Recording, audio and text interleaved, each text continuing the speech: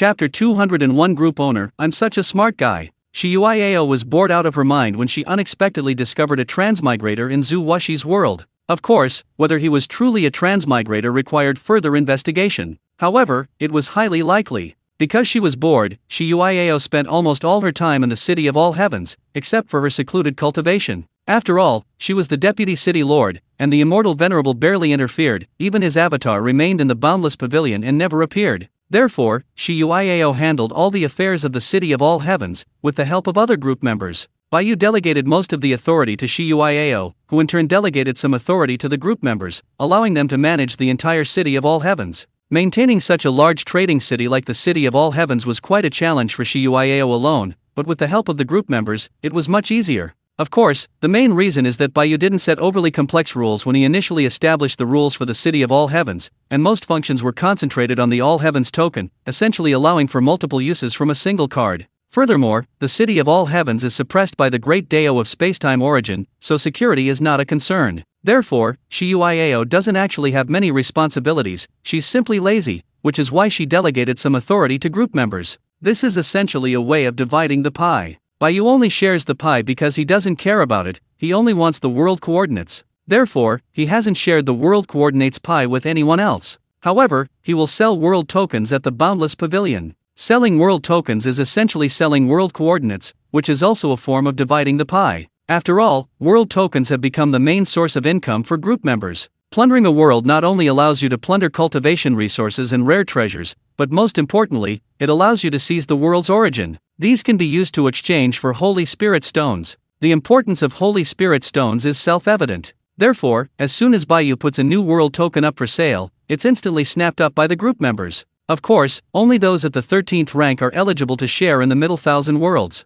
Group members who haven't broken through to the 13th rank can only share in the lesser 1,000 worlds. And it's precisely because of the world tokens that they can plunder everything from other worlds that group members can take off immediately after passing the initial stage. Of course, world tokens aren't instantly restocked after being bought, there's no pattern, it probably depends on the immortal venerable's mood. As the number of group members increases, if the total number of world tokens remains the same, and everyone is to be treated equally, then the benefits gained will decrease. However, the chat group currently has a small number of members, so it's not a big problem. And the chat group doesn't add new members very quickly, so the members haven't given this issue much thought. After all, overthinking is pointless. Should we restrict new members? The real problem lies here. Therefore, no one brought it up, everyone tacitly chose to ignore it. Shiyuiao, as the group admin, doesn't need to think too much. She's the group admin, losing anyone won't affect her interests. Although the immortal venerable is still high and mighty, looking down on all living beings, Shiyuiao is the group admin, that's an indisputable fact.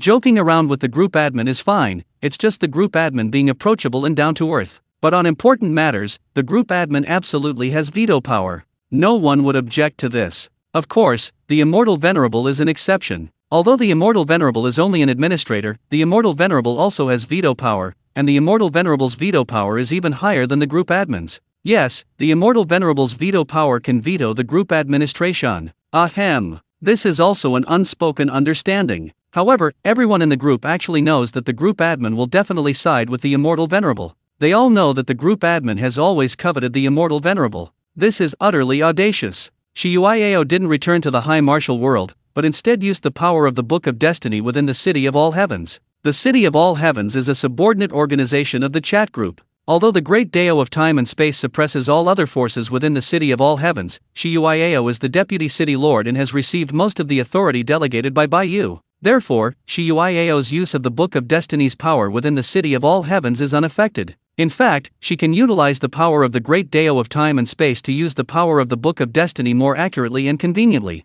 Moreover, with the Great Dao of Time and Space protecting her, Shiyuiao isn't afraid of anyone using the power of destiny and causality to launch a counter-intrusion. Shiyuiao declared, "Come and try if you dare. Come to the City of All Heavens and see if you're more powerful than the Great Dao of Time and Space of the city." Sure enough, Shiyuiao actually found a way to divert trouble. She's quite clever. The Book of Destiny is incredibly useful, but if it encounters an entity of the same or even higher level, it could be easily hacked, practically finding its way to your door via the internet. There's an element of gambling involved. Shiyuiao had learned this the hard way. Her first use was met with a counter-intrusion, which terrified her. Therefore, despite its power and usefulness, she rarely used the Book of Destiny unless absolutely necessary. Now that Zhu Wuxi had mentioned it in the group chat, and in a special case a transmigrator had appeared, the Book of Destiny would definitely have to be used. Xiuiao was very curious. However, she was actually quite intimidated by other transmigrators. Not by the transmigrators themselves, but by their systems. As the saying goes, once bitten, twice shy, and a brilliant idea flashed through Xiuiao's mind.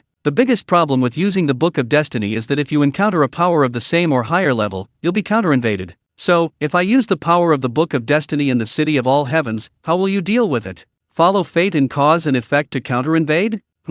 So you're going to invade the City of All Heavens. The great Dao of time and space says, my sword is not without its weaknesses. The City of All Heavens says, I can't even beat a chat group, why would I be afraid of a little Karami? Xiuiao chuckled, hee, I'm so clever. Believe it or not, Xiuiao had actually found a way to use the Book of Destiny without restraint. Unless, of course, she was facing the power of the primordial Dao. However, even in the endless worlds, the power of the Dao was rare, and beings at that level were beyond Xiuiao's control. She summoned the Book of Destiny, the power of destiny and the power of cause and effect intertwined, and using Zhu Wuxi as an anchor, the power of the Book of Destiny directly entered the world where Zhu Wuxi resided. Chapter 202 The Dharma Body of Cause and Effect, Western Deities. The Imperial Palace of the Ming Dynasty. The night was hazy, and Zhu Wuxi was quietly waiting in the Imperial Garden. Just then, a figure appeared before Zhu Wuxi, none other than Xiuiao. Of course, this wasn't Xiuiao's true form, but merely a causal avatar formed from the causal power of the Book of Destiny. This was Xiuiao's latest invention, making things much more convenient. Previously, she hadn't quite grasped the concept, but as she used the Book of Destiny more and more frequently, she became more proficient, and thus discovered many clever tricks. For example, now, directly utilizing the power of cause and effect to form a causal avatar could be considered a kind of alternative clone. Zhu Wuxi, seeing the woman before him, naturally recognized her as the group leader, and quickly bowed respectfully, saying, Zhu Wuxi greets the group leader. Oh, you're too kind, Divine Marquis, no need for such formalities. Xiuiao waved her hand and smiled, her tone relaxed and indifferent. However, despite saying this, Zhu Wuxi remained extremely respectful and humble, not even daring to look directly at her. He felt that the group leader before him exuded an inexplicable aura, a mysterious and terrifying one that made him tremble with fear and unable to look directly at her. Divine Marquis, without using the transmigration token, I couldn't have come to this world. What stands before you is merely a causal avatar I formed using the power of the Book of Destiny. Seeing Zhu Wuxi's reaction, Xiuiao explained. I see. Zhu Wuxi nodded. He'd known why the group leader before him seemed different, and why he couldn't look directly at him. It turned out this inexplicable aura was the aura of causal power. Of course, Zhu Wuxi couldn't sense the true causal power, but the faintly emanating causal aura made him feel uneasy, and he couldn't look directly at this causal avatar. This was only because Xiuiao was restraining herself, otherwise, this causal avatar alone would have been enough to crush the entire world. After all, the world Zhu Wuxi belonged to was just an ordinary martial arts world. In the lesser thousand worlds, it was at the lowest level. Only slightly higher than an ordinary world without any supernatural power, but only slightly. Let's go see your emperor nephew. Xiuiao nodded and headed directly towards the imperial study where Emperor Zhen was. Zhu Wuxi followed behind. He dared not go alone, but with the group leader present, he felt no worry or fear. If the sky falls, there are tall people to hold it up. They walked through the palace without being detected by any guards. Xiuiao, surrounded by the power of the laws of fate and cause and effect, looked towards the direction of the imperial study where Emperor Zhen was. With just that one glance, Emperor Zhen, Zhu Haozhao, naturally didn't notice anything. However, Xiuiao's causal avatar stopped abruptly. Group leader? What's wrong? Did you find something? Zhu Wuxi, seeing the group leader stop, was startled and asked curiously. No need to go. Zhu Haozhao is fine. No problem? Impossible. Group leader, if Zhu Haozhao isn't problematic, where did he get so many experts? And he even knew that Tianxiang Ducao was in Cao Zhen Chun's hands, clearly knowing its future fate. Zhu Wuxi was dumbfounded. His emperor nephew wasn't problematic? How could that be? The problem was simply too big. However, Xiuiao still shook her head. Zhu Haozhao wasn't possessed, but he showed signs of being corrupted by divine power. The Grandmaster and Great Grandmaster martial artists around him also showed signs of being corrupted by divine power. Divine power. Zhu Wuxi was even more confused. Wait, isn't my world a normal martial arts world? How come even gods have appeared? Could there really be gods in this world? Divine power, but not the orthodox gods of the East, but some Western monstrous deity. Following the forces of cause and effect and destiny, Shuyao instantly pinpointed the source of that divine power, then chuckled, "Found you. Western gods? Could there be real gods in the West? But isn't this just an ordinary martial arts world?" Zhu Wuxi still couldn't understand. He had read through all the group files and chat logs. He wasn't a complete novice. The Ming dynasty was located in the central plains of Asia. Civilization existed in the West, and even during this period, Westerners had already come to the central plains. As a prince of the Ming dynasty, Zhu Wuxi had naturally met Westerners. But, the West actually had gods? How could this be? At this moment, Zhu Wuxi's worldview was shattered. Was his world not just a simple martial arts world? And, if there were Western gods, did the East also have gods? That's right, this world is just an ordinary martial arts world. That Western god isn't from this world. However, to find out the specifics, we need to arrest that Western god first. Shuyao indicated that this was illegal transmigration, and even illegal entry. Why would a Western god come to the East instead of staying in the West? Group leader, can we catch him? Zhu Wuxi wasn't looking down on the group leader, but he was genuinely worried. After all, this was a deity, and the fact that he had the ability to come to this world from another world already indicated that he was no ordinary being. After all, although the myriad worlds exist, each world is separated by the Chaos Sea. To travel through the Chaos Sea of the myriad worlds, without power at the level of the Origin Deo, it's not just a matter of 9 out of 10 chances of death, but a certain death. Therefore, the power capable of traversing the myriad worlds can be said to be at least at the level of the Origin Deo. Although the group leader possessed the Book of Destiny, Zhu Wuxi didn't believe its power could directly clash with the power of a great Deo level. Don't worry, I just used the power of the Book of Destiny to probe directly, but that god didn't even notice, not even a ripple. Shuyao smiled, indicating it was no problem. Zhu Wuxi was stunned. Wait, group leader, aren't you being a little too reckless? So direct. Let's go. I've sealed off the entire world with the power of the Book of Destiny. This god can't escape. Shuyao was very confident because this god not only hadn't detected the power of the Book of Destiny, but had also remained completely silent throughout, as if dead. That god was also in this palace, in the Cold Palace. Stepping into the Cold Palace, Shuyao instantly found the god. Good heavens! He didn't even bother to hide. He was just lying openly in the courtyard of the Cold Palace, basking in the moonlight. Moreover, this god was actually a young boy, and a damn eunuch at that. Do gods also do cosplay? No wonder they're Western gods. They really know how to have fun. Chapter 203 Immortality begins with a lowly eunuch in the Cold Palace. In the courtyard of the Cold Palace, Lin Qing lay comfortably in a rocking chair, eyes closed, enjoying the moonlight. Of course, this was only on the surface. In reality, his attention was completely drawn to the shattered divine spark within him, radiating a faint glow. That's right, a shattered divine spark. After a stroke of incredible luck, he inexplicably transmigrated to this familiar martial arts world, and for some unknown reason, a divine spark suddenly appeared within him.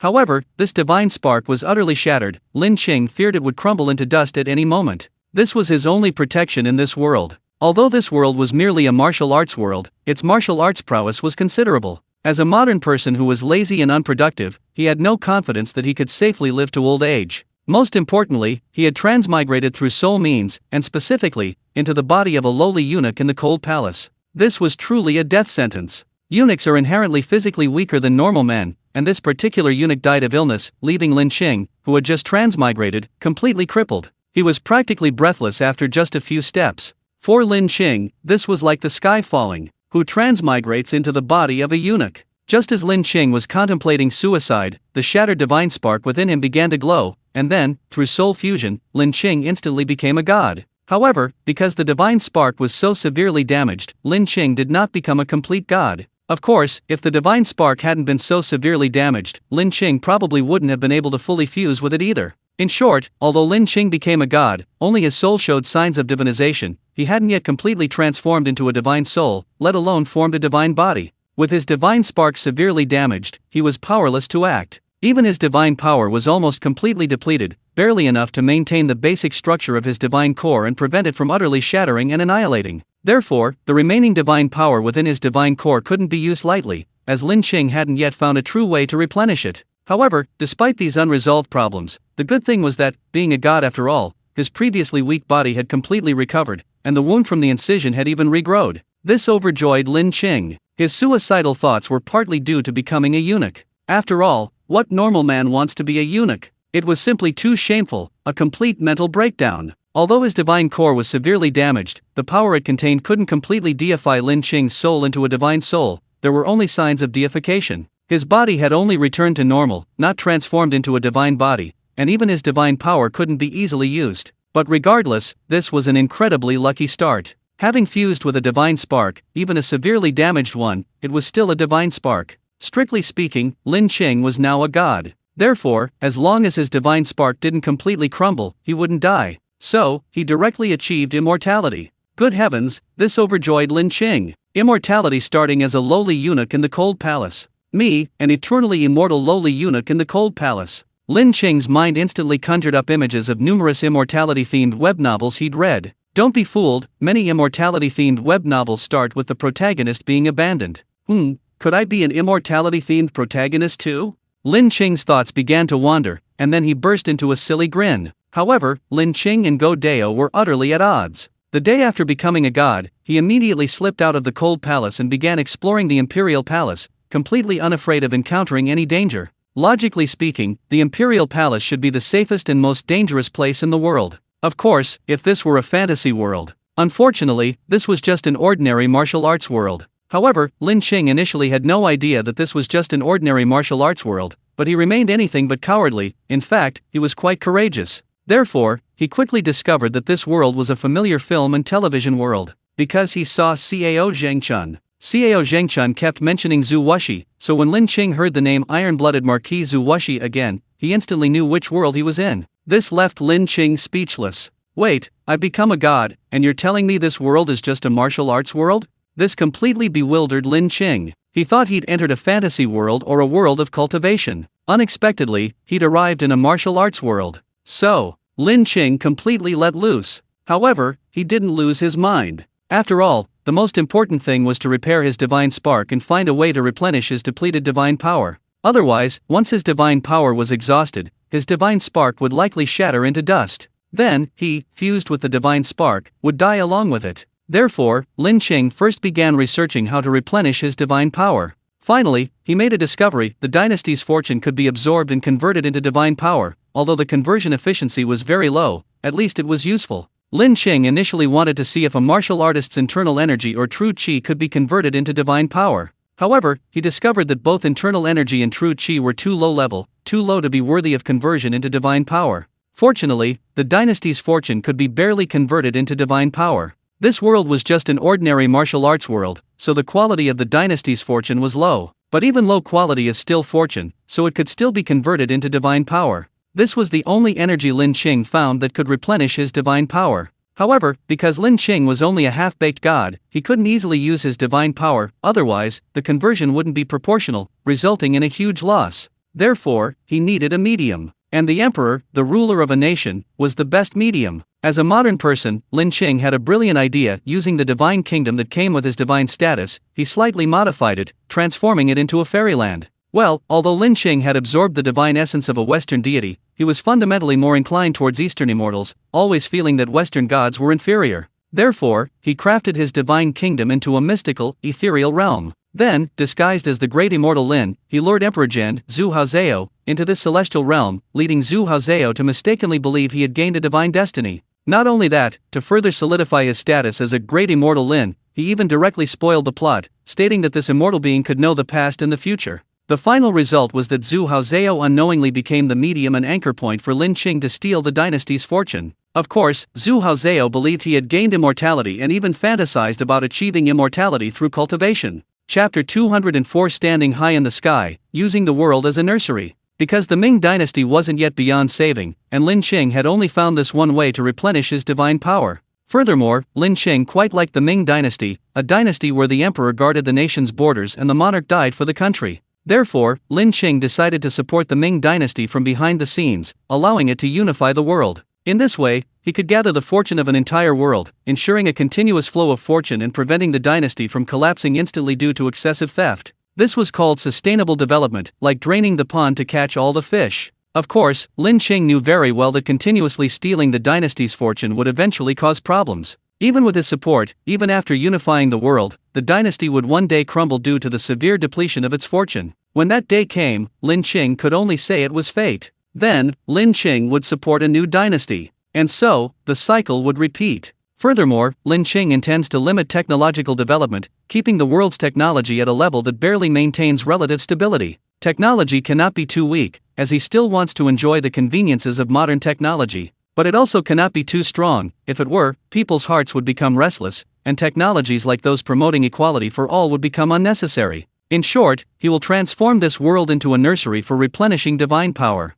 This is my world. I will stand high above the heavens. My divine kingdom will overlook all living beings. This is Lin Qing's vision. And this vision has a very high probability of being realized. This is merely an ordinary martial arts world. No power can oppose Lin Qing. Once the divine spark can replenish sufficient divine power, then Lin Qing will be omnipotent, the only true God in this world. Perhaps, after endless ages, this severely damaged divine spark can be completely restored. In this way, Lin Qing can truly raise his divine kingdom, ignite the divine fire, and become a true God of this world. Thus, he could be considered an existence akin to the heavenly Dao. Moreover, by utilizing this world, developing this world, and using this world as his foundation, he could advance step by step towards the pinnacle. This was all possible. Of course, all these possibilities were predicated on Zhu Wuxi not joining the multiverse chat group. Now, Lin Qing's daydreams, ideals, and dreams had only just begun before they were already over. Because Shi Yuiao's causal avatar and Zhu Wuxi had arrived in the cold palace and had already locked onto Lin Qing, this newly born deity. Tap tap. Lin Qing heard light footsteps and frowned slightly. Why would anyone come to the cold palace so late? However, Lin Qing wasn't panicked at all. He didn't believe anyone in this world could harm him. No, probably no one could even get close. The aura of a deity was terrifying. Because Lin Qing is only a half-baked being, a latecomer to godhood, and hasn't received complete divine education, his mastery of divine power is severely lacking, forcing him to rely on his own exploration and development. Furthermore, the replenishment of divine power is extremely slow, so Lin Qing avoids using it unless absolutely necessary. Therefore, Lin Qing's development of divine power is still in its early stages. For example, right now, he couldn't even perfectly conceal his divine aura. No, he wasn't concealing it at all, it was blatantly exposed. The consequence was that Zhu Wuxi staggered back several steps, feeling dizzy and almost blind. He quickly lowered his head, unable to look directly at the god. If Shi Yuiao's causal avatar hadn't been in front, neutralizing most of the aura's power, the consequences would have been far more severe. Of course, this was nothing to Shi Yuiao's causal avatar, it was like a gentle breeze, having no effect whatsoever. Seeing this, Shi Yuiao understood that this newly born god's control over power was utterly terrible. Unable to fully control his own power, no matter how strong he was nothing more than an empty shell. True strength lies not only in the accumulation and growth of power, but also in one's mastery and control over it. Just like Shi Yuiao's causal avatar, if it were to fully unleash its power, the entire world would likely collapse and disintegrate instantly. Just like Bai Yu, if he were to fully unleash his power without any restraint, the members of these chat groups, let alone approach him, would be instantly affected and annihilated even by a single glance. This is something that cannot be directly looked at or confronted at the level of laws, it is a taboo, a boundary. Therefore, the control and balance of power are also crucial. You should be controlling power, not the other way around. Currently, Lin Qing is unable to truly and fully control his own power. His power source comes entirely from his damaged divine spark, and he has neither explored nor mastered his own power. Of course, this isn't Lin Qing's fault for lacking vision, he's simply too poor. He dares not use any of his remaining divine power. Lin Qing says he's terrified of poverty. How can one control and balance power if one dares not use it? Practice makes perfect. Zhu Wuxi. Lin Qing opened his eyes, stood up, and saw a familiar face. Zhu Wuxi? How could he be here? How strange. However, Lin Qing was completely unconcerned about why Zhu Wuxi was here. His attention was entirely drawn to Shi Yuiao's causal avatar. Although Lin Qing was only a half-baked deity, his divine essence was genuine, having fused with a divine spark. Even without being able to use divine power, he could still sense the terrifying power within this unfamiliar woman, a power that chilled him to the bone. Even his own divine spark began to tremble violently, as if it had encountered something horrifying. How could this be? This power. Lin Qing's pupils constricted sharply, a faint divine radiance emanated from within him, his eyes flashed with golden light, and divine pressure surged skyward, freezing the surrounding air. Who are you? How can you possess such terrifying power? Lin Qing's face was incredibly grim. He didn't actually know what that power was, he only felt it was extremely terrifying, incredibly frightening, and incredibly incomprehensible. Even his divine power retreated, not daring to confront it. This is cowardice before the fight even begins. This filled Lin Qing with immense unease, fear, and horror. The woman before him was incredibly beautiful, breathtakingly so. Lin Qing had never seen such beauty, such ethereal grace. However, now, Lin Qing felt no appreciation whatsoever, only dread and unease. He was certain this woman's purpose in coming here was definitely because of him. Why? Isn't this world just an ordinary martial arts world? Why? Why would such a terrifying person appear? And, she's come directly to my doorstep. What does she want? To kill me? Or perhaps to seize the divine essence within me? Lin Qing's mind was a complete mess, utterly confused. He truly didn't understand, couldn't comprehend why, in this ordinary martial arts world, such a terrifying being had appeared.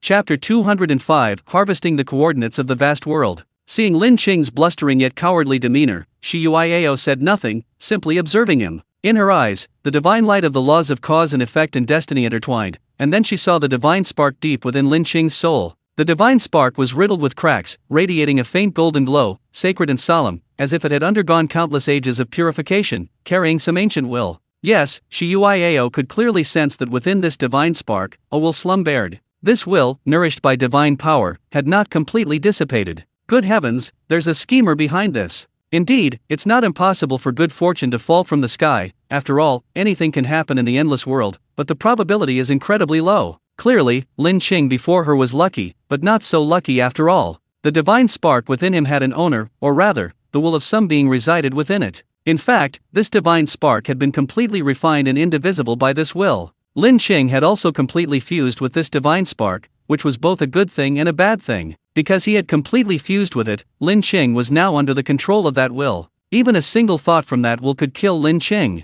It was truly tragic. Shi Yuiao shook her head speechlessly. At the same time, she had learned the entire story of Lin Qing's transmigration due to sheer luck through fate and causality. She had even reviewed all of Lin Qing's memories. However, the divine spark made no attempt to resist. It seemed to have simply given up, retreating at the mere sight of the laws of causality and fate, daring not to confront them. Shi Yuiao understood, this divine spark had chickened out. However, even in this state, the dormant will within the divine core has yet to awaken, demonstrating the severity of its injury. Lin Qing's ability to transmigrate to this world after his stroke of luck was also due to that will. Even if the divine core were intact, even if it were undamaged, it wouldn't have the power to carry Lin Qing's soul through the chaos sea of heavens from other worlds to this one. This is because the essence of this divine core hasn't reached the level of the origin great Dao. At most, it has touched upon the level of laws. This divine core isn't a great Dao divine core, but a law divine core. However, the will within the divine core is extremely powerful. Even the power of the Book of Destiny, even now that this will is dormant, cannot control it. It's not that Shi Yuiao dares not, but that she cannot. She can't directly become immune to the power of the Book of Destiny. What can she do? Immunity to the power of laws. If Bai Yu were here, he would know what that meant. In the great thousand primordial world where Bai Yu resides, 18th tier golden immortals are exempt from the power of laws because their physical bodies are imprinted with the primordial laws. However, the will within this divine spark is merely a will. If it can be exempt from the power of laws, then its essence is at least a 22nd tier Tei golden immortal. Because a Tei golden immortal's primordial spirit is imprinted with the fundamental laws, granting it immunity to the power of those laws, though this is merely one passive effect, insignificant in comparison. After all, the next step forward is that of a Deluo golden immortal, capable of comprehending the fundamental Dao. Before the fundamental Dao, the fundamental laws are utterly insignificant, easily defeated, and utterly meaningless. And the will within this divine spark can completely disregard the power of the Book of Destiny's laws, demonstrating its immense power. In fact, when Zhu Wuxi mentioned in the group chat that his emperor nephew might have been possessed and likely possessed a system, Bai Yu's deist body, which had been monitoring the chat, immediately learned of this. Furthermore, he directly used the gate of the myriad realms to travel to this world, arriving even faster and earlier than Shi Yuiao. However, Bai Yu left disappointed. Because there was no system at all, it was all this broken divine spark causing trouble. This divine spark, in essence, is merely at the level of laws. Even if it were intact, it would only be at the 16th rank at most. Bai Yu could wholesale 16th rank items indefinitely, so naturally he wouldn't bother with this thing. The so-called divine spark is nothing more than a special crystal that carries laws, similar to a Buddhist rank. Although there are differences, Bai Yu still doesn't value it. In fact, Bai Yu could easily create a whole bunch of them if he wanted. Not to mention that this divine spark is already so damaged, on the verge of collapse. Only the will within the divine spark piqued Bai Yu's curiosity. He then directly suppressed it with the Devouring Abyss banner and reviewed all the memories carried by that will. Then, a completely new world coordinate appeared within Bai Yu's gate to the myriad realms. The Great Thousand World. Bai Yu obtained the coordinates of a Great Thousand World just like that. This greatly surprised Bai Yu. He had been searching for the Great Thousand World for so long, and unexpectedly found it by such a fortuitous coincidence. Furthermore, he even obtained the world coordinates. So, the will within this divine core originates from that Great Thousand World? However, upon closer reflection, it makes sense. Although this will is extremely weak, even dormant, its essence is terrifyingly high, at least at the 22nd rank. If it weren't for the Devouring Abyss banner, Bai Yu's law-based Dao body alone wouldn't have been able to suppress it. Fortunately, because Bai Yu possessed the Profound Brightness Pearl, he disregarded the Devouring Abyss banner and the Yin-Yang Pearl, two top-grade innate spiritual treasures, and directly bestowed them upon this law-based Dao body. Although the will within the divine core possessed a high essence, capable of ignoring the power of laws, it was utterly powerless against the Devouring Abyss banner, which contained incomplete Dao power, and was directly suppressed. After reviewing its memories, Bai Yu learned many things, including who this will was and the specific information about the Great Thousand World it originated from. This will belonged to a chief god of that great world, named Amos. That great world was merely a rudimentary one, yet it contained three fundamental Daos, thus giving birth to three supreme gods who ruled over everything in the world. Below the supreme gods were 36 chief gods, and Amos was one of these 36 chief gods. However, the system of the divine world is completely different from that of the immortal world, possessing a very severe and extremely stable hierarchical distinction. Although it is a vast world, the supreme gods are born innately, like the chaos gods of the primordial world. Therefore, they are born with an innate control over a fundamental Dao, and are supreme from birth. However, the main gods they give birth to do not even have the qualification to comprehend the fundamental Dao. This is the power of the supreme gods, which even the main gods cannot touch in the slightest. Therefore, a supreme god who controls a fundamental Dao is a terrifying existence at the 30th rank. The strongest of the main gods below the supreme gods is only at the 25th rank, equivalent to the perfect Tei golden immortal realm in the primordial world. That's right, there is still a great Luo golden immortal realm missing. Great Luo golden immortals have already begun to comprehend the fundamental Dao. However, the power of the fundamental Dao in the vast world where Amos resides is the domain of the supreme gods, a power that the three supreme gods have explicitly forbidden to touch. Therefore, this created a gap, resulting in only three supreme gods in a vast world having touched upon the power of the primordial Dao. Chapter 206 The Adventures of Amos. The vastness of the universe is astounding, yet only three have touched upon the power of the great Dao. This is somewhat absurd. It must be understood that in the primordial world, while sages reign supreme, looking down upon all living beings as mere ants, they would not prevent sentient beings from comprehending the fundamental great Dao. This demonstrates just how domineering the supreme god of that universe truly is. Amos is one of the 36 main gods, and among the strongest, possessing divine power at the 25th rank, arguably the pinnacle of godhood. Therefore, he naturally desires to advance further. However, the domain of supreme divine power, the power of the great Dao, is an absolute taboo, untouchable. Before the supreme god, even main gods are but ants. Although Amos is one of the strongest main gods, he is still an ant, utterly powerless to defy the supreme god's prohibition. Once he dared to touch the divine power of the supreme realm, there was only one fate, and there were precedents to follow. After all, in every world, there are pioneers and challengers. However, before the power of the supreme primordial Dao, how insignificant was the power of a chief god? A supreme god could annihilate billions of chief gods with a wave of his hand. This was an absolute difference between heaven and earth. The gap was simply too vast. Ultimately, the chief gods chose to settle for second best. Since they could not possess the divine power of the supreme realm themselves, possessing a divine artifact containing that power was acceptable. A divine artifact containing the power of a chief god's domain is a chief divine artifact. A divine artifact containing the power of the supreme realm is a supreme divine artifact. Supreme divine artifacts, similar to the innate spiritual treasures of the Great Thousand Primordial World, both contain the power of incomplete Daos. As one of the strongest main gods, Amos naturally possessed a supreme artifact, but human desires are insatiable, and gods are no exception. Amos ended up in this predicament because she was ambushed by several main gods while trying to seize a supreme artifact.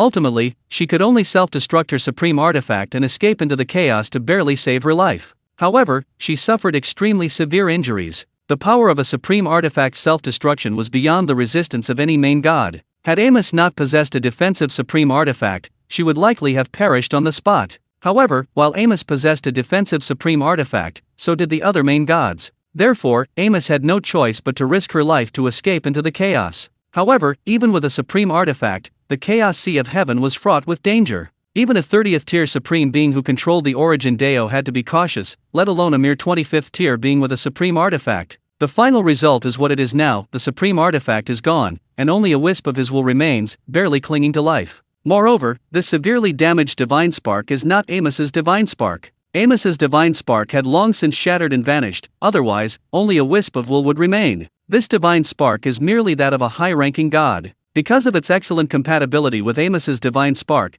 it was chosen as the vessel for his remaining will. Lin Qing's ability to transmigrate was also due to Amos. Amos knew his injuries were too severe, likely plunging him into a prolonged slumber. Therefore, he needed a subordinate to help him gather divine power. And so, Lin Qing was chosen. Amos also possessed a degree of luck. While wandering the chaos sea of heavens, aside from the scouring of chaotic currents, he encountered no other dangers. He even looked down on the world Lin Qing inhabited, taking only Lin Qing's soul before continuing his wanderings in the chaos sea of heavens, seeking a more powerful world to recover his strength more quickly. However, Amos's luck was limited. He encountered no more powerful worlds, not even a single one. Just after all the supreme artifacts were shattered, and even his own divine essence crumbled and vanished, finally, he found a new world. This is the world of Tianxia, where he is now. Amos stopped being picky, and couldn't choose anymore, because he had lost his supreme artifact and could no longer traverse the chaos sea of heavens. Otherwise, the endless chaotic currents would have washed him away in an instant. Even though this world was a weak one, Amos had no choice.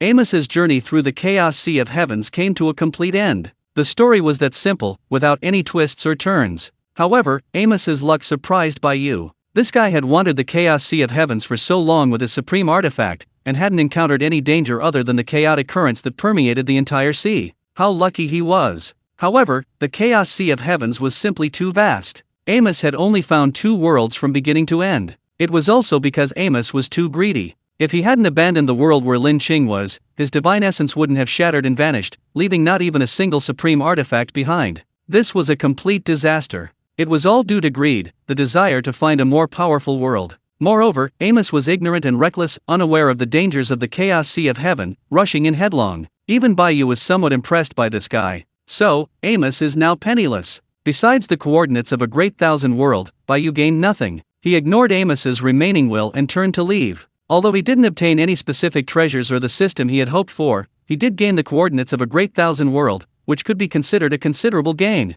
This great thousand world, containing 3 primordial great daos, was only a rudimentary great thousand world, incomparable to the primordial world Bai Yu was in. More importantly, that great thousand world's development was somewhat abnormal. The supreme god had actually forbidden the main gods from touching the power of the great dao level, resulting in this mighty great thousand world having only 3 supreme experts at the great dao realm. Moreover, it was born naturally, possessing an innate control over a fundamental dao. Could it be that that great thousand world has given up? Has it given up? Doesn't want to continue advancing? Bai Yu didn't understand, but expressed respect. Xiuiao was unaware that even with the power of the Book of Destiny radiating from Amos's face, the slumbering Amos hadn't awakened. This was because she had already been affected by Bai Yu's law body. Being forcefully suppressed by the devouring abyss banner and having her memories forcibly viewed had further weakened Amos's remaining will. It was only because the Book of Destiny possessed power at the law level that it couldn't significantly affect Amos, otherwise, she would likely have truly perished. Amos was simply too weak now, like a candle flickering in the wind.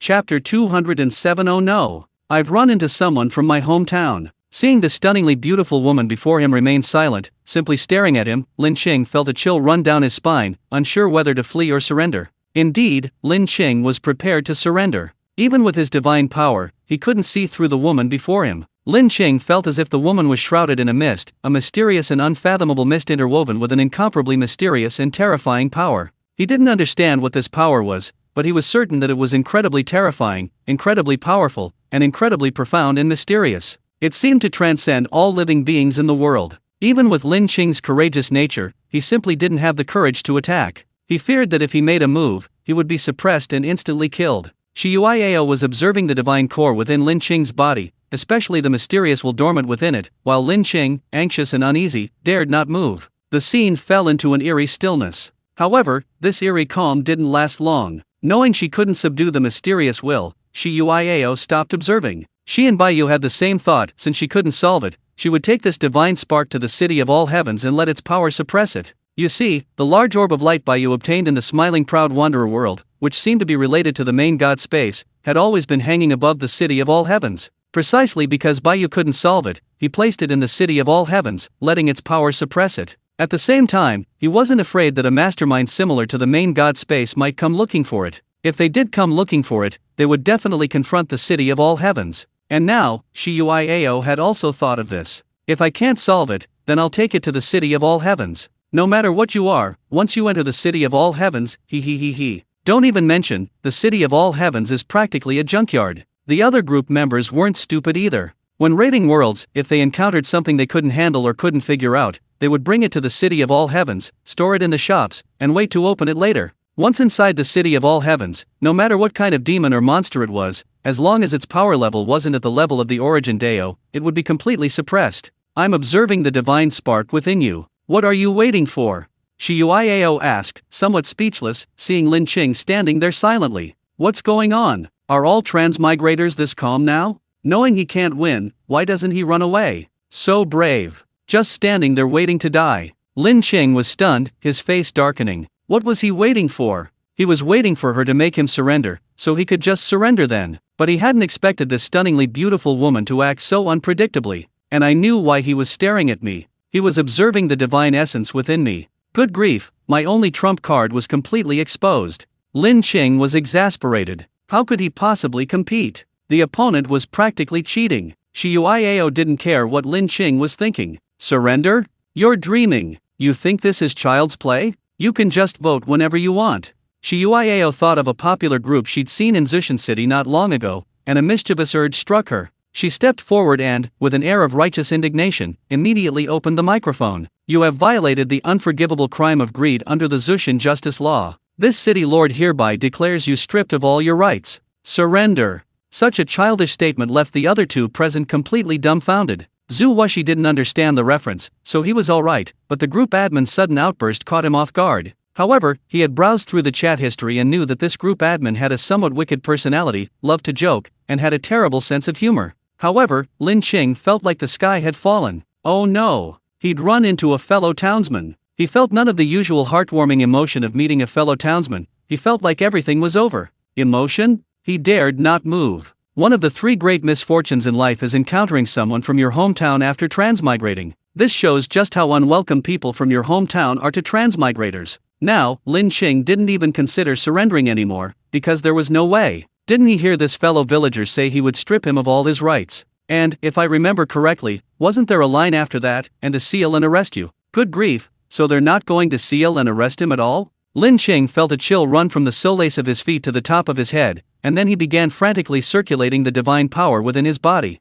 The remaining divine power within his divine core began to boil. Clearly, Lin Qing was planning to fight to the death, because he had no way out. However, Shiyuiao didn't care at all, not even frowning. After her melodramatic speech, she directly activated the Book of Destiny, forming a special domain that enveloped Lin Qing. Seeing this peculiar sealed domain, Lin Qing's face darkened horribly. Damn it, this transmigrator really knows how to play. They're completely disregarding him. This infuriated Lin Qing, making his liver ache. He declared he would never watch tokusatsu dramas again. Shiyuiao had completely broken the defenses of this tokusatsu fan. Endless divine radiance emanated from Lin Qing's body, instantly spreading throughout the domain, frantically attacking and destroying it. However, it was all in vain. This domain was formed by the causal laws of the Book of Destiny. Breaking through? Absolutely impossible. Because Lin Qing had only recently transmigrated, although he had managed to befriend Emperor Zhu Haozhao and steal a considerable amount of the dynasty's fortune, he hadn't converted much into divine power.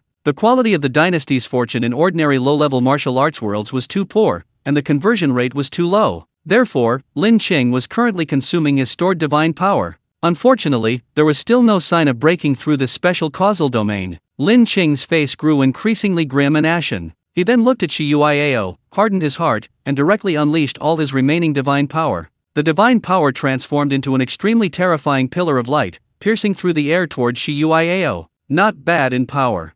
Shiyuiao nodded slightly, commenting. Then, he raised his right hand, pointing a finger. The power of the laws of cause and effect and destiny intertwined at his fingertip, forming a pillar of light. The two terrifying pillars of light collided directly. Instantly, the pillar of divine power released by Lin Qing crumbled and disintegrated, vanishing into the world. In contrast, the pillar of light released by Shiyuiao showed not a ripple whatsoever, utterly devoid of any disturbance. Seeing this, Lin Qing smiled bitterly. Was the difference in power really that great? He thought that even if he couldn't exchange one for one, he could at least injure this fellow transmigrator. He never expected that his all-out attack, fueled by all his remaining divine power, would crumble at the first touch. Chapter 208 Zhu Wuxi. It's not a usurpation. It's a pacification campaign. The Pillar of Light, undiminished in its momentum, hurtled towards Lin Qing. However, Lin Qing had already exhausted his divine power, not a single drop remained within his divine core. Therefore, he could only stand there, watching helplessly as the Pillar of Light hurtled towards him, unable to offer any resistance.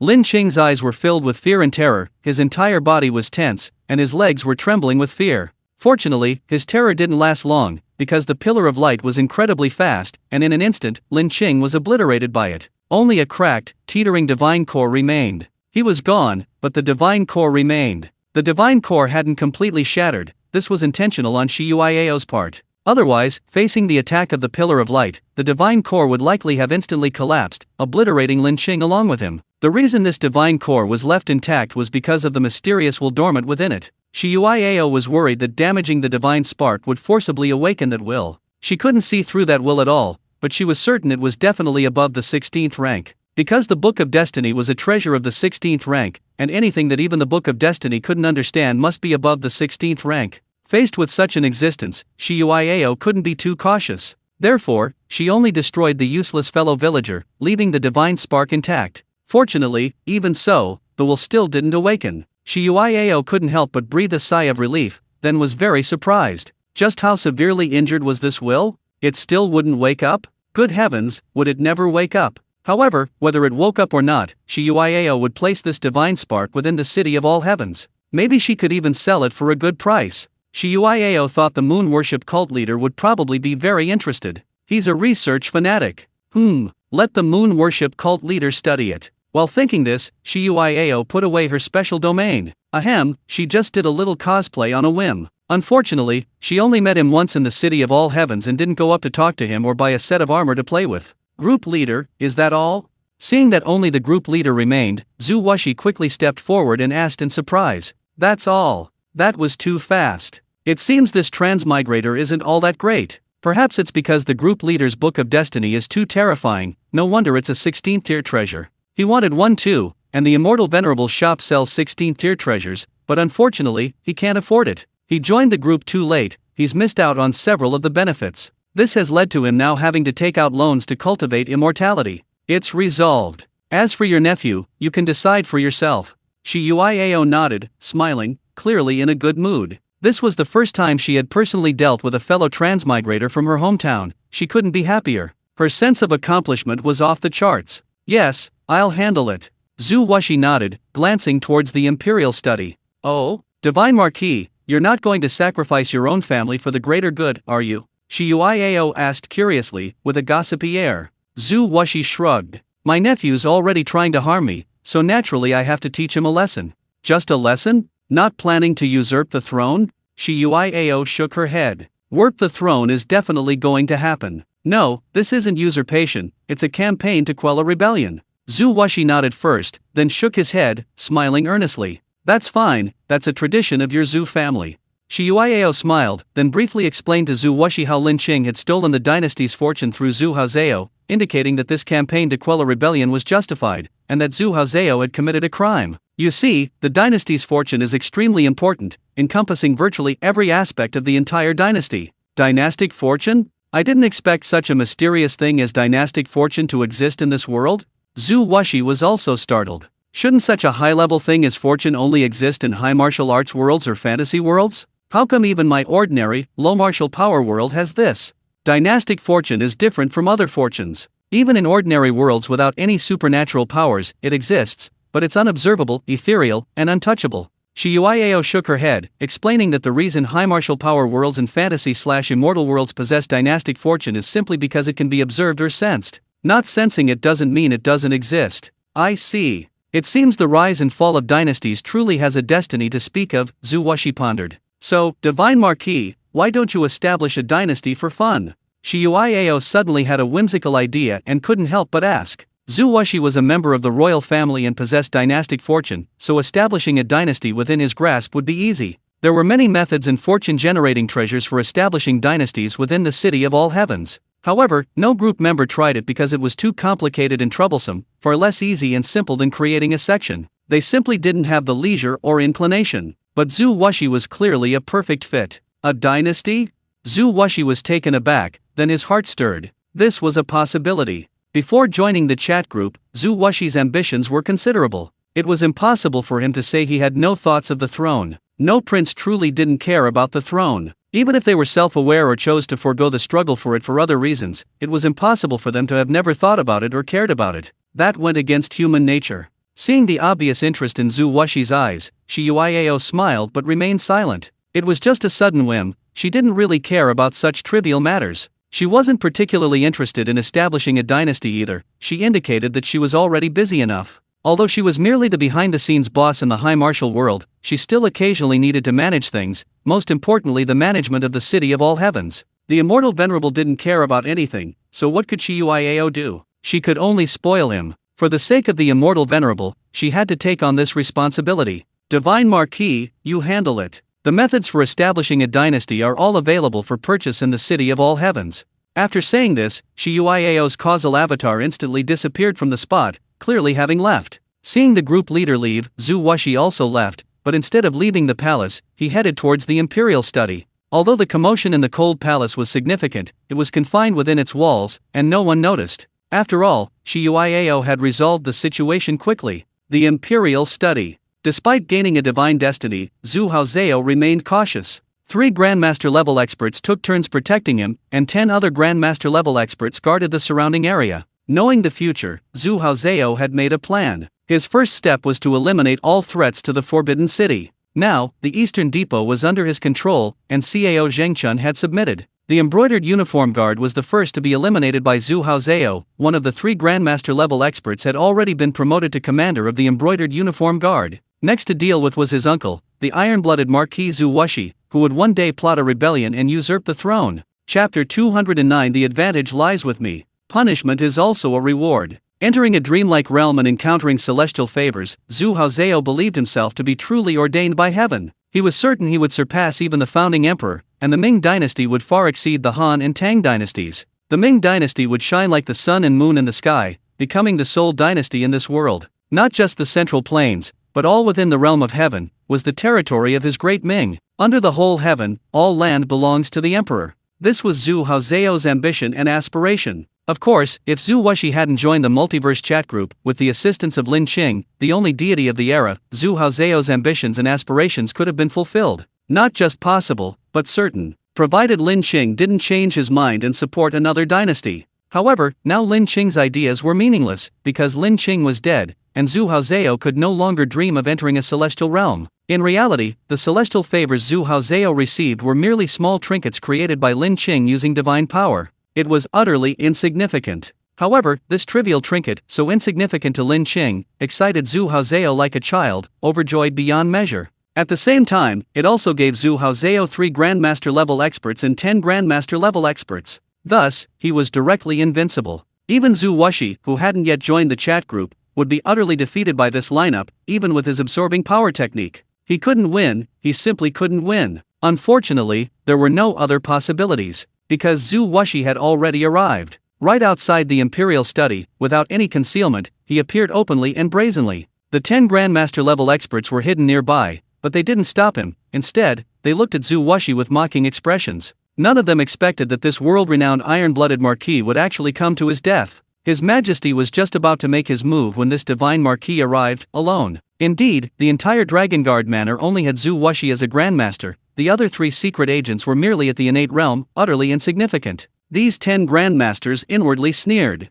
Not long ago, they were merely at the acquired realm of martial arts, but so what? Now they were Grandmasters. So, what was the reason? Of course, it was their loyalty to His Majesty. These 10, including the 3 Grandmasters, had extremely mediocre martial arts talent. They weren't even particularly intelligent, merely insignificant figures ignored by everyone. Yet, simply because of their loyalty to His Majesty, they had reached this point. Mere acquired realm martial artists, rising to the top in one step, becoming Grandmasters, even Great Grandmasters. This was all because of His Majesty. Therefore, they must be even more loyal to His Majesty from now on. Now that His Majesty intends to deal with the iron-blooded marquis, then whoever he is, whatever his status, even if he's a member of the royal family, even if he's His Majesty's uncle, he must die. Whoever displeases His Majesty is displeased with me. Whoever displeases His Majesty is dissatisfied with me. The only reason they haven't acted yet is because Zhu Haozhao hasn't given the order. Since His Majesty hasn't given the order, then we cannot act. As for worrying that Zhu Wuxi might harm His Majesty, what a joke! His Majesty has now obtained a celestial fate. His own Grandmaster power was bestowed upon him casually by His Majesty. They didn't know how strong His Majesty was, but they knew he was incredibly strong, ridiculously strong. Therefore, these 10 Grandmasters watched Zhu Wuxi enter the Imperial Study with amusement, offering no obstruction. Inside the Imperial Study, Zhu Haozhou sat calmly in his high seat, 2 Grandmasters standing on either side, their eyes fixed on Zhu Wuxi as he entered. Behind Zhu Haozhou stood a young eunuch. This young eunuch was Zhu Haozhou's most trusted confidant, someone who had grown up with him. Therefore, after obtaining a celestial fate, Zhu Haozhou directly bestowed a portion of it upon this young eunuch. This young eunuch broke through from the acquired realm directly to the Grandmaster level, and moreover, he was at the peak of the Grandmaster realm, truly invincible under heaven. Even the invincible Goose Santung at his peak was no match for him. Meanwhile, this young eunuch was also Zhu Haozhou's strongest subordinate. The other 2 Grandmasters were only at the early stages of Grandmaster. Although the other 2 Grandmasters were also highly loyal, Zhu Haozhou trusted the eunuch who had grown up with him the most. Zhu Haozhou simply looked at his imperial uncle, completely unfazed. Why should he be? The advantage was clearly in his hands. Therefore, Zhu Haozhou simply smiled faintly, his nonchalant demeanor making even Zhu Wuxi laugh. That's how it is, the frog in the well is always like this. Ignorant to the point of being speechless, yet laughable. If he hadn't joined the multiverse chat group, he would also be this ignorant, this same laughable person. However, I have already jumped out of the well and seen the truly vast sky. Uncle, it's late. Why have you come to the palace? Is there something urgent? Zhu Haozhou took a sip of tea and asked with a smile. He was genuinely curious why his uncle had come to see him so late. As for attacking his uncle, what's the rush? He held the upper hand, a single word was all it took. Oh, wasn't it your nephew who wanted to attack your uncle? So I've come. What, does your nephew not want to deal with me?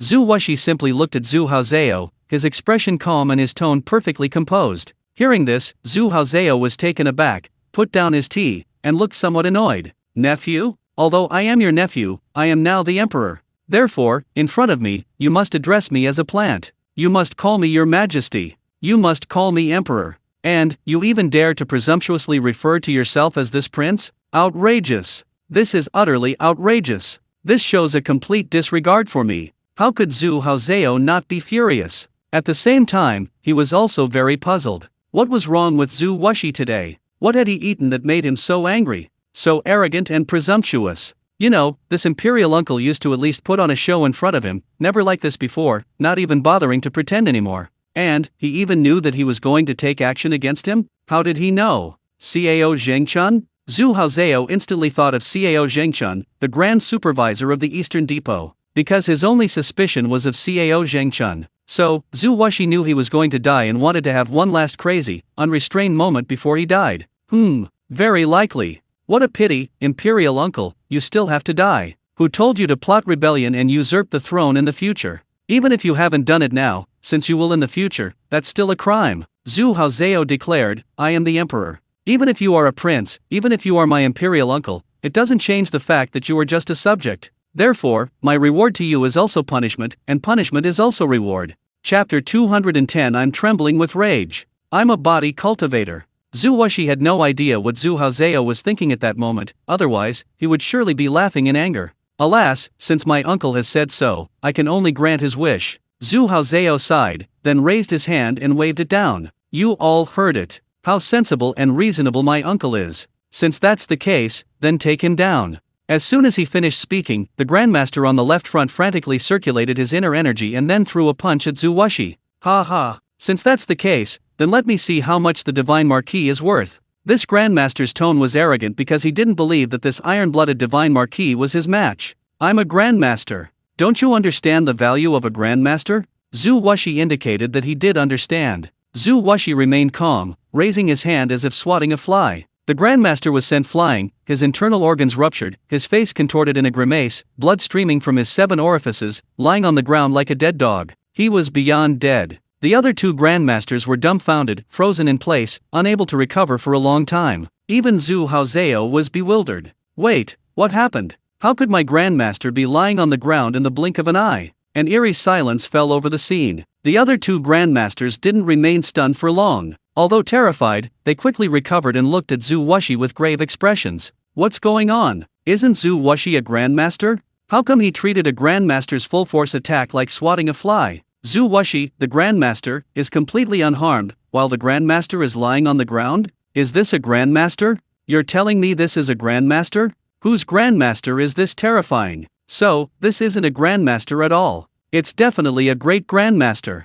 And the very pinnacle of great grandmasters. However, the young eunuch didn't believe Zhu Wuxi was a great grandmaster. He was definitely above great grandmaster. Because even he, a great grandmaster at the peak, couldn't so easily kill a great grandmaster with a single slap. The difference between an early stage great grandmaster and a peak great grandmaster isn't that great. Good heavens, this iron-blooded marquis is hiding his true strength far too well. Could he be a legendary immortal on Earth? In the martial world, grandmasters are rare, great grandmasters are practically extinct, and as for those above great grandmaster, that's just a legend. No one truly knows what realm lies beyond great grandmaster. Therefore, he's given the title of immortal on Earth. But this is just a fantasy, a mere dream. However, could Zhu Wuxi really have become a terrestrial immortal? If that were the case, the young eunuch looked at Zhu Haozhao. If that were the case, he would have no choice but to risk his life to escape with his majesty. Now that all pretense of civility had been laid bare, it had reached a point of life and death. He didn't believe Zhu Wuxi would show any leniency just because his majesty was his nephew.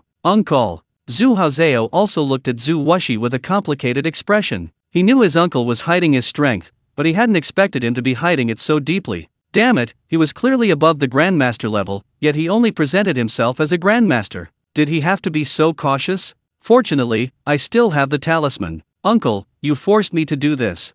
Zhu Haozhao finished speaking and took out a blue talisman. Zhu Wuxi's expression changed slightly when he saw the blue talisman. He could sense the terrifying power it contained. However, it wasn't a big problem. Clearly, Lin Qing was poor, and his divine power was limited. The items he could bestow upon Zhu Haozhao, though containing divine power and being true divine objects, were insufficient. However, Lin Qing wasn't that generous. Besides, this was just a martial arts world. There was no need to bestow overly powerful divine objects. Something capable of instantly killing a grandmaster was enough. Anything stronger would be a waste. Lin Qing declared that he was the epitome of thrift. Therefore, the cyan talisman in Zhu Haozhao's hand was incredibly powerful, capable of instantly killing a grandmaster. Terrifying indeed. However, Zhu Wuxi could also instantly kill a grandmaster. In fact, Zhu Wuxi's ability to instantly kill a grandmaster wasn't because he was limited to that ability. The reason Zhu Wuxi's expression changed slightly wasn't because he was wary of the talisman's power, but because he had seen and was very familiar with the power it contained. However, it was only a slight change in expression. Since that transmigrated deity is dead, there's absolutely nothing to fear. As for the terrifying power contained in this talisman, what a joke. It's only capable of instantly killing a grandmaster. That's not terrifying at all. Uncle, surrender. Seeing Zhu Wuxi's expression change slightly, Zhu Haozhao thought that Zhu Wuxi was scared, so he said, "It's all settled now. The advantage still lies with me." Zhu Wuxi didn't speak, but simply pointed at the grandmaster to Zhu Haozhao's right front, and then instantly killed him. The grandmaster just killed was to Zhu Haozhao's left front. Zhu Wuxi explained that he had OCD, so even his death had to be symmetrical. The grandmaster to Zhu Haozhao's right front. Wait, what are you doing? What the hell did I do to you? His Majesty clearly ordered you to surrender, so why did you point at me? Furious. Absolutely furious. When will this grandmaster be able to stand up? Unfortunately, this grandmaster didn't even have time to utter his complaints before being instantly killed. Now, it was Zhu Haozhao's turn to be furious. I'm so angry. Enraged, Zhu Haozhao didn't waste any words. He channeled his inner energy, activating the talisman in his hand. Instantly, a cyan light began to flash. Looking at the ball of light in his hand, Zhu Haozhao smiled coldly, then raised his hand and pointed a finger at Zhu Wuxi. Zhu Haozhao declared, "You point, I point, let's see who wins." As Zhu Haozhao pointed, the cyan light in his hand instantly transformed into a beam of light, shooting towards Zhu Wuxi. Its speed was incredible, it struck Zhu Wuxi's heart in an instant. Clearly, Zhu Haozhao had deliberately chosen his target. Boom! A deafening roar resounded, accompanied by a large amount of white smoke. According to the law of smoke doesn't cause harm, Zhu Wuxi was undoubtedly unharmed. And that was exactly what happened. When the white smoke dissipated, Zhu Wuxi was still standing in the same spot, looking relaxed and indifferent. He even arrogantly patted his chest, as if brushing off some dust. Zhu Wuxi remained calm, but Zhu Haozhao completely lost his composure. Zhu Haozhao, who had previously maintained a smug, Dragon King-like demeanor, now grinning from ear to ear, was clearly brimming with confidence and self-assurance. However, the outcome was entirely beyond his expectations. How could this be? How could this be? How could he be completely unharmed? Impossible. Absolutely impossible. Nephew, your royal uncle is a body cultivator. Zhu Wuxi grinned. Now, the roles were reversed, it was his turn to be the crooked-mouthed Dragon King. Chapter 211. Rather die than escape. Wrong? Absolutely not. Zhu Wuxi thought to himself, do you even understand the true value of body refinement? However, Zhu Wuxi's reason for practicing body refinement was merely out of curiosity. As someone who only practiced the absorption technique, he actually preferred qi refining. The only regret was that he had been tricked by the eccentric old man Gu Santung in his youth, preventing him from cultivating the Vajra indestructible divine art. This was arguably Zhu Wuxi's only sore spot. What frustrated and aggrieved him even more was that, even now, if he hadn't joined the Myriad Realms chat group and read the Chronicles of the World uploaded by the group leader, he would still believe it wholeheartedly. This showed just how badly he had been deceived. It was as if his intelligence had been utterly trampled on. Thinking about this made Zhu Wuxi furious, so he specifically chose a foundation establishment body refinement immortal technique. Furthermore, Zhu Wuxi stated that after becoming an immortal, he wanted to cultivate the 8-9 arcane art, a divine protective technique of the Suaman sect. Building a foundation now was a good idea. While cultivating both qi and physical strength would consume more resources and time, Zhu Wuxi considered these minor issues, as long as he could overwhelming cultivators of the same realm in combat. After all, almost all members of the chat group had begun cultivating both qi and physical strength. Especially Demon Lord Konglu, who understood the true value of the 8-9 arcane arts all too well. If his physical body weren't inferior to Yang Jian's, he wouldn't be constantly getting beaten up. In his battles with Yang Jian, once Yang Jian activated his heaven and earth transformation technique, the match was essentially over. The reason for this was simply that his physical strength was inferior. Even without activating heaven and earth transformation, Konglu couldn't break through Yang Jian's defenses. Therefore, cultivating both physical strength was still very necessary. Faced with Zhu Haozeo's talisman attacks, Zhu Wuxi didn't even circulate his internal magic power or activate any magical treasures, he simply blocked them with his physical body alone. Moreover, there wasn't a single scratch, not even a tear in his clothes.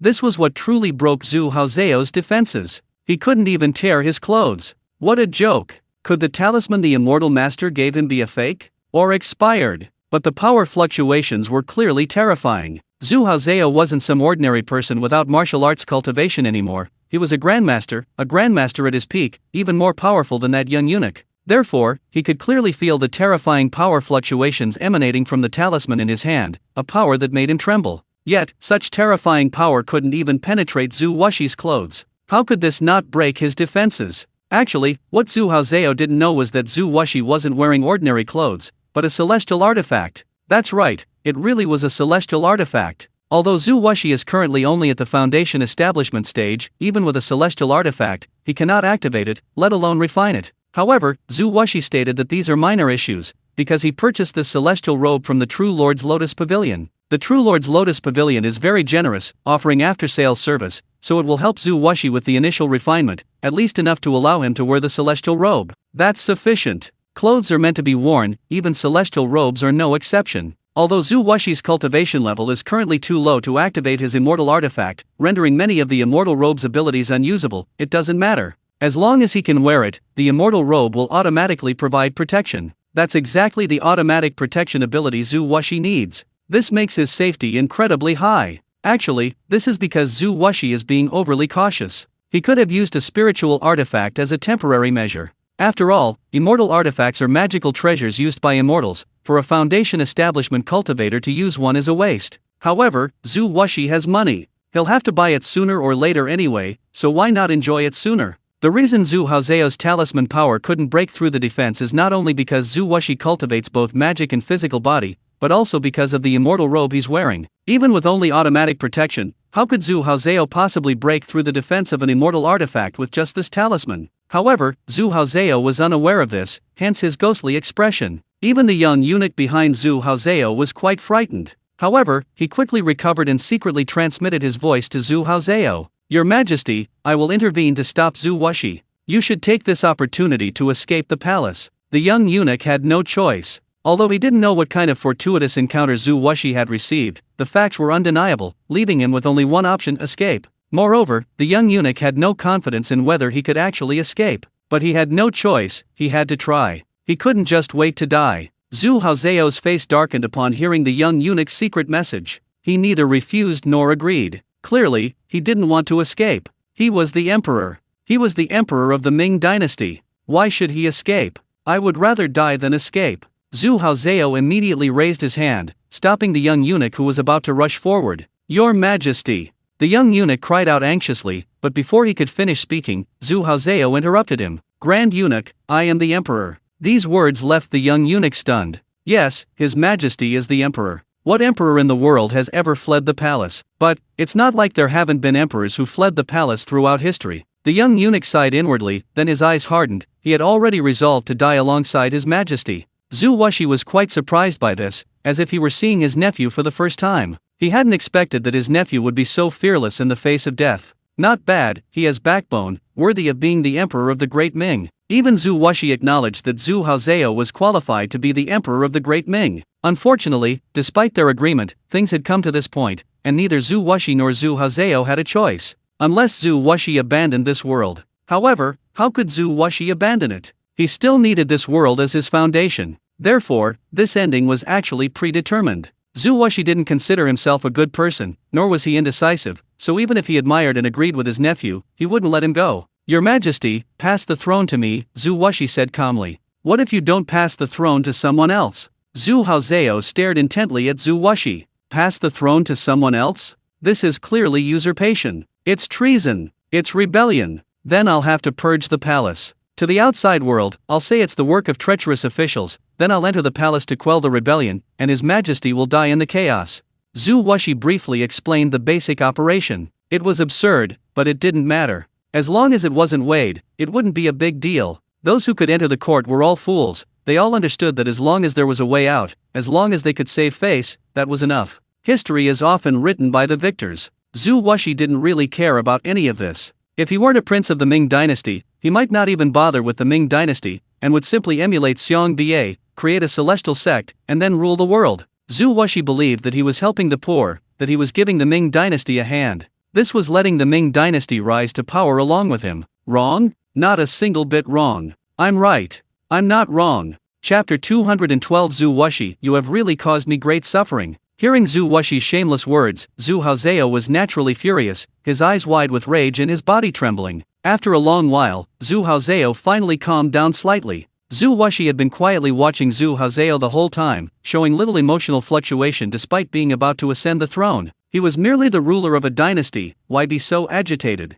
It wasn't like he had conquered a world. Therefore, Zhu Wuxi remained remarkably calm. Seeing Zhu Wuxi's composure, Zhu Haozeo's expression was complex, for he understood that his uncle had never taken him seriously from the beginning. Even with 3 grandmasters by his side, 10 grandmasters, and even after Zhu Wuxi had produced a celestial talisman, it was still the same. Zhu Haozeo finally understood that his uncle, like him, had encountered a celestial opportunity. No, an opportunity even greater than a celestial opportunity. Otherwise, why wouldn't Zhu Wuxi ask him about his destiny with immortality? Clearly, Zhu Wuxi completely disregarded his own destiny with immortality. That's right, the immortal talisman bestowed upon him by the immortal master couldn't even tear Zhu Wuxi's clothes. That already speaks volumes. Alas, perhaps entrusting the Ming dynasty to his uncle was the most correct course of action. Zhu Haozeo wasn't a time traveler, so in his heart, the Ming dynasty was still the most important thing. Therefore, he chose to pass the throne to Zhu Wuxi. Uncle, I can pass the throne to you, but you must promise me one thing.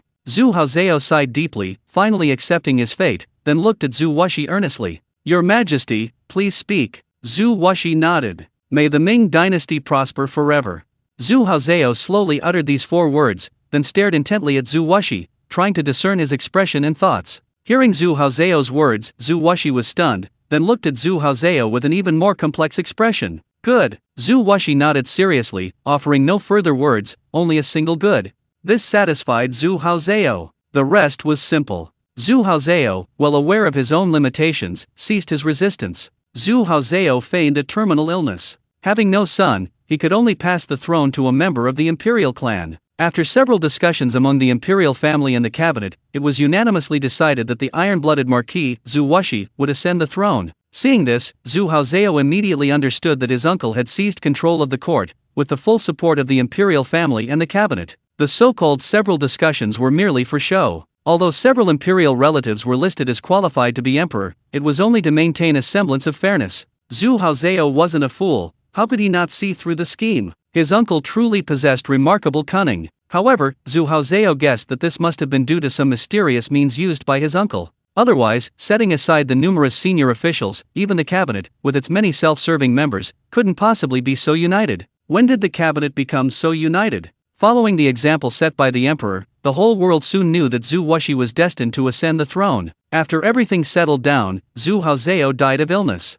He truly died of illness, truly died. Zhu Wuxi didn't secretly release Zhu Haozhou to live as a wealthy man among the common people. He wasn't so sentimental, he preferred to eliminate any potential threat completely. Even though he admired and approved of his nephew, it didn't change his initial intentions. Zhu Wuxi knew very well that Zhu Haozhou truly wanted him dead, truly wanted to kill him. If he hadn't joined the chat group, he would have been dead, with no chance of turning the tables. Therefore, no matter what, Zhu Haozhou's fate was sealed. Zhu Wuxi wouldn't show mercy. He wouldn't be merciful to anyone except Su Xian. After becoming emperor, Zhu Wuxi fed Su Xian the second and third heavenly fragrance cardamom seeds, and Su Xian awoke, her injuries healed. Now, Su Xian was the empress. Under Zhu Wuxi's forceful persuasion, Su Xian didn't resist for long before agreeing. There was no way around it. Such a sincere, earnest, and forceful pursuit from a wise and ambitious emperor was irresistible, even to Su Xian. Moreover, because of his cultivation, Zhu Wuxi didn't look old at all. He was practically a charming man in his 30s. Even if Su Xian wasn't attracted to looks, this was still a plus. Furthermore, Zhu Wuxi had humbly sought advice from Mei Changsu and Yu Buchan, both of whom were married, in the group chat. He even went to the spirit pendulum world to present Zhao Li, a seasoned womanizer, with a grand gift, asking Zhao Li to impart the true secrets of seduction. Zhao Li, always eager to teach, dragged Zhu Wuxi to nightclubs and bars, declaring he would personally demonstrate what a Casanova and a heartbreaker truly looked like. And then, Zhu Wuxi understood. The result, naturally, was effortless. Su Xian, a virtuous woman from an ancient family, though intelligent, was also naive. She was easily captivated by Zhu Wuxi, who had mastered divine skills. Even though Gu Santung still held a place in his heart, Zhu Wuxi was already quite content. With a wave of his hand, he bestowed upon Su Xian the title of empress, making her the mother of the nation. Moreover, there were no other concubines in the harem, only Empress Su Xian. Naturally, Su Xian felt incredibly safe, happy, and satisfied. What? Gu Santung? Zhu Wuxi had already dismissed him. Useless, why keep him around? He'd only cause trouble. As for Cheng Shifei, Zhu Wuxi had never cared about him. Gu Santung was dead. Without his indestructible divine powers and Gu Santung's transmission of skills, Cheng Shifei would only be a scoundrel. Having won over Su Xian's body and soul, Zhu Wuxi began his sweeping reforms of the Ming dynasty. While the Ming dynasty hasn't yet reached the point of irreversible collapse, signs of it are emerging. Every dynasty faces various problems in its mid to late stages. The most crucial issue is land. Food is the most important thing for the people. In any dynasty and any era, grain is paramount. Zhu Wuxi wants to resolve all of the Ming dynasty's ills before transitioning to a dynasty of destiny, which cannot be rushed. Governing a large country is like cooking a small fish. Even with Zhu Wuxi's current cultivation level, he needs to proceed step by step. This is why figures like Xiong Ba and the moon worship cult leader only established immortal sects instead of dynasties of destiny. It's too troublesome, consuming far too many resources and time. The effort and the reward are completely disproportionate. To govern and develop a dynasty well, the effort must always outweigh the reward. Unless, by draining the pond to catch all the fish, causing suffering to the people. Zhu Wuxi's side is slowly getting back on track. Everything just needs time to take its course. Meanwhile, in the pendulum world, because Zhao Li acted like an inhuman son, the name Wu Tian resounded throughout the three realms, certainly not a good one. Even when pushed to the limit, some coveted the vast resources in Zhao Li's hands. Therefore, the righteous and evil factions, even demons and monsters, united to completely eradicate this great demon, Wu Tian. Zhao Li, due to carelessness, or rather, arrogance and overconfidence, was surrounded and captured.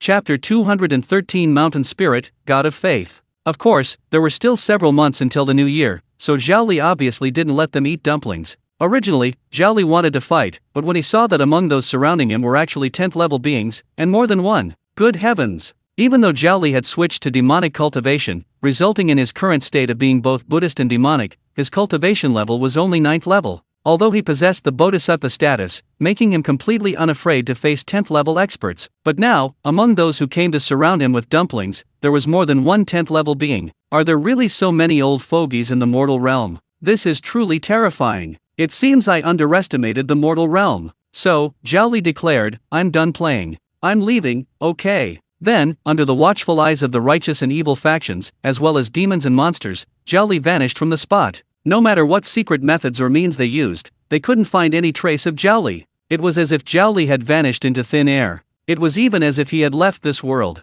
This left everyone dumbfounded and stunned. They hadn't expected this great demon to have such methods. No wonder he dared to rob all the forces in the human world. He had this backup plan. Even the underworld queen Cha-Cha, hidden in the shadows, was stunned, because she could no longer find any trace of Zhao Li. Even when she forcibly activated the power of the entire underworld, she couldn't find a trace, not even a hint of his presence. If Zhao Li hadn't disappeared right under her nose, she would have truly believed he had perished. This was simply too bizarre. Of course, the underworld queen Cha-Cha didn't know that Wuxian, who had robbed the entire human world, was Zhao Li. She had only come out of curiosity, wanting to join in the fun. She never intended to take action, she was simply there to watch the spectacle. But she never expected to witness such a spectacle. This Wuxian is truly mysterious. He's never appeared before, and he even cultivates both Buddhist and demonic paths. It's incredibly intriguing. Unfortunately, Wuxian is gone. That's right, Zhao Li used the heavenly decree to escape, leaving the pendulum world and heading to the heavenly city with his abundant spoils.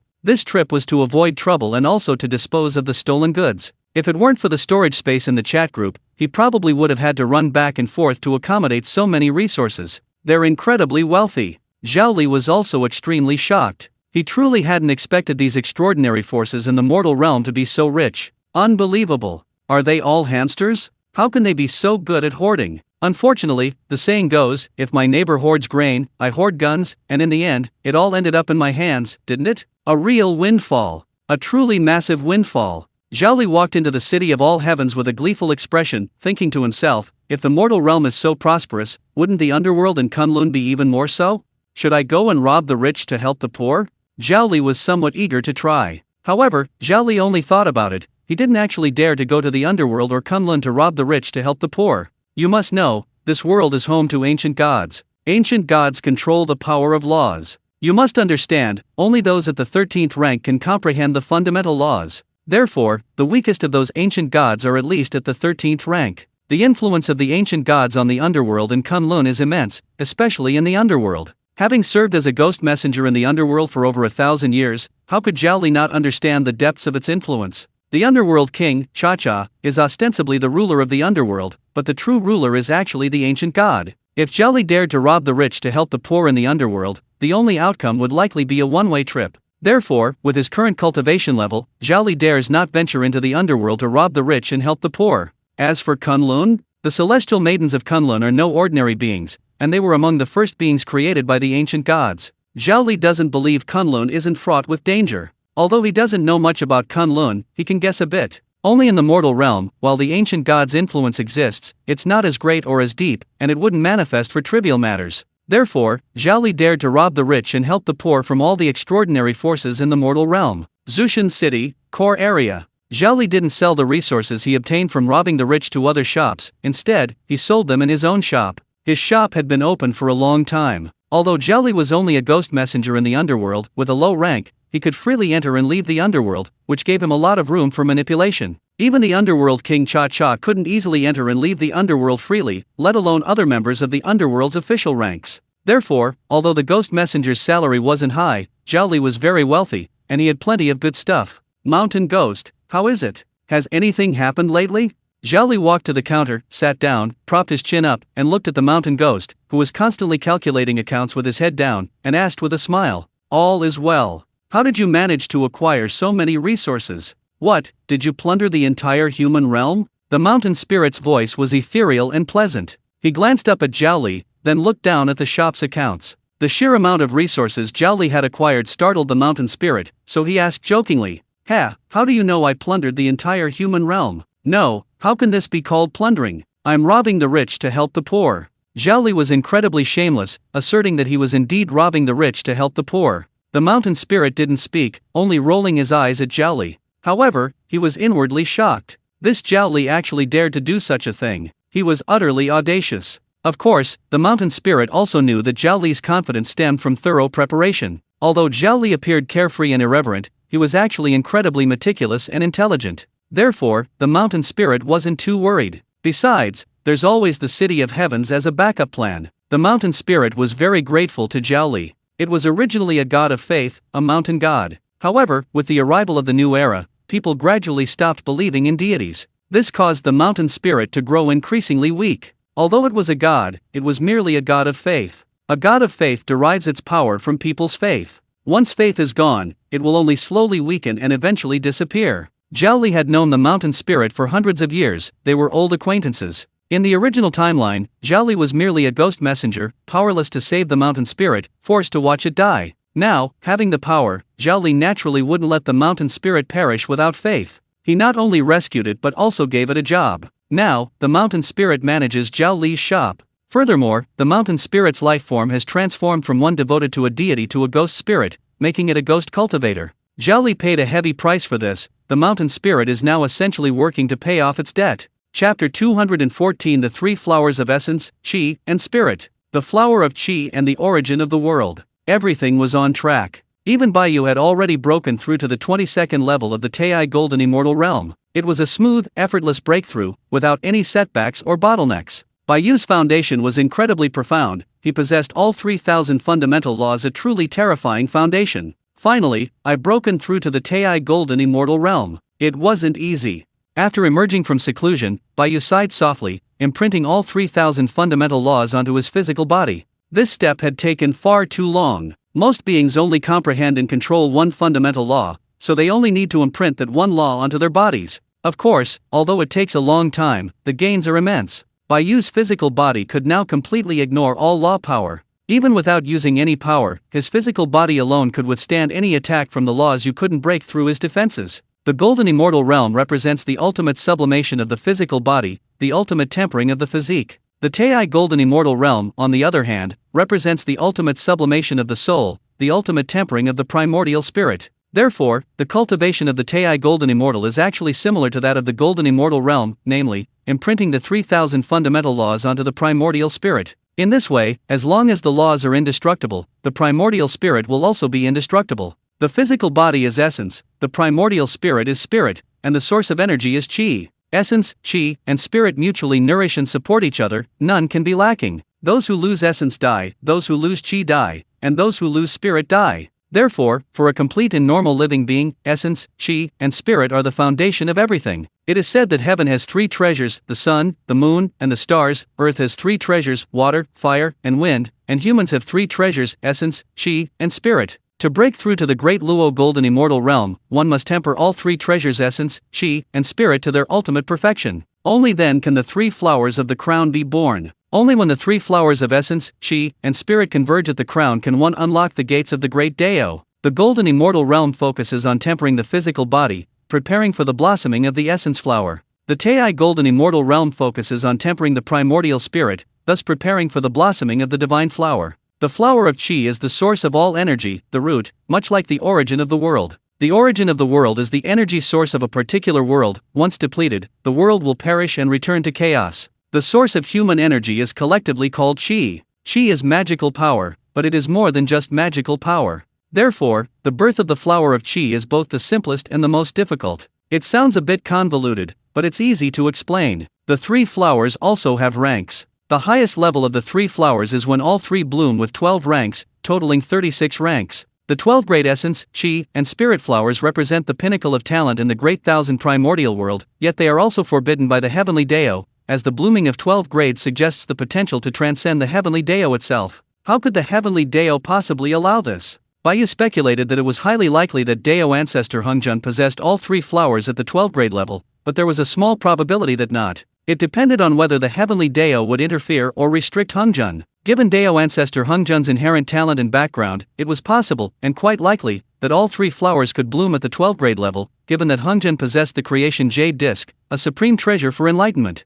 The qi flower is the easiest of the three flowers to bloom, but it's limited to low-grade qi flowers. Blooming a 12th grade qi flower is the most difficult. Bai Yu was extremely confident that his body, tempered and sublimated by the 3,000 primal laws, could definitely bloom a 12th grade essence flower. Moreover, 12th grade is the highest grade, it's the limit for the essence flower, not Bai Yu's limit. It's like in school, both a top student and a genius can get 100 points, but the top student can only get 100 points, while the genius's total score is only 100 points. The implications are completely different. In the primal immortal Dao system of the Great Thousand Worlds, the highest grade chi flower is 12th grade. This is the limit of the cultivation system, not Bai Yu's limit. Do you even understand what it means to possess all 3,000 primal laws within one body? Even the Dao ancestor Hungjun would have to kneel and proclaim, "You are my God." Once Bai Yu imprints the 3,000 primordial laws onto his primordial spirit, then the flower of God will undoubtedly reach the 12th grade, there's no doubt about it. As for the cultivation of the Tei Golden Immortal, like that of a Golden Immortal, it only requires time.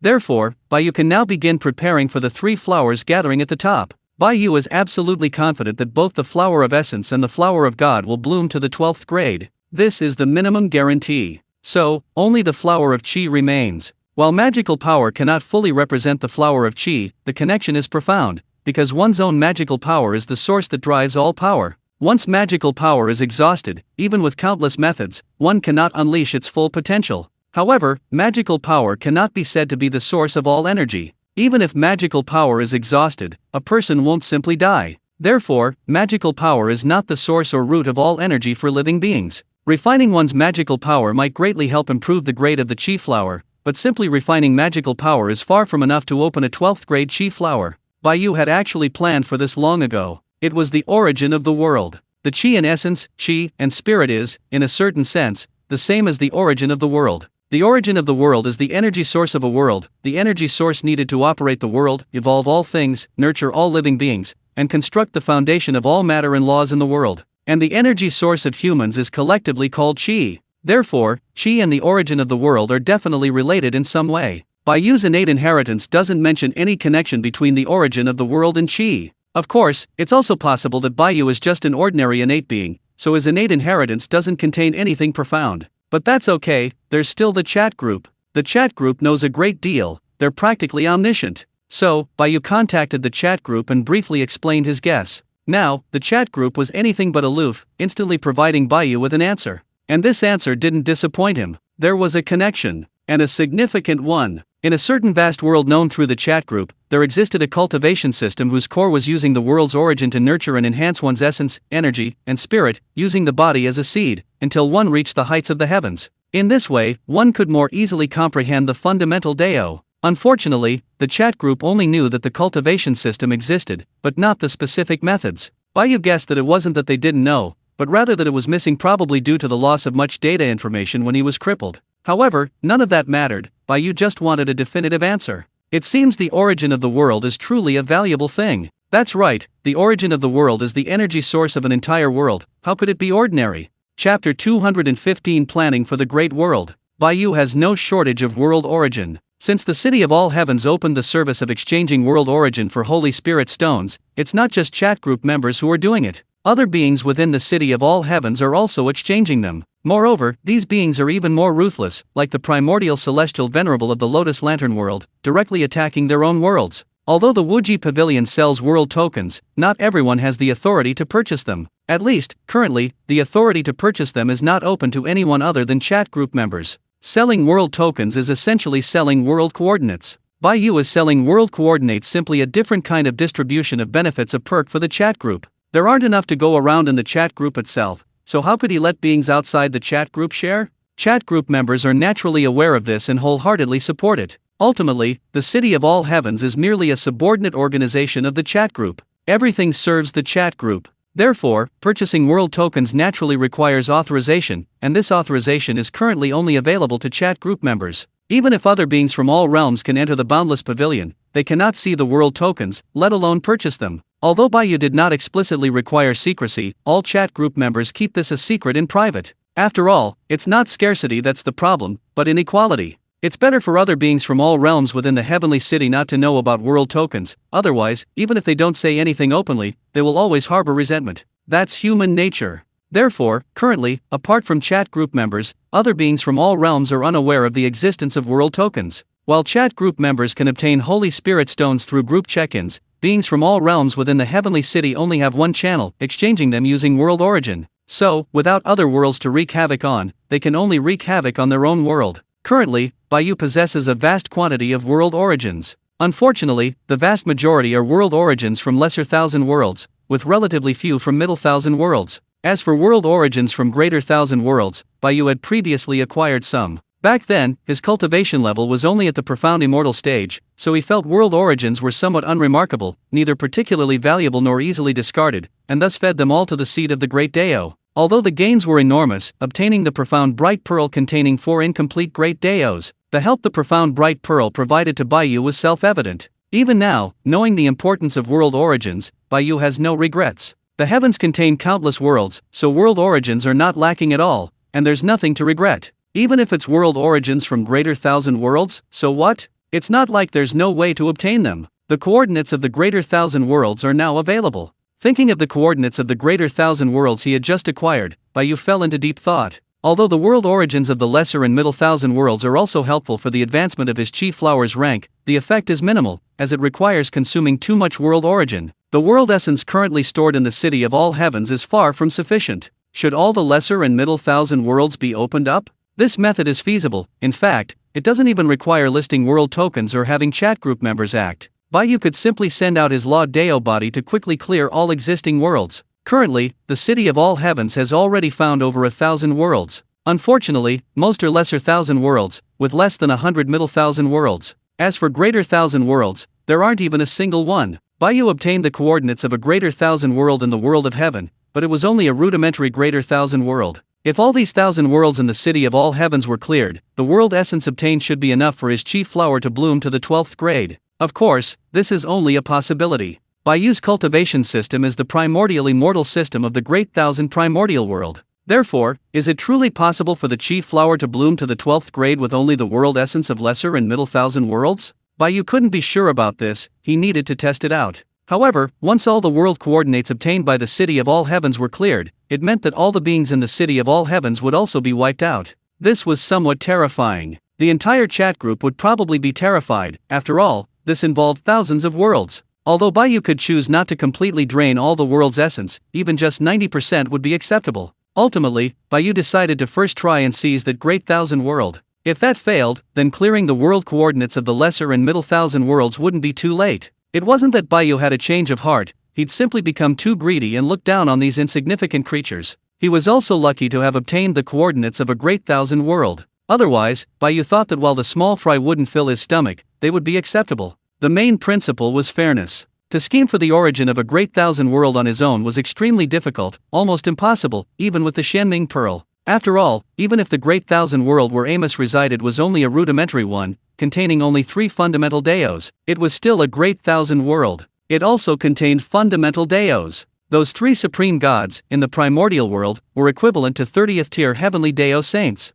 30 tiers, while Bai Yu was currently only at the 22nd tier. Even with the Shenming Pearl, he only possessed 90% of the power of a fragmented Dao. A fragmented great Dao cannot challenge a complete, original great Dao. Therefore, Bai Yu currently does not possess the power of the 30th level. So, it's you, the city of all heavens. The city of all heavens possesses the power of the original great Dao of spacetime and is a subordinate organization of the chat group. Although the chat group is currently very cautious, not just a little bit, Bai Yu states that the chat group doesn't need to intervene, the city of all heavens is sufficient. If the city of all heavens is invaded by the power of the great Dao, can the chat group stand idly by? Fine, even if you really stand idly by and let the city of all heavens be breached, aren't you afraid that it will find the chat group through the city of all heavens? Therefore, chat group, you must unite. Thinking this, Bai Yu couldn't help but grin. While not as exaggerated as the crooked-mouthed Dragon King, it was still incredibly wicked. It was only because the chat group didn't know what Bai Yu was thinking that they would have broken down. Such a troublemaker, and completely clueless about survival, was simply a menace.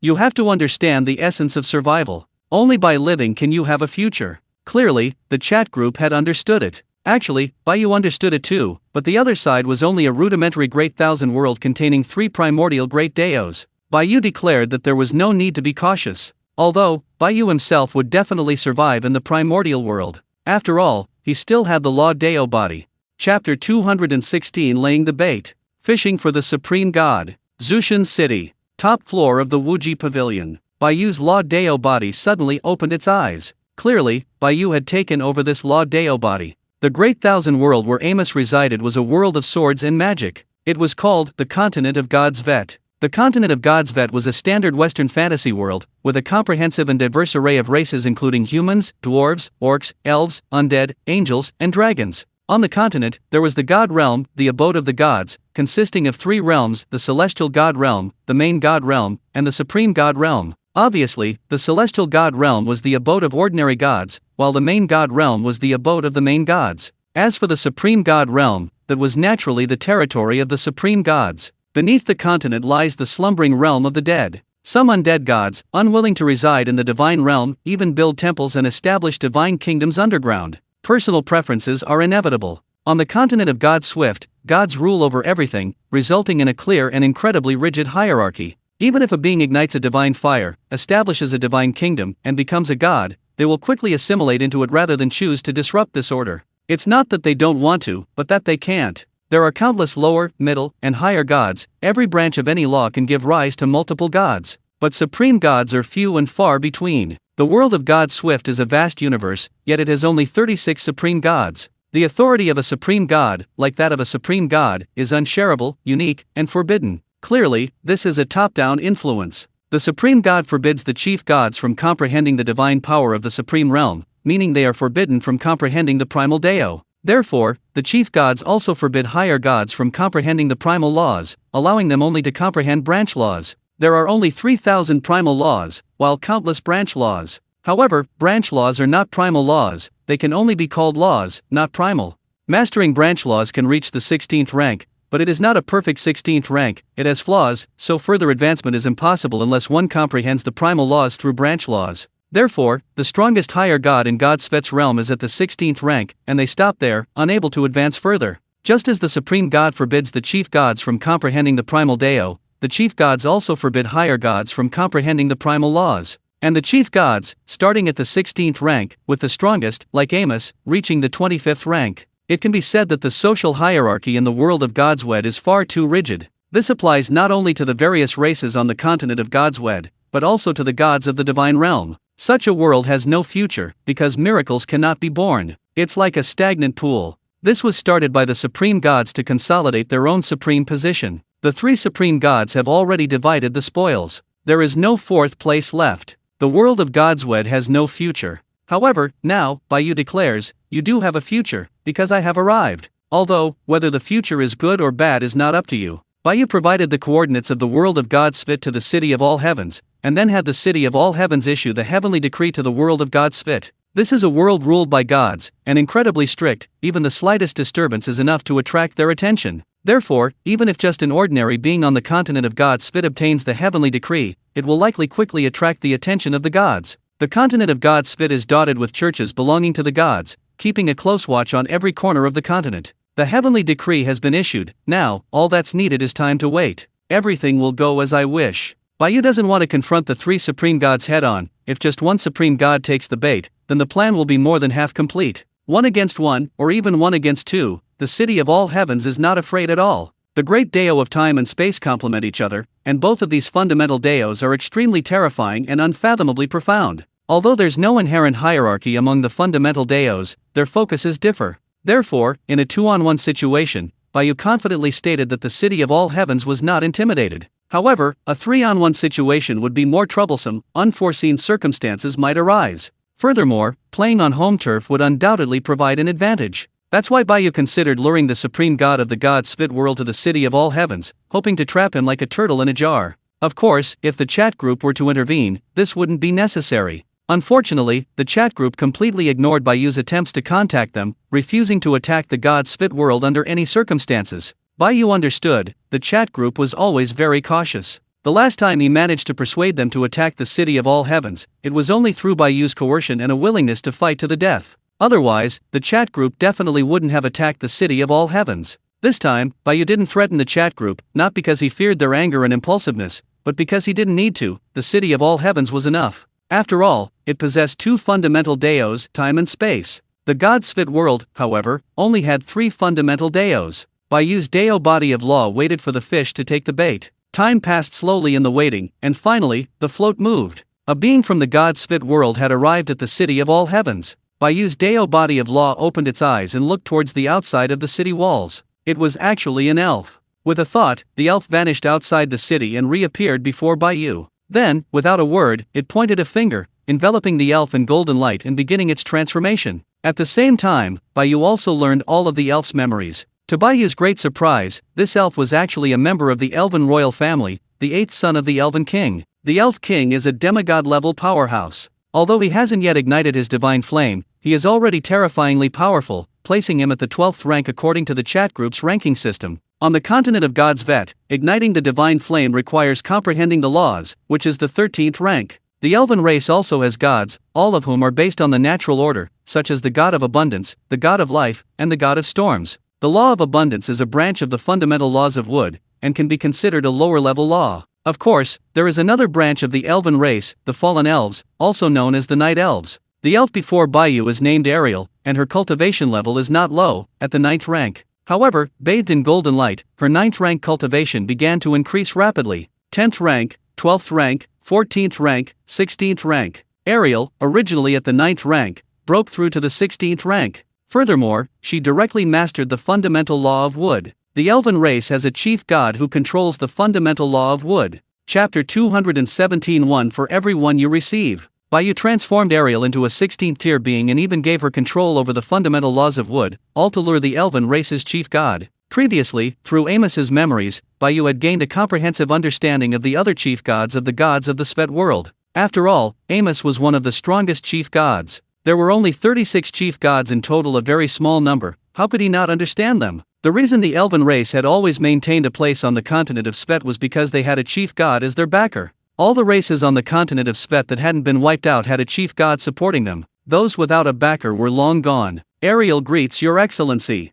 The golden light dissipated, and Ariel's cloudy green eyes instantly cleared. She then knelt respectfully. Bai Yu didn't speak. With a wave of his hand, he sent Ariel back outside the city of all heavens. Ariel didn't enter the city. Instead, she left the city of all heavens and returned to the continent of God's Vet. The continent of God's Vet. The elf forest. Upon her return, Ariel's eyes remained utterly calm, like a stagnant pool. She took a step forward and appeared before the Elf King. The Elf King was startled by the sudden appearance of a figure before him. Upon recognizing Ariel, he breathed a sigh of relief, but his suspicion only deepened. Ariel, you. Before the Elf King could finish speaking, Ariel interrupted him. Ariel raised a finger, and a green divine light enveloped the Elf King. As the green light dissipated, the Elf King nodded to Ariel, then clasped his hands together, and the elven crown on his head began to radiate dazzling divine light. The gate to the divine realm appeared in the void, and abundant divine power began to flow into the elven crown. Ariel took a step forward, directly entering the gate of the gods. As for the flourishing law divine power, it was directly annihilated by Ariel's wood origin law. The celestial god realm. The flourishing god kingdom. The flourishing god's expression changed drastically, his eyes filled with fear. What was going on? Why was there origin divine power in the lower realm? However, the next moment, he was no longer surprised, because Ariel followed the flourishing god power directly into the celestial god realm, broke through the flourishing god kingdom, and appeared before the flourishing god. The flourishing god, Tivanas, pays respects to the supreme god. The flourishing god did not see clearly who the newcomer was, but the terrifying aura of origin divine power alone made him tremble with fear. He quickly lowered his head, not daring to look directly at the supreme god, and respectfully bowed. Ariel pointed again, and green light enveloped the flourishing god. The green light dissipated, and the god of prosperity remained silent, merely channeling his divine power to contact the wood origin divine kingdom within the main god realm. Instantly, the gates to the main god realm opened. Ariel entered the main god realm from the celestial god realm once more. The main god realm was the abode of the main gods, and even the weakest main gods were at least 16th rank, the same rank as Ariel. The main god who controlled the fundamental laws of wood, while not comparable to Amos, was still a 22nd rank being. Therefore, the wood god knew everything the moment Ariel entered the gate, because the exit connected to that gate was the divine kingdom of the wood god. Upon entering the divine kingdom, everything about Ariel was already known to the wood god. However, Bai Yu had made thorough preparations beforehand. Therefore, the wood god only knew of the existence of the city of all heavens, and that Ariel's ability to control the primordial divine power was due to an opportunity obtained within the city of all heavens. At this moment, within the wood god's divine kingdom, Ariel had been completely controlled by the wood god, even her memories had been completely extracted. The city of all heavens. Green light flashed in the wood god's eyes, the divine kingdom began to tremble, and boundless primordial divine power began to stir. I wonder if that mysterious city of all heavens can grant me the divine power of the supreme realm, the wood god murmured to himself. Just as a high-ranking god aspires to become a main god also desires to become a supreme god. Unfortunately, no main god dared to break the decree of a supreme god. Those who dared to break through are already dead. Now, with such an immense opportunity as the city of all heavens right before them, the wood god naturally wouldn't give it up. Unfortunately, they couldn't seize Ariel's token of all heavens. However, having already gained some understanding of the city of all heavens, the wood god directly transformed Ariel into a subordinate god of his divine kingdom, and then sent Ariel to the city of all heavens to purchase a token of all heavens. When Ariel re-entered the city of all heavens, Bai Yu's law avatar instantly detected him. Then, Bai Yu smiled. Because things had unfolded exactly as he had planned, he had indeed lured the wood god here. Bai Yu waved his hand, and a token of all heavens, specially modified by him, flew to Ariel's side. Although Ariel had become a subordinate god of the wood origin divine kingdom, Bai Yu's control was far greater. No, to be precise, it was control over the city of all heavens. The city of all heavens possessed the great Deo of the origin of time and space. Even as a subordinate god of the divine kingdom, Ariel could not escape the control of the city of all heavens. After putting away the token of all heavens, Ariel returned to the world of gods of Svit. Main god realm, wood origin divine kingdom. My lord, this is the token of all heavens. Ariel presented the token of all heavens to the wood god. The wood god took it without hesitation and refined it instantly. After refining the token of all heavens, he didn't waste any words with Ariel, disappearing from the spot and heading towards the city of all heavens. Outside the city of all heavens, the wood god appeared, his appearance very similar to that of an elf, surrounded by the power of laws. However, the instant the wood god appeared, boundless primordial power arrived, instantly suppressing him. This is supreme divine power. The wood god was stunned. Wait, what's going on? This shouldn't be happening. Why? Why is supreme divine power suppressing him? Faced with the power of the primordial power of spacetime of the city of heavens, even the wood god, a terrifying being of the 22nd rank, was instantly suppressed, with no possibility of resistance whatsoever. Then, the wood god disappeared outside the city and appeared before Bai Yu. This wood god was of the 22nd rank. Even Bai Yu needed to use the power of the primordial power of spacetime of the city of heavens to suppress and control him. Not long after, this wood god, like Ariel before him, appeared. Adonis greets your majesty. The wood god, Adonis, had returned to the world of gods of Svet. Upon returning to his divine realm, Adonis raised his divine kingdom high and charged towards the juncture between the main god realm and the supreme god realm, attempting to break open the gates of the supreme god realm. Boom! A deafening roar resounded throughout the main god realm. As for the celestial god realm, it trembled violently. All the main gods of the main god realm were stunned. Wait, is Adonis really that brave? Chapter 218 Zeus, the god of order, descends. Adonis has gone mad. The chief gods, within their respective divine realms, watched Adonis frantically crashing against the supreme god's realm, and thought he had gone mad. However, while horrified, the chief gods also genuinely admired Adonis. After all, a chief god who dared to challenge the supreme god deserved the respect of all chief gods. Unfortunately, the gap between a chief god and the supreme god was simply too vast. Throughout history, many chief gods have challenged the supreme god, but the outcome has always been the same. Therefore, now, all the chief gods have completely accepted this and will no longer even consider challenging the supreme god. However, none of the chief gods expected that Adonis would actually challenge the supreme god. Wasn't this being who controlled the primordial power of wood the one who disliked fighting the most? Why has he suddenly gone mad? They don't understand, they really don't understand. Regardless of the other chief god's speculations, the fact is undeniable: Adonis is frantically crashing his wood origin divine realm against the supreme god's realm. Unfortunately, no matter how hard he struck, the supreme god realm remained completely undisturbed. However, the supreme god realm, filled with the power of the great Deo, could not be shaken by the power of mere laws. However, Adonis was, after all, a 22nd tier main god. Although he couldn't compare to the 25th tier main gods, he still possessed supreme artifacts. Therefore, Adonis directly self-destruct all the supreme artifacts he possessed. The self-destruction of the supreme artifacts caused the entire supreme god realm to tremble violently, even cracks appeared in space itself. The other main gods, seeing this, were shocked and quickly tried to stabilize the supreme god realm. The main gods were all extremely shocked and had no further objection to Adonis's madness. What else could this be but madness? Self-destructing supreme artifacts just to shake the supreme god realm? Good heavens, is this how you court death? Does he really think that possessing supreme artifacts allows him to fight a supreme god? If it were that simple, why would the supreme artifact be allowed to fall into the hands of the supreme god? It would have been confiscated by the supreme god long ago. The truth is, the supreme artifact is terrifying, but to the supreme god, it's merely a toy. However, it is still a supreme artifact, and the power of its self-destruction was enough to shake the supreme god realm, causing a ripple. Like ripples on a calm surface, although the movement was almost inaudible, it still alarmed the supreme god. The point of impact with Adonis occurred within the realm of the God of Order. The God of Order realm is one of the three supreme God realms, the realm where the God of Order's kingdom resides. The supreme God realm is divided into three realms by the three supreme gods: the God of Order's God of Order realm, the Sea God realm, and the Sun God realm. The God of Order governs the order and divine punishment of the world of God Svet, and controls the power of lightning. The fundamental Deo he wielded was none other than the fundamental Deo of thunder. His divine name was Zeus. At this moment, Adonis's mad actions also attracted Zeus's attention. Instantly, lightning descended upon the world. Boundless lightning began to surge, instantly covering the entire realm of the gods. Sensing the supreme divine power contained within the lightning, all the chief gods trembled in fear. Their primal divine power of laws instantly stagnated, remaining as still as a stagnant pool no matter how they tried to activate it. The entire realm of the chief gods fell into a deathly silence. All the chief gods remained silent, not daring to even breathe, fearing the gaze of the supreme god. Boundless lightning formed an eye of punishment, hanging high in the void of the realm of the chief gods, indifferently watching Adonis. Adonis, within his wood origin divine kingdom, smiled. Then, he channeled all his primal divine power of laws, along with his divine kingdom, and charged towards the eye of punishment. The other chief gods were stunned, dumbfounded, marveling at Adonis's true courage. They were filled with admiration. Even Zeus was bewildered by Adonis's suicidal act.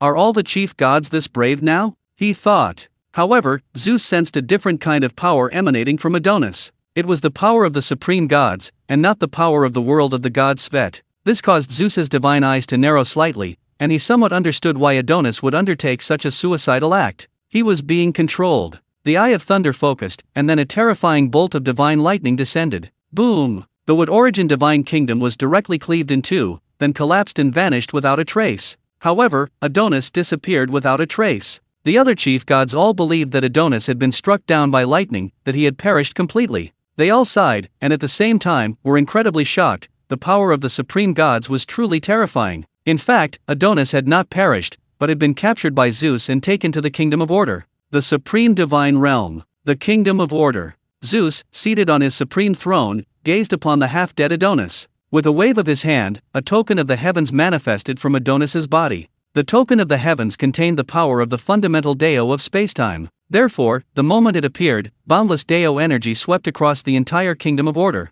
Suppress! Zeus's divine eyes narrowed, and boundless power of the fundamental Deo of thunder manifested, beginning its struggle against the power of the Deo of spacetime manifested by the token of the heavens. The struggle lasted a long time. Initially, the Deo of thunder was at a disadvantage, even Zeus was being suppressed. This caused Zeus's expression to change drastically, filled with fear. However, the power of the Deo and the token of the heavens quickly began to falter, becoming extremely unstable, showing signs of collapse. Zeus was overjoyed. His supreme divine power surged wildly, forcefully suppressing the token of the heavens. And the result did not disappoint Zeus. The power of the heavenly decree instantly collapsed and disintegrated, utterly annihilated. Zeus, who had initially been extremely wary and wanted to consult with the other two supreme gods, was completely relieved upon seeing this. It seems that the supreme power of this mysterious being is not stable, it must have been obtained through some special means. That puts my mind at ease. Zeus was overjoyed, his opportunity had arrived. Moreover, he had no intention of sharing this opportunity with the other two supreme gods.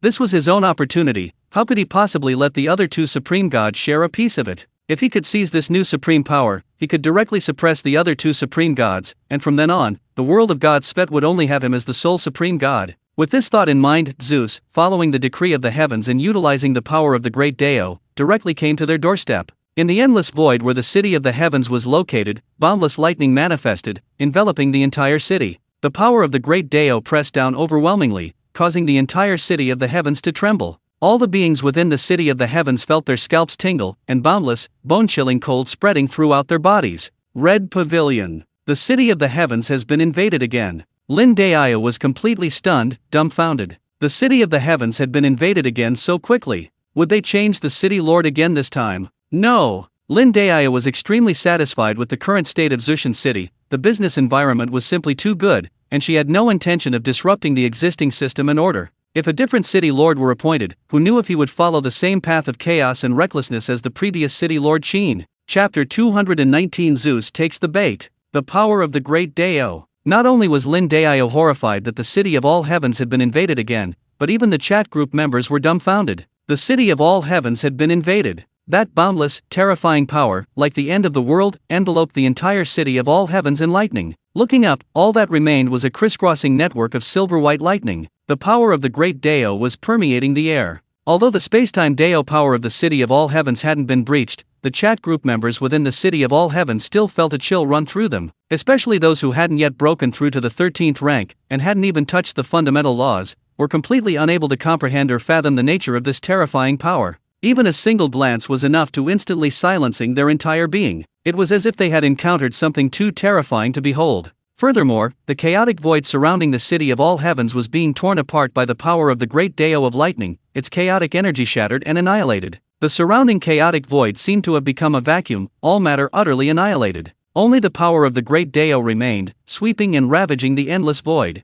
At this moment, the countless beings within the city of all heavens were like ants. Even Bai Yu at the top of the boundless pavilion was nothing more than an ant before the power of the great Dao. Not to mention that Bai Yu at the top of the boundless pavilion was merely a law Dao body. Even if Bai Yu's true form were here, he would only be at the 22nd level, still an ant. Fortunately, the city of all heavens also possessed power at the level of the great Dao. Moreover, it possessed two primordial great Daos. The moment the lightning containing the power of the great Dao descended, the city of all heavens was completely enveloped by the power of the great Dao of spacetime. Although the great Dao lightning was incredibly terrifying and powerful, it still could not cause any damage to the city of all heavens. The city of all heavens was like a small boat on a vast ocean of lightning, standing firm no matter how turbulent the waves or how fiercely they crashed. Beyond the chaos, in the endless void, Zeus, surrounded by lightning and accompanied by the great Dao, had come in his true form, without any pretense of testing. His target was clear. If he were to test him, what if the target simply fled? How could he possibly find it in this endless sea of chaotic heavens?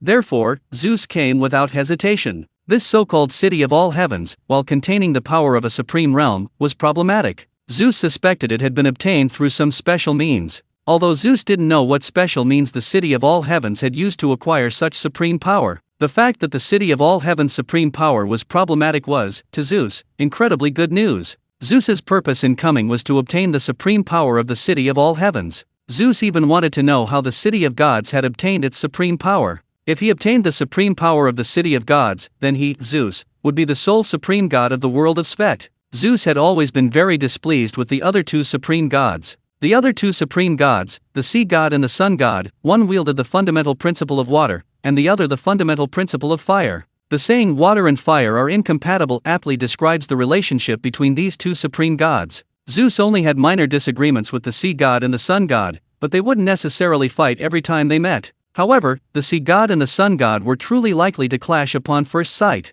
Zeus consistently acted as a mediator between the sea god and the sun god, essentially a peacemaker. Fortunately, the conflict between these two supreme gods remained confined to the realm of the supreme gods. They weren't foolish. A triangle is the most stable and secure arrangement. Neither Zeus, nor the sea god, nor the sun god wanted a fourth supreme god to share the spoils. Therefore, although the conflict between the sea god and the sun god was quite intense, it hadn't reached the point of a life or death struggle. Of course, Zeus's role as the mediator and peacemaker was crucial. Zeus didn't want to mediate either. He wanted the sea god and the sun god to weaken each other so he could reap the benefits. Unfortunately, the sea god and the sun god weren't fools. They understood this perfectly well. Zeus also knew perfectly well that if the sea god and the sun god truly reached an irreconcilable point, a point of life and death, these two supreme gods would probably join forces to kill him first, and then settle the score. After all, no one wants a third party to reap the benefits. Zeus understood this principle, so even though he was frustrated and helpless, he could only act as a peacemaker.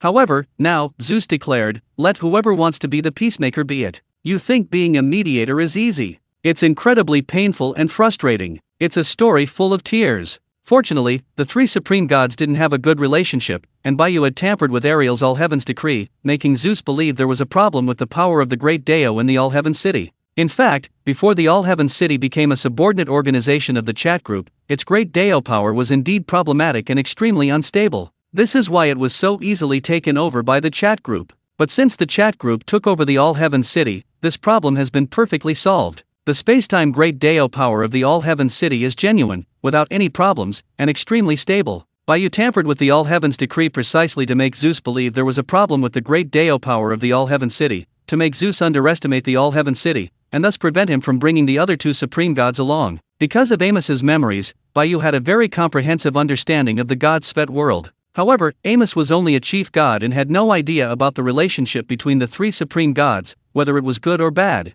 However, Bai Yu knew that even if the three had a poor relationship, faced with an opportunity like the City of Heavens, they would choose to join forces, even if it came to a life or death struggle. Therefore, he couldn't intimidate them, he had to feign weakness first. As for tampering with power at the great Deo level, not only could Bai Yu not do it, but even Zeus couldn't. That's why Zeus didn't suspect anything. Because, the great Deo power of the City of Heavens was already problematic and unstable before it was taken over by the chat group. This was a fact. The power of the great Deo within the City of All Heavens doesn't actually belong to the City of All Heavens, but rather to the chat group. The chat group has delegated authority to it. Therefore, the power of the great Deo of spacetime that Zeus previously faced was the power of the great Deo of spacetime within the City of All Heavens. But the power of the great Deo of spacetime that Zeus is now facing is the power of the great Deo of spacetime within the chat group. This makes all the difference. Is there a problem? Is it unstable? Absolutely not. Chapter 220 The Great Deo of Time and Space vs. The Great Deo of Thunder.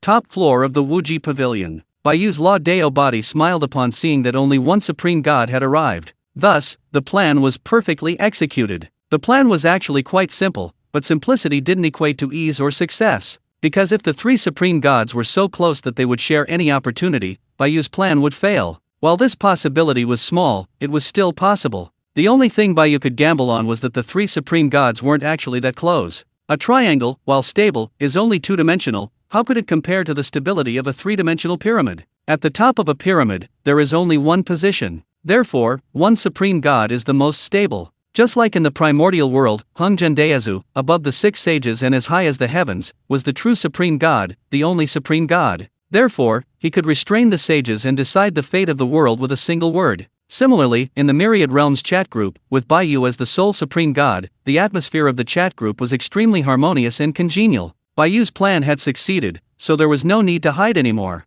With a thought, he directly used his city lord authority to mobilize the power of the primordial Deo of time and space within the City of All Heavens. Instantly, the City of All Heavens, which had previously resembled a small boat in a sea of lightning, burst forth with boundless light. The radiance of the Deo soared into the sky, instantly shattering the endless lightning. The two primordial Deos of time and space manifested directly, suppressing the surrounding endless chaotic void. The endless lightning was directly dispersed, annihilated, and the power of the primordial Deo of time and space controlled everything, suppressing all. Faced with the power of two primordial Deos, and these two terrifying primordial Deos of time and space at that, Zeus's power of the Deo of thunder was immediately insufficient. The thunderous power, like the mighty might of heaven, instantly became incredibly fragile. Zeus's expression changed drastically within the chaotic void, filled with utter terror. Oh no! We've been tricked! Zeus could now clearly see that the power of the great Deo in this City of All Heavens was perfectly fine. Unstable? You call this unstable? It's incredibly stable, terrifyingly so. If it were a problematic and unstable supreme power, even with the City of All Heavens possessing the two supreme powers of time and space, Zeus wouldn't be afraid at all.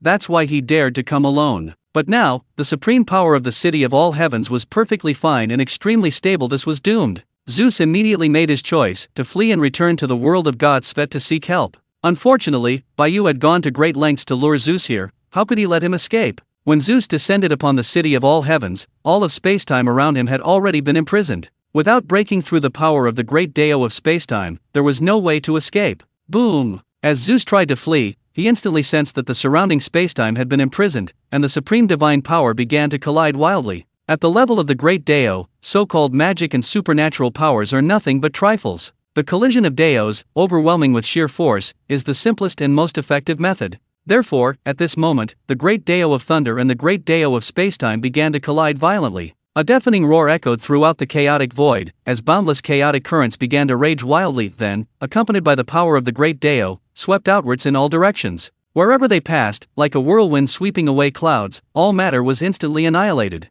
Even those incredibly far away in the chaotic void surrounding the City of All Heavens were affected by the residual force of the collision of the great Deo's power. Across the endless chaotic sea, the residual force of the collision of the great Deo's power impacted numerous minor and middle-level worlds, instantly annihilating them. This demonstrates just how far the residual force had spread. If this chaotic Sea of All Heavens were truly a sea, then this collision of the great Deo's power was like dropping a bomb into it, inevitably affecting innocent fish and shrimp. Those worlds affected by the residual force and instantly annihilated were those innocent fish and shrimp. Fortunately, the chaotic sea of the heavens was vast enough to be boundless, so vast that even the collision of the powers of the great Dao had a very small impact area, so small that it didn't attract any attention. The beings within the city of the heavens, protected by the great Dao of spacetime, were unaffected. However, they couldn't comprehend the collision of powers at the great Dao level, only feeling terror and mystery. But how terrifying or mysterious it was, they knew nothing of, and understood nothing. They were left with only bewildered expressions, terrified, unable to look directly at it. Even Bai Yu, just by glancing at it, felt that his law-based Dao body was on the verge of collapse, let alone participating. Fortunately, with the City Lord's authority, he could mobilize the power of the great Dao of spacetime within the city of the heavens. Thus, it could be considered a form of proxy fighting. It was also a way of experiencing the collision of powers at the great Dao level in advance. Unfortunately, power that doesn't belong to oneself is extremely difficult to use, it's clumsy and awkward, not smooth at all, like using a cheap mobile phone to fight Black Myth. Clearly, Bai Yu's law body, even with the authority of a city lord to mobilize the power of the great Dao, is merely mobilizing it. The hardware is incompatible, achieving effortless control is impossible. However, regardless, the two fundamental great Daos of time and space, even if merely mobilized, are not something that the single fundamental great Dao of thunder can contend with. Therefore, Zeus quickly found himself at a disadvantage. The great Dao of thunder began to be suppressed and gradually subdued.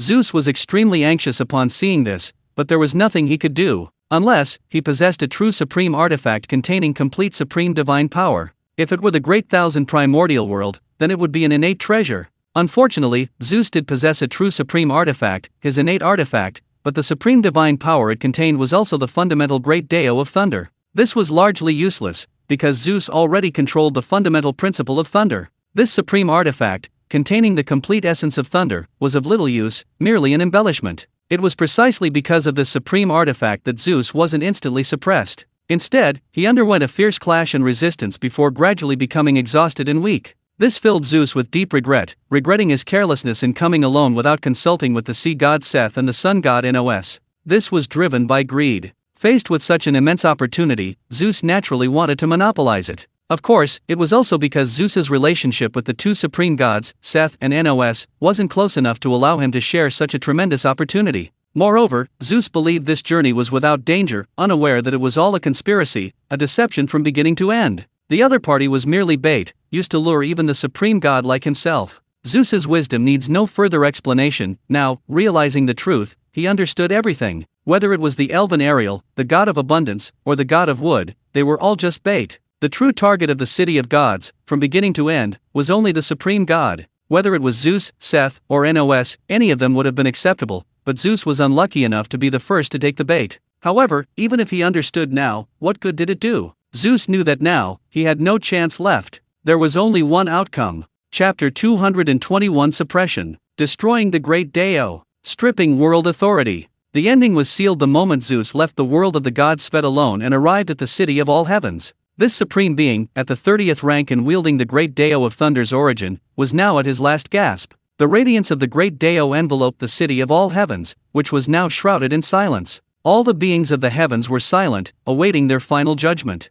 They were powerless to change anything, they could only wait for it all to end. Would the city of all heavens withstand the invasion, or would the invading enemies breach the city of all heavens and ultimately seize control? Of course, their thoughts were meaningless. Not to mention the beings of the heavens, even the members of the chat group were powerless to change anything or offer any help in the face of power at the level of the great Dao. They could only pray silently, choosing to trust the chat group, trust the city of all heavens, and trust the immortal venerable. Yea Wa Pavilion. Shiyuao's gaze fell upon the nearby Wuji Pavilion, which was now radiating a dazzling light, its aura of the great Dao incredibly dense. She understood that the immortal venerable was using his authority as city lord to mobilize the power of the myriad heaven city to repel the invading enemy. However, as the deputy city lord, she could only watch helplessly, unable to offer any assistance. This plunged Shiyuao into deep self-reproach. But she also understood that all she could do now was remain quiet and refrain from causing trouble. In the chat group, all members remained silent, waiting quietly. They could only wait.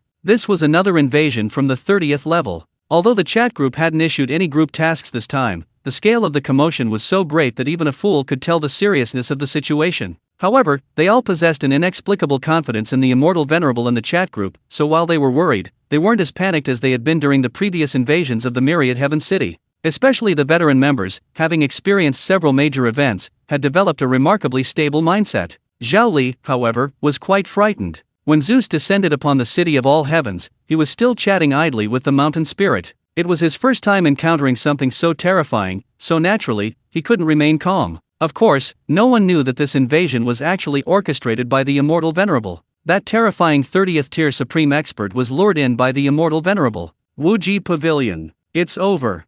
Bai Yu's Law Dao body let out a long sigh. As soon as he finished speaking, the power of the great Dao of spacetime directly suppressed Zeus's great Dao of thunder, then instantly fell silent. Zeus, naturally, was also suppressed. However, even though he was completely suppressed by the great Dao of spacetime, Bai Yu still dared not relax in the slightest. After all, he was a 30th tier supreme expert, he still deserved the respect due to him. Zeus is one of the three supreme gods of the world of Svet, and also one who was born from the very beginning of Svet's existence, much like the chaotic gods and demons of the primordial world. It can be said that the three supreme gods divided all the authority of the world of Svet. The world of Svet does not have a concept of a heavenly Dao, or rather, the three supreme gods are the heavenly Dao themselves. Each of the three supreme gods controls a portion of the world's authority, and together they constitute the complete authority of the world. Therefore, Zeus and Hungjun, the Dao ancestor after merging with the Dao, share similarities but are also completely different. Because above Hungjun exists the heavenly Dao, even after merging with the Dao, he cannot become the true heavenly Dao.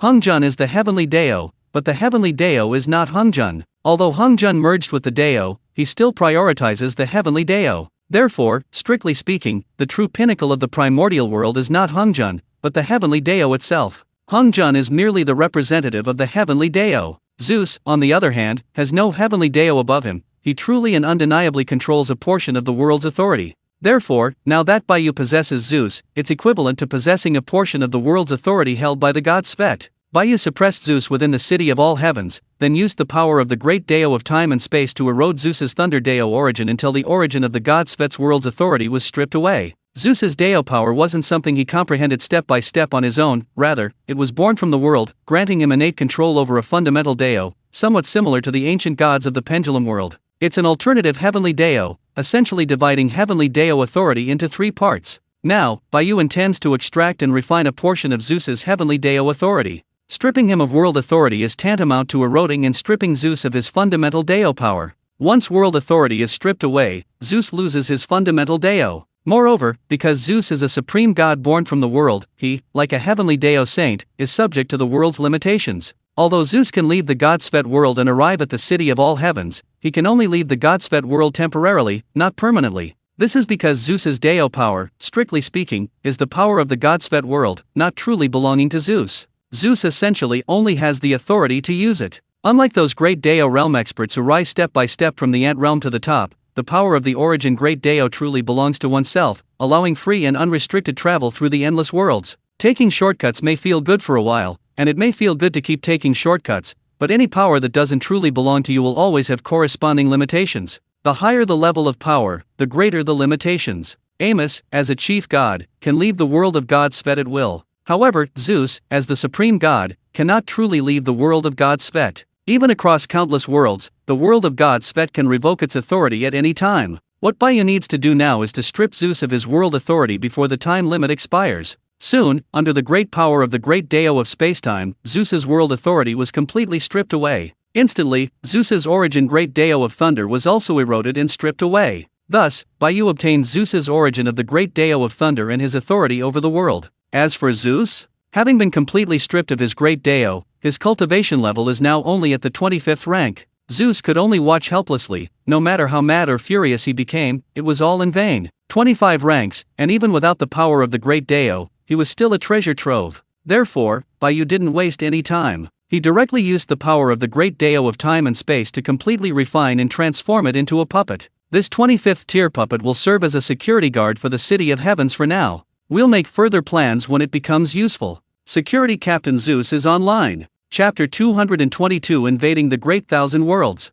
The Wuji Pavilion. In Bai Yu's hand, a ball of purple light swirled, within which purple and white lightning intertwined. A profound and supreme aura of the great Dao permeated the air. In truth, if Bai Yu wished, he could obtain a supreme innate treasure containing the complete essence of the great Dao of lightning right now. However, Bai Yu was unwilling to waste it. After all, Bai Yu's true purpose was to secure the world's origin for the god Svet world, ensuring his own chi flower could steadily bloom to its 12th grade. Using the authority of this portion of the god Svet world, Bai Yu delivered a heavenly decree to the sea god Seth. What is Zeus doing? Seth looked at the heavenly decree before him, somewhat puzzled. However, the decree quickly transmitted a message, a distress call from Zeus. Moreover, it contained Zeus's supreme divine power, so Seth had no doubt whatsoever. After all, this was the aura of the great Deo unique to Zeus, it couldn't be faked. If someone could fake the aura of the great Deo, it meant their level was far superior to his. So why bother? Therefore, Seth naturally had no doubts. So, Zeus really came to ask for help. As a fellow supreme god, the sea god Seth was also shocked. For Zeus to send a distress signal showed the true nature of Zeus's opponent. The opponent definitely possessed supreme power as well. So, should he go to rescue him? Ses hesitated for a moment, but after refining the token of the heavens, he left the world of God Svet without hesitation. Good heavens, if he didn't hurry, that old Zeus would be hogging it all. Although the supreme power of that city of the heavens was problematic and unstable, it still contained two supreme powers. Therefore, Zeus was somewhat outmatched and was now at a disadvantage. Therefore, Zeus sent a distress signal. He specifically told Seth that the two supreme gods working together would be enough to subdue the city of the gods, without needing to involve the sun god Nos. Seth, of course, wouldn't involve Nos. Such an opportunity, no wonder Nos was unworthy. Now Zeus and the city of the gods should be mutually weakened. Seth declared that he would reap the benefits. Let's take down Zeus too, then come back and eliminate Nos. Thus, in the world of God Svet, he, the sea god Seth, would be the sole supreme god. Clearly, Seth and Zeus, as supreme gods, shared the same thoughts, both wanted to become the sole supreme god. And then, nothing more. After leaving the world of God Svet and heading to the city of the gods, Seth followed in Zeus's footsteps. The security force of the city of the gods gained another member. Bai Yu now possesses the origins of the Water Deo and the Thunder Deo, as well as 2/3 of the world's authority over the God Svet world. Now, only one supreme god remains. There's no need for bait anymore, Bai Yu declares, let's just go for it. The advantage is in my hands. The God Svet world. The majestic Deo descends, the power of the two fundamental Deos of time and space stretching across the entire world, the boundless pressure of the Deo suppressing the entire great thousand world. In the celestial realm, the numerous gods, their faces ashen with fear and despair, looked up, their dormant divine power utterly useless. In the main god realm, the main gods fared much worse. Faced with power at the level of the great Deo No, in the God Svet world, this should be called supreme divine power. Faced with supreme divine power, the main gods had long since submitted completely, without a single thought of resistance. Therefore, now, facing this unfamiliar supreme divine power, even though the main gods understood that the God Svet world had been invaded, they still lay there awaiting their deaths, without a shred of resistance. In the supreme god realm, within the sun god's kingdom, Nos was completely dumbfounded. Faced with two entirely new and unfamiliar supreme divine powers, he felt his scalp tingle and his face contorted with fear. He immediately used his world authority to contact Seth and Zeus. However, there was no response. Wait, where are Seth and Zeus? Where did they go? Nos was dumbfounded. Could it be that Seth and Zeus knew a powerful enemy was about to invade and ran away beforehand? Damn it! They didn't even take me with them. Nos felt deeply betrayed and abandoned. But now, the entire world of God Svet was shrouded and suppressed by those two unfamiliar supreme powers. Even if he wanted to escape, he couldn't. Anger, helplessness, resentment, coupled with despair and fear, forced Nos to grit his teeth and charge. The sun blazed overhead, and the sun of God Svet began to unleash endless light. The temperature of the entire world began to rise wildly. Nos no longer cared about the races and creatures on the continent. Now, the arrival of the extraterrestrial evil god was a blatant invasion, so why worry about anything else? The sun's raging flames instantly ignited the entire world. Now, without the two supreme gods, Seth and Zeus, Nos, as the sole supreme god, possessed divine power without any restraint or suppression. The power of the great Deo was unleashed in its entirety, even a vast world was struggling to withstand it. At the same time, because Nos also possessed a portion of the world's authority, it was time for a desperate gamble. Therefore, the world's origin began to boil, frantically consuming itself. Bai Yu, seeing this, panicked. This is mine. My world's origin. Looking at the crazed Nos, Bai Yu wanted to tell him, you have chosen your own death. Using 2/3 of his world authority, Bai Yu directly pulled Nos apart, cutting off his burning world's origin. Zeus. Seth. Is it you? Great. Quick. An extraterrestrial evil god has descended. Attack immediately. Sensing that the burning world's origin was being hindered, Nos immediately realized it was Seth and Zeus. Because, to stop him from burning the world's origin, one must possess world authority. So, Zeus and Seth have arrived. Nos was on the verge of tears, because Zeus and Seth hadn't abandoned him. So, were Seth and Zeus going to take him with them on their escape? No, that's not right. Now that Zeus and Seth are here, there's no need to run away. The invaders are merely two supreme divine powers, we have three. The advantage is on our side. Run? There's absolutely no need to run. This gave the despairing Nasan a sudden glimmer of hope. Unfortunately, no matter how NOS tried to communicate or contact them, Seth and Zeus remained unresponsive. After waiting for a long time, Nos' heart sank. What happened? Where was Seth? Where was Zeus? Could it not be Zeus and Seth? Then, who was preventing him from burning the world's essence? NOS finally realized what was happening, feeling a sense of unease and bewilderment. Besides himself, only Zeus and Seth possessed the authority over the world. So, who had just prevented him from burning the world's essence? NOS felt a chill run down his spine, the thought filled him with dread. This, Chapter 223 Suppressing the Great Thousand Worlds. Beyond the world of God Svet, an ancient city stood amidst the endless chaotic void. Even with the world authority of God Svet, Bai Yu was nothing more than an ant before the sun god Nos. Therefore, Bai Yu simply carried the city of the heavens over. Boundless power of the great Dao of spacetime enveloped the entire world of God Svet, overwhelming it with sheer force and completely suppressing this vast world. With 2/3 of the world authority in hand, the sun god Nos couldn't even burn the world's origin. So much world origin. Bai Yu looked at the massive amount of world origin, somewhat surprised. He hadn't expected God Svet to store so much world origin. Wait, don't you all use it? However, upon closer inspection, the world authority was divided into three by the three supreme gods, which meant that besides maintaining the world's basic operations, using the world's origin required the approval of all three supreme gods. Good heavens, it's still a voting system? Given the irreconcilable conflict between sea god Seth and sun god Nos, any attempt by either to use the world's essence would be blocked by the other. Zeus is even less of a concern. With sea god and sun god locked in a love-hate relationship, he's practically superfluous. This results in the three supreme gods, while possessing some authority over the world and able to utilize the stored world's essence, being consistently vetoed due to frequent disagreements. Of course, the main reason is that the world's essence isn't particularly useful to the supreme gods. Otherwise, given sufficient benefit, even the irreconcilable differences between Seth and Nos would have led to an alliance. Precisely because the world's essence isn't very useful to the supreme gods, it becomes a tool in the struggle between Seth and Nos. However, this ultimately benefits Bai Yu. Such a massive amount of world's essence, it's inexhaustible, absolutely inexhaustible. Compared to this, the world origin he obtained last time was nothing. Even if Bai Yu used the world origin to upgrade the chi flower to the 12th grade, he probably wouldn't use it all.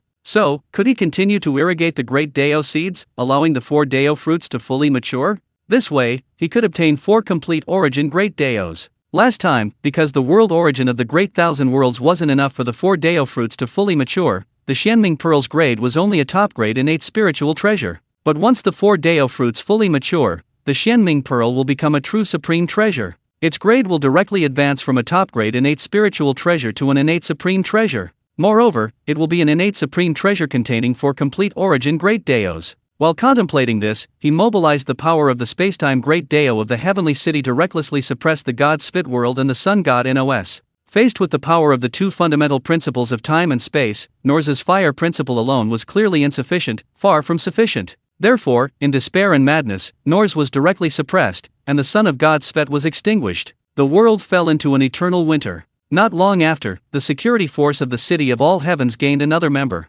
And Bai Yu finally gathered all the world permissions for the world of God Svet. Bai Yu sighed with emotion. It wasn't easy, incredibly difficult. Fortunately, the result was perfect. They had finally conquered this vast world. Of course, without the power of the great Dao of the City of All Heavens, Bai Yu would never have even considered plotting against the great world. It would have been utterly insane and idiotic. However, with the assistance of the spacetime Dao power of the City of All Heavens, the plan could proceed, and the result was perfect. Here, I have to complain about the chat group. They were incredibly cowardly, lacking any sense of adventure whatsoever. With the chat group's help, Bai Yu wouldn't have needed to go through all that trouble. He could have simply overwhelmed them and swept through. Of course, Bai Yu understood. After all, the chat group must have been thoroughly humiliated, perhaps even developing PTSD, so now they just wanted to develop stealthily. However, as the saying goes, the tree may wish to be still, but the wind will not cease. Staying cowardly forever wasn't an option. He couldn't miss any promising opportunities. Bai Yu needs to take some risks to make his chi flower bloom into its 12th stage, unless he can only wait until he obtains enough of the essence of the lesser and middle thousand worlds. Actually, if Bai Yu is patient enough, he can just wait. You see, Bai Yu's breakthrough from Celestial Immortal to his current Tei Golden Immortal was incredibly fast. Right now, the primordial world is still in its very beginning stages, even the great tribulation of ferocious beasts hasn't fully erupted yet. Hung Jun and Luo Ho, the two sixth-ranking beings, are still developing, let alone the three main races of the Dragonhan Great Tribulation: the Dragon, Phoenix, and Kylan, who haven't even been born yet. The primordial world is still a paradise for ferocious beasts. However, Bai Yu is just an ordinary innate being, yet he has broken through to the Tei Golden Immortal level in such a short time. Moreover, it can be said that he is already destined to have his essence, chi, and spirit flowers all bloom into their 12th stages. This is simply a miracle. Of course, Bai Yu also knows that this is all because he has a cheat code system. Without the system, relying solely on his own innate talent, Bai Yu would probably still be struggling to break through from the early to mid-stage of the Celestial Immortal realm. He'd still be painstakingly comprehending the fundamental laws. Bai Yu's innate talent is simply too poor. Although he has innate talent, he's only at the lower grade of the innate level. And the three pure ones? They are innate deities, above the highest grade of the innate level. And Hung Jun and Luo Ho? They are innate gods and demons, above even the highest grade of the innate deities. Each of them, seemingly without any cheat codes, are actually using them. Now, the three supreme gods of the God Spit world have become official security guards of the City of Heavens, and world authority has fallen into Bai Yu's hands. It can be said that Bai Yu is now a being akin to the heavenly Deo of the God Spit world. Even, it's not impossible for him to concurrently serve as the heavenly Deo of the God Spit world. Hung Jun was still cautiously developing his power, while Bai Yu had already assumed the position of heavenly Deo of the Great Thousand World. Of course, none of this was the most important thing. With a wave of his hand, Bai Yu directly knocked all the gods of the Celestial God Realm and the main God Realm down from their divine positions, reclaiming all their power of law. All the gods fell from the God Realm onto the continent.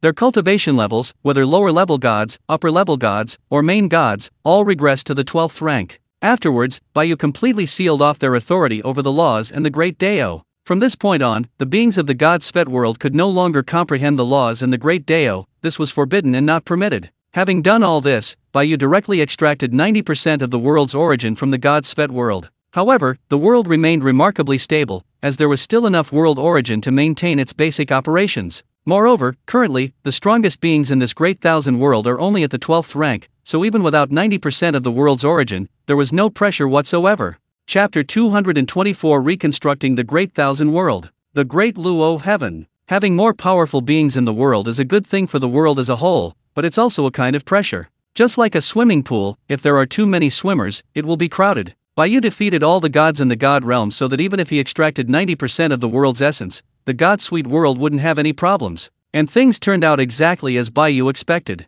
The Great Thousand World is too powerful. As long as there is enough world essence to maintain basic operations, there won't be any problems. It's extremely stable and solid. Unlike the Lesser Thousand World and the Middle Thousand World, let alone extracting 90% of their world essence, even extracting more than half would cause them to die, various problems would frequently occur, and the world order would begin to collapse. Just like the Lotus Lantern world, the primordial Heavenly Venerable was weakened after only extracting 70% of its world essence. Bai Yu didn't want to exhaust the resources of the God Sweet world. Having finally obtained the coordinates of a Great Thousand World, and now that it had been conquered, Bai Yu was unwilling to let it return to chaos. It would be such a waste. This world was capable of continuously and stably producing world essence. Moreover, a stable and completely controlled Great Thousand World was a crucial rear base, a stronghold, and a fallback for Bai Yu. If he could no longer stay in the primordial world, he could simply flee. There was no need to fight to the death. Therefore, Bai Yu only extracted 90% of the world's essence, using it to upgrade the grade of the Chi Flower and irrigate the seed of the Great Deo. Furthermore, Bai Yu also had one of his Law Deo bodies concurrently serve as the heavenly Deo of the God Spit world.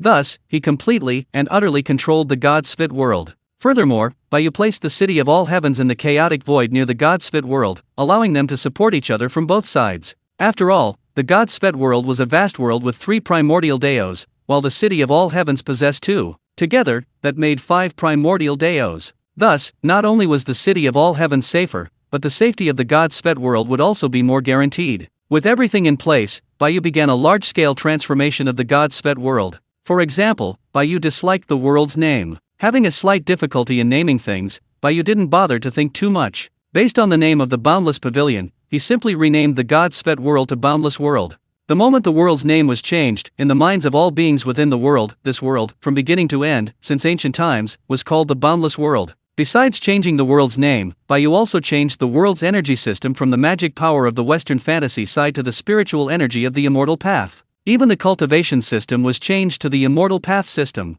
Furthermore, Bai Yu's version is a heavily modified version of the primordial world. The initial stage of a celestial immortal is at the 13th rank, a mystic immortal at the 17th rank, an initial stage of a golden immortal at the 18th rank, an initial stage of a Tei golden immortal at the 22nd rank, and an initial stage of a Deluo golden immortal at the 26th rank. Below the celestial immortal realm, there are only 4 other realms. From lowest to highest, they are refining essence into chi, refining chi into spirit, refining spirit into emptiness, and refining emptiness into the Dao. This top-down, inside-out transformation could be said to have overturned the very foundational logic of the world. Even Bai Yu, the heavenly Dao, was exhausted, and the boundless world was utterly weakened. It had already lost 90% of its original essence, leaving only 10%. With Bai Yu's massive transformation, nearly half of that remaining essence was consumed, barely enough to maintain basic operations and prevent complete collapse. As for the beings on the boundless world continent, all races were severely affected. The collapse of the cultivation system severed the path of cultivation for all living beings.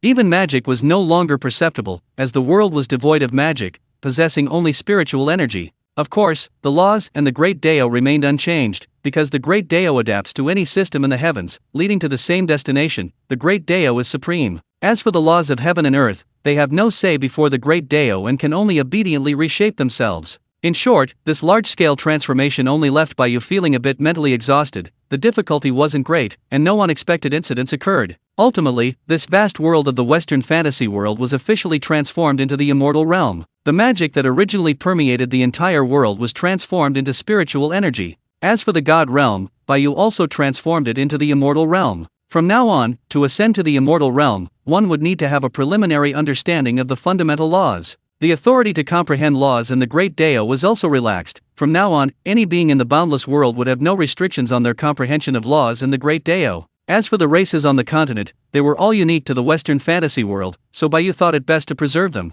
Bai Yu didn't care much about these minor matters. The original celestial god realm and main god realm were transformed into the immortal realm by Bai Yu, and the supreme god realm was transformed into the Great Luo heaven, signifying the highest and most expansive heaven. The Great Luo heaven would henceforth be Bai Yu's Da's training ground in the boundless world. Thus, Bai Yu had another home outside the primordial world. The world of Godsvet was a vast world, lacking the fundamental Dao of reincarnation, but possessing the laws of reincarnation and, naturally, a place for reincarnation. Bai Yu transformed the place of reincarnation into the netherworld, establishing the 6 paths of reincarnation. The immortal realm and the netherworld were devoid of life, thus extremely silent, but the human realm was bustling with undercurrents. The path of cultivation was severed, magic power vanished, and even magic could no longer be used. Because the underlying rules and logic had changed, the magic system was rendered useless. This was a world of swords and magic, therefore, besides magic, there was also battle chi. Although battle chi and magic were vastly different, their underlying structure, with magic power as a crucial energy, remained paramount. It was a fusion of magic power, one's own blood chi, and willpower. Now that magic is gone, battle aura naturally cannot be fused together. In this world, only magic exists as a supernatural energy. Only magic can manipulate, comprehend, and control the laws. All other extraordinary energies, regardless of their specific origins, are fundamentally based on magic. Now that magic has been replaced by spiritual energy, everything needs to be overturned and started anew. The change has only just begun. Because Bai Yu didn't pay attention to these minor details and didn't do anything, the change can only be gradual and very slow. However, all the races and creatures on the continent are extremely agitated. This is understandable. Without supernatural power, how could they not be agitated? The previously incredibly solid and stable hierarchy has begun to crumble. It's just unknown whether kings and generals will emerge, questioning whether they are born with a special destiny. In short, the continent is now a powder keg, ready to explode at any moment. All order will be reshuffled, and the exploration and pursuit of supernatural power will continue unabated. Presumably, soon, those former powerful beings will discover this new supernatural energy, spiritual energy,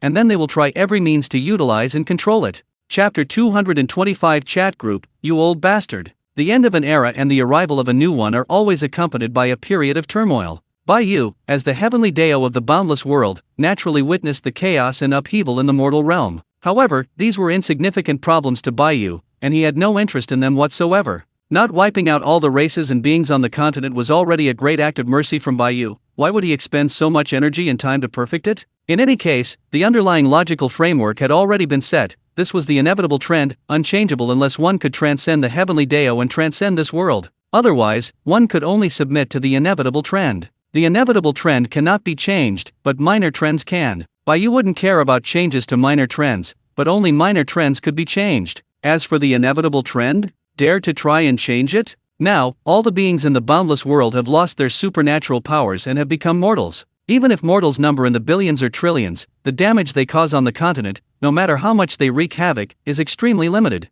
Therefore, Bai Yu declared, you can do whatever you want, however you want. Furthermore, while Bai Yu values the boundless world, he doesn't actually value it that much. Currently, Bai Yu's cultivation level is at the early stage of the 22nd rank of Tei Golden Immortal, and breaking through to the 25th rank of Tei Golden Immortal perfection is only a matter of time. There are no bottlenecks whatsoever. Moreover, whether it's the flower of essence, the flower of spirit, or the flower of qi, they will all surely bloom into 12 grades. Thus, he can begin to comprehend the great Dao of origin. For Bai Yu, comprehending the fundamental Dao was incredibly easy and effortless. With the system's aid in enlightenment, comprehending the fundamental Dao was as simple as comprehending the fundamental laws. This was the moment Bai Yu truly took off, and it was unstoppable. Therefore, Bai Yu didn't value the boundless world, this vast world, that much. Otherwise, if he truly valued it, he wouldn't have neglected the races and beings on the continent, letting them develop naturally. This also shows that Bai Yu had no intention of further advancing the boundless world or elevating its level. Even as a vast world, Bai Yu still treated it as a tool he could discard at any time. Once he broke through to the great Luo Golden Immortal Realm, Bai Yu could use it to comprehend the three fundamental Daos of thunder, fire, and water. However, these three fundamental Daos were extremely common, presumably, the primordial world also possessed them. Thus, the importance of the boundless world decreased several points. It seems it has truly become a resource point for producing the origin of the world. The matter of the God-spit world, also known as the boundless world, has come to an end. The primordial world. Bai Yu looked at his gains this time and couldn't help but reveal a faint smile. Unlike the last invasion of the City of All Heavens, where the MVP was the chat group, and the chat group took the lion's share of the profits, leaving Bai Yu with only a small amount. This time it's different. The chat group simply played dead, not participating. Even though Bai Yu used the power of the City of All Heavens, Bai Yu himself is the City Lord of the City of All Heavens and has the right to use its power. Therefore, Bai Yu didn't need to share his spoils with the chat group. However, in reality, even though the chat group didn't actively intervene, Bai Yu was still utilizing its power.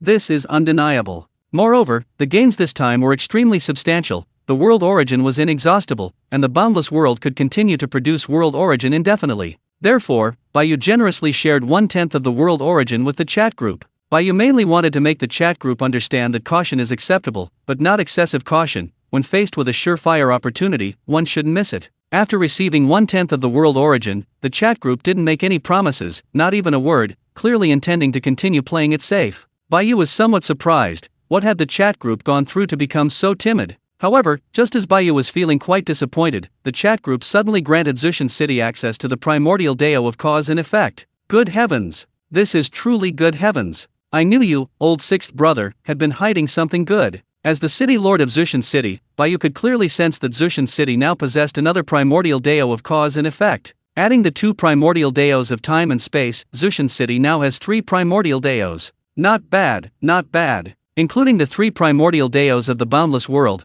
Bai Yu currently has a total of 6 primordial Daos at his disposal. Although he only had the right to use it, Bai Yu didn't care. So what if it was just a right to use it? Others wanted it but couldn't have it. Just like a heavenly Dao saint, although they were subject to the heavenly Dao, how many innate beings and innate deities in the primordial world could only dream of such a thing? Below a saint, all are ants. To put it simply, I've already sunk to the point of eating instant noodles. Why would I care about whether instant noodles are healthy or not? Without the spacetime great Dao of the City of All Heavens, Bai Yu's attempt to scheme against the God-spit world would be tantamount to suicide. Therefore, Bai Yu only cared about what he could gain, not whether the power belonged to him. Just like when Bai Yu first transmigrated to the primordial world and obtained the system, he only felt joy and excitement. As for where this system came from, was there some conspiracy? Bai Yu didn't even bother to think about it. Because overthinking is pointless, futile, and only drains one's energy. Since that's the case, why dwell on such trivial matters? Even if the system truly harbors some conspiracy, even if some invincible supreme being is plotting against him, even if he ultimately perishes because of the system, so what? Having witnessed so many worlds, seen so many landscapes, and encountered so many interesting people and events, it's truly been worthwhile. Before transmigrating, Bai Yu was just a laborer, drifting aimlessly through life, destined to turn to dust after 100 years. After transmigrating, without the system, Bai Yu, with only a low-grade innate talent, would likely never even touch the power of the great Dao. It's wise to know one's own limitations. Before you have the power to resist, it's best to conceal your strength, lie low, and accumulate power for the future. Even if the final result isn't what you hoped for, at least you tried, and you won't have any regrets. Therefore, even though Bai Yu only possessed the right to use 3 of the primordial Daos of the heavenly city, he was only happy, with no other thoughts. How could he not be happy? With 6 primordial Daos in hand, Bai Yu felt terrifyingly powerful. Unfortunately, there were no more Great Thousand Worlds where Bai Yu could test his skills. Well, there was still one Great Thousand World left, the primordial world. However, Bai Yu declared that he dared not touch it, truly dared not touch it. To try would mean certain death. Chapter 226, The Immortal Venerable Bearing a Heavy Burden? Bai Yu has now broken through to the 22nd level of the Tei Golden Immortal Realm. The cultivation of a Tei Golden Immortal is similar to that of a Golden Immortal. It requires imprinting 3,000 fundamental laws onto the primordial spirit before reaching perfection and beginning the 3 flowers gathering at the top stage. Continue in seclusion? Bai Yu actually wanted to find a new cultivation ground. Although this place was his birthplace, and with the concealment and protection of innate formations, it was very safe. Therefore, Bai Yu had never been disturbed by ferocious beasts in recent years. However, Bai Yu was merely an ordinary innate being, his foundation only of low grade. Therefore, the innate formations concealing and protecting him were not of a high grade. As for a cultivation ground, compared to the Kunlun Mountains of the 3 pure ones, Bai Yu's place was merely an ordinary small valley, incredibly shabby. Therefore, Bai Yu had never even considered making this small valley his cultivation ground. However, Bai Yu was still torn. Should he leave now to find a new cultivation ground, ideally the legendary Pendlay Islands? This was Bai Yu's most ideal cultivation ground. These were top-tier cultivation grounds, no less impressive than Kunlun Mountain, the ancestor of all mountains. However, finding the Pendlay Islands was not so simple. Although Bai Yu was already a Tei Golden Immortal, the primordial world was now teeming with ferocious beasts. There was no guarantee he wouldn't encounter a beast at the Deluo Golden Immortal level. While even if he encountered a Deluo Golden Immortal level beast, Bai Yu could simply leave the primordial world and head to the city of the heavens or the boundless world, so there wouldn't be any danger. However, if he had to run away every time he encountered a Deluo Golden Immortal level beast, how much time and energy would that waste? And it would be incredibly frustrating. It would be better to first break through to the Deluo Golden Immortal level, so that he could travel the primordial world more easily and comfortably, seeking opportunities. Thinking this, Bai Yu immediately abandoned the idea of leaving. Good heavens, Bai Yu really didn't want to be the sword god of Shilly Slope. However, this primordial world was far too dangerous. Ahem, comforting himself with this thought, Bai Yu continued his seclusion with a clear conscience. Zushan City. Everything returned to calm. Apart from the addition of 3 more security guards, nothing had changed in Zushan City. The beings within the city understood that Zushan City had won this time, and won decisively at that. The enemy had even breached Zushan City's defenses, leaving Zushan City unscathed. In the Red Pavilion, Lin Daya breathed a long sigh of relief, finally completely at ease. In the Yeawa Pavilion, Shiyuiao also breathed a huge sigh of relief. Zushan City was now extremely important to the chat group members, even more so to her as the group leader, and besides, she was the deputy city lord. Therefore, Shiyuiao was the one who least wanted anything to happen to Zushan City. However, Shiyuiao's thinking was somewhat simplistic. She hadn't considered why, as the deputy city lord, she lacked the authority to mobilize the power of the great Dao of the heavenly city. Only Bai Yu, the city lord, had the authority to mobilize the power of the great Dao of the heavenly city. In the chat group, Demon Realm Supreme, I can already travel to the heavenly city using the heavenly token, so is it over?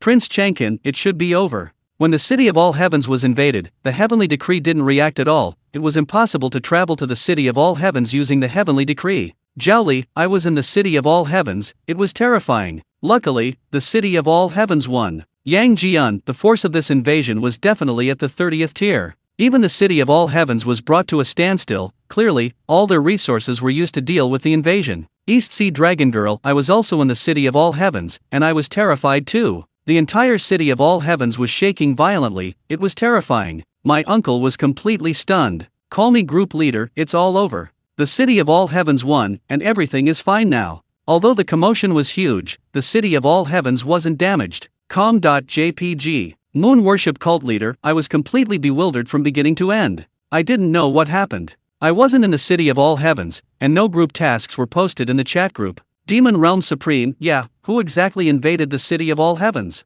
Group owner, do you know? Call me group owner, I don't know, I'm totally confused too. Confused.jpg. Call me group owner at immortal venerable brother, what exactly happened? Confused.jpg. This invasion came suddenly, leaving many people a bit bewildered and not quite able to react, not knowing what was going on. The chat group didn't issue any group tasks, and with the All Heavens token inactive, they couldn't travel to the city of All Heavens through it. Shiyuiao, Yancai, and Zhaoli, although in the city of All Heavens, were completely bewildered. Immortal, a 30th tier supreme expert from a great world, invaded the city of All Heavens, but the matter has been perfectly resolved, no need to worry. Bai Yu only said this briefly, without providing a detailed explanation or recap, nor did he upload the information about God's Svet to the group files. Upon seeing the Immortal Venerable's words, no one in the group continued to inquire. After all, this was a vast world, and someone at the 30th level far too distant for them to ponder further. Since the matter had been perfectly resolved, that was enough. The Immortal Venerable clearly didn't want to elaborate.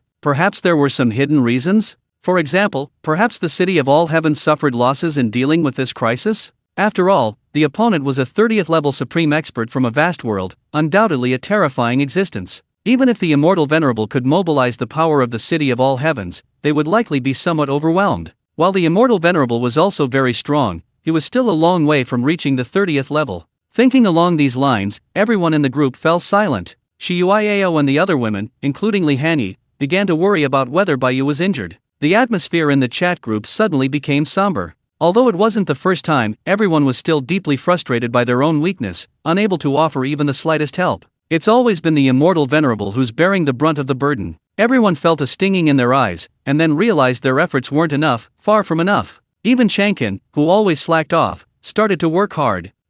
It's just unknown how long Changkin's enthusiasm will last, a year? Or 10. Bai Yu had no idea what these people were imagining, otherwise, he would have been speechless. The world of the 8 immortals. The Dragon Palace of the East Sea. They're back. They're finally back. It was terrifying, absolutely terrifying. The Dragon King of the East Sea sat on his throne, his face filled with palpitations and fear. As he spoke, he patted his pounding heart. It was clear that the Dragon King of the East Sea was quite frightened. A dignified 13th tier being, yet he was so frightened. It was utterly undignified, utterly disgraceful. And Yancai was still here. Fortunately, only Yancai was with him now, no other members of the Dragon Clan, otherwise, he would have lost all face. Seeing her uncle like this, Yancai couldn't help but laugh. It was the first time she had ever seen her uncle so distraught. Uncle, those who invaded the city of All Heavens were beings of the 30th rank from a great thousand world. Therefore, it's understandable that you lost your composure, uncle. Yes, of course, Yancai didn't say the last part aloud, but the East Sea Dragon King understood and readily accepted the offer. I see. That makes sense then. Chapter 227. A shocking move. Old Yu moves to the Spirit Spring world. After a long while, the Dragon King of the East Sea finally calmed down somewhat. He had truly seen something extraordinary this time. He didn't understand what that power was, but it was terrifying beyond measure. The power of laws was utterly useless against it, like paper. He hadn't expected that even the city of All Heavens would be invaded, and by sheer coincidence, he had been caught in the crossfire. Fortunately, the city of All Heavens won, otherwise, he would have perished there. It was far too dangerous. While the myriad realms were incredibly diverse, they were also undeniably dangerous. Indeed, great opportunities always come with great dangers. However, the Dragon King of the East Sea said he could accept it all. Now, having regained his senses, he found it incredibly exciting. A man is a boy until death, and even the Dragon King of the East Sea was filled with youthful exhilaration at this moment. Uncle, I'm entrusting all matters concerning Zushan City and Kaiun Pavilion to you. Yancai, seeing her uncle's mood had softened, spoke up. Yancai, are you really not going to care about anything anymore? The East Sea Dragon King said somewhat helplessly. Am I the only one who craves power? These young people, I really don't understand them. Uncle, strength is the most important thing. I haven't even become an immortal yet, I'm the weakest in the chat group.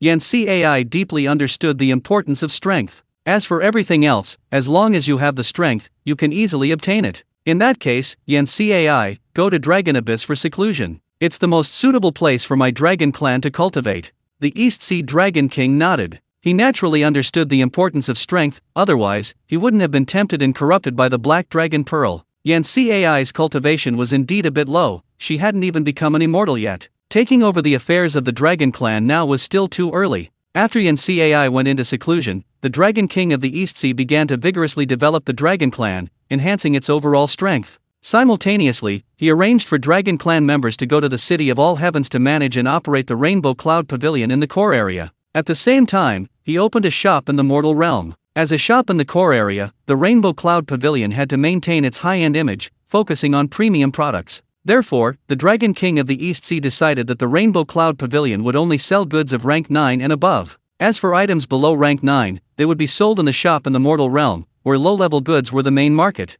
The Rainbow Cloud Pavilion wasn't far from Yubukin's Gentleman's Pavilion, so Yubukin naturally observed the Dragon King's actions, feeling somewhat bewildered. Wait, why open a shop in the mortal realm when there's already a shop in the core area? Are goods below rank 9 not presentable? Then just put them on the first floor. Just like Yubukin's Gentleman's Pavilion, the first floor sells tier 1 items, the second floor sells tier 2 items, and so on. Yubukin thought this arrangement was excellent, very comprehensive and perfect. Customers simply went to the corresponding floor to find the item of the desired tier. Therefore, Yubukin found the East Sea Dragon King's bizarre actions incomprehensible. Was the Dragon Clan too wealthy, or were the resources of the Four Seas too abundant? Did they need to open branch stores to sell their wares? He didn't understand, he really didn't understand. However, despite his incomprehension, Yubukin didn't approach Cai to ask, he wasn't familiar with her. Senior brother, what are you daydreaming about? We're about to set off. At this moment, Ningzongs came out and walked to Yubukin's side, asking with a puzzled look. Nothing, junior sister, is everything ready? Yubukin snapped out of his reverie, shook his head, and banished the random thoughts from his mind. Ling Shan's side is all ready. We can head to the Spirit Spring World. Ningzongs nodded solemnly. This time, the entire Huashan sect was attacking another world, and they were even moving to that world. Oh, it shouldn't be called the Huashan sect anymore, but the Tewa Immortal sect. The Spirit Spring World, although only a small world, is a cultivation world on the path of immortality, far superior to the Smiling Proud Wanderer world. This is also the world Yubukin has his eye on, the world they want to move to. This small world is called the Spirit Spring World because, according to legend, at the beginning of the world, there was a spring that nourished all living beings. The source of all spiritual energy in the world is this spiritual spring. Therefore, this world is called the Spiritual Spring World. The Spiritual Spring World is a pure cultivation world, consisting of 3 realms: the human realm, the spirit realm, and the immortal realm. The highest level of cultivation in the human realm is the nascent soul stage, after which one can ascend to the spirit realm. Cultivators at the Mahayana stage can ascend to the immortal realm. Although the Spiritual Spring World has an immortal realm, it is merely a minor world. Therefore, the strongest being in the immortal realm is only a 12th tier Tei Golden Immortal. It can be said that they haven't even reached the level of the laws. However, it can be seen that the Spiritual Spring World is powerful enough, considered a top tier minor world. Yubukin's cultivation level is only at the 9th tier, which is the lowest level in the immortal realm. Therefore, Yubukin does not intend to move to the immortal realm of the Spiritual Spring World, but rather to the spirit realm. The strongest beings in the spirit realm are 8th tier Mahayana cultivators. Furthermore, once a cultivator in the spirit realm breaks through to the Mahayana stage, they must either immediately undergo tribulation, or, if they wish to prepare, they have only 1,000 years. Therefore, regardless of whether you want to delay, once you break through to the Mahayana stage, you must undergo tribulation within 1,000 years. Successful tribulation leads to ascension to the immortal realm. Failure to undergo tribulation results in death and dissipation. As for the concept of loose immortals, there is no such thing in the Spirit Spring World. Tribulation has only 2 possibilities: success leads to ascension, failure leads to death. To disintegrate and become a loose immortal? There's no such thing as a free lunch. Of course, the rules are different in every world, but this is the rule in the Spirit Spring World. Therefore, the strongest beings in the spirit realm are 8th tier Mahayana cultivators. Yubukin, a 9th tier cultivator, could easily slaughter everyone in the spirit realm. Of course, while Yubukin wasn't a native of the Spirit Spring World, he couldn't completely ignore its rules. Therefore, Yubukin couldn't reveal a cultivation level exceeding the Mahayana stage in the spirit realm, otherwise, the spirit realm's rules would detect it, and the guiding light would descend. Of course, it was precisely because Yubukin wasn't a native of the Spirit Spring World that he could deceive its rules. As long as he didn't reveal a 9th tier cultivation level, he wouldn't be detected by the spirit realm's rules. As for the native cultivators of the spirit realm, there's no way to hide it. Even if you break through in a grotto heaven world, as long as you're still within the Spirit Spring World, you can't conceal it. Unless you travel to another world to break through. To this, Yubukin replied, I can't reveal my 9th tier cultivation, but I still have my immortal artifact. While the spirit realm also possesses immortal artifacts or incomplete ones, Mahayana stage cultivators cannot unleash their full power. Yu Buchan, however, can unleash the full power of his immortal artifact. Thus, the difference in skill is immediately apparent. Even if he can't use his 9th tier cultivation, what difference does it make if he can unleash the full power of his immortal artifact? Chapter 228. This fairy island is wonderful, I want it. The Spirit Spring World. The Spirit Realm, Eastern Region, Central State. The Eastern Region is the strongest of the 9 regions of the Spirit Realm, and the Central State, located in the core area of the Eastern Region, boasts the richest spiritual energy and the most powerful individuals. After Yu Buchan led the Teiwai Immortal sect to the Spirit Realm, they didn't discreetly find a place to rest. Instead, they headed straight for the Central State.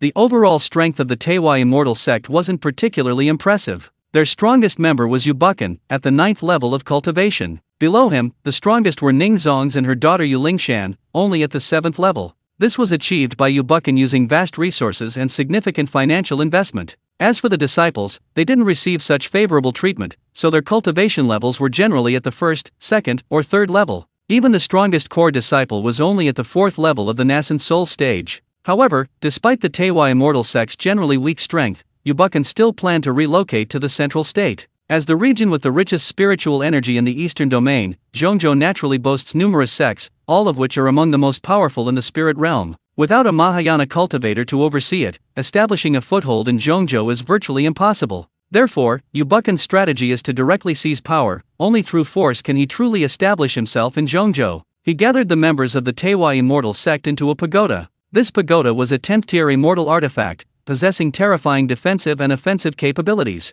Furthermore, it contained a small space capable of accommodating living beings. Then, Yu Buchan, with a jewel atop his head, standing on a lotus flower, wielding a sword, and surrounded by a swirling mirror, appeared. These 4 magical treasures were all immortal artifacts, but all were 9th tier. The 10th tier pagoda, however, was kept by Yu Buchan as a trump card. With these 4 immortal artifacts in hand, Yu Buchan casually flew towards Tianqian Island in Zhongzhou. Tianqian Island is a floating island with 3 8th order spiritual veins and 18 7th order spiritual veins, its spiritual energy incredibly dense, making it a top-tier cultivation holy land in the entire central continent. Yu Buchan declared, "This island is excellent, I want it." Of course, such a prime location already has an owner. The Song clan of Tianqian Island, though a single family, boasts 6 Mahayana stage ancestors and even possesses an inherited immortal artifact. This isn't a fragmented artifact, but a complete one. It is precisely because of this artifact that the Song clan of Tianqian Island has been able to stand firm in the central continent for millions of years, with a continuous line of Mahayana stage cultivators, and has consistently maintained Tianqian Island as a top-tier cultivation holy land. Tianqian Island is located in the north of the central continent, bordering the 100,000 mountains even further north. Below Tianqian Island lies Tianqian Lake, the 3rd largest lake in the central continent. Tianqian Lake stretches over 100,000 li from east to west and 80,000 li from north to south, making it a small inland sea. Moreover, it is rich in spiritual energy and has numerous spiritual veins, resulting in abundant resources. Under the management of the Song clan, these resources account for more than 30% of the clan's total income. Tianqian Island lies above Tianqian Lake. While not as large as the lake itself, it is still considerable, measuring over 10,000 li from east to west and over 8,000 li from north to south. Of all the top cultivation holy lands in the entire central continent, Tianqian Island is the smallest due to its floating island status. If it weren't for its 3 8th order spiritual veins and 18 7th order spiritual veins, the Song clan wouldn't even consider it. It's genuinely quite small. Therefore, only the core members of the Song clan can reside on Tianqian Island, the rest are relocated to the area surrounding Tianqian Lake. In fact, normally, Tianqian Lake and Tianqian Island together would constitute a true top cultivation holy land, at least in terms of size. Yu Buchan, without any concealment, openly and brazenly released his Mahayana stage cultivation aura, thus alarming countless people wherever he went. Of course, under the terrifying aura of a Mahayana stage cultivator, cultivators below the Mahayana stage, even if extremely shocked, could only tremble with fear and slink away, let alone watch. Below the Mahayana stage, all are but ants. However, the most shocked and horrified were the Mahayana stage cultivators themselves. They were all terrified. Good heavens! What Mahayana stage ancestor would carry around immortal artifacts? Even more outrageous, there were actually 4 immortal artifacts. This is truly unbelievable. Wherever Yu Buchan went, all the Mahayana stage cultivators looked as if they had seen a ghost. There was no way around it, it was simply too terrifying. Those were 4 immortal artifacts. The Song clan of Tianqian Island possessed only 1 immortal artifact, yet it stood firm in the central continent for millions of years, and had always maintained its dominance over Tianqian Island. This shows just how valuable immortal artifacts are. You must know that immortal artifacts are very rare in the spirit realm, especially complete immortal artifacts, which are even rarer. There are sects and forces that possess multiple immortal artifacts, but possessing 4 is truly frightening. Moreover, this Mahayana stage expert, possessing 4 immortal artifacts, has actually gone out carrying them. What is he planning to do? Judging from his clear objective, it's self-evident that he's going to fight north. This Mahayana stage cultivator carrying 4 immortal artifacts is heading north. So, is it the Divine Firmament Sword sect? Or the Zhao clan of Yunshan? Or perhaps the Song clan of Tianqian Island? It can't be the demon race of the 100,000 Mountains, can it? These are the top-tier forces in the north of Central Continent. As for the first and second-tier forces, there's no need to even think about it, they're definitely not them. Only top-tier forces have the authority to send a Mahayana stage cultivator to fight with immortal artifacts. Although first and second-tier forces may have Mahayana stage cultivators, only those forces with immortal artifacts as their weapon are truly top-tier forces.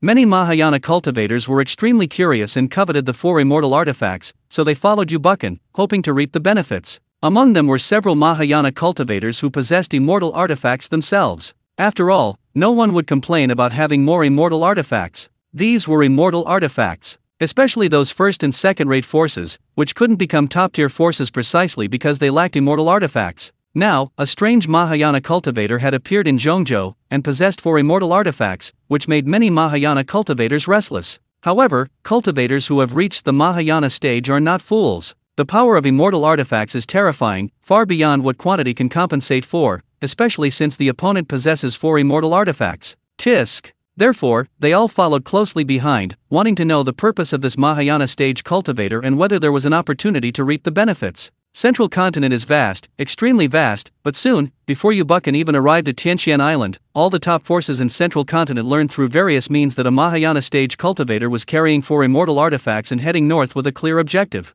Looks like he's going to fight. Moreover, carrying 4 immortal artifacts, this is clearly an attempt to destroy sects and clans. Then, the top forces in the north of Central Continent began to panic. Damn it, he's coming for me. Chapter 229. The guest arrives. The power of the immortal artifact. The top powers in the northern part of Zhongzhou were in a state of panic. After all, who wouldn't be alarmed to see a Mahayana cultivator carrying 4 immortal artifacts? However, neither the Shenxiao sword sect, nor the Zhao clan of Yunshan, nor the Song clan of Tianqian Island recognized this unfamiliar Mahayana cultivator, let alone expecting a Mahayana cultivator to come knocking on their door with 4 immortal artifacts. What deep-seated grudge could this be? But they clearly didn't recognize each other. Could it be that this Mahayana cultivator's target was the demon race of the 100,000 Mountains? Very likely. Of course, despite this suspicion, these top powers all began activating their clan, sect, protection formations and simultaneously reviving their immortal artifacts. After all, it's better to be safe than sorry. Faced with a Mahayana cultivator carrying 4 immortal artifacts, no one dared to gamble. As for the numerous first-rate and second-rate forces in the northern part of Central Continent, they were completely unfazed, utterly unconcerned. They even had the leisure to watch the spectacle unfold, speculating about the identity of this Mahayana cultivator's target. While all the top forces in Central Continent were extremely domineering and ruthless, they were remarkably friendly and courteous to other top-tier sects or families, sometimes even forming marriage alliances. After all, no one is a fool, everyone knows what maximizes their own interests. Even though there are frequent conflicts of interest among top forces, they always keep them within limits, preventing other top forces from reaping the benefits. This is why these top forces in the north believed that Yubukan's target was the demon race of the 10,000 Mountains, because there really wasn't any enmity between them. It really wasn't to the point of destroying their clan and annihilating their family. Unfortunately, Yubukan didn't come to invade the spirit realm, he came to join it. Yubukan thought, I've come to join this family with goodwill. No, I should say to join the spirit realm, so shouldn't you, the spirit realm, give me, your honored guest, a proper welcome? What? You won't even give me a place to stay? Since you won't give me a place, then don't blame me for forcibly taking it. Then, Yubukan pointed his hand, pointing towards the central continent of the eastern region, and then waved his hand in a circle, circling around to indicate Tianqian Island. The guest has arrived. Even from a great distance outside Tianqian Lake, with Yubukan's 9th level cultivation, he could clearly see Tianqian Island. As expected of a top-tier cultivation holy land, it's simply breathtaking. The misty clouds create a scene like a fairyland. This mist is formed from the vaporization of spiritual energy, demonstrating just how dense the spiritual energy of Tianqian Island is. Compared to Tianqian Island, Mount Hua in the Laughing at the World is practically a small hill. Excellent! Excellent! This immortal island truly belongs to me, Yubukan. Upon seeing the actual object, Yubukan nodded with great satisfaction. It's only because Yu Buchan's strength isn't sufficient, and he doesn't possess a 16th tier supreme treasure like the old members, that he wouldn't need to use the spirit realm as a springboard. He could directly conquer the entire world like the moon worship cult leader. There's no other way. Lacking the strength and unable to afford a 16th tier supreme treasure, he can only proceed slowly. Currently, Tianqian Island is protected by a protective array. At the core of the array is a complete 9th tier immortal artifact, radiating ethereal immortal energy and awe-inspiring immortal power, protecting the entire Tianqian Island relentlessly. As for Tianqian Lake below, one array after another was activated, ultimately forming a new and largest super-large array together with the island protecting array above. Therefore, this is a double array. It's clear that the Song Clan Immortal Clan was fully prepared. Even though activating the double array requires a massive amount of spirit stones and resources, they had no choice but to prepare thoroughly beforehand, as they dared not gamble. Not only the Song Clan Immortal Clan, but also the Zhao Clan Immortal Clan of Yunshan and the Shenxiao Sword Sect were prepared. Even the demon race of the 100,000 Mountains was prepared. Clearly, no one was uneasy facing a Mahayana cultivator carrying 4 immortal artifacts. Seeing Yu Buchan stop outside Tianqian Lake, all the top forces understood that the Song Clan Immortal Clan was doomed. Even with the Song Clan activating the double array and having complete immortal artifacts as the core of the array, their fate was still extremely precarious. The sheer power of those 4 immortal artifacts was terrifying. As everyone expected, Yu Buchan completely ignored the double array and the 9th tier clan protecting immortal artifact. On the surface, he was an 8th tier Mahayana cultivator, but in reality, he was a 9th tier immortal. With a thought, the precious mirror swirling around him paused, then shot straight into the sky, its surface facing Tianqian Lake, its immortal light blotting out the sun. Boom! A deafening roar resounded throughout the entire world. The roar traveled very far. All Mahayana cultivators in the entire northern part of Central Continent, and even the entire Central Continent, could hear it and feel the terrifying immortal light. This was the light of an immortal artifact, the power of an immortal artifact. All the top forces in Central Continent felt a chill in their hearts, and then involuntarily began to communicate with their own immortal artifacts before they could feel at ease.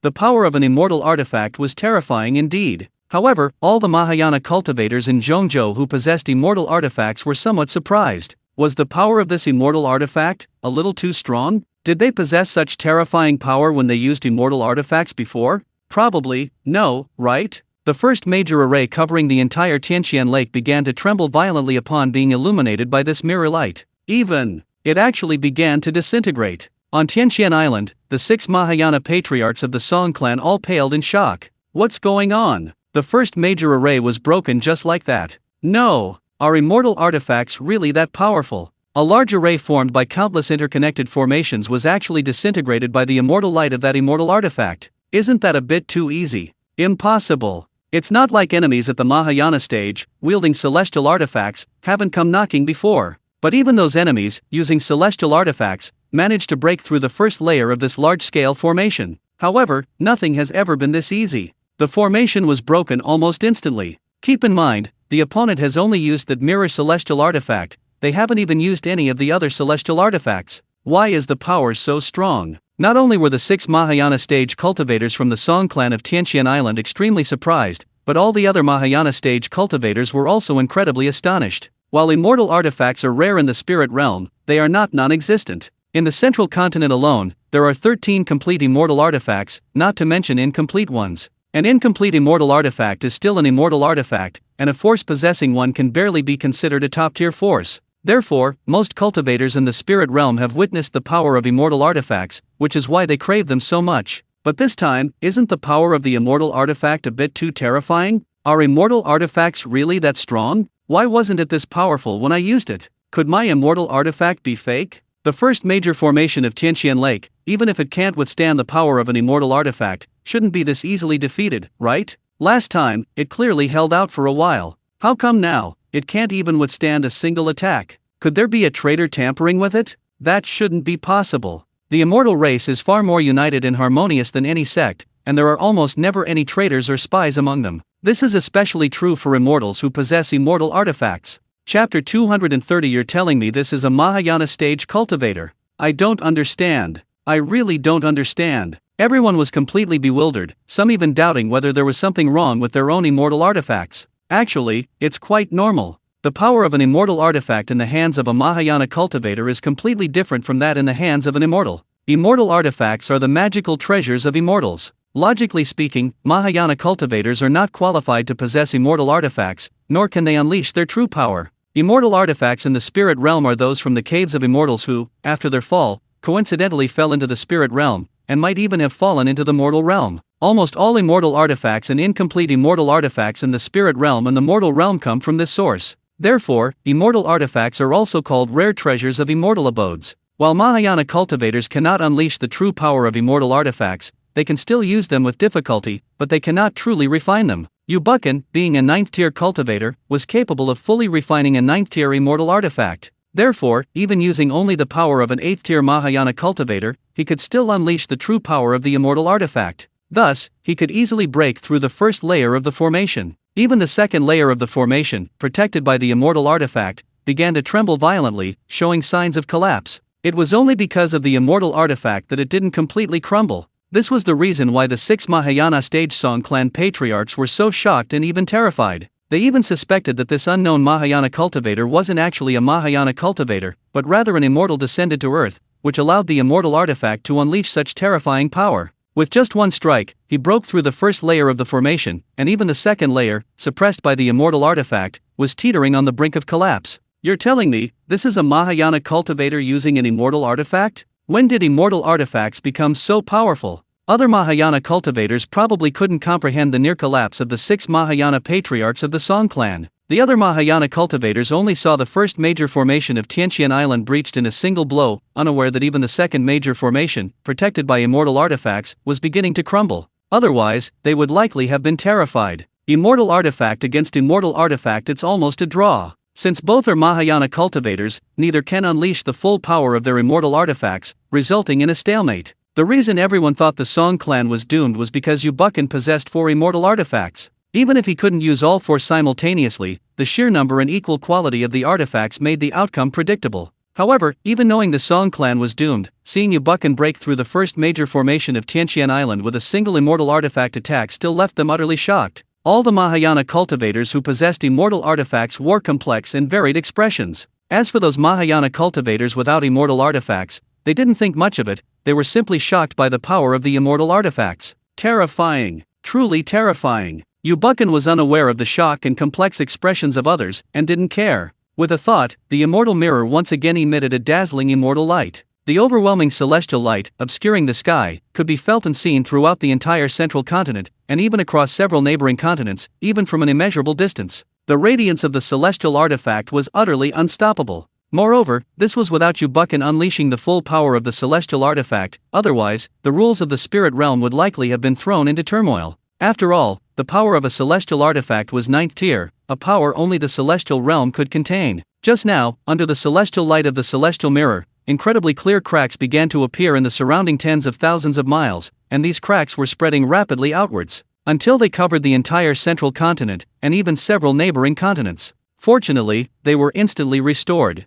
At the same time, the celestial light of the celestial artifact mirror began to dissipate, and the protective array of Tianqian Island naturally crumbled completely, offering no resistance whatsoever. The celestial artifact of the Song clan, however, remained undamaged, its celestial light waning, seemingly weakened. The Song clan suffered heavy casualties, with most members killed or wounded. The grand formation required cultivators to maintain its stability, and its forced breach naturally resulted in a backlash. Furthermore, despite possessing a celestial artifact, the Song clan couldn't protect all its members against the power of the immortal weapon. Didn't you see how the Song clan's celestial artifact weakened completely? This was because it had to withstand the attack of the immortal mirror while protecting its members on Tianqian Island, causing its power to be greatly depleted. Even so, the members of the Song clan on Tianqian Island were still severely injured, and even the 6 Mahayana stage patriarchs of the Song clan suffered significant backlash. After all, using the power of a celestial artifact, even for Mahayana stage cultivators, comes at a price. Seeing this, Yu Buchan retrieved the treasure mirror, and then, with a thought, hurled his immortal sword at the 6 Mahayana stage patriarchs of the Song clan. A dazzling sword light ripped through the sky, causing chaos and destruction in its wake. Not only was the air torn apart, but even space itself cracked. Indeed, the space of the spirit realm was far too fragile. Ultimately, the spirit spring world was merely a minor world. Even the most powerful minor worlds had their true core in the immortal realm. Therefore, the space of the immortal realm was the most stable and solid. Tianqian Island. The 6 great ascension stage Song clan patriarchs, seeing the sword light hurtling through the air, paled in shock and fear. They were also filled with helplessness and frustration, even wanting to unleash a torrent of curses. What grudge did they hold against them? Why didn't they ask what they wanted first? This could all be discussed. Even if it was Tianqian Island, that could be negotiated. Why did they attack without saying a word? What kind of logic is this? Shouldn't the proper procedure be to first use diplomacy, then resort to force, and only continue negotiations after winning the battle?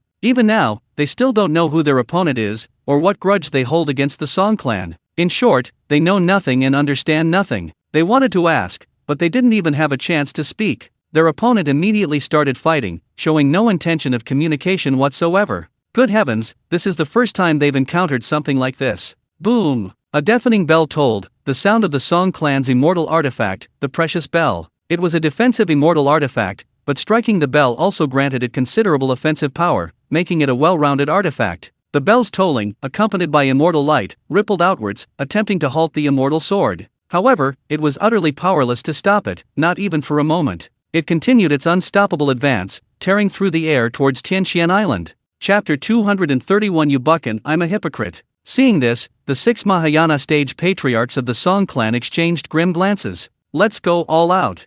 One of the Song clan patriarchs said in a deep voice. That's the only way. Alas, I hope my Song clan can survive this calamity. With that, the 6 Song clan patriarchs began to fully circulate their inner magic power, activating their immortal artifacts, directly sacrificing their lives to unleash their maximum power. Instantly, an earthen yellow bell shot straight into the sky, terrifying immortal light bursting forth, and an immeasurable, heavy aura sweeping in all directions. Then, it headed straight for the immortal sword, intending to engage in a simple and brutal head-on collision. Logically, the bell was a defensive immortal artifact, but the immortal sword was designed to penetrate from a single point. Moreover, even with the 6 Mahayana stage patriarchs of the Song clan sacrificing their lives to fully activate their immortal artifacts, they couldn't unleash their full power. It could only unleash the full power of the immortal artifact. Naturally, even a defensive immortal artifact would be powerless against a sword unleashed at its full strength. If it were in the hands of a 9th tier immortal, Yubukan's immortal sword certainly wouldn't be able to break through the immortal bell's defenses. But now, boom, buzz. The collision of the two immortal artifacts was earth-shattering. Everyone in the entire central continent could hear it clearly, and those nearby even went deaf. It was a battle between immortals, where mortals suffered. Crack! However, the immortal bell only held out for a short while before cracks appeared, and it began to recoil violently. As for the 6 Mahayana stage ancestors of the Song clan, their faces were contorted in rage, blood flowed from their 7 orifices, their internal magical power began to burn wildly, and their bodies began to operate beyond their limits, developing crack after crack. Seeing this, the members of the Song clan Immortal clan, recklessly, used their magical power transfer techniques to pour all their energy into the immortal bell. The Song clan Immortal clan was unlike Yubukan's Teiwa Immortal sect, whose members, apart from their leader Yubukan, were a bunch of misfits. The Song clan Immortal clan had stood firm in the central continent for millions of years, maintaining Tianqian Island as a sacred cultivation ground, demonstrating its profound foundation. While they only had 6 8th-tier Mahayana cultivators, they boasted over 27th-tier integration stage cultivators, and more than 10 6th-tier void refinement stage cultivators. It was terrifyingly powerful. Among the top forces in the central continent, they were absolutely top tier. Furthermore, they were the dominant force in the northern part of the central continent. Even though Tianqian Island was located on the edge of the 10,000 mountains, it remained very stable, without any major turmoil, and the demons of the 10,000 mountains dared not set foot in the central continent. It can be said that Tianqian Island and Tianqian Lake are actually the northern barrier of Zhongzhou, the front line against the invasion of the demon race from the 100,000 mountains. The 100,000 mountains cover an extremely vast area, its mountain range even traversing several major states in the eastern region, demonstrating its immense size. Now, the Song clan Immortal clan faces a life-or-death crisis, and all remaining members are fighting desperately. This shows that the Immortal clan is indeed more united than sex. Their cohesion is terrifying. Of course, it's also possible they couldn't escape, forced into a corner, and had no choice but to fight to the death. However, even so, quantity sometimes cannot compensate for a lack of quality. Many ants might kill an elephant, but they can't kill Ultraman. One beam of light, and they're all gone. Therefore, the result is obvious. Even though Yubukan was extremely surprised by the unity of the Song clan, he still wouldn't feel any pity and show any mercy. Eliminating the root of the problem was Yubukan's life motto. Yubukan thought, please, although I'm the gentleman's sword, I'm not a real gentleman. I'm a hypocrite. Have you ever seen a hypocrite show mercy to their enemy? Also, don't destroy my Tianqian Island. That's my future home. So, Yubukan, with a thought, sent the precious pearl above his head streaking across the sky to the sky above Tianqian Island. It then froze the entire island in Tianqian Lake, preventing them from being damaged by the power fluctuations caused by the collision of the immortal artifacts. The 6 Mahayana stage patriarchs of the Song clan were furious. So, their target really was Tianqian Island. You wanted Tianqian Island? Why didn't you say so earlier? It's not like we can't discuss it. We should value peace. It's not like my Song clan can't give you Tianqian Island, or even our family treasury. Is that alright? Peace brings wealth, brother. Why must we fight to the death? Alas. Unfortunately, it's too late now. The enemy is too unreasonable. We could have resolved this peacefully. Why did we have to go this far? The spirit realm is about human relationships and social interactions, not fighting and killing. Furthermore, Tianqian Island isn't even the top cultivation holy land in the eastern region. It only has 3 8th-order spiritual veins. In the south, the Yunmen Marsh is not only vast but also boasts even more breathtaking scenery than Tianqian Island, and it has 5 8th-order spiritual veins. That's the true top cultivation holy land in the eastern region. You have 4 immortal artifacts. You could have easily taken Yunmen Marsh. Why did you have to take Tianqian Island from my Song clan? The 6 Mahayana stage patriarchs of the Song clan felt they had suffered an undeserved calamity. They truly couldn't understand why their opponent didn't go after the top cultivation holy land, but instead tried to take Tianqian Island, which wasn't even in the top 3. Speechless. Was it picking on the weak? But Tianqian Island isn't the weakest target. I don't understand. I really don't understand. However, Yu Buchan paid no heed to their complaints and absurdity. His goal was the entire spirit realm. Tianqian Island was merely a small part of it. 3 8th-tier spiritual veins were more than enough for the Teiwai immortal sect to develop. As for Yu Buchan himself, the spiritual energy generated by the veins was useless to him. What Yu Buchan needed was immortal spiritual energy, which required immortal spiritual veins. Therefore, Yu Buchan only needed a magical artifact to house the immortal spiritual veins within his own magical world, which would satisfy his daily cultivation needs. There was no other way. With sufficient resources, Yu Buchan could simply spend real money. His requirements for immortal spiritual energy weren't actually that high, just meeting basic cultivation needs was enough. In the early stages of immortal cultivation, the environment is extremely important. In a completely depleted spiritual environment, spiritual energy and immortal energy cannot be replenished, and one's internal mana diminishes with each use. However, once one reaches the mid-stage of the immortal path, the stage of beginning to comprehend the fundamental laws, the need for a rich spiritual environment becomes less critical. As long as laws exist in the world, mana will be inexhaustible. Comprehension of these laws is paramount. Regardless of the type of world, its fundamental structure is based on laws. Therefore, laws exist in every world, and naturally, the cultivation environment becomes less important. Abundant spiritual energy is ideal, but a completely depleted spiritual environment is also acceptable. Of course, for those below the 13th rank, before comprehending the fundamental laws, a rich spiritual environment is incredibly important, even the most crucial. Because without replenished mana, it's fatal, one's entire strength and all techniques become useless. Chapter 232. We can only suffer for the Song Immortal clan for now. No matter how furious the 6 Mahayana stage patriarchs of the Song Immortal clan were, the situation had already reached this point. Moreover, it was clear that the other side had no intention of a peaceful resolution. They were clearly aiming for the annihilation of the entire clan. Even though all the remaining members of the Song Immortal clan were pouring their lives into the Immortal Bell, they were still powerless against the Immortal Sword. The gap was simply too vast, far beyond what numbers could bridge. The other top powers in the central continent simply watched, observing the Song Immortal clan's demise without any intention of intervening. After all, in the central continent, neither immortal clans nor sects were permanent. Even though the Song Immortal clan had stood in the central continent for millions of years, it wasn't like no other power had ever been destroyed in a million years. Therefore, the other top powers could only feel a slight sense of loss at the Song Immortal clan's demise. As for offering assistance, they didn't even have the thought, let alone the courage. It's truly a case of trying and dying. Faced with a Mahayana cultivator carrying 4 immortal artifacts, they were panicked and dared not offend him. Therefore, they could only let the Song Immortal clan suffer for now. Moreover, the other party's intentions were clear. He was here for Tianqian Island. So, this Mahayana cultivator with 4 immortal artifacts wanted to establish a power base in Zhongzhou? If that's the case, even if the Song Immortal clan were gone, the strength of Zhongzhou wouldn't decline. On the contrary, it would greatly increase. In that case, no top power would offer any assistance to the Song Immortal clan. Although the top powers of Zhongzhou would form alliances through marriage, at this time, even marriage ties were useless.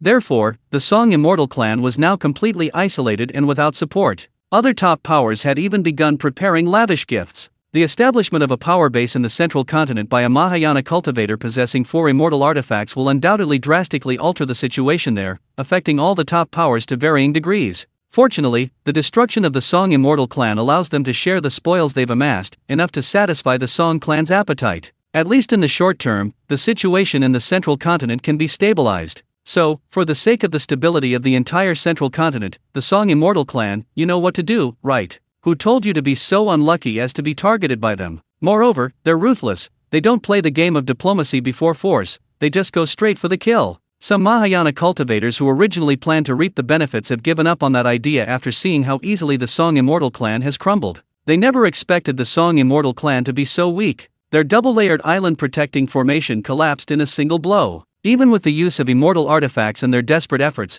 they were still at such a significant disadvantage. In this situation, still thinking of reaping the benefits without lifting a finger? I'm probably the clam who's caught in the crossfire. Having abandoned the idea of reaping the benefits, all the Mahayana cultivators watching felt a sudden weight lifted from their shoulders, the pressure vanished, and they began to leisurely watch the spectacle. While the other Mahayana cultivators had the leisure to watch the show, the 6 Mahayana ancestors of the Song clan were far from having such leisure. The clash between the 2 immortal artifacts was relatively smooth for Yubukin. He felt no pressure whatsoever, and hadn't even used his full strength yet. However, it was time to end this. Thinking this, Yubukin's divine sense stirred, and the immortal artifact pearl and the immortal artifact sword instantly emitted an even more dazzling light. Their power surged several times over. Crack! Instantly, the Song clan's immortal artifact bell cracked, a sound like a mirror shattering echoing through the heavens and earth. The immortal artifact shattered. All the Mahayana cultivators watching paled, looking as if they'd seen a ghost. What happened? Why did the immortal artifact shatter?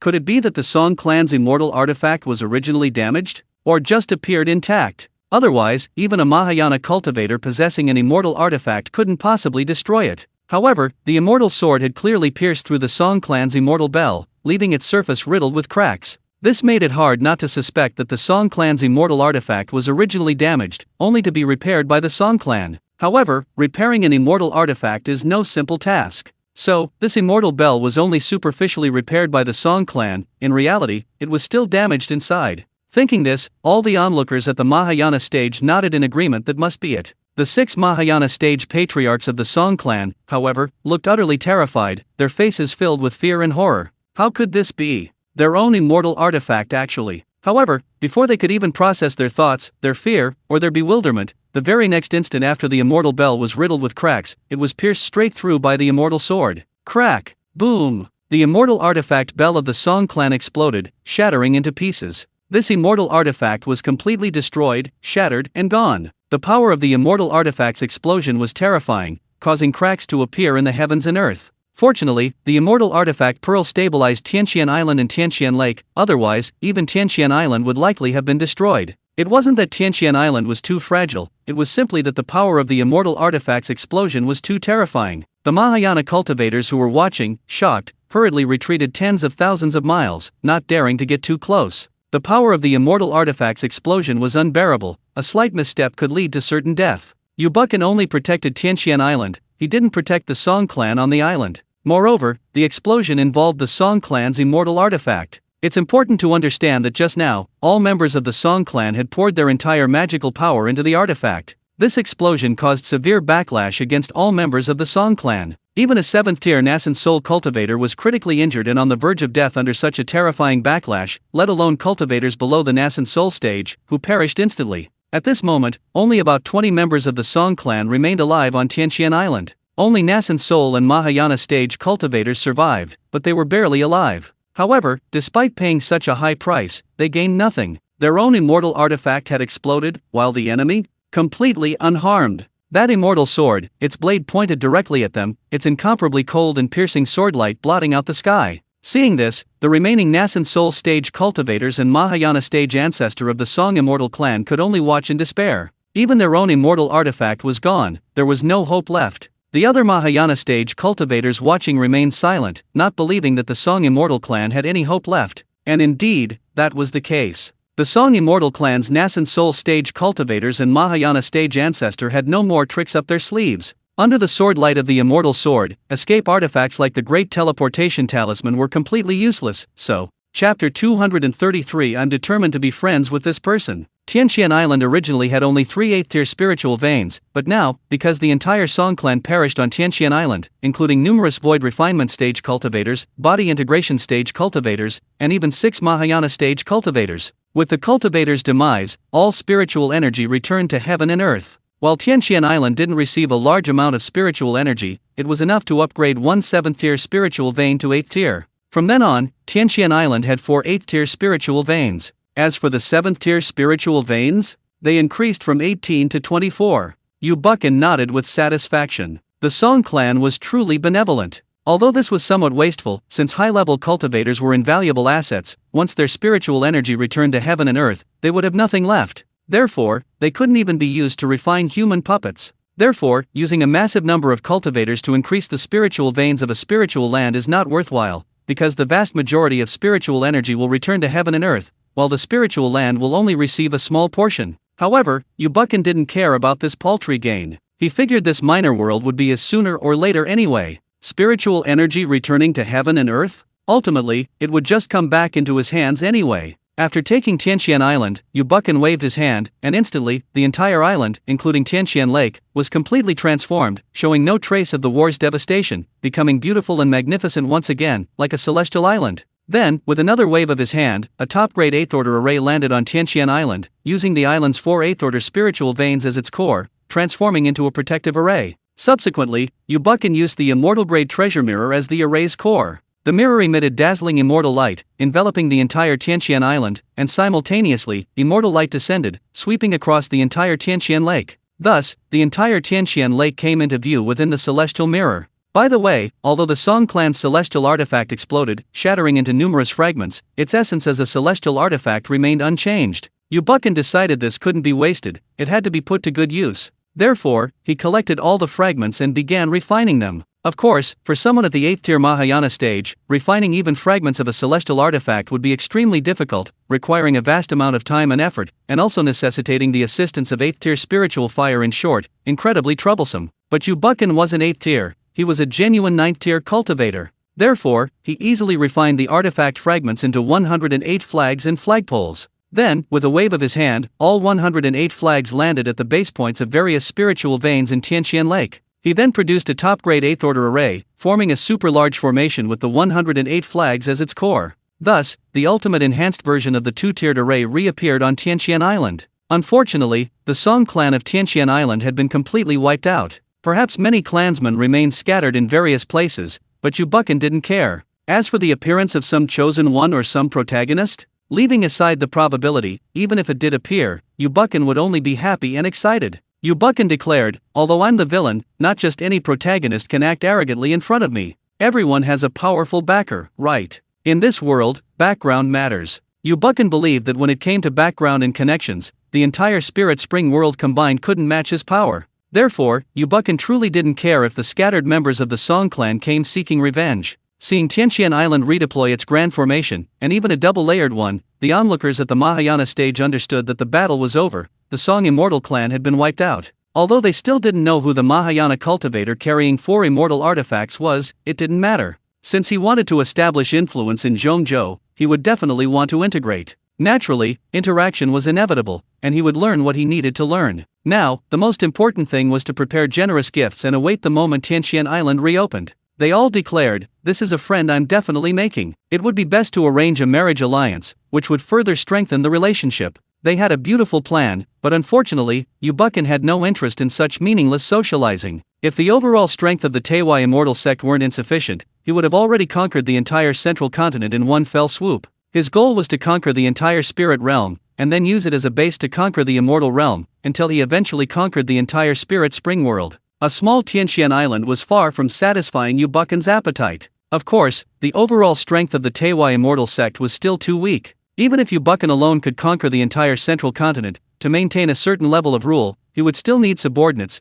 and these subordinates couldn't be too weak. Otherwise, Yu Buchan would probably be too busy to even cultivate. Therefore, such things couldn't be rushed. The Teiwai Immortal sect's development time was too short, it needed to develop further first. With the Grand Formation activated, Tianqian Island and Tianqian Lake became undetectable, so the Mahayana cultivators who had been observing all departed. Yu Buchan flew to Tianqian Island and released the disciples of the Teiwai Immortal sect from the Immortal Tower, allowing them to begin constructing the island. Because the Teiwai Immortal sect didn't have many disciples, unlike the Song clan, which only allowed core members to reside on Tianqian Island. Compared to Mount Hua and the Laughing at the World, Tianqian Island was vast and expansive, more than enough for the Teiwai Immortal sect to build upon at will. As for Tianqian Lake, its resources were immense. This was a windfall. The Song clan's resources were extremely abundant, their clan treasury overflowing. They were more than they could use. Therefore, Yu Buchan placed most of the resources for sale at the Gentleman's Pavilion in the City of All Heavens. With Tianqian Island and Tianqian Lake, the Teiwai Immortal sect could finally be self-sufficient and no longer needed Yu Buchan's poverty alleviation efforts. This made Yu Buchan so happy he almost cried. It had been so incredibly difficult. Having witnessed the Spirit Spring world, Yu Buchan had no regrets about abandoning the Smiling Proud Wanderer world. He even felt he had moved too late. The Smiling Proud Wanderer world was too barren and too small. To put it simply, let's not even talk about the entire Spirit Spring world. Just consider the Eastern region, one of the 9 domains of the Spirit Realm, the Central Plains within the Eastern region, and Tianqian Island to the north of the Central Plains. Their area is more than twice the size of the entire Central Plains of the Smiling Proud Wanderer world, and even more than the entire Ming dynasty. This demonstrates just how vast and expansive the Spirit Spring world truly is. Both the Smiling Proud Wanderer world and the Spirit Spring world are lesser thousand worlds, but the differences between lesser thousand worlds are enormous. The Spirit Spring world can be considered a top-tier lesser thousand world. Its foundation is incredibly profound, and it has the potential to advance to a middle thousand world. This world could very well become the foundation for Yu Buchan and the foundation for the Teiwai Immortal sect. Chapter 234 Li Changsheng, is this really my disciple? On Yu Buchan's side, everything is back on track. Meanwhile, in the world of youth, after searching for so many years, Sikong Changfeng finally found his master, Li Changsheng. Although Li Changsheng had sacrificed his great Chun divine power to be with Luo Shui for life, rendering him unable to live forever, as a great divine traveler, his lifespan was still quite ample. Sikong Changfeng was able to find Li Changsheng because he found the 4 realms. Although Snow Moon City didn't focus on the world of youth, but rather on the City of All Heavens and conquering other worlds. However, the world of youth is Snow Moon City's stronghold. Even without the ambition to rule the entire world, Snow Moon City's influence touches every aspect of it. Snow Moon City gathers the world's talents and is the only transcendent power in the world. Therefore, understanding all the secrets of this world is only a matter of time. Even with protective formations around the 4 realms, the cultivation levels of the Snow Moon City disciples steadily increased over time, while Sikong Changfeng never gave up searching for Li Changsheng. Naturally, the protective formations of the 4 realms gradually became ineffective.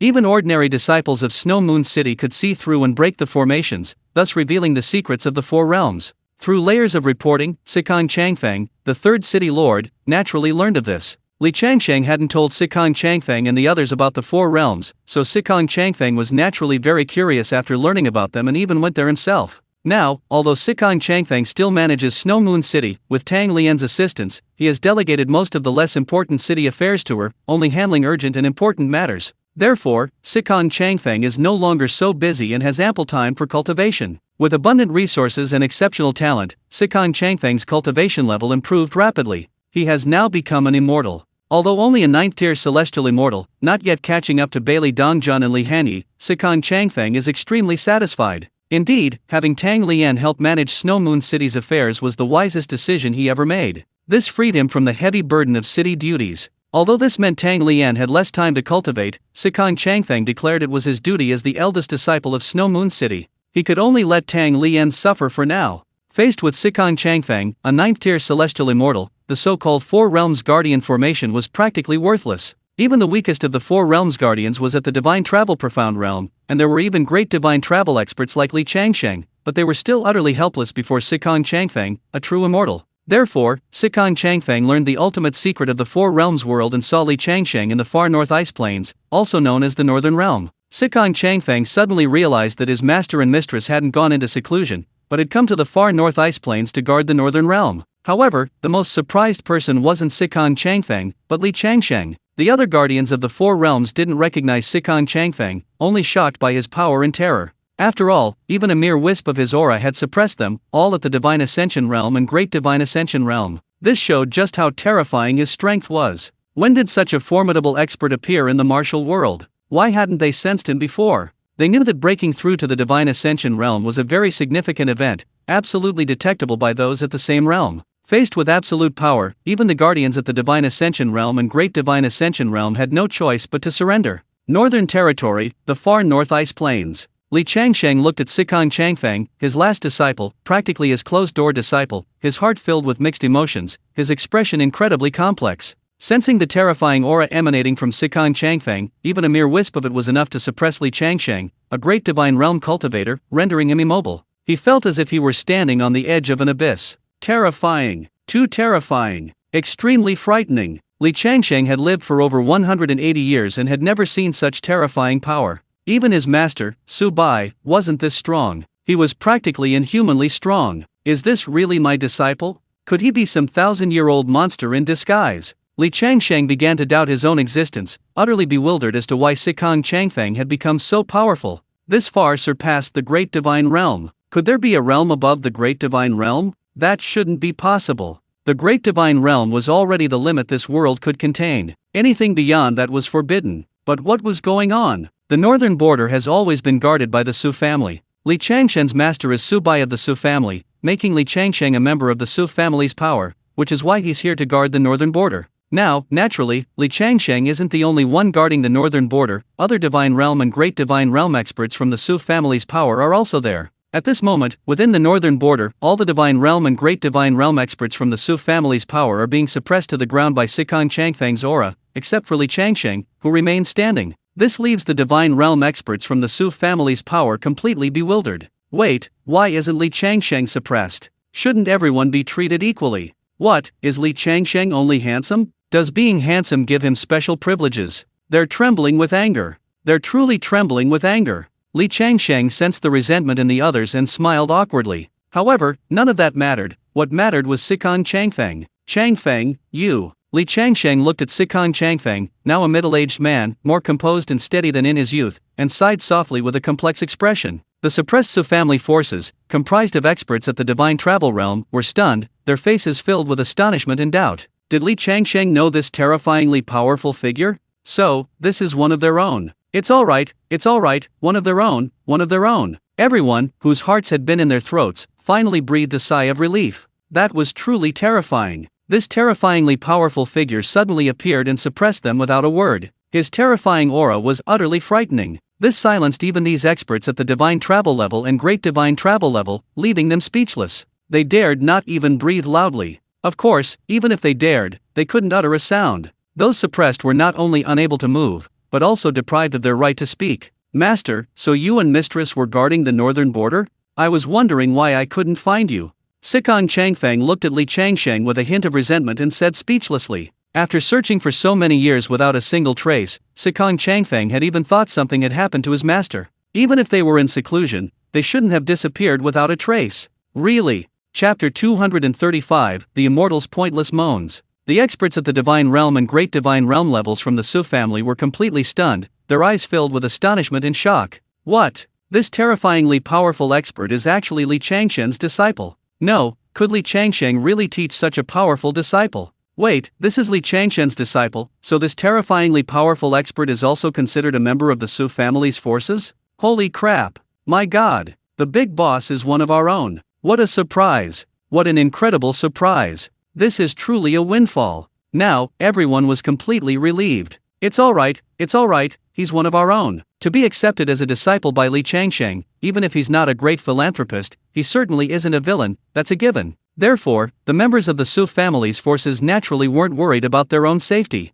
As experts at the divine realm and great divine realm, they might have long since become indifferent to life and death, but that didn't mean they wanted to die, especially not so hastily. The fear of death is human nature. Unless one is utterly despairing of the world, leading to a collapse of self-awareness, presumably no one wants to die. Better to live a wretched life than die a good death. Even if Li Changsheng, blinded by love, sacrificed his great Chun divine power and longevity for Luo Shui, he was still at the great divine realm. Even without the great Chun divine power, his lifespan was still more than sufficient. Moreover, although the free and unfettered wind control sect was gone, the Su family in the Northern Territory still existed. It was still possible to regain the Great Chun skill, although difficult, it wasn't impossible, and the possibility was very high. Li Changsheng, the sixth son, had lived for over 180 years and seen a great deal. Even if he were momentarily blinded by love, he wouldn't completely lose his reason. Even if he had lived enough, Li Changsheng was unwilling to actually die. What I've had enough of living, what watching those around me die one by one and feeling heartbroken, what unable to bear the loneliness of 1,000 or 10,000 years. This is clearly the self-indulgent whining of an immortal, and utterly infuriating.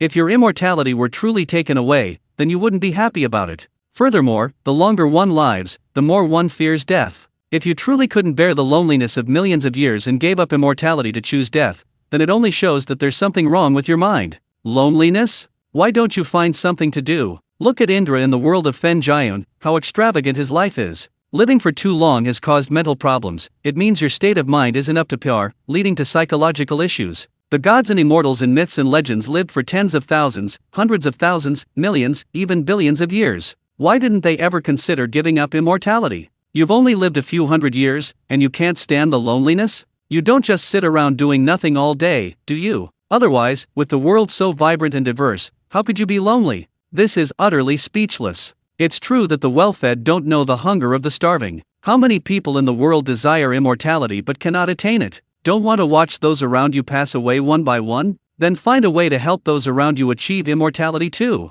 Can't do it? You claim to be immortal? Then strive to achieve it. Immortality is your foundation. Can't achieve it even after 10 years? Then take 100. If 100 years isn't enough, then 1,000, 10,000. In the face of time, miracles are inevitable. Actually, there was another important reason why Li Changsheng abandoned his Great Chun divine power. He was going to guard the northern border. While the Great Chun divine power could grant immortality, it had a fatal and significant weakness. That is, every 30 years, one needs to rejuvenate, and during that year of rejuvenation, all power is completely lost. If he didn't have to guard the northern border, it wouldn't be a big problem. He could simply calculate the dates, hide in advance, and rebuild his cultivation level. Li Changsheng had always done just that. However, Li Changsheng was Su Bai's disciple, so he needed to guard the northern border. Therefore, the year Li Changsheng underwent rejuvenation was extremely dangerous. It's important to understand that the northern border is far from peaceful. While it's not a daily battle, what if Li Changsheng is deliberately targeted by those extraterrestrial immortals during the year he undergoes rejuvenation? In the martial world, even if Li Changsheng rejuvenates and loses all his power, it would only take him 10 to 15 days to recover his cultivation level to the free and unfettered heaven realm. While the free and unfettered heaven realm isn't considered top tier in the martial world, it's not necessarily dangerous. However, in the northern border, those at the free and unfettered heaven realm are no different from ants. Even for Li Changsheng, after rejuvenating, it would take at least half a year to recover his cultivation level to the Great Divine Ascension realm. Half a year is too long. The possibility of unforeseen events would increase dramatically. Therefore, during his time guarding the northern border, Li Changsheng decided to first abolish the Great Spring Divine Power. Anyway, he was a great divine traveler in the profound realm, with a long lifespan to begin with. He could simply regain his Great Spring technique when his lifespan was nearing its end. This was the primary reason Li Changsheng abandoned his Great Spring technique. As for the claim that it was for a lifetime of monogamy with Luo Shui, that was merely a side effect. Li Changsheng had lived for over 180 years and had several wives. Even if he was momentarily blinded by love, he wouldn't have lost his mind. Those who cannot achieve immortality will harbor malicious fantasies, meticulously listing the flaws and shortcomings of immortality. For example, the excruciating pain of watching those around them die one by one, or the inability to bear loneliness leading to madness, and so on. Only in this way can they find some solace from their inability to achieve immortality, preventing themselves from becoming consumed by envy, jealousy, and hatred. But what in this world is truly unforgettable? Loneliness? He can't feel even a little bit lonely. Leaving aside Emperor Shishan of the Fen Jian world, let's talk about Li Changsheng. What did he do during his 180 years of longevity? He witnessed the establishment of the Baila dynasty and became a close friend of its founding emperor, Emperor Tianyu, Xiao Yi. He founded the Baixiao Tang, 100 Knowledge Hall, divided martial arts into 4 realms, and laid the foundation for the martial arts system of the Jianyu martial arts world. He drank, slept, and even shared joys and sorrows with the poet Sword Immortal, co-creating the poet sword technique.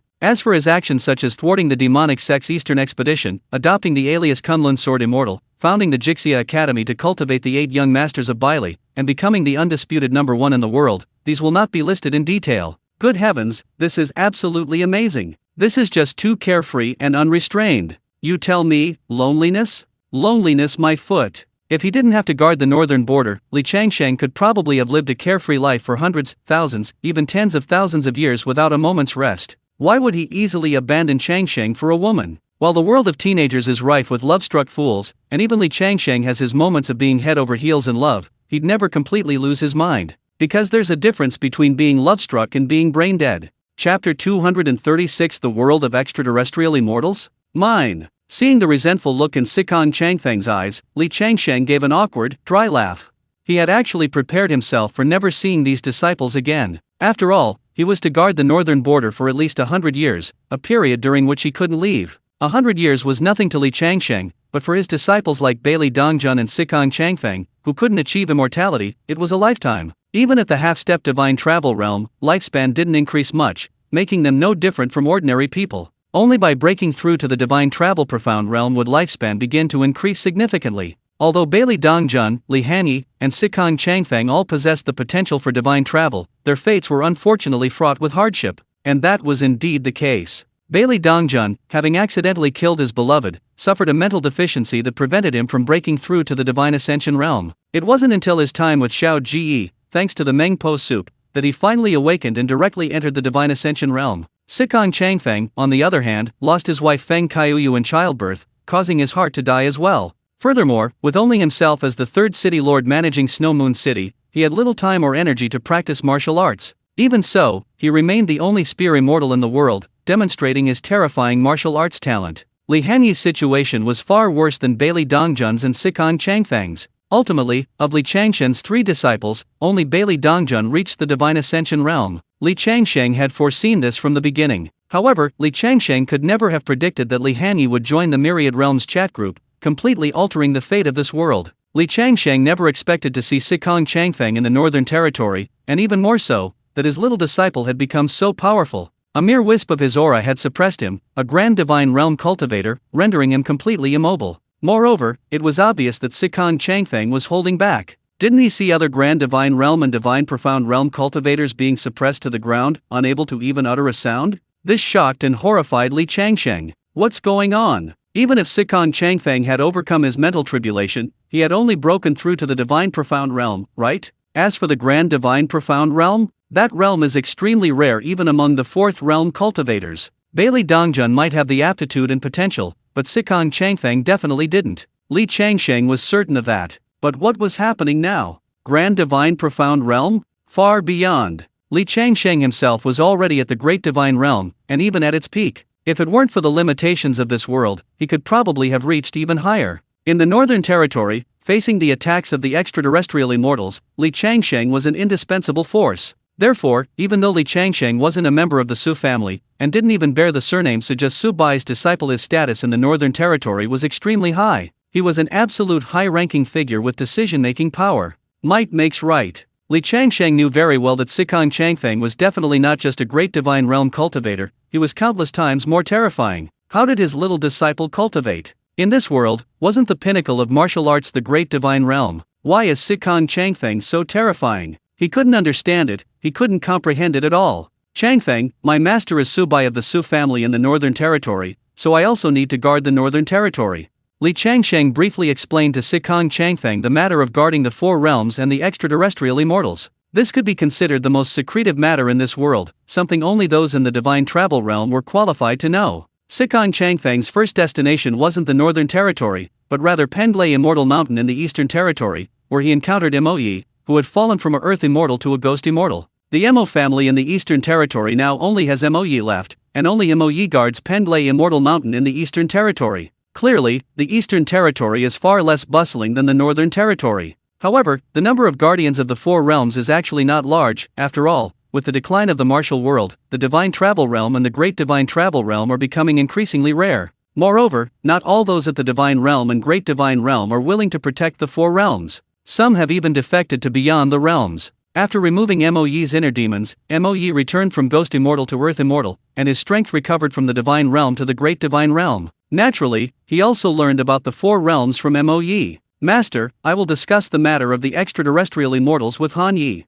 Sikong Changfeng nodded solemnly and said in a deep voice. Sikong Changfeng wasn't actually worried about the so-called extraterrestrial immortals, but he took this matter quite seriously. After all, this world is very likely connected to another world, perhaps the legendary immortal realm, or perhaps another completely new world. These are all opportunities. Danger? Not dangerous at all. It's not like we haven't conquered worlds before. Sikong Changfeng was already quite adept at this. Moreover, the strongest guardians of the four realms are only at the Great Divine Realm, indicating that those extraterrestrial immortals are nothing special. This indirectly proves that the world inhabited by those extraterrestrial immortals is likely similar to this world. Therefore, there's even less to worry about. In fact, he, as the city lord, wouldn't even need to personally intervene. The disciples of Snow Moon City alone would be enough to conquer that extraterrestrial world. Master, please return to Snow Moon City with me. Although Sikong Changfeng's current cultivation level far surpasses Li Changshen's, he still respects Li Changsheng as his master. Changfeng, what do you plan to do with those extraterrestrial immortals? Li Changsheng asked hesitantly. He had no complaints about guarding the Northern Territory, it was voluntary, and he was quite content there, without encountering any unpleasantness. Li Changsheng didn't know much about the other three realms, but the Su family in the Northern Realm was very united and friendly. Moreover, because they would be facing the extraterrestrial immortals, they were also comrades in arms. Of course, we must annihilate those extraterrestrial immortals, and then take over the worlds where they reside. Sikong Changfeng said without hesitation. We even have to take over the worlds of the extraterrestrial immortals? Li Changsheng was taken aback, he had never considered this before. After all, he had always thought that when facing extraterrestrial immortals, the guardians of the four realms only wanted to keep them out of their worlds, protecting their own worlds was enough. As for attacking, I haven't even considered it. The difference in strength is simply too great. It's not a matter of quality, but quantity. The cultivation levels of those extraterrestrial immortals are generally at the Divine Travel Profound Realm and Great Divine Travel Profound Realm, but their numbers far exceed ours. Therefore, we can only hold our ground and prevent the extraterrestrial immortals from entering. As for attacking and invading the world where the extraterrestrial immortals reside, that's asking the impossible. Even defense is barely manageable, let alone an attack. Chapter 237. I'm past the age of judging by looks. However, Li Changsheng quickly realized something. Yes, Sikong Changfeng's cultivation was now terrifyingly powerful, even he, a great divine realm cultivator, was easily suppressed by a mere wisp of his aura. Those extraterrestrial immortals were only numerous. In a one-on-one fight, Li Changsheng declared he could take on three at once. If Li Changsheng could think of this, the top experts of the Divine Realm and Great Divine Realm in the Northern Territory naturally could as well. Now, with this super powerful figure, what were those extraterrestrial immortals? Excellent. Truly excellent. Finally, they no longer needed to stay in the Northern Territory to guard against those extraterrestrial immortals. No one wants to be confined to one place forever, no one doesn't yearn for freedom, especially not top experts of the Divine Realm and Great Divine Realm. Strong strength and high realm don't necessarily equate to high moral character. Even Li Changsheng, regarding guarding the northern border, could only say he was willing to sacrifice his freedom for the sake of the world, but being willing didn't necessarily mean he liked it or was happy. Now, as long as the extraterrestrial immortals were dealt with, wouldn't that mean he would no longer have to guard the northern border? Wouldn't that mean personal freedom? How could the Su family members present not be happy, excited, and invigorated? Even Li Changsheng laughed out loud. Even after more than 180 years of carefree living, he said he hadn't had enough fun yet. Li Changsheng still felt like a child, not yet having had enough fun. As for conquering the world where the extraterrestrial immortals resided, that didn't interest Li Changsheng much. However, seeing the scenery of another world was something he was interested in. What if they couldn't win? Li Changsheng had no such concerns. If those extraterrestrial immortals possessed beings above the Great Divine Realm, they would have already made their move. Why would they be locked in a stalemate with them? Therefore, there certainly wasn't any expert on the other side stronger than the Great Divine Realm. And what about Sikong Changfeng? To suppress a Great Divine Realm expert with just a wisp of aura that showed how terrifying he was. He could probably kill a whole bunch of extraterrestrial immortals with a single slap. The rest was simple. The Su family members continued to guard the northern border, while Sikong Changfeng, along with his master Li Changsheng and mistress Luo Shui, left the northern border and returned to Snow Moon City. The higher UPS of the Su family naturally had no objections and dared not voice any. On the spirit boat. I didn't expect to leave the northern border so soon. Li Changsheng sighed, observing the spirit boat rapidly flying above the clouds, his eyes filled with shock and amazement. Changfeng, what is this? Is it a boat? It can even fly. Although so many years have passed, Li Changsheng still looks like a young man. Even without the Great Spring Technique, as a great divine traveler in the profound realm, his lifespan is long, and his appearance hasn't changed at all. On the other hand, Luo Shui, with Li Changsheng's help, has already reached the profound realm, but she looks to be over 30 years old, much older than Li Changsheng. This made Luo Shui feel somewhat anxious. If she had known this would happen, she wouldn't have impulsively promised Li Changsheng a lifetime of devotion to her. Otherwise, Li Changsheng wouldn't have crippled his Great Spring Technique. Even with the great spring technique, after all these years, Li Changsheng still looks like a young man, while she's already showing signs of aging. While the divine travel realm can slow aging and extend lifespan, it's far inferior to the great divine travel realm. Luo Shui's aptitude is actually very good. At a young age, she's already a sword immortal at the great freedom realm, and with Li Changshen's help, she's broken through to the divine travel realm. But breaking through to the great divine travel realm is much more difficult. Even with Li Changshen's help, Luo Shui's own aptitude and innate talent are the most important factors. It's possible, though the possibility is slim. Therefore, Luo Shui deeply regrets her decision. She had always believed that Li Changsheng abandoned his longevity and crippled the great spring technique because he wanted to be with her for life, growing old together. Unfortunately, Luo Shui believed she was too weak and most likely unable to break through to the great divine realm. In that case, Li Changsheng would still live a long time, naturally preventing them from growing old together. Li Changsheng could somewhat see through Luo Shui's feelings, but he was also helpless. Although he had several wives, his favorite was still Luo Shui, and moreover, Luo Shui possessed high martial arts talent. This was a crucial reason. A woman who could capture Li Changshen's heart and make him fall head over heels in love couldn't just be a pretty face, because even the most beautiful vase wouldn't appeal to Li Changsheng. Martial arts talent was the most important criterion. Li Changsheng also wanted to find a woman to be his wife for life. Unfortunately, while his previous wives were all at least at the great freedom realm of the sword immortal stage, none of them possessed the talent to break through to the divine travel realm, let alone the great divine travel realm. Initially, Li Changsheng was attracted to Luo Shui largely because of her martial arts talent.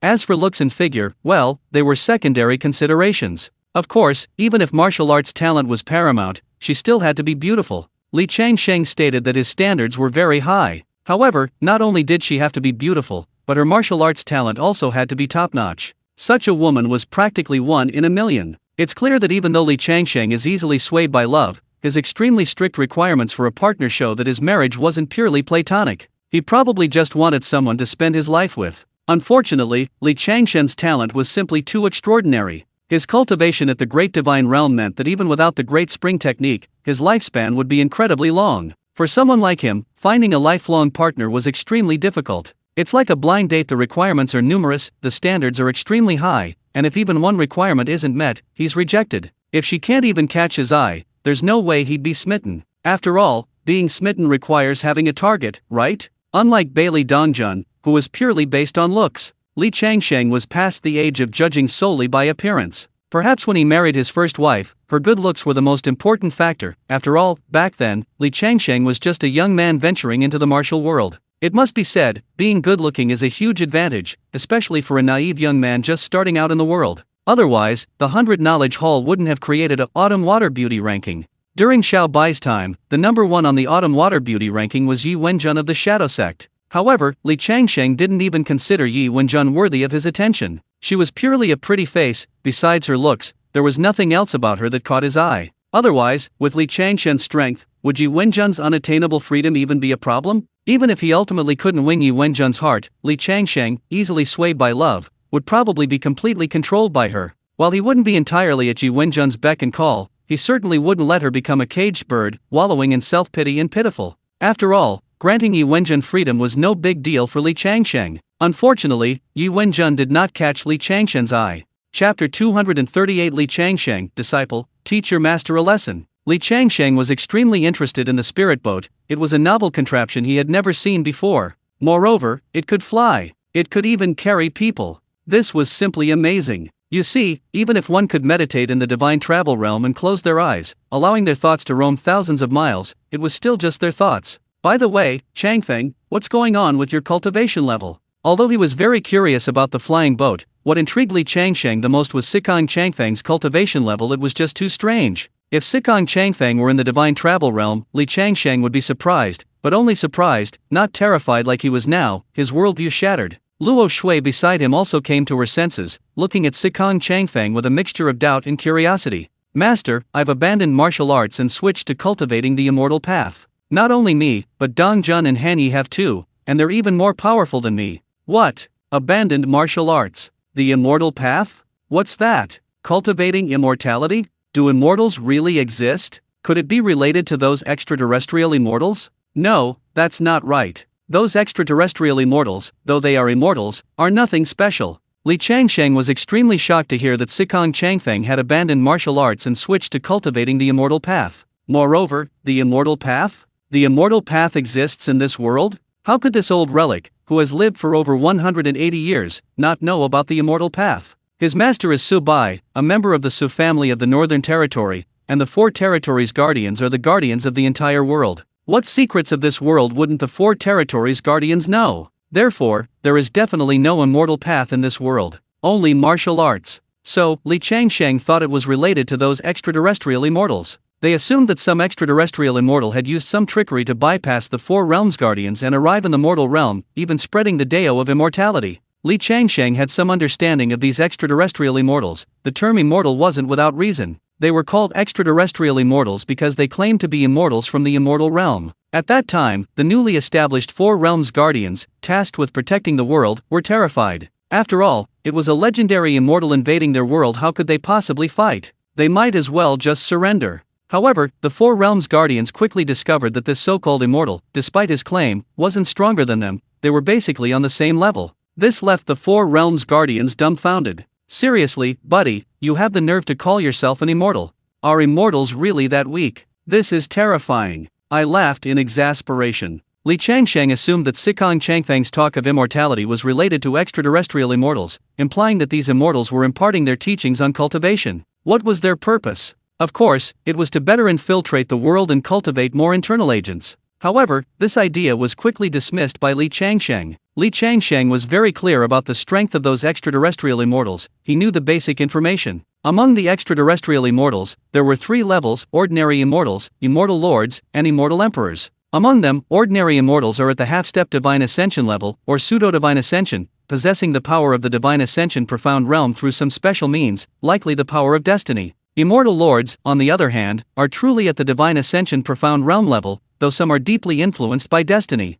As for immortal emperors, they are at the great divine ascension profound realm, their influence by destiny even deeper than that of immortal lords, almost merging with destiny itself. This is utterly inconceivable. Could it be that the world inhabited by the extraterrestrial immortals cultivates the power of destiny? I don't understand, I really don't get it, but in any case, their power level is similar to theirs. Even a wisp of Sikong Changfeng's aura could suppress this great divine ascension profound realm cultivator, leaving him with no ability to resist. How could those extraterrestrial immortals compare to such strength? Therefore, the immortal path Sikong Changfeng speaks of definitely has nothing to do with extraterrestrial immortals. Then, where does it come from? Not only did Sikong Changfeng switch to the immortal path, but even Bailey Dongjun and Han Yi have? Good heavens, they didn't even bring their master. Master wants to learn too. Disciple, teach me. Master, the immortal path is, never mind, explaining is too troublesome. Looking at his master's thirst for knowledge, Sikong Changfeng smiled, wanting to explain, but the amount of information was too much, making it quite troublesome to explain. So, Sikong Changfeng tapped Li Changshen's brow, and instantly, a massive amount of information flooded into Li Changshen's mind.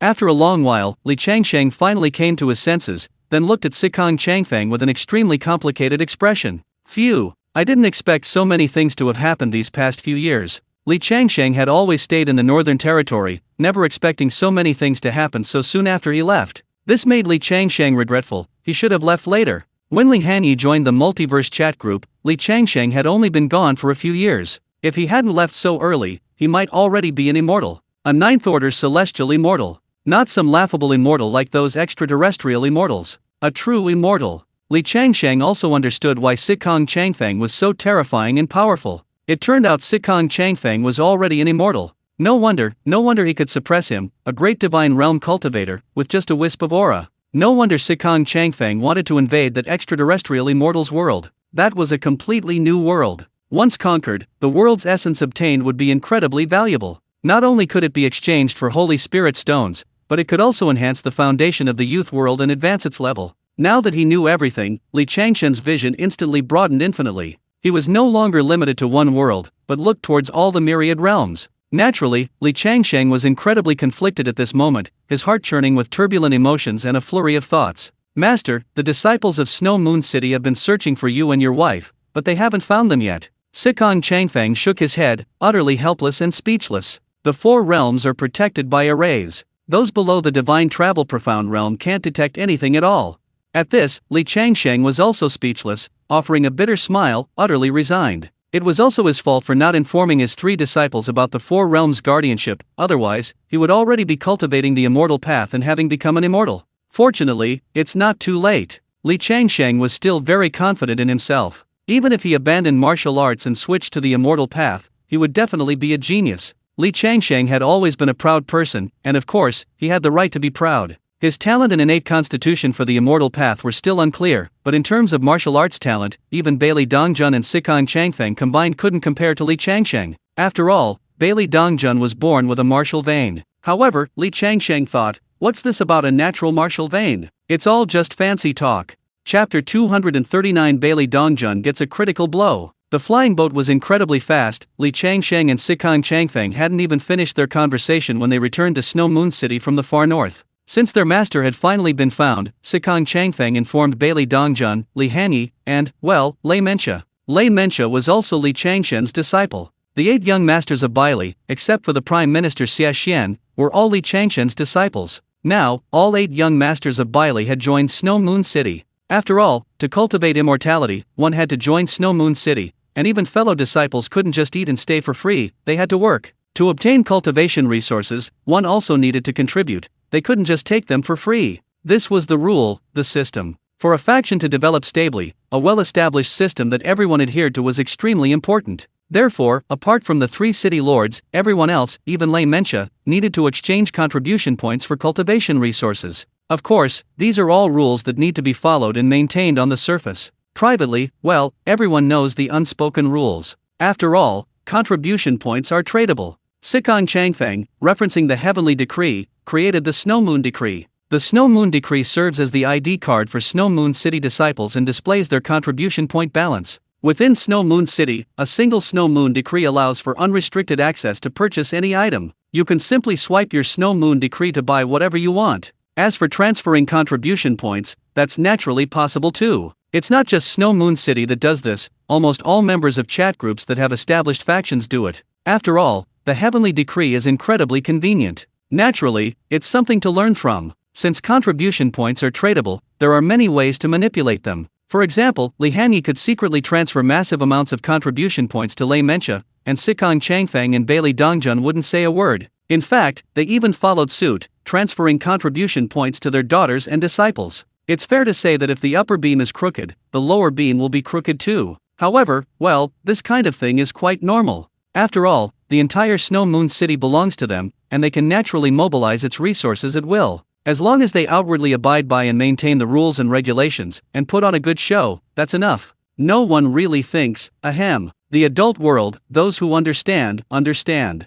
If you don't understand, then you don't need to understand. Please maintain your innocence and purity, these are very good qualities. Don't corrupt the children. Forgive me, forgive me. Li Changshen's disciples gathered together, making it extremely lively. However, Li Changsheng was quite troubled, because all his disciples had switched to cultivating immortality, and each of them was far more powerful than him, their master. It was simply terrifying. This made Li Changsheng yearn for and long for the path of immortality even more. Li Changshen's welcoming banquet lasted for several days before finally settling down. It had been so many years since they had last met, and so much had happened in those years. Therefore, Li Changshen's disciples all had a lot to say to him. Moreover, they all seemed quite resentful, after all, whose master had suddenly disappeared for so many years without a trace. If they didn't have absolute confidence in Li Changshen's strength, they probably would have thought he had died in some unknown corner. At the foot of the cliff in Kangshan Mountain, beneath a pavilion, Sikong Changfeng and Li Changsheng chatted and played chess, while Bai Dongjun sat to the side, leaning against a pillar, drinking fine wine. As for Li Hanyi, she sat cross-legged on the cliff edge not far away,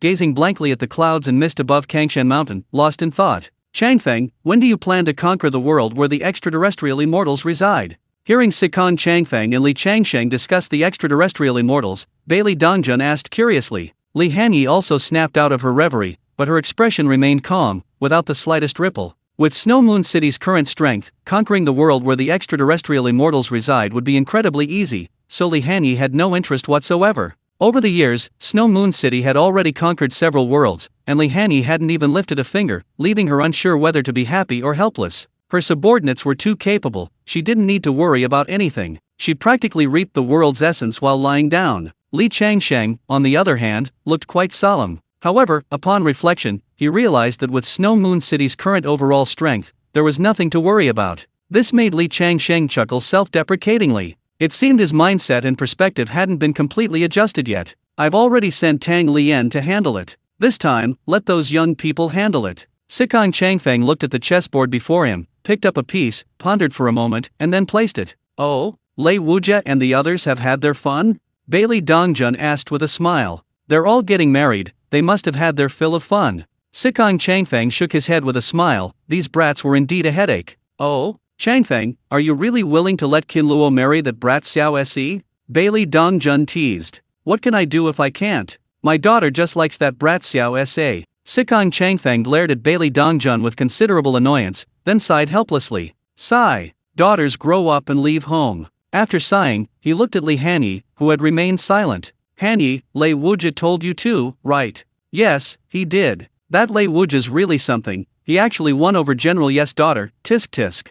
Bailey Dongjun had thought that stubborn little fool would take a long time to win over his sweetheart, but he hadn't expected it to be so fast. Cough, you overestimate Lei Wujia. It was the girl who took the initiative. Sikong Changfeng chuckled and rolled his eyes. Haha, I knew it. Hanyi, your brother's personality won't do. If he likes someone, he should boldly express his feelings. How can he let the girl take the initiative? Bailey Dongjun tilted his head back and took a big gulp of wine, laughing loudly. Even a strong woman can be won over by persistent suitors. They should all learn from me. Hearing Bailey Dongjun's smug words, Sikong Changfeng rolled his eyes again. Dongjun, how dare you smugly show off? Look at Changfeng, his daughter's getting married soon, and you don't even have a child. Aren't you worried at all? Li Changsheng, seeing Bailey Dongjun's smugness, delivered a devastating blow with a smile. Bailey Dongjun froze, then looked at Li Changsheng with a resentful expression. Master, why do you always stab me in the heart? Bailey Dongjun glared at Li Changsheng, looking like an angry pufferfish. He was helpless too. Both of them were perfectly healthy, it could only be that their time hadn't come yet. Seeing Changfeng's daughter getting married soon, it would be a lie to say Bailey Dongjun wasn't worried. Bailey Dongjun thought to himself, he also wanted a soft, cuddly, precious daughter. Or at the very least, a cute son would do. Chapter 240. You all have partners, but I don't? On one side, Bailey Dongjun suffered a severe blow and was somewhat dejected. On the other side, Tang Lian, after receiving orders from Sikong Changfeng, also began preparing manpower to attack the world. Previously, for major events like attacking other worlds, Sikong Changfeng was always in charge of maintaining order and coordinating the army. Although Tang Lian would assist him, this was the first time she had personally taken charge. Even the usually calm and composed Tang Lian was now somewhat flustered, anxious, and a little irritable. Lian, don't rush. The more anxious you are, the more likely you are to make mistakes. Don't panic. This world we're conquering is a weak one, there definitely won't be any problems. Tian Nu Rui, seeing Tang Lian's anxiety and panic, so unlike her usual composed self, quickly comforted her. At the same time, she understood Tang Lian's reaction and was very sympathetic. After all, this was no small matter. Rui, I understand, but... Tang Lian let out a long breath, finally calming his mind a bit. He understood that the strongest being in this world was probably only at the Great Divine Realm. With Snow Moon City's current strength, such a weak world was easily conquered, they could simply sweep it aside. This was why his third master hadn't personally intervened, but instead sent him, Snow Moon City's eldest disciple, to lead the conquest. It was to give him ample experience. To let him personally experience it. This was the first time, but it definitely wouldn't be the second. After all, Sikong Changfeng had always wanted Tang Lian to take over Snow Moon City and become its city lord, wanting to free him from the heavy burden of city affairs. Not only Tang Lian understood this, but all the disciples of Snow Moon City understood it too, because Sikong Changfeng hadn't bothered to hide it. He openly wanted Tang Lian to take over Snow Moon City. However, Tang Lian was still somewhat inexperienced, so Sikong Changfeng remained uneasy and kept delaying. Senior brother, I want to be the vanguard this time. At this moment, Lei Wujia strode in, his voice preceding his arrival. Following closely behind were Ya Onshi, Xiao Se, Ya Rui, and Sikong Qinluo. This was a very famous little group, after all, they were all top-tier second-generation talents. Especially Lei Wujia and Sikong Qinluo, their status was simply terrifying. One was the younger brother of the second city lord, and the other was the daughter of the third city lord. Given Snow Moon City's current status in the world, even the emperor of Tiankai City, if they met on the street, would have to give way to the emperor of Bailey. Moreover, besides their status, each of these people was also a top-tier genius. They had status and talent, these people often hung out together, and could even be considered childhood sweethearts who had grown up together. How could they not be famous? It's said that birds of a feather flock together, and this is certainly true in this respect. During their youth, yearning for the martial world, they secretly ran away to explore it, and some didn't return home for years. This greatly worried and angered their parents, Sikong Changfeng and Lei Menxia. Especially Sikong Changfeng. How could he not be angry that his warm little cotton-padded jacket was taken away? His own cabbage, which was growing so well, was simply stolen.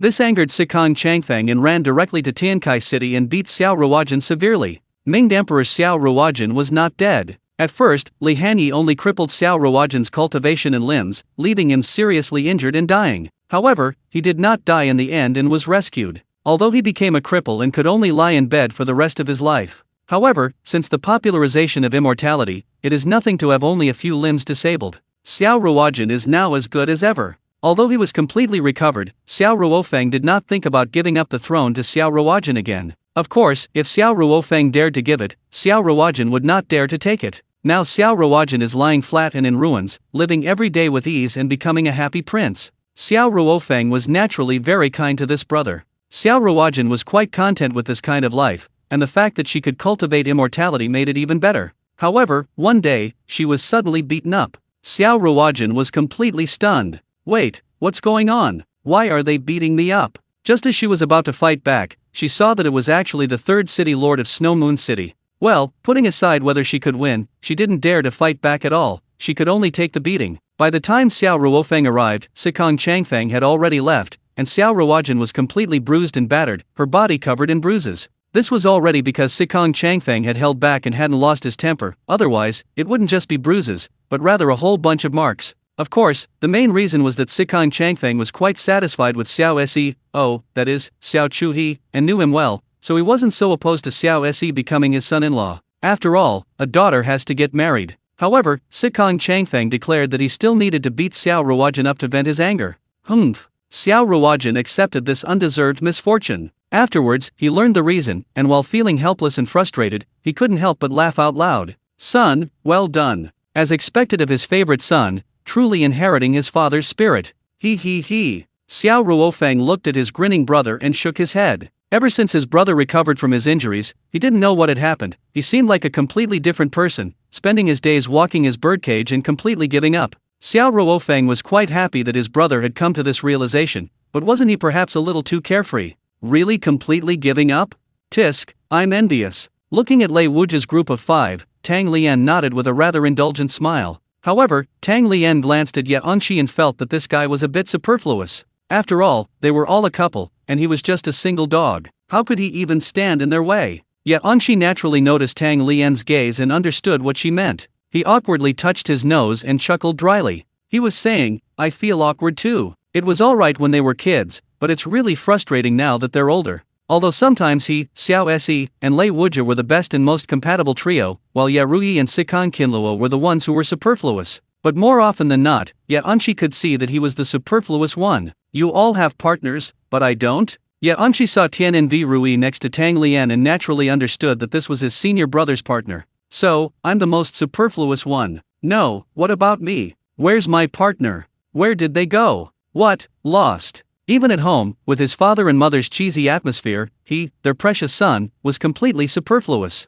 Good grief, outside, he's still the superfluous one. No, these friends are no longer needed. I need to find new single friends. Ye Onshi was helpless and exhausted. So sad. So depressed. Chapter 241 Konlu, I already have Fi Peng. 7 days later, Tang Lian led 10,000 Snow Moon City disciples, aboard spirit boats, towards the northern border. These 10,000 Snow Moon City disciples were generally of low cultivation levels, clearly belonging to the younger generation. Of course, while Tang Lian and Lei Wujia were also of the younger generation, people are different. Tang Lian and Lei Wujia didn't lack cultivation resources, they didn't need to painstakingly complete tasks and earn contribution points like ordinary Snow Moon City disciples, which they could exchange for cultivation resources to improve their cultivation levels. Connections exist everywhere, in every world, even in the city of all heavens. In the eyes of beings traveling through the city of all heavens, chat group members who could open shops in the core area were also considered to have connections. Clearly, their cultivation levels weren't high, yet they could open shops in the core area. What else could this be but connections? Therefore, it was quite normal for Snow Moon City to have connections. Li Hanyi's support for Snow Moon City wasn't about making everyone in the youth world a dragon among men, nor was it about granting everyone immortality through cultivation. It wasn't for the public good, but for personal gain. Her purpose was simply to have a force that could work for her. It was to gain profit. Therefore, those closer to Li Hanyi had less to worry about regarding cultivation resources. For example, Li Hanyi's parents possessed an astronomical amount of contribution points on their snow moon tokens, more than they could ever spend. Lei Wujia, as Li Hanyi's younger brother, naturally enjoyed the same treatment. From childhood, he had no concept of contribution points, he could simply swipe his card to get whatever he wanted. Fortunately, some people's personalities don't change much even in completely different environments. Of course, such people are very rare. After all, the environment in which one grows up has a profound impact on shaping one's values. And Lei Wujia was such a person. Even though his upbringing was completely different from his original one, Lei Wujia's personality remained honest and kind. He was a naive and passionate young man. In short, even though Lei Wujia could be considered the most outstanding second-generation talent in the entire Snow Moon City, and even the entire world of young people, perhaps without exception, he didn't go astray. This shows that while the environment in which one grows up is important, the education from elders is the most crucial. Because he had no shortage of cultivation resources and didn't need to handle city affairs like Tang Lian, even though Lei Wujia was somewhat playful and yearned for the carefree life of the martial world, he still had ample time and energy to dedicate to cultivation. Furthermore, Lei Wujia possessed top-tier talent and an innate, insightful mind. Therefore, Lei Wujia's cultivation level was the highest among his companions. He had reached the 8th-tier Mahayana stage. To put that in perspective, even Tang Lian was only at the 7th-tier integration stage. The main reason was that Tang Lian was constantly busy helping with city affairs, kept to herself by Sikong Changfeng, and had very little time for cultivation. Therefore, even with ample resources, her cultivation level wasn't as high as Lei Wujia's. Secondly, there was Sikong Qinluo. As the daughter of the 3 city lords, Sikong Qinluo was practically a princess of Snow Moon City. Compared to the princesses of the Xiao royal family of Tiankai City, she was far superior in both status and reputation, making her incomparable. Xiao Se marrying Sikong Qinluo was undoubtedly a stroke of luck for him, beyond dispute. Even Xiao Ruofeng, the emperor of Baili, felt his nephew had married above his station, that he was incredibly successful and brought honor to the Baili royal family. As a result, Xiao Se became famous among the younger generation in Suiyu City, but also attracted a lot of criticism, with countless people filled with envy and resentment. This led to Xiao Se being afraid to even leave his house. In the 5-person team, in terms of status alone, Ye Ruyi was actually the lowest ranking. Although her father, Ye Xiaoying, was a grand general, the Baila royal family was now in decline, and the entire Baila dynasty was being suppressed by Suiyu City. Therefore, a mere grand general was nothing special. If Xiao Se marrying Sikong Qinluo was a stroke of luck for him, then Ye Ruyi marrying Lei Wujia was undoubtedly a stroke of luck for her. Of course, while this was the truth, Lei Wujia and his companions didn't think that far ahead, nor were they that pragmatic, nor did they care about social status. These two couples were undoubtedly truly in love. Alright, now only you're left, the single aristocrat, Ye Anshi. As the son of Ye Dingzi and Yi Wenjun, Ye Anshi was quite famous among the younger generation in Snow Moon City. Ye Dingzi and Bailey Dongjun were childhood sweethearts, best friends, and that was enough. Furthermore, Ye Dingzi was about to undergo his tribulation to become an immortal, and mainly because Ye Dingzi was too love-struck, he didn't devote much thought and energy to cultivation. He basically devoted it all to Yi Wenjun, spoiling her so much that Ye Anshi shook his head, feeling that his own son was definitely adopted. Moreover, he insisted on waiting for Yi Wenjun, saying they would undergo tribulation and become immortals together. Fine, is this how you play it? Yi Wenjun's martial arts talent wasn't great, at best, she could only reach the free and unfettered heaven realm. But Ye Dingzi was born with a martial vein, possessing the potential for divine travel. In the path of immortality, Yi Wenjun hadn't seen it turn around either. Her innate talent could only be described as slightly above average. But Ye Dingzi? His talent for immortality was even better than his martial arts. If he were to enter the demonic path and cultivate demonic techniques, he would practically be the material for a demon lord. Once, when Conla saw Ye Dingzi in the City of All Heavens, he immediately recognized the boy's demonic talent and even considered taking him as a disciple. However, after learning more about him, he shook his head. This kid is good at everything, except he's obsessed with love. This made Conla think of his original self and his destiny, and of Ziai Xian. Conla found the idea of someone obsessed with love unacceptable, and his interest in taking on a disciple completely vanished. He certainly didn't want a disciple with such a mindset. What's love compared to cultivation and combat? Besides, Conla declared, I already have Fi Peng, so disciples are too much trouble, forget it. The main reason was that while Ye Dingzi was a talented individual in the demonic path, he wasn't quite at the point where Conla absolutely needed to take him on as a disciple. If Ye Dingzi weren't obsessed with love, Conla might have easily taken him on as a disciple, but alas. Of course, Ye Dingzi was completely unaware of all this. Perhaps, even knowing this, Ye Dingzi wouldn't feel disappointed or regretful. After all, if he had to choose, he would undoubtedly choose Yi Wenjun without hesitation. The stirrings of the heart during youth are always the most profound. If Yadingzi hadn't reunited with Yi Wenjun during his youth, well, there's no point in saying that now. Yi Wenjun is very beautiful, ranked first on the autumn water beauty list, but her only redeeming quality is her beauty. Perhaps Yi Wenjun has many talents, but compared to her beauty, they seem insignificant and unworthy of mention. This is also why Li Changsheng isn't interested in Yi Wenjun. No matter how beautiful, she's just a pretty face, all the same. Chapter 242 Space-Time Rift, Poisonous Spiritual Energy. Of course, aside from Lei Wuja and Sikan Kinluo, Ya Unshi, Xiao Se, and Ya Rui didn't have an endless supply of contribution points. Fortunately, contribution points are tradable. While the status of Xiao Se and the other two was far inferior to Lei Wuja and Sikan Kinluo, compared to others, they were definitely top tier. Although they couldn't buy whatever they wanted like Lei Wuja and Sikan Kinluo, they weren't lacking in cultivation resources. Furthermore, their innate talent and aptitude were excellent, so their cultivation levels were all very high. They were several levels above the ordinary disciples of the younger generation in Snow Moon City. The 5-person team was entirely composed of cultivators at the Mahayana stage. This showed just how high their talent was. 5 Mahayana stage cultivators as the vanguard generals in the conquest of the world inhabited by the extraterrestrial immortals. How could they possibly win? The 4 realms were actually 4 spacetime rifts connecting to another world, the world inhabited by the extraterrestrial immortals. However, the number of powerful beings in that world far exceeded that of the youth world, forcing the youth world to adopt a passive defense. But today, the roles have reversed. Northern Border. Ignoring the stunned Northern Border Guardians, Tang Lian led 10,000 young disciples of Snow Moon City, with Lei Wuja and his 4 companions as the vanguard, directly into the spatial rift. The intersection of the two worlds formed a spatial rift, and within this rift, due to the collision of the two worlds, a space was created. This space was hazy and gray, resembling the chaotic space nearby, riddled with cracks, and occasionally flashed with terrifying white lightning, indicating its danger. Because the youth world could only passively defend using formations, this space was occupied by the extraterrestrial immortals, serving as an outpost for their attack on the youth world. Lei Wuja and his 4 companions, as the vanguard, were naturally the first to enter this space, and were immediately surrounded and encircled by the extraterrestrial immortals. Seeing the dozen or so extraterrestrial immortals surrounding him, Lei Wuja remained calm. After all, these immortals, though claiming to be immortals, were incredibly weak. He didn't even need to draw his heart sword, he simply raised his hand and swept it lightly. An incomparably terrifying sword light, like the primordial light that cleaved the heavens and earth, illuminated the gray space as brightly as day, dazzlingly bright. Under the sword light, the dozen or so extraterrestrial immortals, all at least at the Divine Ascension realm, were instantly reduced to ashes, leaving not even a trace. The heart sword in Lei Wuja's hand had been reforged by Li Suwang. After switching to the path of immortality, Li Suwang became incredibly passionate about weapon crafting, determined to become a grandmaster. Already skilled in sword forging, Li Suwang possessed exceptional talent in weapon crafting, and now, he was an elder of the weapon hall in Snow Moon City.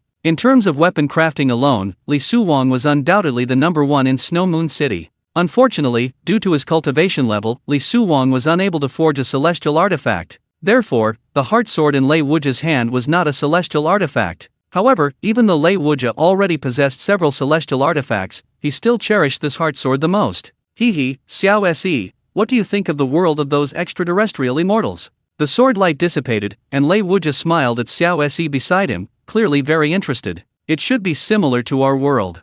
Xiao Se wasn't as excited as Lei Wuja, shaking his head. It's not like it's your first time going to other worlds, why are you so excited? As he spoke, Xiao Se rolled his eyes at Lei Wuja. In several world conquests, Xiao Se and his group, while not the vanguard, hadn't missed a single one. Therefore, Xiao Se was speechless at Lei Wuja's excitement. How can this be the same? The previous times we were with our parents. This time, we're the vanguard, the first to enter. Lei Wuja retorted loudly, feeling that this world conquest was completely different from the previous ones. The previous times, they were always with their parents, protected by their elders, and for safety reasons, they couldn't even move freely. This time was different, not only could they move freely, but they were also the vanguard. The vanguard. Being the first to enter the world that was incredibly significant. It meant that he could finally stand on his own. Yes, it's different, alright, hurry up. Xiao Se shrugged, his mouth still taunting him as he bantered with Lei Wuja. While bantering, they passed through the spatial rift and entered the world where the extraterrestrial immortals resided. The moment they entered, the 5 sensed that the spiritual energy of this world was extremely mixed, impure, and of very low quality.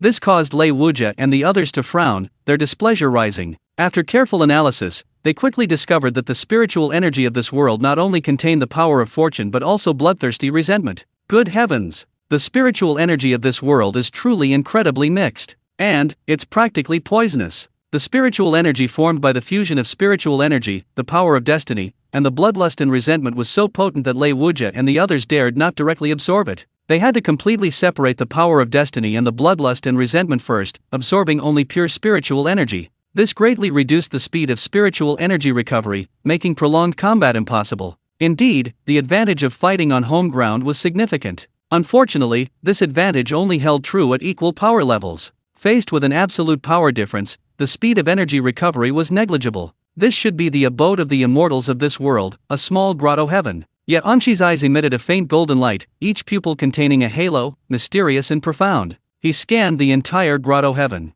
We've been discovered, so we've come. With that, Anshi's eyes dimmed, returning to their normal black pupils. Because the 5 of them made no attempt to conceal their presence, they were openly exposed and naturally discovered by the immortals of the grotto heaven world. That's perfect, we can deal with them all at once, Ruyi. Lei Wuja grinned, then looked at Ruyi. Ruyi nodded, slightly raising her right hand, and with a flick, a green chain flew out. This green chain was called the Heaven-Locking Chain, possessing the ability to seal off heaven and earth. Ahem, don't be fooled by the intimidating name and power of this green chain, it's merely a high-grade 6th-tier spiritual artifact. However, it's more than enough to seal off this grotto heaven world. The next moment, a chain emitting a faint green light bound the void of this grotto heaven world, its sealing power permeating the entire void. However, the extraterrestrial immortals within the grotto heaven world showed no reaction whatsoever, clearly unaware of the impending danger. This grotto heaven world had now become a cage, and those extraterrestrial immortals were birds trapped within that cage. Chapter 243: The Struggle for Destiny, The Path to Immortality. After sealing off this celestial realm, Lei Wuja and the others remained where they were, waiting for the extraterrestrial immortals to walk right into their trap. This celestial realm, in this world, is the immortal realm, the abode of celestial beings. Of course, even within the immortal realm, there are different ranks. Ordinary immortals, needless to say, are numerous and represent the lowest level of the immortal realm. Although these ordinary immortals are all at the Divine Ascension realm, strictly speaking, they are only half-step Divine Ascension. They have forcibly ascended to the Divine Ascension realm through the power of fortune. It is evident that this world relies heavily on the energy of fortune. And the immortals of the immortal realm are also very fond of setting traps, fishing for the fortune of the mortal world. Fortune is a valuable thing, it can not only enhance strength but also grant immortality. This is why the so-called immortals of this world, though only at the Divine Ascension realm, can still lie forever. This is all tied to fortune. Once fortune is depleted, or if one's fortune is exhausted without replenishment, one is reduced to their original state. Not only will their cultivation level regress to the half-step divine realm, but they will also lose their immortality. Therefore, the immortals of this world are so eager to fish for human fortune, and thus they orchestrate human dynasties, instigating wars or disasters all to harvest fortune. It can only be said that the mortals of this world are very pitiful, even the immortals' gaze falls upon them. They are all nourishment.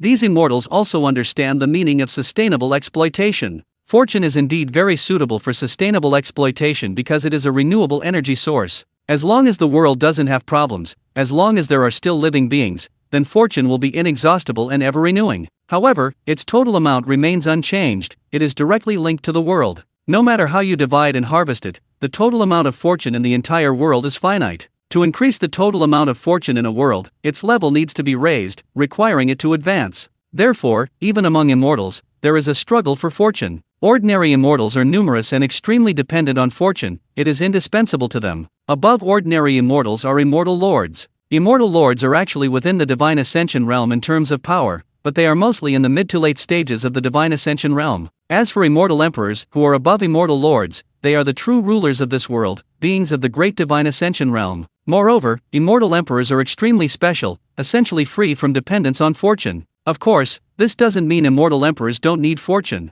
Anyone wishing for longevity must rely on fortune, because this world does not allow for longevity or even immortality through normal cultivation. This is a limitation of the world. Because this world is merely a minor world, and not even a top-tier one. The Spirit Spring world, which Ubukan coveted, was also a minor world, but a top-tier one, capable of accommodating a 12th-tier Tei Golden Immortal. While it still couldn't grant immortality, living for billions of years was easily achievable. Regardless of the method or path, true, flawless immortality could only be attained by touching upon the fundamental laws. The fundamental laws were the most core and supreme power of any world. The fundamental Dao is the most core and supreme power in all the endless worlds. All cultivation systems strive to approach, accommodate, refine, and even completely control these two powers. This is the so-called convergence of all paths to the great Dao. The 13th level is the stage of comprehending the fundamental laws, and only then is it possible to achieve flawless immortality. This world is merely a small thousand world, utterly incapable of reaching the level of power at the 13th level. Even if one could achieve immortality through the power of fortune, and even if fortune were inexhaustible, one could live indefinitely. However, clearly, this method of immortality has flaws and problems. Because of the limitation of fortune, once fortune is exhausted, one will immediately revert to their original state. The immortal emperors of this world are merely less reliant on fortune, not that they are completely free from it. Anyone wishing for immortality must rely on fortune. The reason immortal emperors are less restricted is simply because they possess a portion of the world's fortune authority and do not need to harvest the fortune of mortal beings. Of course, the world's fortune isn't fixed, it's related to the faith and offerings of the mortal realm. For example, the 5 great emperors of the celestial realm have numerous followers in the mortal world, their faith unbroken and their offerings continuous, similar to the Western system of incense-based deities. These celestial emperors of the celestial realm have been able to steal and maintain control over the world's fortune through similar methods. However, this is only control over the fortune, not the entire world. Equivalently, a celestial emperor can obtain a portion of the world's total fortune. Therefore, they don't need to fish in the mortal realm and harvest the fortune of all living beings. They only need to pay attention to 2 issues.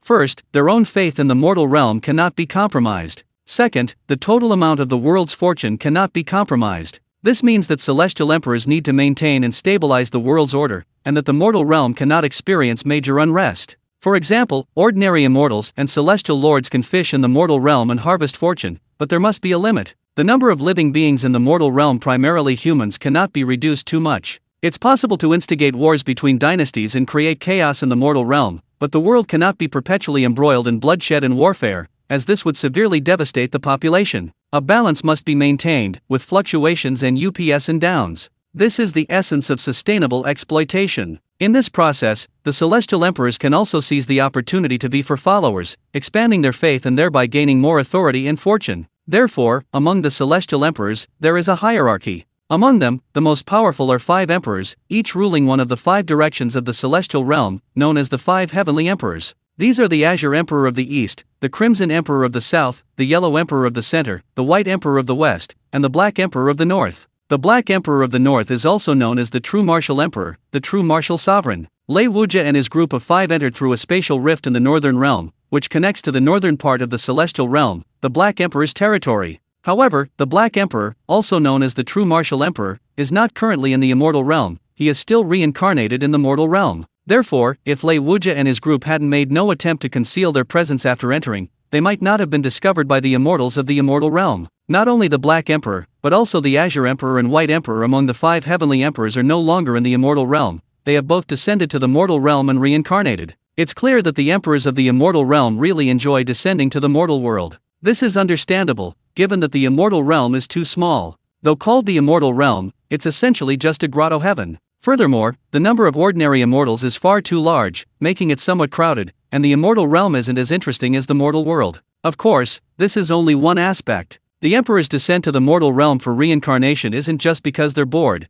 they must have some kind of plan. In this world, from the martial artists and dynasties of the mortal realm to the emperors of the immortal realm, everyone is scheming and vying for destiny. It can be said that destiny permeates every aspect of this world. Chapter 244 First Grade, for Realms, Unity of 3 Teachings. Of the 5 heavenly emperors of the celestial realm, the Black Emperor, the Azure Emperor, and the White Emperor have all reincarnated in the mortal realm, leaving only the Crimson Emperor and the Yellow Emperor. Lei Wuja and the others did not conceal their auras, so even an ordinary immortal could sense that something was amiss with them. They possessed only pure spiritual energy, completely unaffected by any influence of destiny power, which was clearly abnormal. This was like a bright lamp in the darkness, so dazzling and conspicuous. Because Lei Wuja and the others' auras were incredibly terrifying, a single glance was like standing on the edge of an abyss, sending chills down one's spine. Therefore, even though the first to notice were numerous ordinary immortals, and even celestial lords, they dared not approach, let alone attack. So, they all tacitly chose to wait for the celestial emperors to arrive. The number of celestial emperors in the celestial realm was not large, but the true supreme beings were actually the 5 heavenly emperors, all at the peak of the great divine realm. Of course, according to the realm classification of this world, they would be celestial immortals. In the immortal realm, they are celestial immortals. If they don't enter the heavenly gate and remain in the mortal realm, they are celestial humans. Immortals in the immortal realm are divided into 3 ranks: immortal emperors are celestial immortals, immortal lords are earth immortals, and ordinary immortals are human immortals. The cultivation realm classification in the mortal realm is more complex and somewhat similar to that of the world of teenagers. There are also 9 ranks, but in the world of teenagers, it's 9 ranks with 4 realms. Above the 4th realm is the great divine profound realm. In this world, it's 1 rank with 4 realms. Above the 4th realm is the celestial human. The celestial human realm and the great divine profound realm are equivalent. Martial arts have 9 ranks, but ranks 8 to 2 are unremarkable. They are just ordinary martial artists with nothing special about them. However, the first rank is very different. In this world, besides martial artists, there are also the 3 cultivation systems of Confucianism, Buddhism, and Taoism. In Confucianism, the first rank is celestial phenomenon, in Buddhism, it's Vajra, and in Taoism, it's profound pointing. Of course, there are further subdivisions, making it quite complex. However, the most complex is the martial arts realm. To enter the first rank, a martial arts practitioner must first reach the Vajra realm, then the profound pointing realm, then the celestial phenomenon realm, and finally the land immortal realm. These are the 4 realms of the first rank for martial arts practitioners. The 4 realms in this world are the same as those in the world of the young protagonist. That is to say, the land immortal is the profound spirit realm, and the celestial human realm, above the land immortal, is the great profound spirit realm of the young protagonist's world. Therefore, it is clear that in this world, the strength of the immortal realm is not necessarily far superior to that of the mortal realm, because celestial immortals, human immortals, and earth immortals all fall within the category of land immortals, and the mortal realm also has land immortals. The celestial human realm in the mortal realm is equivalent to the celestial immortals of the immortal realm. The mortal realm also has celestial humans. Moreover, immortals in the celestial realm, especially celestial emperors, frequently descend to the mortal realm to reincarnate. And how could the reincarnations of emperors be ordinary? Therefore, these reincarnated emperors and celestial beings eventually cultivate to become terrestrial immortals, or even celestial beings. Then, they either stir up trouble, devise schemes, or conquer the world to establish dynasties. In short, they are practically the protagonists of an era. Especially now, while the White Emperor, the Green Emperor, and the Black Emperor, 3 celestial emperors, are all in the mortal realm. This shows just how lively the mortal world is right now. Calling it an era of great strife wouldn't be an exaggeration, it's definitely a golden age. The martial world of this world is even more exciting and diverse than the martial world of the boys' world. Although there are 4 cultivation systems in this world, in terms of killing power, martial artists are the strongest. Confucianism, Buddhism, and Taoism only pursue the heavenly Dao, therefore they look down on martial artists. Martial artists are always arrogant and unruly, naturally looking down on the 3 religions as well, believing that while their cultivation levels are high, they are largely superficial, and their fighting ability should be judged from a lower level. Because of their unruly nature, most martial artists are unwilling to enter the heavenly gate and ascend to the immortal realm, preferring to remain in the mortal world and enjoy a carefree life.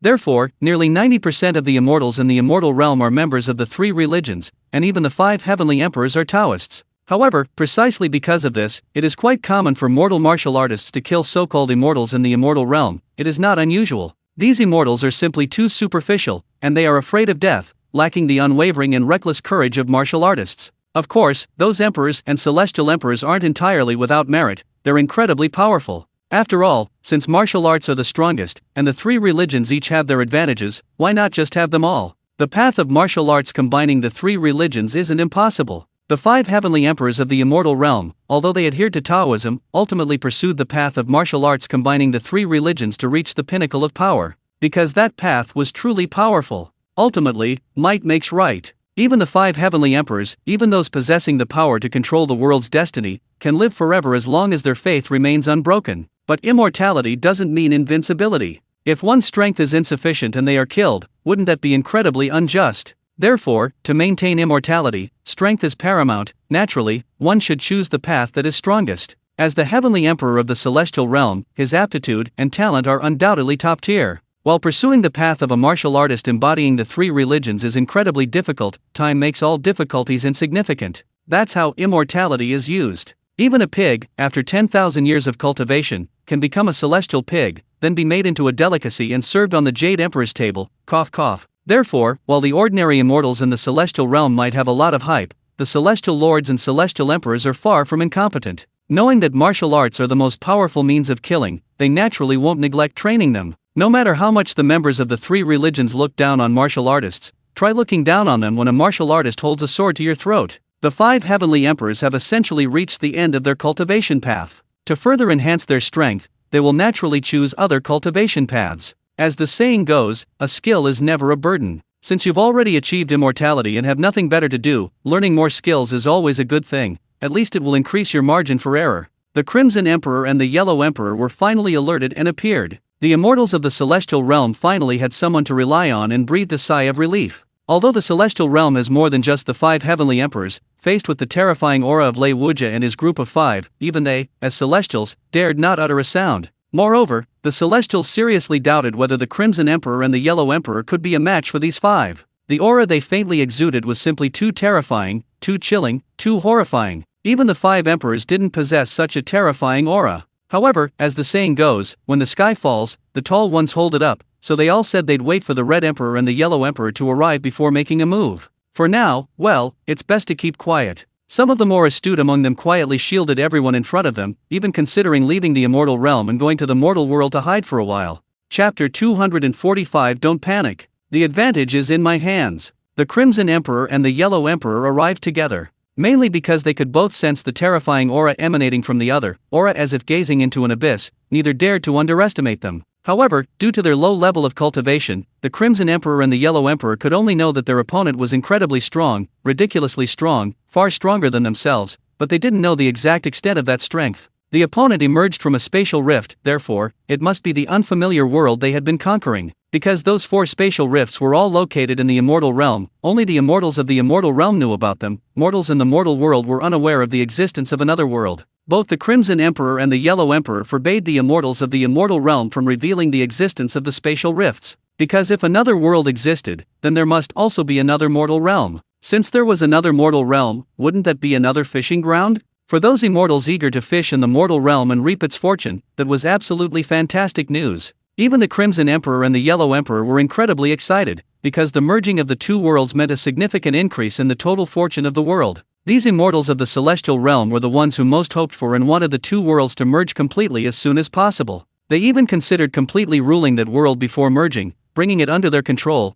and using it as a pasture for fortune to harvest from all living beings. Unfortunately, that world also had top-tier powerhouses, even celestial immortals of comparable strength to the celestial emperors, making a direct sweep impossible. Fortunately, although that world had celestial immortals, its number of earth immortals and human immortals was far less than their own, forcing them to rely on formations for passive defense. However, because the difference in the strength of the top powerhouses on both sides was very small, there was no decisive factor, resulting in a stalemate. But so be it, they didn't care. After all, the 2 worlds would merge sooner or later, that was inevitable. As immortal beings who feed on destiny and possess eternal life, the celestial beings of the immortal realm declared they could afford to wait. Furthermore, they weren't actually interested in ruling the world, they merely wanted to harvest destiny. A stagnant human world was highly unfavorable for harvesting destiny. Therefore, chaos was necessary in the human world. A period of peace and prosperity could be created to restore the population, but peace couldn't last forever. Based on this, the immortals of the immortal realm would begin their scheme to wreak havoc on the human world.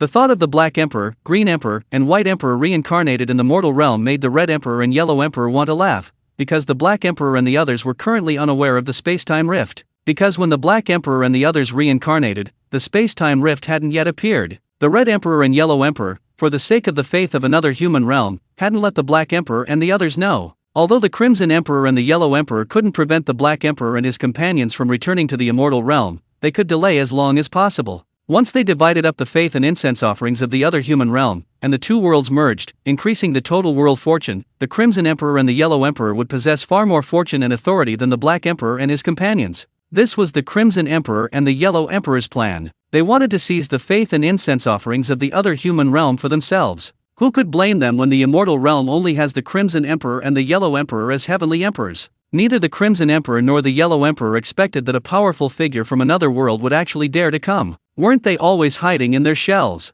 If it weren't for the defensive formations utilizing the power of heaven and earth, and the fact that the other side also had top-tier heavenly immortal level experts, the immortal realm would have already conquered that world. And now they dare to come? Absolutely audacious, utterly reckless. However, the Crimson Emperor and the Yellow Emperor sensed the terrifying aura emanating from Lei Wuja and his group of 5. So, 5 peak heavenly immortal level experts had arrived. Is this the courage they have to come? The Crimson Emperor and the Yellow Emperor only felt that Lei Wuja and his group of 5 were stronger than them. After all, their aura was so terrifying that it made them tremble slightly. But they didn't know exactly how strong they were, assuming that Lei Wuja and his group were only at the peak of Heavenly Immortal level, or slightly stronger than peak Heavenly Immortal level experts, but only slightly. After all, no one can break the limitations of a world. The Crimson Emperor and the Yellow Emperor had long understood that the other world was quite similar to theirs, roughly equal in strength, meaning the power of their top experts was roughly the same. The limitations of their respective worlds prevented either from producing experts above the celestial immortal realm, and this was indeed the case.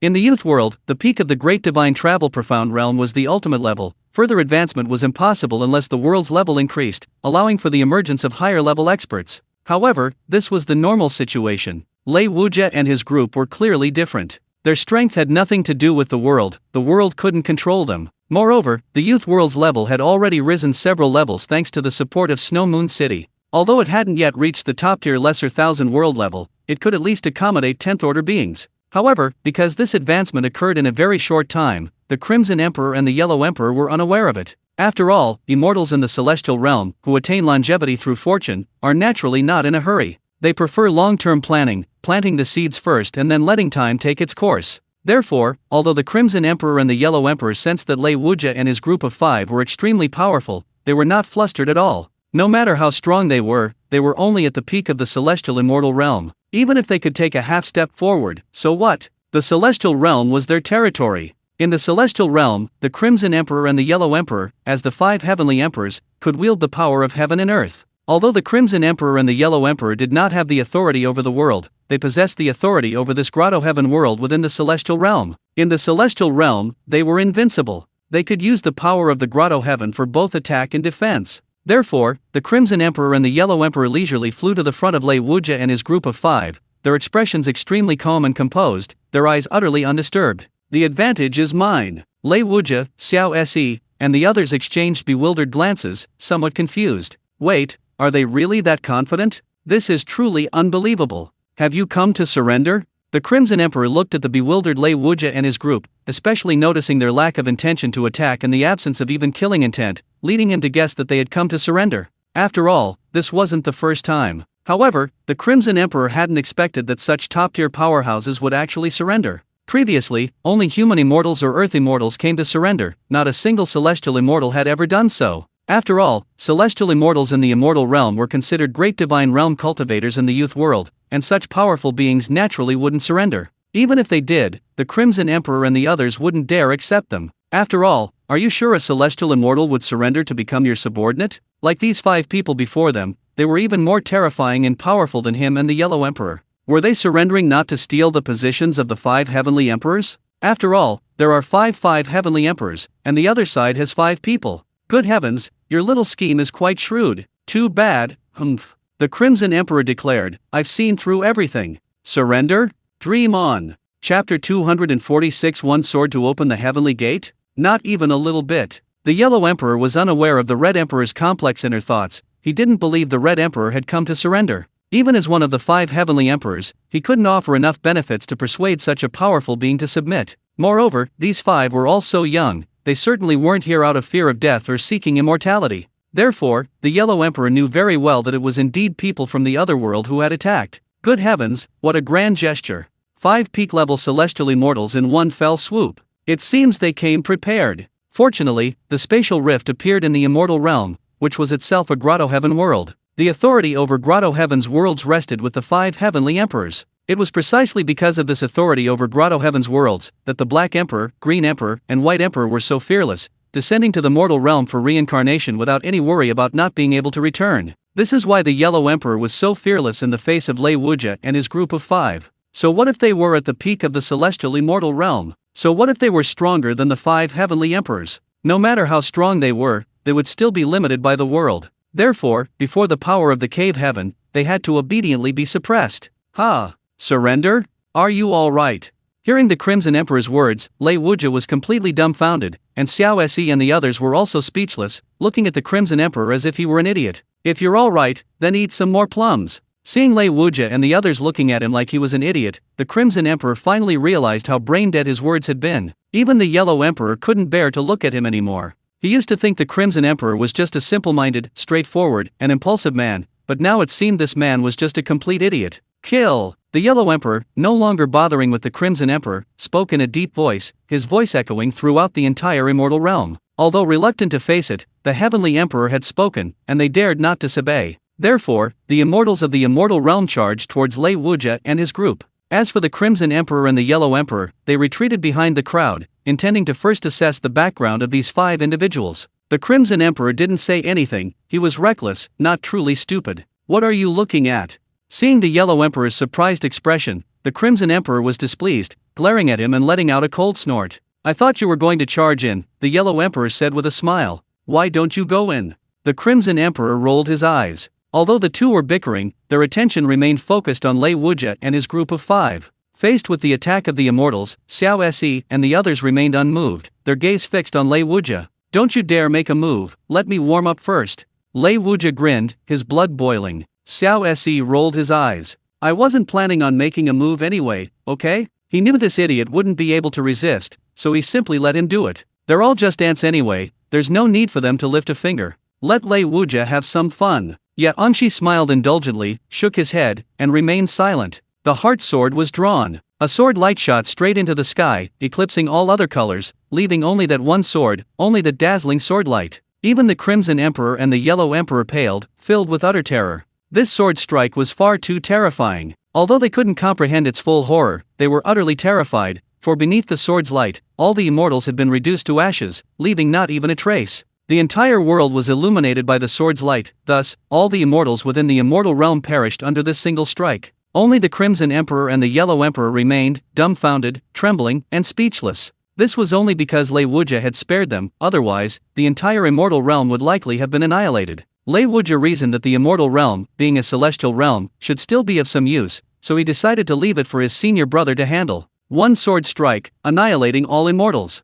Although the Crimson Emperor and the Yellow Emperor were quite frightened, in this critical moment, they dared not hesitate. After exchanging glances, they remained silent and jointly mobilized the power of their respective celestial realms. Each of the 5 heavenly emperors possessed 1/5 of the celestial realm's authority, allowing them to mobilize 1/5 of its power. With the Crimson Emperor and the Yellow Emperor joining forces, they could mobilize 2/5 of the celestial realm's power. Now, the Crimson Emperor and the Yellow Emperor felt no joy at the thought of the Black Emperor, the Green Emperor, and the White Emperor's reincarnation in the mortal realm. If the Black Emperor and the others were still in the immortal realm, the 5 emperors working together could mobilize the entire power of their respective celestial realms. Absolutely certain. Indeed, even if Lei Wuja had wiped out all the immortals with a single sword strike, the Crimson Emperor and the Yellow Emperor still did not believe that Lei Wuja could withstand the power of the celestial realms. It can only be said that prejudice in people's hearts is a formidable mountain. The Crimson Emperor and the Yellow Emperor had always believed that Lei Wuja's realm couldn't transcend the limitations of the world.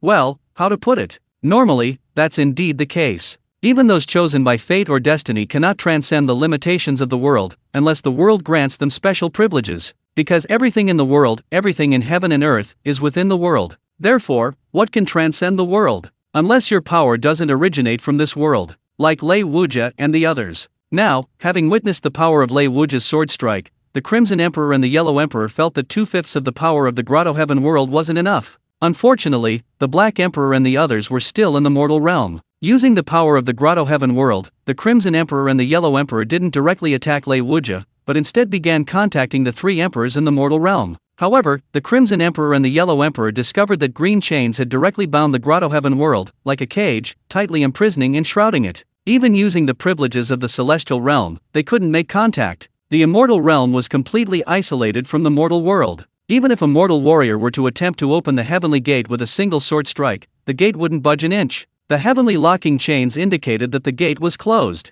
The Crimson Emperor and the Yellow Emperor were utterly dumbfounded. What was going on? This was the power of a celestial realm. How could it be sealed off? What kind of supreme treasure was that green chain? It could even seal off a celestial realm. The Crimson Emperor and the Yellow Emperor had never seen such a terrifying magical artifact before, and they were truly terrified. This also sent an endless chill down their spines. They both understood one thing. That means, if the opponent could so firmly seal off the Grotto Heaven world, wouldn't that imply that even the power of the Grotto Heaven world couldn't suppress them? The thought sent a chill down the spines of the Crimson Emperor and the Yellow Emperor. The calm and composed demeanor on their faces vanished completely, replaced by fear and dread. Even the 5 heavenly emperors fear death. Chapter 247 He self-destruct at the slightest disagreement. At this moment, the Crimson Emperor and the Yellow Emperor no longer mocked the Black Emperor, Green Emperor, and White Emperor, who had been reincarnated in the mortal realm. Good heavens, they had directly escaped a calamity. The Crimson Emperor and the Yellow Emperor, their defenses breached, even suspected that their 3 old comrades had foreseen this great calamity in the celestial realm and had deliberately reincarnated in the mortal world to avoid it. Otherwise, how could it be such a coincidence? The Black Emperor, Green Emperor, and White Emperor had only been reincarnated in the mortal realm for a short time when spatial rifts appeared. Previously, the Crimson Emperor and the Yellow Emperor had mocked the Black Emperor and his companions for missing out on a tremendous opportunity. So, they had run away. I knew it. Why did they suddenly decide to reincarnate in the mortal realm? They were waiting here all along. The Crimson Emperor and the Yellow Emperor exchanged bewildered glances, almost bursting into curses. Of course, these were all just guesses by the Crimson Emperor and the Yellow Emperor. As for the truth, it didn't matter, because their mental state had already collapsed. Even the most outrageous guesses would seem true to the completely devastated Crimson Emperor and Yellow Emperor. Lei Wuji and the others watched the Crimson Emperor and Yellow Emperor, their expressions filled with terror and fear, but said nothing and didn't laugh at them, because it was pointless. It was simply a matter of the strong preying on the weak. Lei Wuji and the others knew very well that if it weren't for the multiverse chat group, the world of the youth would be the one in a tragic situation.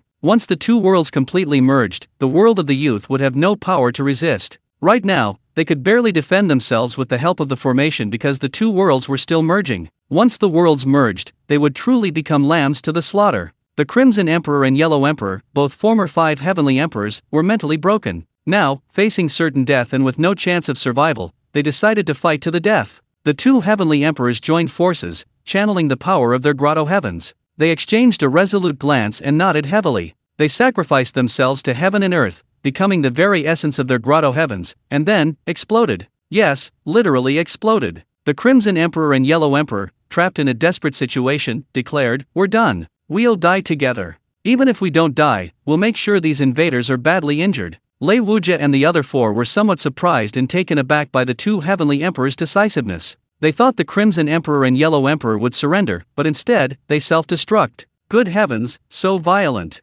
Didn't they even ask if they could surrender? Just as the Yellow Emperor had previously doubted Lei Wuji and his group's willingness to surrender, he projected his own assumptions onto them, believing they would certainly not accept his surrender. However, Lei Wuji and his group stated that surrendering wasn't a problem. This indicated that Snow Moon City had a grand vision. After all, Snow Moon City had long since set its sights on all realms and didn't care much about such trivial matters. If they were truly sincere in their surrender, it wasn't out of the question. But unexpectedly, the Crimson Emperor and the Yellow Emperor sacrificed themselves to the heavens and earth without a word, leaving Lei Wuji and his group looking at each other in disbelief. No, it wasn't just a word, they didn't even say a word. They self-destruct without uttering a sound. Truly ruthless. Lei Wuji scratched the back of his head, somewhat bewildered. Do I look like a villain? Why would you rather self-destruct than surrender? However, they only sighed in slight surprise, not taking it too seriously. So what if they self-destruct? 1 more or 1 less won't make a difference. As for the terrifying power formed by the self-destruction of the celestial realm's origin, Lei Wuji glanced at Ye Ruyi beside him. Ye Ruyi nodded. With a thought, the heaven-locking chain sealing the immortal realm emitted a dazzling green divine light, then directly suppressed and imprisoned the immortal realm. All power in the immortal realm instantly fell silent. Even the self-destruction process was silenced and imprisoned, as if a pause button had been pressed. However, the heaven-locking chains did not possess the power of spacetime, only the power of sealing and imprisonment. Therefore, the self-destruction was not extinguished, only imprisoned. Once the confinement disappears and the seal is broken, the self-destruction will continue. Let's quell the explosion of the primordial source first, then stabilize the order of the immortal realm. At this moment, Xiao Se slowly spoke, then struck the core of the primordial explosion with his palm. Beside him, Ye Anshi summoned a celestial artifact, a bronze bell. The power of a celestial artifact is enough to suppress an entire world, let alone a mere grotto heaven. Naturally, he easily stabilized the order of this grotto heaven. As for the core of the grotto heaven's primordial explosion, it was also shattered by Xiao Se's palm strike. The grotto heaven's primordial explosion was thus completely quelled. Even with the Crimson Emperor and the Yellow Emperor sacrificing themselves to heaven and earth, they didn't even scratch Lei Wuji and the others, let alone cause them any serious injury. It can only be said that the gap in strength is simply too great, even fighting to the death was futile. What to do? The immortal realm is empty. Lei Wuji looked at the deserted immortal realm and shrugged helplessly. He was so focused on enjoying himself that now he's lost everything. There isn't a single immortal left, and he can't even find a guide. However, it seems he doesn't need a guide anyway. Now that the immortal realm has been conquered, all 4 spacetime rifts are located there, and they've been well hidden by the immortals. Therefore, no one in the mortal realm should know about the spacetime rifts. Actually, Snow Moon City isn't particularly interested in ruling the world. In the world of the young, it's the northerly dynasty of the Xiao clan of Tiankai City that rules the Central Plains, and there are even other dynasties. For example, Bai K has been restored, mainly because Bailey Dongjun's wife is a princess of Bai Quebec. Bailey Dongjun didn't say anything, yet some shrewd person took the initiative to help Bai K restore its kingdom, and Xiao Ruofang, the emperor of Bailey, didn't utter a sound. Furthermore, Bailey, as its name suggests, only ruled the northern part of the Central Plains. Strictly speaking, it was a separatist dynasty. In the south, there was also Nanju. However, because no one in Nanju had a deep connection with Suiyu City, Bailey, after becoming powerful, simply destroyed Nanju. Now, Bailey rules the entire Central Plains. Although Bai K has been restored, it is only a small country, merely providing a place for the remnants of Bai K to live. The Central Plains are vast and rich in resources. As for the other small, insignificant places, Bailey didn't care for them. The environment was too harsh, so they didn't conquer them. Snow Moon City doesn't actually have many disciples. They adhere to a quality over quantity principle. Therefore, if they were to personally rule the world, they likely wouldn't have enough people to manage it, and it would be extremely troublesome. Sikong Changfeng and his group are quite satisfied with the current situation. Snow Moon City is aloof and detached from worldly affairs. Moreover, Snow Moon City has expanded rapidly, practically becoming a kingdom within a kingdom. Bailey has no jurisdiction over Snow Moon City's territory. Even the Xiao royal family doesn't dare cause trouble within Snow Moon City's borders. Because Snow Moon City is truly capable of imprisoning royalty, showing absolutely no respect for the Bailey royal family. Within Snow Moon City's territory, Snow Moon City is the greatest, the absolute ruler.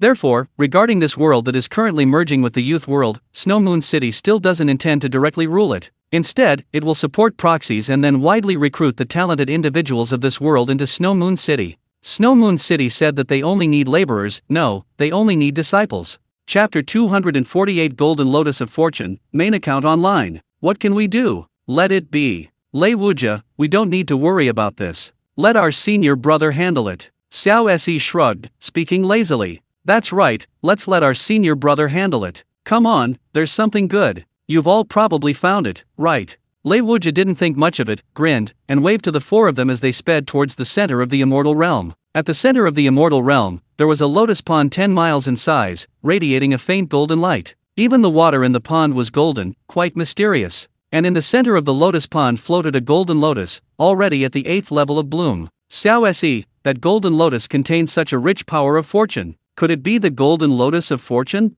Lei Wuja stared at the 8th grade golden lotus, his arm around Xiao Se's shoulder, and asked curiously, his eyes wide and unfocused. That must be why immortals in the celestial realm can absorb fortune and thus achieve immortality. Yet Angshi glanced at Lei Wuja, then carefully observed the golden lotus, resting his chin on his hand as he guessed. It should be. After all, luck is an ethereal thing. Although the immortals in this immortal realm are called immortals, given their cultivation level, absorbing luck isn't that simple. Xiao Se also carefully observed the golden lotus, pondered for a moment, and nodded upon hearing Ya Angshi's words. After all, fortune is ethereal and unpredictable. Even observing it is difficult, let alone absorbing it to achieve immortality. It's not that simple, much less easy. But these immortals in the celestial realm? They can easily absorb fortune to achieve immortality, and without encountering any problems, demonstrating just how stable fortune is. If it's due to this golden lotus of fortune, then it makes sense. Presumably, this grotto heaven world was created because of the golden lotus of fortune. Then, a supreme being from the mortal realm discovered this grotto heaven world, and naturally, also discovered the golden lotus of fortune. Xiao Se guessed that the 5 heavenly emperors were probably among the first supreme beings to discover this grotto heaven world, and by refining the golden lotus of fortune, they gained a portion of the world's fortune control. Because Xiao Se could clearly sense that the golden lotus of fortune had been refined. In other words, this golden lotus of fortune had an owner. And it was precisely because the golden lotus of fortune had been refined that it was somewhat underdeveloped. As a treasure of fortune for a world, it only blossomed at the 8th grade, and the fortune it contained was somewhat fluctuating and weak, even unstable. Clearly, it had been ruined by these immortals from the immortal realm. Absorbing fortune through the golden lotus of luck, this constant in and out process is bound to cause immense harm. The golden lotus of luck acts like a transfer station, also serving as a filter. Otherwise, absorbing fortune so easily wouldn't be so simple. This golden lotus of luck is truly pitiful. It clearly had a grotto heaven as its nurturing ground, yet the grotto heaven was discovered, exposing itself. Due to the self-destruction of the Crimson Emperor and the Yellow Emperor, this golden lotus of luck has also weakened somewhat. Clearly, it was the 5 heavenly emperors who refined this golden lotus of luck. Fortunately, this weakening is only temporary. Because the Crimson Emperor and the Yellow Emperor perished, the authority over the Qi, vital energy, was reclaimed and returned to the golden lotus of Qi. A continuous stream of Qi now converges from all directions of the world. The golden lotus of Qi actively and continuously absorbs unclaimed Qi. Now, all the immortals in the immortal realm have been wiped out by Lei Wujia's single sword strike. Good heavens! This has caused the Qi of the immortal realm to become incredibly dense, being frantically absorbed by the golden lotus of Qi. The golden lotus of Qi is practically satiated. However, although the Crimson Emperor and the Yellow Emperor have fallen, there are still the Black Emperor, the Azure Emperor, and the White Emperor. 3/5 of the authority over Qi has not yet been reclaimed. Xiao Se declares that such a treasure belongs to Snow Moon City. It is destined for Snow Moon City. So, Xiao Se pointed a finger at the golden lotus of fortune, violently erasing the refining marks of the Black Emperor, Green Emperor, and White Emperor, directly stripping them of their fortune authority. The Crimson Emperor and Yellow Emperor couldn't do this, which is why the Black Emperor, Green Emperor, and White Emperor could safely descend to the mortal realm to reincarnate. Otherwise, the 5 emperors would likely have had to fiercely guard the golden lotus of fortune. The 5 emperors also set up formations and seals on the golden lotus of fortune, and even the entire lotus pond. In short, they used every means possible to ensure the safety of the golden lotus of fortune. Unfortunately, these arrangements were as useless as paper to Xiao Se. All the refining marks on the golden lotus of fortune were cleared by Xiao Se. From then on, the golden lotus of fortune was completely freed from its restrictions, possessing freedom, and all fortune authority belonged to itself. The next moment, the golden lotus of fortune instantly blossomed into a 9th grade flower, then a 10th, 11th, and even 12th grade. The 12th grade represents perfection, the ultimate state. Therefore, the golden lotus of fortune represents direct perfection. Xiao Se waved his hand, and the golden lotus of fortune flew directly into his palm. Xiao Se, you want it? Lei Wujia leaned closer, asking curiously. Of course, Lei Wujia was only curious about the golden lotus of fortune. After all, he had never actually seen one before, and he didn't actually want it. Although this golden lotus of fortune had 12 petals, because the world it was born from was only a minor world, it was just so-so. Its value wasn't even as high as a celestial artifact. Therefore, he was quite surprised that Xiao Se actually wanted it. This is a treasure of fortune, capable of suppressing fortune. It can be kept in Snow Moon City. It'll be somewhat useful. Perhaps it can even continue to grow. Xiao Se looked at the golden lotus of fortune in his hand and smiled. This is good. This golden lotus of fortune is so beautiful. How about keeping it in my courtyard? Sikon Kinluo really liked this golden lotus of fortune. After all, it was of excellent quality, golden and shimmering with flowing light of fortune on its petals, like rivers. Of course.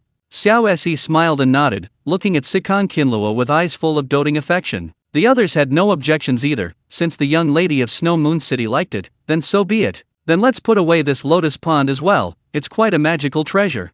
Over here, Lei Wujia and the others directly collected the golden lotus of fortune along with the lotus pond. Meanwhile, in the mortal realm, the Black Emperor's current reincarnation is the heir of a non-royal king in the northern border of the dynasty. Because the king of the northern border was deeply feared by the emperor, the crown prince of the northern border concealed his talents from a young age, presenting himself as a spoiled and dissolute young master, ridiculed by the world as a good-for-nothing prince with a glittering exterior but a rotten core. In reality, the seemingly spoiled and incompetent prince was actually a man of great wisdom and cunning. Now, this spoiled prince had just finished his trials in the martial world, but suddenly, for unknown reasons, he fell into a coma. This greatly worried the king of the northern border. However, no matter how he investigated, even summoning Li Jianshen of the spring and autumn sword armor, he still had no clue. This coma lasted for more than a month. A month later, the emperor finally remembered his account and password, and logged in directly. The Black Emperor, also known as the true martial emperor, has returned. Chapter 249. The main account is ruined,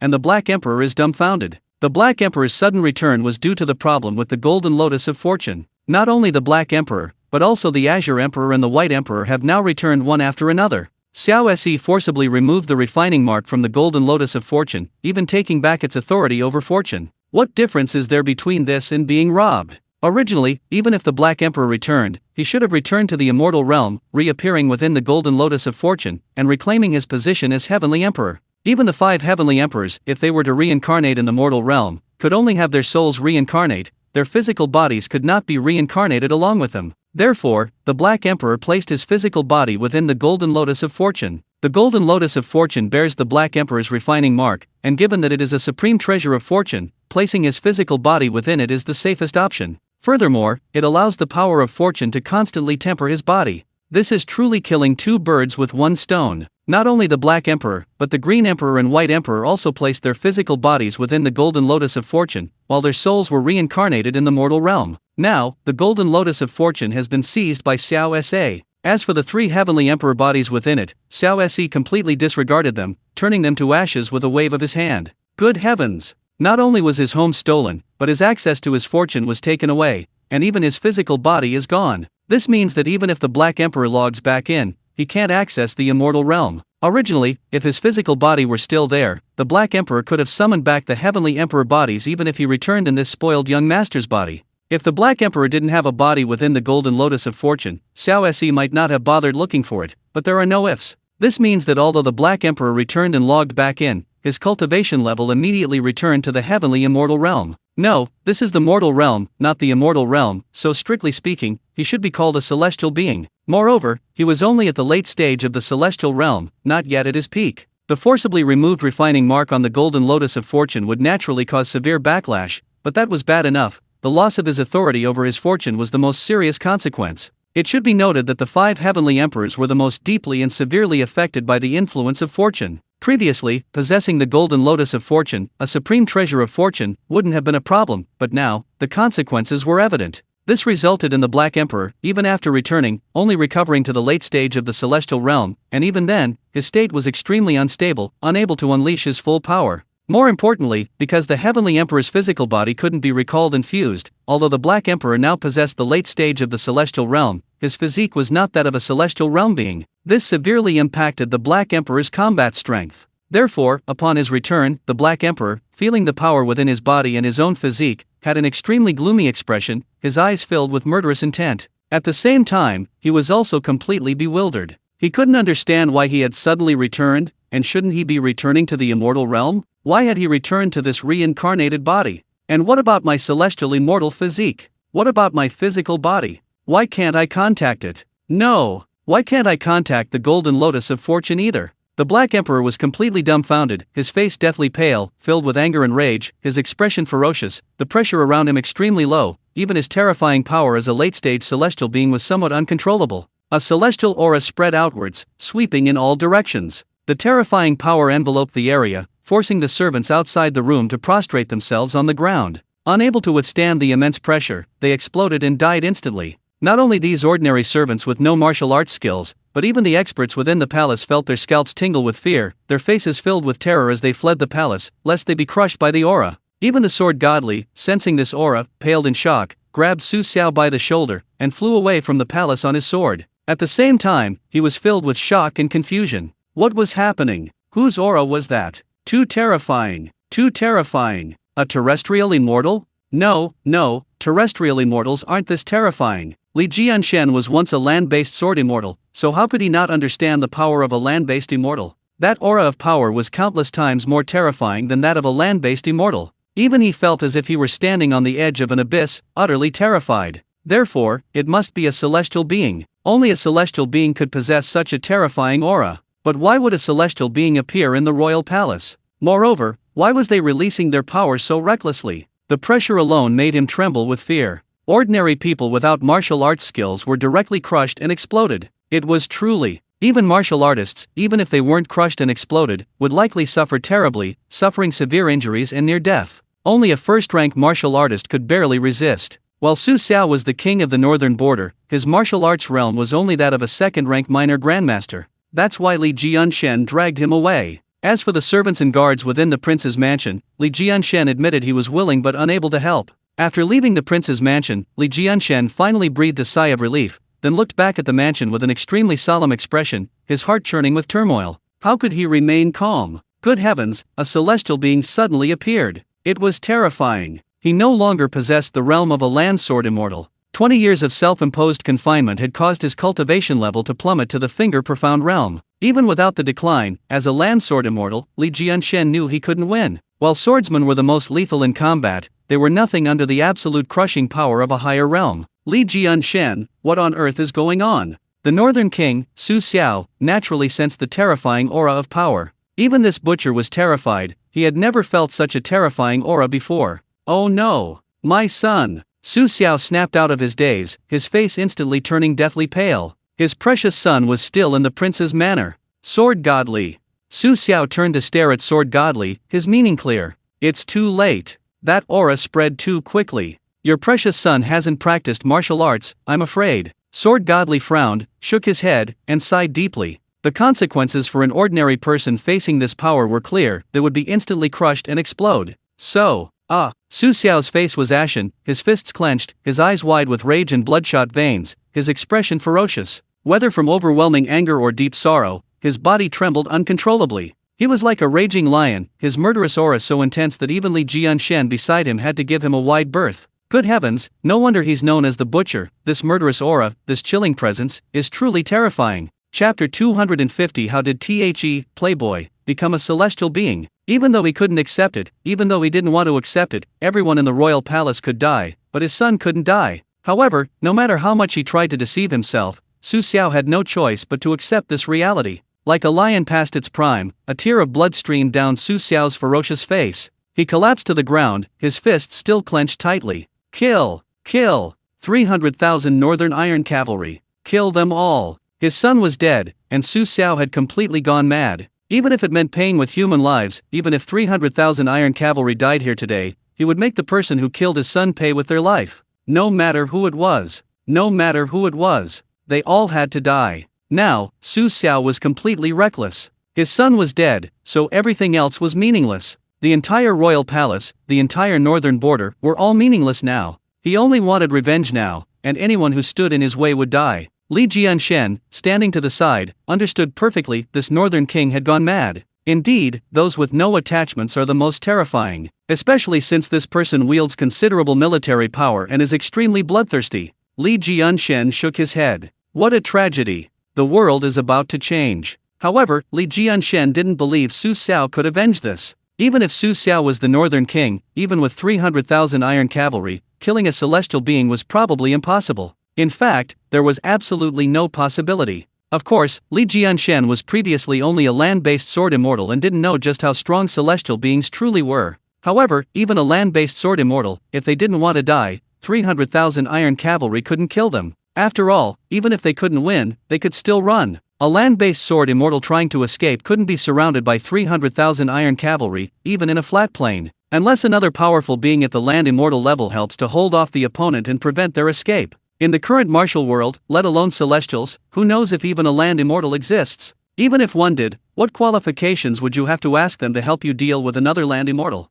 Let alone this one, who is a celestial. Therefore, Li Jianshen doesn't think Su Xiao can avenge the murder of his son. It's really strange why a celestial would suddenly appear. And of all times, appearing in the prince's mansion. The strangest thing is, why attack the prince's mansion? Did Su Xiao offend a celestial? Impossible. Su Xiao isn't stupid. Back then, although Su Xiao roamed the martial world and destroyed many sects and temples, he wasn't truly stupid, and he certainly wouldn't stand against the entire martial world. Therefore, Su Xiao's rampage through the martial world was merely a facade, a perfunctory gesture. He only targeted the weak, completely ignoring the powerful sects and temples. Logically, he shouldn't have offended a celestial being. This baffled Li Jianshen. If it wasn't revenge, why would a celestial being attack Su Xiao? Even if the emperor was wary of the northern king, they hadn't openly broken ties. In short, Li Jianshen was utterly perplexed and couldn't understand it at all. As for Su Xiao, he didn't even consider these things, because it was pointless. Thinking about it further was futile. His son was already dead. Whatever grudges or hatred, so be it, let's die together. At this moment, Su Xiao was listless and lifeless, like rotten wood, his eyes devoid of any light. In the prince's mansion, in the crown prince's room, the Black Emperor, unable to connect with the golden lotus of luck in his physical body, was consumed by rage, feeling as if his head was about to split open. His already unstable cultivation level was further jeopardized by this shock, dropping him directly from the late stage to the mid-stage. This made the Black Emperor's already gloomy face even darker. He hadn't felt this weak in countless years, not since becoming one of the 5 heavenly emperors. Moreover, only a celestial being with a celestial body was a true celestial being, without any weaknesses or shortcomings. Therefore, even though the Black Emperor now possessed the cultivation level of a celestial being, his combat strength was considerably lacking. It's fine if they don't get close, but once they do, a celestial being with a celestial body could kill the Black Emperor with a single slap. Of course, the Black Emperor only lacks a celestial body, his cultivation and realm are real. Therefore, he's only slightly intimidated by celestial beings.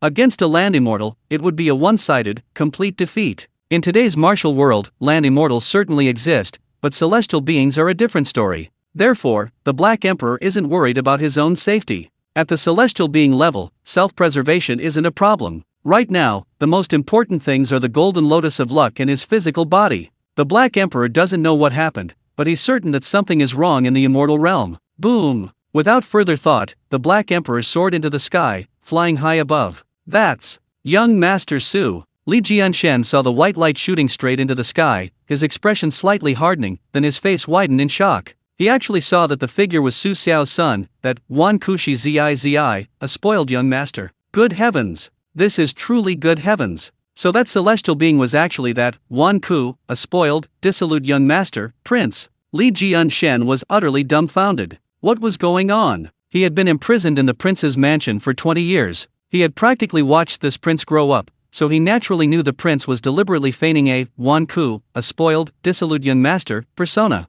But, even if you're just pretending, why pretend to be a celestial being? You were pretending to be a Wan Ku, a spoiled, dissolute young master, not a celestial being. Besides, wasn't this prince a martial arts master who had never practiced martial arts? How did he suddenly become a celestial being? Could it be? Li Jianshan's eyes narrowed, he had some suspicions. After all, although this world was a martial arts world, it was, in a way, even more extreme than the world of teenagers. A martial arts world where not only was there luck, but reincarnation was also possible. Rumors circulated that the city lord of Donghai Martial Emperor City was the reincarnation of the White Emperor. Of course, it was just a rumor, but for a powerhouse like Li Jianshan, rumors weren't necessarily false. Therefore, Li Jianshan guessed that this Prince Su was likely the reincarnation of some powerful figure. Now, judging from the situation, he's returned? What caused his return? Has something major happened? Although Li Jianshan had some guesses, he still only had a vague understanding and couldn't figure it out. That's him. My son. Thank goodness. My son isn't dead. My son isn't dead. That's wonderful. That's wonderful. That's wonderful. Su Xiao, seeing his son alive, was overjoyed, tears streaming down his face, as happy as a child. He was so overwhelmed with joy and excitement that he completely forgot how his son, who had never practiced martial arts, was now so powerful. However, the dramatic emotional fluctuations Su Xiao had experienced in such a short time had left him exhausted, his mind somewhat muddled. If it weren't for his unwavering will, he probably would have gone mad long ago. High above the clouds, the Black Emperor raised his hand and unleashed a dazzling, terrifying swordlight that pierced the sky, blotting out the sun and out, even more radiant than the sun itself. How could this be? Where is the heavenly gate? Chapter 251. Isn't this old Wang? He really is the reincarnation of the White Emperor. Seeing no movement whatsoever, the Black Emperor's face was incredibly solemn and bewildered. Wait, where is the heavenly gate? Why hasn't the heavenly gate appeared? This shouldn't be happening. His attack was at the celestial level, it should be enough to open the heavenly gate. For a mortal martial artist, opening the heavenly gate isn't difficult. For example, Li Jianshan has a move called One Sword Opens the Heavenly Gate, a sword technique that can genuinely open the heavenly gate. As for celestials, it's even simpler. Using the power of a celestial realm expert, a casual strike can open the heavenly gate. Although the Black Emperor is the heavenly emperor of the immortal realm, he's currently completely unable to contact the Golden Lotus of Luck. Therefore, to enter the immortal realm, he must enter through the heavenly gate. However, he hadn't expected the heavenly gate to not appear. Seeing this, the Black Emperor's expression hardened, his face grave, his brow furrowed as he fell into deep thought. What on earth is happening to the immortal realm? Although the Azure Emperor and White Emperor have reincarnated, aren't there still the Crimson Emperor and Yellow Emperor?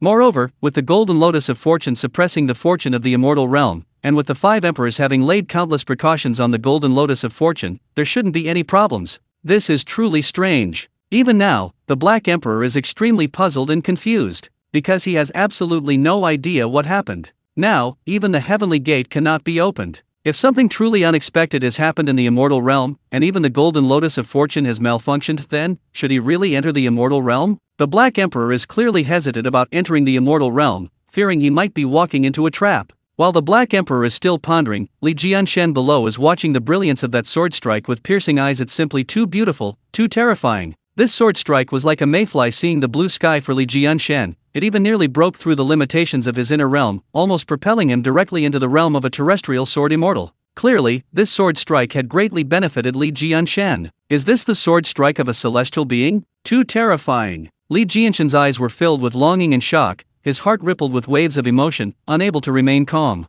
Meanwhile, Su Xiao, standing to the side, finally realized that his son shouldn't be this powerful. Is he a terrestrial immortal? Or a celestial being? As the king of the northern border, Su Xiao had roamed the martial world in his younger days and possessed the skills of a second-rank minor grandmaster, so he naturally knew about terrestrial immortals and celestial beings. However, he didn't know just how strong terrestrial immortals and celestial beings truly were. After all, he had never witnessed it firsthand. However, Su Xiao looked at Li Jianshan. This man was once a sword immortal at the terrestrial god realm. Sword godly, my son is a celestial being. Sword Godly said softly upon hearing Su Xiao's words, but his gaze remained fixed on the Black Emperor, not even glancing at Su Xiao. A celestial being. Su Xiao was stunned, his expression incredibly solemn. He was a doting father to his son, how could he not know him? His son had never practiced martial arts, not even for a single day during his 3 years of training outside. So how could he suddenly become a celestial being? Could this not be his son?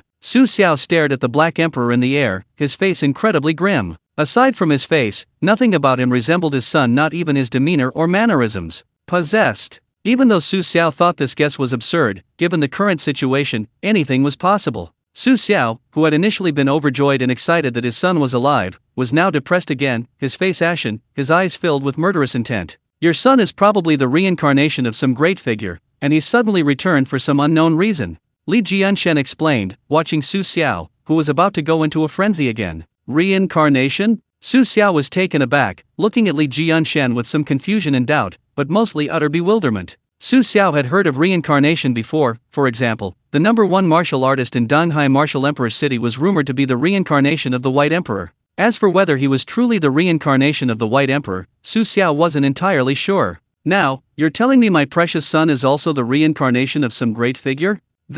Su Xiao really didn't want to believe it, but since these words came from Li Jianshan's mouth, their credibility increased significantly. Moreover, looking at his son standing high in the sky, exuding a noble aura and radiating an extremely terrifying power, even if he didn't want to believe it, Su Xiao understood that perhaps it really was as Li Jianshan said. Then, was his precious son also gone? After all, that great figure had already returned in his son's body and certainly wouldn't acknowledge him as his father. And what about his son? Did he still have any memories? If he had no memories at all, what difference was there between him and his son being dead? This left Su Xiao unsure whether to be happy that his son wasn't dead, or heartbroken that his son no longer recognized him as his father. In short, Su Xiao was filled with mixed emotions and completely at a loss. Li Jianshan didn't think about such things, he was simply curious about the Black Emperor's identity. Just then, 2 more beams of white light pierced through the air. It was the White Emperor and the Azure Emperor. These two had also returned, facing the same situation as the Black Emperor, unable to contact the Golden Lotus of Luck. Their cultivation level had regressed to the mid-stage of the celestial realm, and they had even lost their celestial body. This filled the White Emperor and the Azure Emperor with anger and confusion. Sensing the Black Emperor's aura, the White Emperor and the Azure Emperor also rushed over. Then, the 3 celestial emperors looked at each other, speechless, and fell silent. Good heavens! They all thought only they were in trouble, but now, looking around, wow, everyone's in trouble. Suddenly, it feels so much better. Li Jianshan's expression changed upon seeing the Azure Emperor and the White Emperor. Sensing their terrifyingly powerful aura, he was filled with dread. 2 more celestial beings have arrived. Li Jianshan was dumbfounded. Wait, are celestial beings really that worthless now? And, upon closer inspection, damn it, they were acquaintances. Isn't this old Wang from the Martial Emperor's city of the East Sea? This guy really is the reincarnation of the White Emperor. So, the White Emperor has returned. These 3 seem to know each other quite well. Could the other 2 also be celestial emperors? Is there something wrong in the celestial realm? Otherwise, why have all these reincarnated emperors returned? Li Jianshan's mind worked quickly, he had basically guessed some of it, and he was right about most of it. Su Xiao, however, hadn't thought that far ahead. He was still wallowing in his sorrow, lost in his own thoughts. Black Emperor, what's going on? The Azure Emperor couldn't help but ask the Black Emperor first. I want to know too. The Black Emperor shrugged, looking helpless and bewildered. Could it be that the Crimson Emperor and the Yellow Emperor did something? The White Emperor speculated. Chapter 252 Immortality through consuming the dynasty's fortune. There was no other way, only the Crimson Emperor and the Yellow Emperor remained in the immortal realm. Besides them, the White Emperor couldn't think of anyone else. The Black Emperor and the Green Emperor exchanged a glance, both also somewhat doubtful of the Crimson Emperor and the Yellow Emperor. But, do the Crimson Emperor and the Yellow Emperor have that ability? The Green Emperor asked hesitantly. He, for one, didn't really believe the Crimson Emperor and the Yellow Emperor possessed that skill. With that, the Green Emperor struck out with his palm. Boom! A deafening roar resounded, even scattering the white clouds in the sky. The wind whipped up the clouds. This strike was from a celestial being, terrifying beyond measure. However, the heavenly gate still didn't appear. Even the heavenly gate has disappeared, the Green Emperor said gravely. Either the immortal realm is gone, or it has been sealed by an unknown force, the White Emperor speculated. Something terrible must have happened in the immortal realm. Now we've lost our celestial bodies, and even our chi luck authority.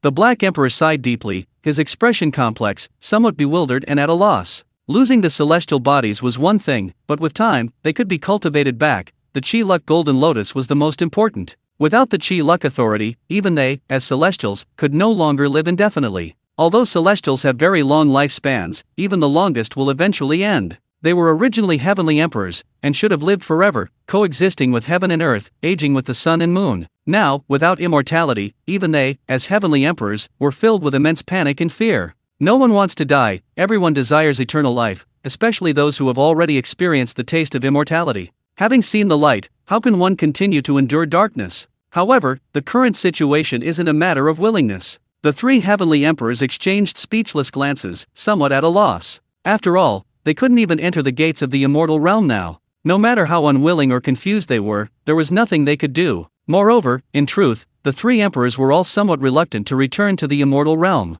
They were all afraid of walking into a trap. The ability to seal the immortal realm and strip them of their destiny and authority, regardless of whether it was truly the Red Emperor and Yellow Emperor's doing, or for some other reason. In short, the three emperors could only accept this reality. There was no other way. Although they were now celestial beings, they only possessed cultivation levels, not the corresponding celestial physiques. Even if they could open the heavenly gates and enter the immortal realm, they probably wouldn't dare to go in. They are now so weakened that even the Crimson Emperor and the Yellow Emperor could easily defeat them. In this state, they still dare to enter the immortal realm? What's the difference between that and courting death? In fact, the absence of the heavenly gate has actually brought some relief to the Black Emperor and his companions, giving them a reason not to enter the immortal realm to their deaths. Now that the golden lotus of fortune is gone, the only way to achieve immortality is through the dynasty's fortune. After a long silence, the White Emperor spoke first. Relying on the dynasty's fortune for immortality is one method, but it has significant flaws. That little eunuch, although he has lived since the founding of the dynasty thanks to its fortune,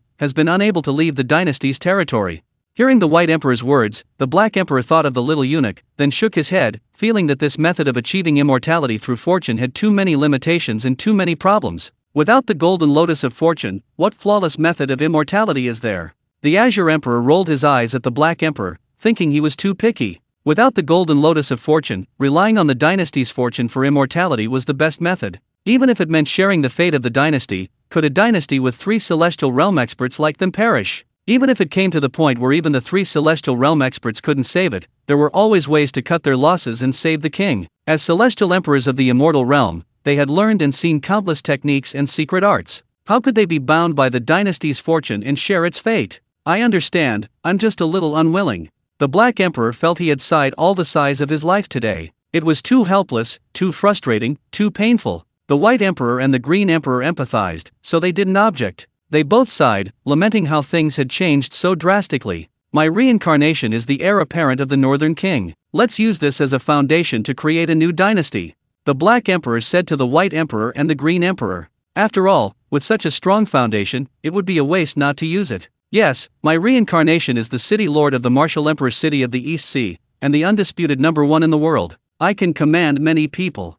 The White Emperor nodded, offering no objection. The three heavenly emperors were now inextricably linked, their fates intertwined. They were natural allies. Given the current uncertain situation, joining forces was the best course of action. What? My reincarnation is working under you, Black Emperor? Speaking of reincarnation, the Green Emperor was extremely frustrated. One was the strongest in the world and a city lord, the other a prince, and he, a fellow heavenly emperor, was merely a servant. The Azure Emperor's reincarnation was the adopted son of Su Xiao, the king of the Northern Territory. Hundreds of years ago, he was an emperor. How come he's doing so poorly now? Could it be that his luck has run out? This made the Azure Emperor incredibly frustrated. Haha, Azure Emperor, your reincarnation status in my northern territory is second only to the Emperor. The Black Emperor said this, but his grin revealed his true thoughts. The Azure Emperor didn't speak, only snorted coldly, glared at the Black Emperor, and rolled his eyes dramatically. Clearly, these three heavenly emperors had no intention of returning to the immortal realm.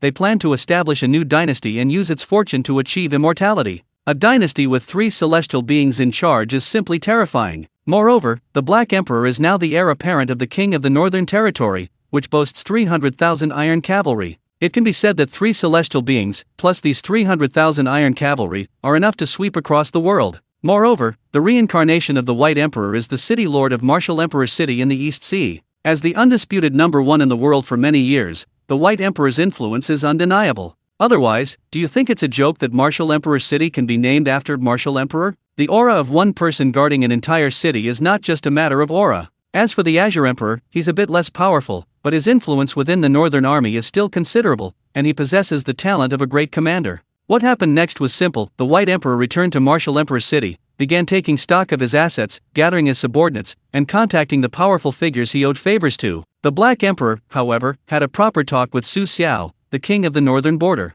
Although it was merely a reincarnation, the bloodline of this body was ultimately Su Xiao's, and that connection could not be severed. Su Xiao was somewhat uncomfortable, but what could he do? Moreover, the Black Emperor had stated that the dynasty he established would bear the surname Su. That completely resolved the issue. Of course, the main reason was that Su Xiao was self-aware. He knew very well that the choice had never been his. He had no choice. Disagree? The Black Emperor would likely seize power outright. After all, the Black Emperor was the heir apparent of a royal family. Chapter 253 Desolate Immortality Through Luck? No way. Facing a supreme expert at the celestial realm, even Su Xiao, the butcher, had no chance of resistance. Su Xiao did have trump cards, and many at that. For years, he had been scheming and plotting for his son's sake. However, before absolute power, his schemes and plans were like children playing house, fragile as paper. Ultimately, this world was a high martial world, a world where martial power could influence the course of history. Land immortals might not have a significant impact on the world's affairs, since there were other land immortals in the mortal realm, but celestial realm experts were completely different.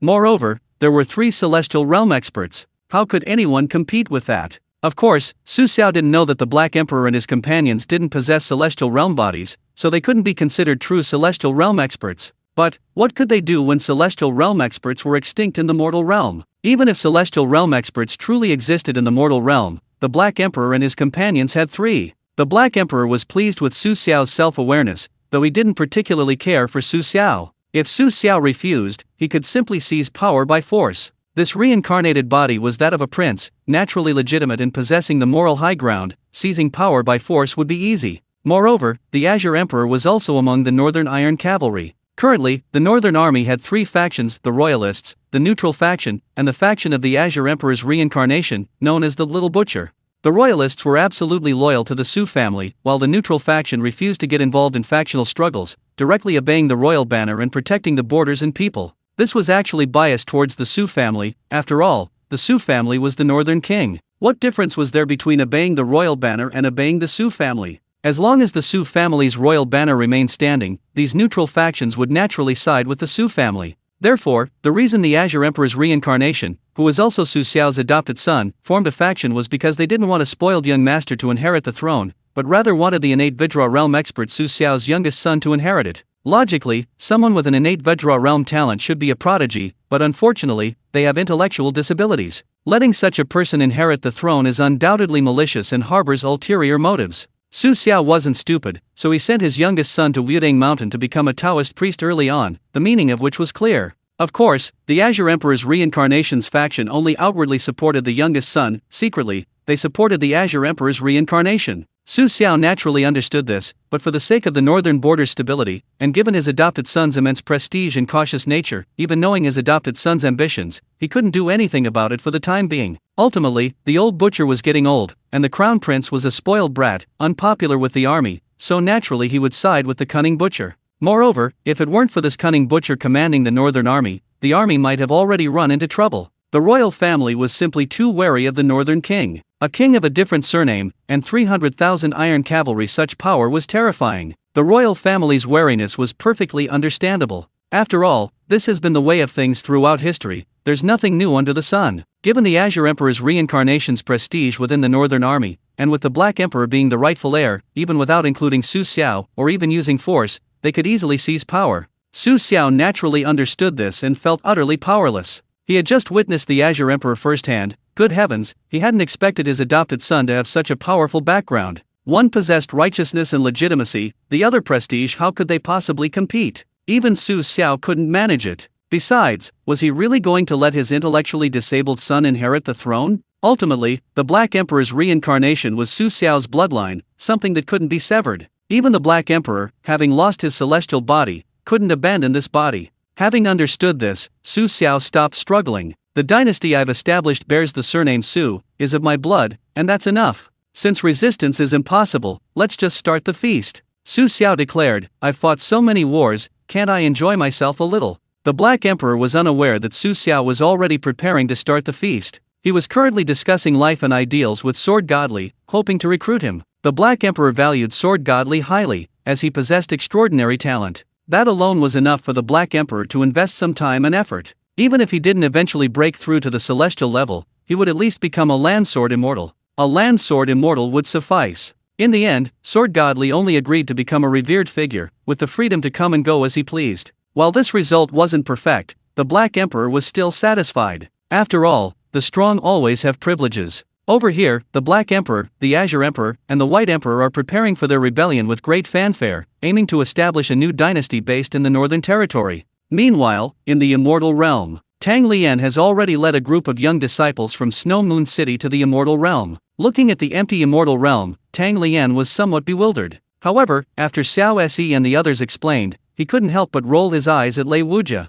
What's wrong with this kid? When did he become so bloodthirsty? Looks like I'll have to talk to my second master about it. Lei Wujia, unaware that his dear senior brother was already preparing to tattle on him, was still happily recounting his feat of slaying all the immortals with a single sword strike. As for the Golden Lotus of Destiny, Tang Lian was curious but didn't pay much attention. He then had the Snow Moon City disciples begin occupying the Immortal Realm and establishing their base. This Grotto Heaven world is a treasure, even the youthful world doesn't have one. Moreover, its spiritual energy is abundant, making it a gathering place for the fortune of a world. By conquering this Grotto Heaven world, one can control this world. As for the mortal realm, it will be the same as the youthful world. Snow Moon City only needs the talents of this world. Ultimately, this world and the youthful world are about to merge, and it will also be considered Snow Moon City's world. Naturally, we cannot favor one over the other. This world must be the same as the youthful world. The youthful world is Snow Moon City's long-standing and unwavering stronghold. Clearly, Snow Moon City intended to gradually develop the youth world into a middle thousand world, and even a great thousand world.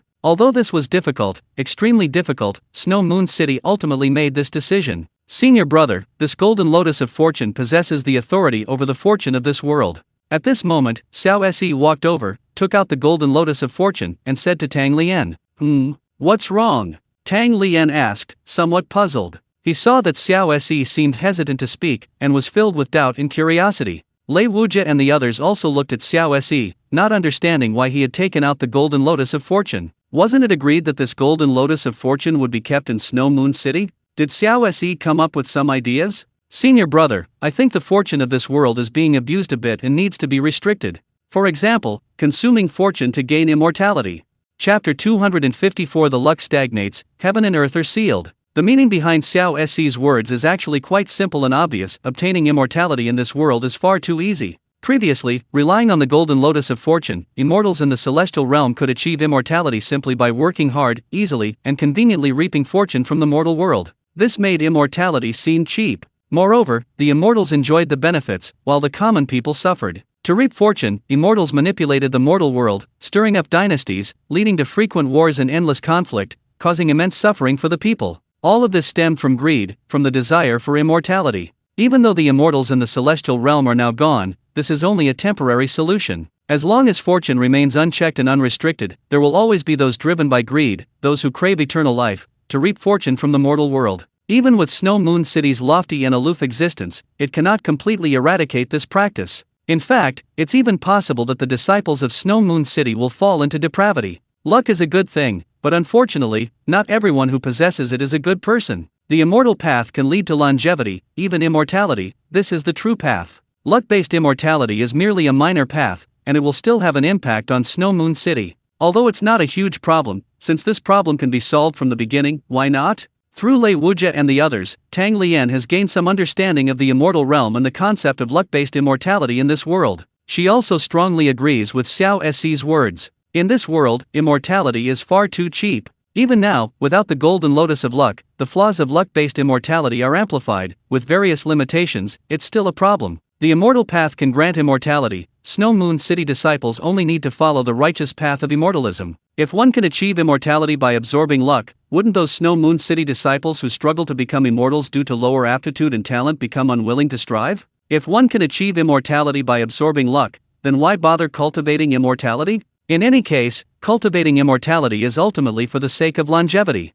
Moreover, in the world of youth, with Snow Moon City present, there's no danger whatsoever, so there's even less need to strive for immortality. If things continue like this, Snow Moon City might slowly degenerate, gradually affecting the disciples' character. This is a very serious problem. Tang Lian, as the senior disciple of Snow Moon City, has been entrusted with important responsibilities by Sikan Changfeng. Therefore, he understands very well that Snow Moon City's core purpose, its true objective, is to conquer the world and seize its origin. Once Snow Moon City becomes useless, or crippled, corrupted, or rusted, then Snow Moon City will have no reason to exist. Therefore, what seems like a small problem, a minor inconvenience, is taken very seriously by Tang Lian. If not handled properly, it could lead to a truly major problem. Xiao Si has clearly also considered this point. He won't test people's hearts, so he must address the issue thoroughly at its root. Lei Wuji was somewhat bewildered, not expecting such a deep understanding. However, seeing the serious and earnest expressions on Xiao Si and Tang Lian's faces, he realized the problem was undoubtedly serious.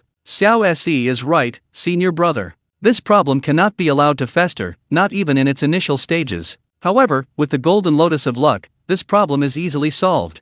Seeing the serious and heavy atmosphere, Ya Ongshi smiled and said, "Yes, that's exactly what I was thinking. This golden lotus of fortune can be used to suppress the fortune of both realms, causing it to completely subside, no longer dissipate, and become unusable and unabsorbable." Xiao Si nodded and said in a deep voice, "It has to be said, this move was too ruthless, completely severing this world's path to immortality through absorbing fortune. This path to immortality was directly cut off, forbidden to pass through. With this golden lotus of fortune, it's not difficult." Tang Lian nodded, and with a wave of her hand, a jade bead the size of a fist appeared. "Xiao Si, come here. Your cultivation level is higher than mine." Tang Lian gave the jade bead to Xiao Si. This jade bead was a celestial artifact with the ability to seal the heavens and earth. Suppressing and sealing fortune was naturally possible. Xiao Si remained silent, directly refining the immortal artifact. Of course, his cultivation was only at the Great Ascension stage. The reason he could refine an immortal artifact was due to after-sales service. Shops like Yang Jian's and Konlu's offered after-sales service, allowing even mortals to refine the immortal artifacts in their shops. Of course, while refining was possible, whether one could actually use it was entirely up to them. After refining the immortal artifact pearl, Xiao Si directly used the power of the immortal artifact to completely refine the golden lotus of fortune.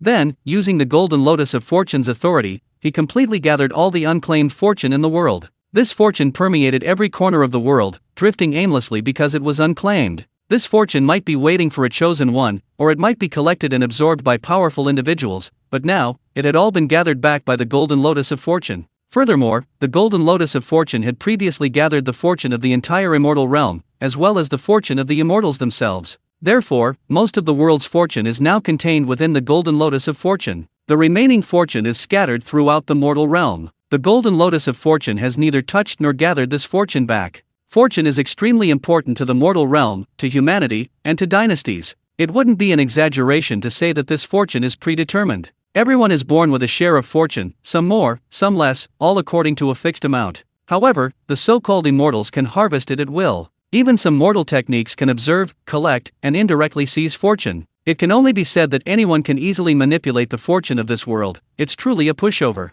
The golden lotus of fortune is a supreme treasure of fortune, possessing many abilities. Immortals in the immortal realm can absorb fortune without any flaws through the golden lotus of fortune to achieve immortality, demonstrating just how powerful it is. However, the golden lotus of fortune couldn't stop the dissipation of fortune, nor could it suppress it, preventing others from consuming it for immortality. But with the immortal artifact pearl, things were different. Xiao Si directly placed the golden lotus of fortune into the immortal artifact pearl and then refined it not by refining and fusing, but by establishing a connection between the two, allowing them to borrow each other's power. To be honest, the Golden Lotus of Fortune had the advantage. After all, although it was a supreme treasure of fortune in this world, its grade was far inferior to this immortal artifact pearl. After refining, the suppressive and sealing power of the immortal artifact pearl was directly borrowed by the Golden Lotus of Fortune. The suppressive power, transmitted through the Golden Lotus of Fortune, completely silenced the fortune of this world, pinning it down like stagnant water, devoid of any ripples. Absorbing it? Absolutely impossible.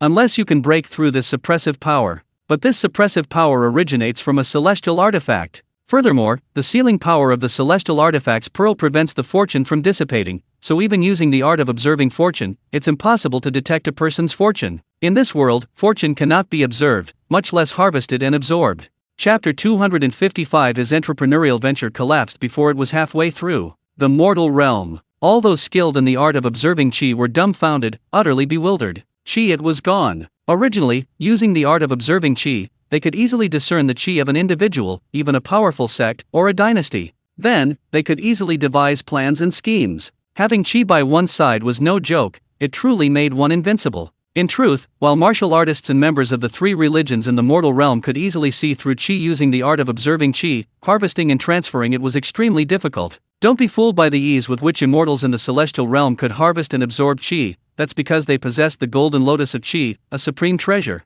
Otherwise, it wouldn't be so easy. Even the lowest level immortals in the celestial realm are terrestrial deities, demonstrating that while the chi of this world might seem like an easy target, it wasn't so easy to manipulate. Even the Black Emperor, the Azure Emperor, and the White Emperor, though celestial beings, still needed to establish dynasties and gather their fortune before they could use that fortune to achieve immortality. They needed the dynasty as a medium, or rather, a tool, to indirectly absorb fortune, not directly. Without the Golden Lotus of Fortune, absorbing fortune is no longer so simple. Of course, even the most difficult path has its own. But now, that path to immortality has been directly severed, forbidden. Those skilled in the art of observing fortune can no longer see through the fortune of a dynasty, let alone an ordinary person. The fortune is shrouded in layers of mist. To see it, one needs to dispel those layers of mist. But that mist is incredibly heavy, so heavy that even the slightest tremor cannot disturb it. How could they not panic? It's incredibly convenient to discern destiny's flow, one can precisely plan and strategize based on its changes.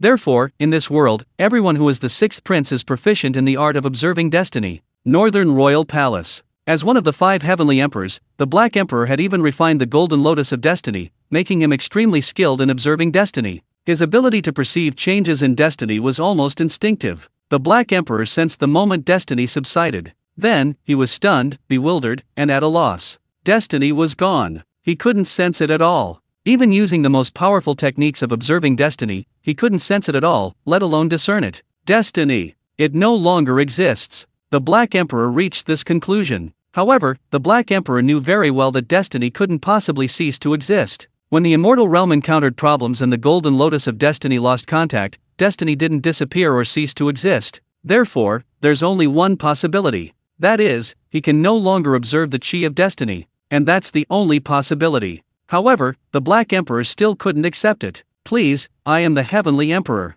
Even if I'm insane now, I'm still a celestial being. How could I not observe the chi of destiny? How could I not observe the chi of destiny? It must be that mysterious being who caused the problems with the immortal realm and the Golden Lotus of Destiny. It's him. He used some means to make it impossible for him to observe the chi of destiny. And it definitely wasn't just targeting him. The Black Emperor didn't believe he held such great influence that he would be specifically targeted by that mysterious being. And indeed, that was the case. The next moment, the White Emperor and the Azure Emperor arrived, and they too said they could no longer detect the chi of destiny. The 3 heavenly emperors exchanged bewildered glances, speechless. Not good. Let's go to Taiyan capital. See if that little eunuch has encountered any problems. At this moment, the White Emperor suddenly exclaimed in alarm. The Black Emperor and the Azure Emperor were both stunned, then their expressions changed drastically. This concerned their path to immortality. Now, even they could no longer detect the chi of destiny, indicating that something serious had happened to it. If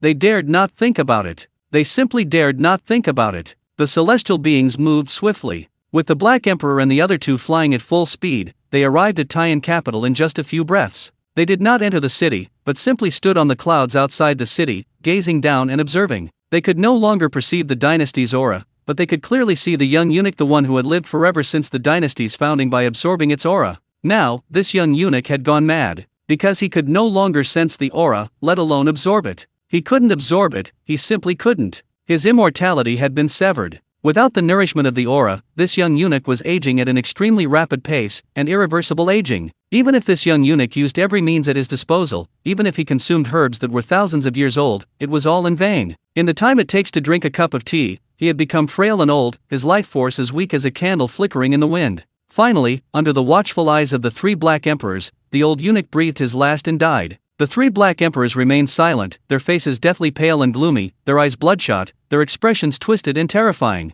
Those unaware would assume this old eunuch had a close relationship with the black emperor and his ilk. Eternal life is severed. After a long silence, the Azure Emperor finally murmured, his voice hoarse, those four words conveying boundless sorrow. Then, a long silence fell again. Besides immortality, the stagnation of destiny rendered all powers in this world based on destiny utterly ineffective. In short, destiny had become an absolute taboo in this world. Destiny hadn't disappeared, it still existed. However, to observe destiny, one needed to break the power seal of the celestial artifact, the celestial realm. The golden lotus of destiny was now placed back in the lotus pond. The 12 petals shimmered with golden light, golden radiance flowing across them. Within the lotus seed pod lay a white jade lotus seed. This lotus seed was none other than the celestial artifact's precious pearl. Snow Moon City, meanwhile, established its city in the immortal realm and began developing this celestial world. As for the mortal realm, the two realms are not yet fully integrated, so they will be left alone for now, allowed to develop as they see fit.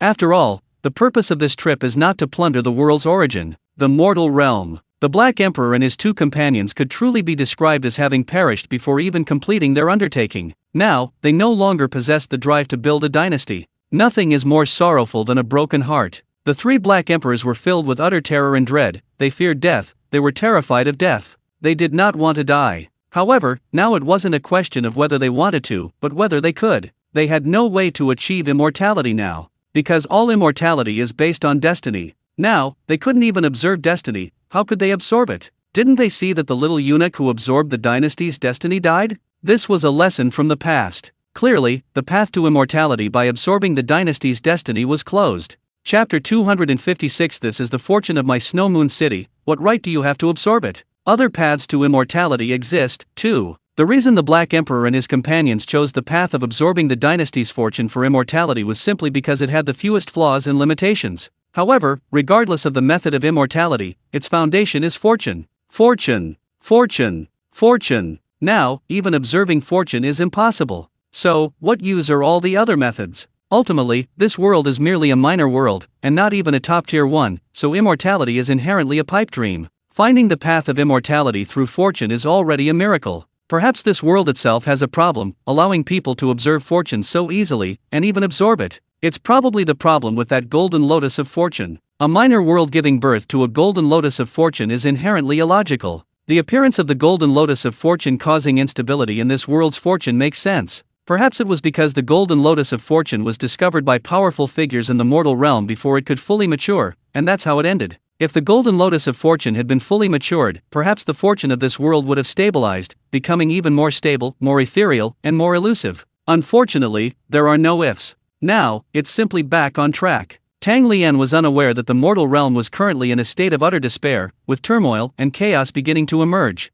especially the members of the three religions. Now that the immortal realm was gone, and the heavenly gate was completely closed and sealed off. Ascension? They couldn't ascend even a little. The members of the three religions had also completely lost contact with their ancestors in the immortal realm. Without the ancestors' possession and without being able to summon reinforcements, the combat power and threat level of the cultivators of the three religions had decreased by more than one level. Originally, although the members of the three sects lacked the power to kill, they could still call upon others if they couldn't win a fight, directly possessing their ancestors a rather shameless tactic. However, they had powerful backers and influential connections. But now, all the immortals in the immortal realm have been wiped out by Lei Wuja with a single sword strike. The immortal realm's ancestors have vanished into thin air, their backers are gone. Only a few years after the end of the unjust war of the spring and autumn period, new signs of chaos have already begun to emerge. However, this has no impact on Snow Moon City. After arranging matters in the immortal realm, Tang Lian returned to the world of youth with Lei Wuja and the others. She gave Sikon Changfeng a detailed report. After listening, Sikon Changfeng didn't say anything, just nodded. After all, Tang Lian's arrangements were very sound, with nothing overlooked. He expressed great praise for the fortune of the desolate and silent world. this matter was handled very well. The fortune of a world, if carelessly squandered, might not cause immediate problems, but it will certainly affect the world's stability. Moreover, to achieve immortality by absorbing fortune? How can that be allowed? This is the fortune of my Snow Moon City. What right do you have to absorb it? Thinking this, Sikon Changfeng looked at Lei Wuja. Little G, go back to the mortal realm of that world and kill all the terrestrial immortals and celestial beings. Those people are hoarding too much fortune, it's not good. As he spoke, Sikon Changfeng took out a mirror. This is the heavenly mirror, which allows you to observe the heavens and earth. You can use the golden lotus of fortune to observe the fortune of the mortal realm. The fortune of the strong is certainly also extremely strong. Sikon Changfeng's meaning was clear: use this heavenly mirror to find those with strong fortune. If this person is not only strong in fortune but also a terrestrial immortal or celestial being, then kill them directly, allowing the fortune to return to the mortal realm. Currently, the two worlds are not fully integrated, so stability is paramount. You must understand that Snow Moon City treats the youth world as its main world for development, so the other world cannot afford any problems, otherwise it will affect the youth world. Therefore, there cannot be too much turmoil in the mortal realm of that world. And overly powerful martial artists have a significant impact on the mortal realm, so let's eliminate instability for now. Yes, understood. There will definitely be no survivors. Lei Wuja took the heavenly mirror and immediately headed towards the northern border. Lei Wuja returned to the immortal realm, then opened the heavenly gate and descended to the mortal realm. Above the clouds, Lei Wuja summoned the heavenly mirror. The heavenly mirror shone upon the mortal realm, like a blazing sun overhead. If one looked up at the sky from the ground, they would see two suns, one bright and one dim. The more dazzling sun was the heavenly mirror itself. However, the phenomenon of two suns in the sky only lasted for 2 breaths, leaving the powerful figures in the mortal realm somewhat bewildered. Furthermore, the art of observing chi was now useless, so for the time being, they could not discern anything. Through the heavenly mirror, Lei Wuja began to assess the situation. Those in the top 100 of the mortal realm's fortune, whether human, demon, or object, were all targets. What followed was simple. Before Lei Wuja, a Mahayana cultivator, these powerful figures in the mortal realm were utterly vulnerable. Those with the highest potential for advancement, all of whom had been targeted by Lei Wuja, were now being pursued. If they were objects, he wouldn't bother with them, but if they were people or demonic beasts, they would face Lei Wuja's heart sword. Of course, Lei Wuja was obedient, only attacking those at the land immortal level and celestial realm. As for those with strong potential but insufficient cultivation level, Lei Wuja didn't bother with them. However, Lei Wuja encountered more than one person whose cultivation level, while not reaching the land immortal level, possessed combat power that was at least that of a land immortal, and some were even stronger. Especially the swordsman he encountered, known as the Peach Blossom Sword God, although not a land immortal, possessed a killing power far more terrifying than that of an ordinary land immortal. Truly a genius. Lei Wuja even wanted to bring him back to Snow Moon City. Such talent deserved to join his Snow Moon City. However, completing the mission was more important now, so all of this had to wait. After all, the person couldn't escape. As reincarnations of the Heavenly Emperor and powerful celestial beings, the Black Emperor and his 2 companions possessed unparalleled luck. Even if they were only among the top 3 in the mortal realm, they were certainly in the top 10. Then, Lei Wuja came knocking on their door. Upon seeing the red-clad swordsman suddenly appear before them, both the Black Emperor and Li Jianshan were filled with fear and dread. Clearly, they could both sense the incredibly terrifying power and chilling killing intent emanating from this red-clad swordsman. This guy came to kill. The red-clad swordsman was none other than Lei Wuja. However, before the Black Emperor and Sword Godly could say or do anything, Lei Wuja attacked directly, his sword, still sheathed, slaying the Black Emperor. A celestial being died by such an ordinary sword strike left Sword Godly stunned, his eyes filled with shock and admiration. The Great Dao is simple. The Great Dao is truly simple. This sword strike was merely a simple swing, yet it was so terrifying, so powerful. This is the ultimate sword. Chapter 257 sounds perfectly reasonable. Li Jianshan was utterly stunned by the sword strike, but he quickly realized something was wrong. Damn it, this sword had killed a celestial being. A celestial being just dead like that. Hiss! Li Jianshan gasped sharply, forgetting all about the sword's brilliance, his eyes filled with terror. Your luck is good, but unfortunately, you're not a land immortal. Lei Wuja looked at Li Jianshan. While this swordsman's luck was strong, he wasn't a land immortal. However, Lei Wuja could also see that this person had fallen from his realm. He was previously a land immortal, and returning to that realm wouldn't be difficult, only his mental state was flawed. If his mental state were perfect and flawless, he could directly step into the land immortal realm, or even advance further. Another sword genius, no less than the Peach Blossom Sword God he'd seen before. Good heavens, are there so many sword prodigies in this world? However, from now on, it all belongs to my Snow Moon City. Lei Wujia's words stunned Li Jianshen, leaving him somewhat bewildered. However, although he had confined himself to his own territory for over 20 years, his mind hadn't become rusty, and he immediately made a guess. The other party suddenly appeared and then, without a word, killed the Black Emperor, a celestial being. More importantly, he actually killed the Black Emperor with a single sword strike. This was a celestial being. To be so easily slain was simply unbelievable. Moreover, it didn't seem like he came seeking revenge. So, he came specifically to hunt down celestial beings? Does he not allow celestial beings to exist in this world? Just like the Peach Blossom Sword God didn't allow immortals to exist in the mortal realm? Is he the guardian of this mortal realm? Otherwise, why would someone with no grudge kill the Black Emperor? This clearly doesn't make sense. Also, it's a pity he's not a terrestrial immortal? That's a huge amount of information. Hiss. They don't even allow terrestrial immortals to exist, do they? Is this really necessary? Besides, it's not like there aren't terrestrial immortals in the mortal realm. He used to be a terrestrial sword immortal too. Thinking of this, Li Jianshen felt a chill run down his spine. Thank goodness he's fallen in cultivation level. Li Jianshen was extremely grateful he hadn't rushed to recover his cultivation in realm, otherwise, he would have died silently like the Black Emperor. Even a celestial being died so easily and brutally, let alone a mere terrestrial sword immortal like him. No, he can't raise his realm any higher, he has to suppress it. Could it be that the Peach Blossom Sword God has been suppressing his realm at the celestial phenomenon realm because of this? Could it be that those in the martial world who suppress their cultivation level are afraid to break through to the land immortal realm? Li Jianshen began to speculate, realizing how deep the waters were in the mortal world, and how naive he had been, knowing nothing at all. Lei Wujia, unaware of Li Jianshen's wild imagination, left immediately after saying this. He still had to hurry to eliminate those unstable factors. Afterwards, the Azure Emperor and the White Emperor followed in the Black Emperor's footsteps, dying without ever understanding why things had turned out this way. Originally, even though they couldn't achieve immortality by absorbing fortune, as celestial beings, their lifespans were still quite ample, still quite long, several hundred years more. But now, let alone several hundred years, from their return to death, less than a few days had passed. They didn't even know who killed them, they were complete strangers, and they had no idea why Lei Wujia wanted to kill them. If they knew the truth, they would probably be heartbroken and utterly depressed.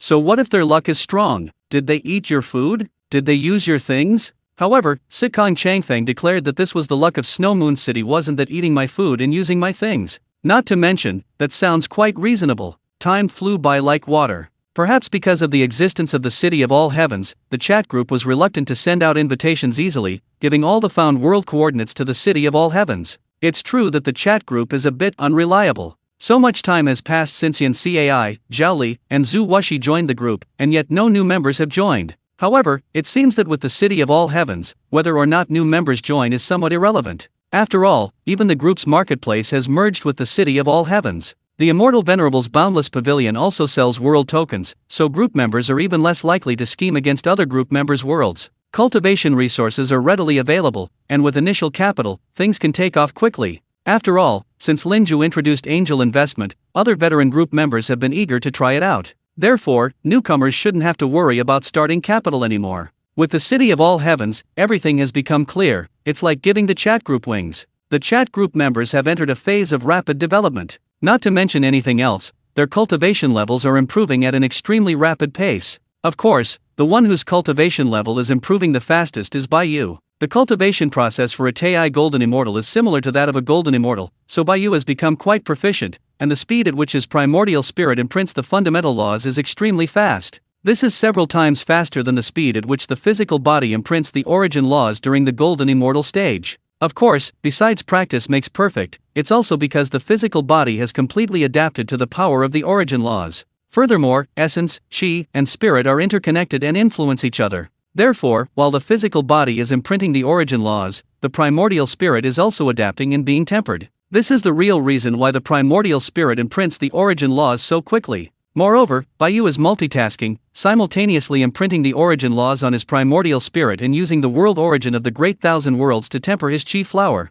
Now, Bai Yu's chi flower is also rapidly growing stronger. No major events have occurred in the City of All Heavens and the chat group. The chat group members are already able to handle minor incidents and problems. As time passes, almost all group members have now begun to touch upon the stage of origin laws. That is, the 13th rank. Before the 13th rank, as long as cultivation resources are plentiful, the cultivation speed is actually very fast, you can simply spend money to improve it, as long as your innate talent and aptitude aren't too terrible. Of course, even if your innate talent and aptitude are terrible, it's not impossible to improve them later. There are plenty of rare and precious materials that can improve immortal innate talent and aptitude. In the current Zushin city, not only the mortal realm, but even the immortal realm is very lively. The group members own shops in the core area, possess influence, and can purchase world tokens to conquer and plunder world origins. They are all incredibly wealthy. Aside from the items in Bai Yu's Wuji Pavilion, what rare treasures couldn't they afford? They could even, with a bit of effort, buy a 16th tier supreme treasure from the Wuji Pavilion.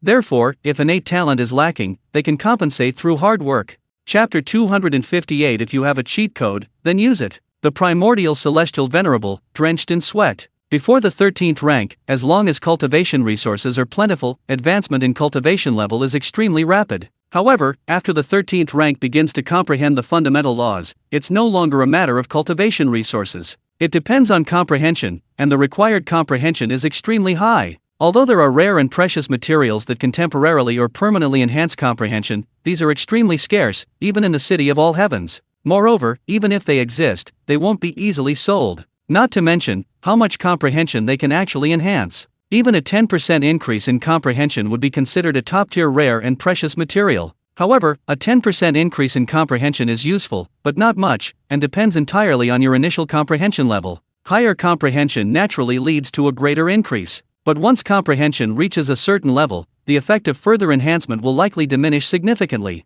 In short, comprehension is something that is truly difficult to effort to cultivate later in life. Just like in ordinary worlds without supernatural powers, no matter how wealthy you are, you still experience birth, aging, sickness, and death, right? This is true, absolute fairness. From royalty to commoner beggars, everyone experiences birth, aging, sickness, and death. No matter how brilliant or powerful you are, in the end, you'll still be covered in dust. While this example isn't perfect, it's essentially the same. In short, it's extremely difficult to improve one's comprehension through later efforts. Therefore, the 13th stage of comprehending the fundamental laws is also extremely slow. You might spend countless years and still not reach perfection. It's not something you can achieve simply by living long. Time is also within the realm of fundamental laws. Therefore, the vast majority of beings in the endless worlds are trapped and perish at this stage. Even in Yang Jian's world of the Lotus Lantern, the 6 sages, from the Lich War to the investiture of the gods, didn't achieve perfect understanding of the fundamental laws over such a long period. The distance to perfecting the laws remains insurmountable. This demonstrates just how difficult it is to achieve perfect understanding of the fundamental laws.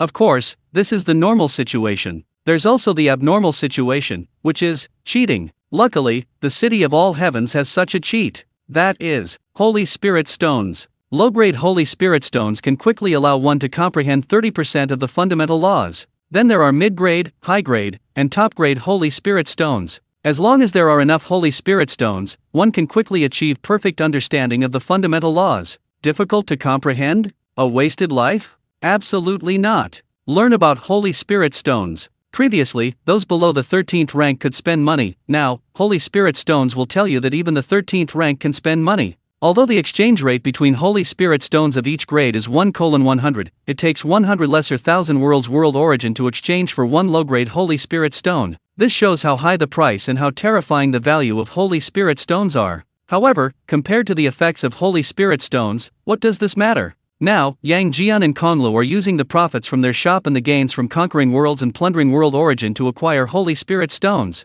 And the result is obvious. Konglu has already comprehended 60% of the origin laws. Yang Jian, having already comprehended 80% of the fundamental laws, clearly had no shortage of high-grade Holy Spirit Stones. This is because mid-grade Holy Spirit Stones can only assist in comprehending fundamental laws up to 60%. Further advancement requires high-grade Holy Spirit Stones, and one high-grade Holy Spirit Stone costs 10,000 low-grade Holy Spirit Stones, a price that even made Konglu, the supreme ruler of the demon realm, feel his scalp tingle. He deeply felt that he was still too poor to afford it. However, Yang Jian was different. It should be noted that Yuanshi Tianzun, the sixth son, had plundered 70% of the world's origin from the Lotus Lantern world. The Lotus Lantern world was a mid-thousand world, and one mid-thousand world origin could be exchanged for 100 low-grade Holy Spirit Stones. And 70% of the entire Lotus Lantern world's origin. One can only imagine how many world origins that was. It was simply inexhaustible. Now, the sixth one, Yuanshi Tianzun, has fully comprehended the fundamental laws and become a true 16th order being. The next step is the 17th level, but Yuanshi Tianzan has no further cultivation methods and is completely bewildered, unsure how to advance further. Yuanshi Tianzan lamented, Master Hengjun didn't teach me either. Should he return to the Lotus Lantern world to consult Master Hengjun? Indeed, after mastering the origin laws and becoming a true 16th level cultivator, Yuanshi Tianzan did have a desire to return home in triumph. However, remembering that his rapid mastery of the origin laws was due to stealing 7/10 of the origin laws from the Lotus Lantern world. Thinking about it this way, Yuanshi Tianzan hesitated to return. Although he was already at the 16th level, Yuanshi Tianzan still felt a bit intimidated by Master Hengjun and the Heavenly Dao. So, perhaps it's best not to rush back. Therefore, to advance further, he needed to purchase further cultivation methods. The Immortal Venerable's Wuji Pavilion sells them. The first floor of Bai Yu's Wuji Pavilion sells 16th tier magical treasures and cultivation techniques. The cultivation path of the Great Thousand Primordial World differs from that of the Lotus Lantern world. Of course, both involve mastering the fundamental laws. The great paths may differ, but they ultimately lead to the same goal. Therefore, it wouldn't be difficult for Yuanshi Tianzan to switch cultivation methods. In fact, the immortal paths cultivated by the chat group members are those of Yang Jian's Lotus Lantern world, not Bai Yu's Great Thousand Primordial world. It's not that the chat group members don't want to cultivate the immortal paths of the Great Thousand Primordial world, they simply can't afford them. They're too expensive. Starting at the 16th tier, who can afford that? Anyway, since it all involves mastering the fundamental laws, it's not too late to switch cultivation methods after breaking through to the 16th tier. Just like Yuanshi Tianzan. The wealthy Yuanshi Tianzan entered the Wuji Pavilion and headed straight for the third floor. The second floor is the Xianxian level, which is the 17th tier. The third level is the Golden Immortal level, which is the 21st rank. The fourth level, well, it's not open yet. Currently, only 3 levels of the Wuji Pavilion are open. Yuanshi Tianzan went up to the third level and found that all the magical treasures and cultivation techniques on this level were of the 21st rank. Then he looked at the prices. Ugh! Sweating profusely, Yuanshi Tianzan immediately turned around and went down to the second level. Wiping imaginary sweat from his brow, Yuanshi Tianzan felt a chill run down his spine. No wonder he was a heavenly venerable, who could afford a 21st tier cultivation technique and magic weapon. Even if he sold his entire fortune and the entire Chan sect, he still couldn't afford it. So, he'd better obediently go buy a 17th tier cultivation technique. He'd first switch to cultivating the Great Thousand Primordial World's cultivation path, then cultivate to the 17th tier, and then buy a 17th tier magic weapon. Yuanshi Tianzan thought, this way, I can finally return home in glory, right? Clearly, Yuanshi Tianzan still harbored a strong attachment to returning home in glory. After all, he still had some affection for the Lotus Lantern world, for Hengjun Daezu, and for his junior brothers and sisters. However, compared to the Great Dao, this affection was insignificant. Chapter 259 Tei Perfection. 25 Steps. Before reaching the 13th rank, as long as cultivation resources are plentiful and one spends money, cultivation speed will increase extremely rapidly. Even Zhu Wuxi, who joined the group last and had the lowest cultivation level, has already caught up with the main group. Of course, although they are all at the 12th rank, Zhu Wuxi has only just broken through to the 12th rank, while the moon worship cult leader, Lin Ju, and Xiang Ba have already begun to comprehend the origin laws. Although Li Hanyi joined the group even later than the moon worship cult leader and the others, she is a cultivation fanatic.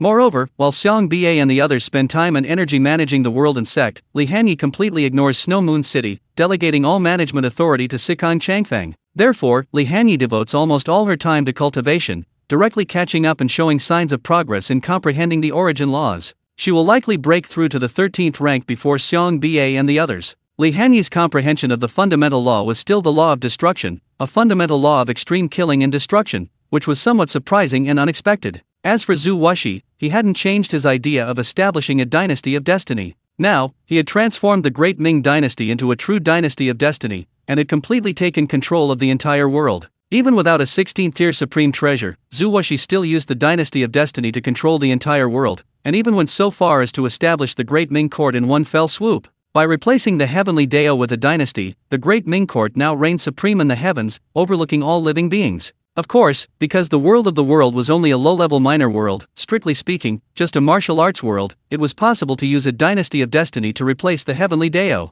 If we were to use a more advanced world, let's not take Yubukan Spirit Spring world as an example, but rather the world of youth where Li Hanyi resided. In a world of youth, even if a dynasty of destiny were established, it would be difficult to advance to a heavenly court in one step, let alone replace the heavenly Dao. Therefore, lower-level worlds also have their advantages. Of course, this isn't without its drawbacks. Because the Great Ming Court has replaced the heavenly Dao and directly controls the world of heaven, it is also limited by it. From now on, the Great Ming Court will be completely bound to the world of heaven. The Great Ming Court can only advance when the world of heaven advances. This has both advantages and disadvantages. In short, if Zhu Wuxi doesn't abandon the Great Ming Court, he'll have to start filling a bottomless pit, requiring a huge amount of time, energy, and resources to gradually raise the level of the world of heaven. While the martial prowess of the world of heaven isn't low, at least terrifyingly high compared to the smiling proud wanderer world, it's still far inferior to the youth world. Therefore, actually, raising the level of the world of heaven isn't the right choice. However, Zhu Wuxi still made this choice.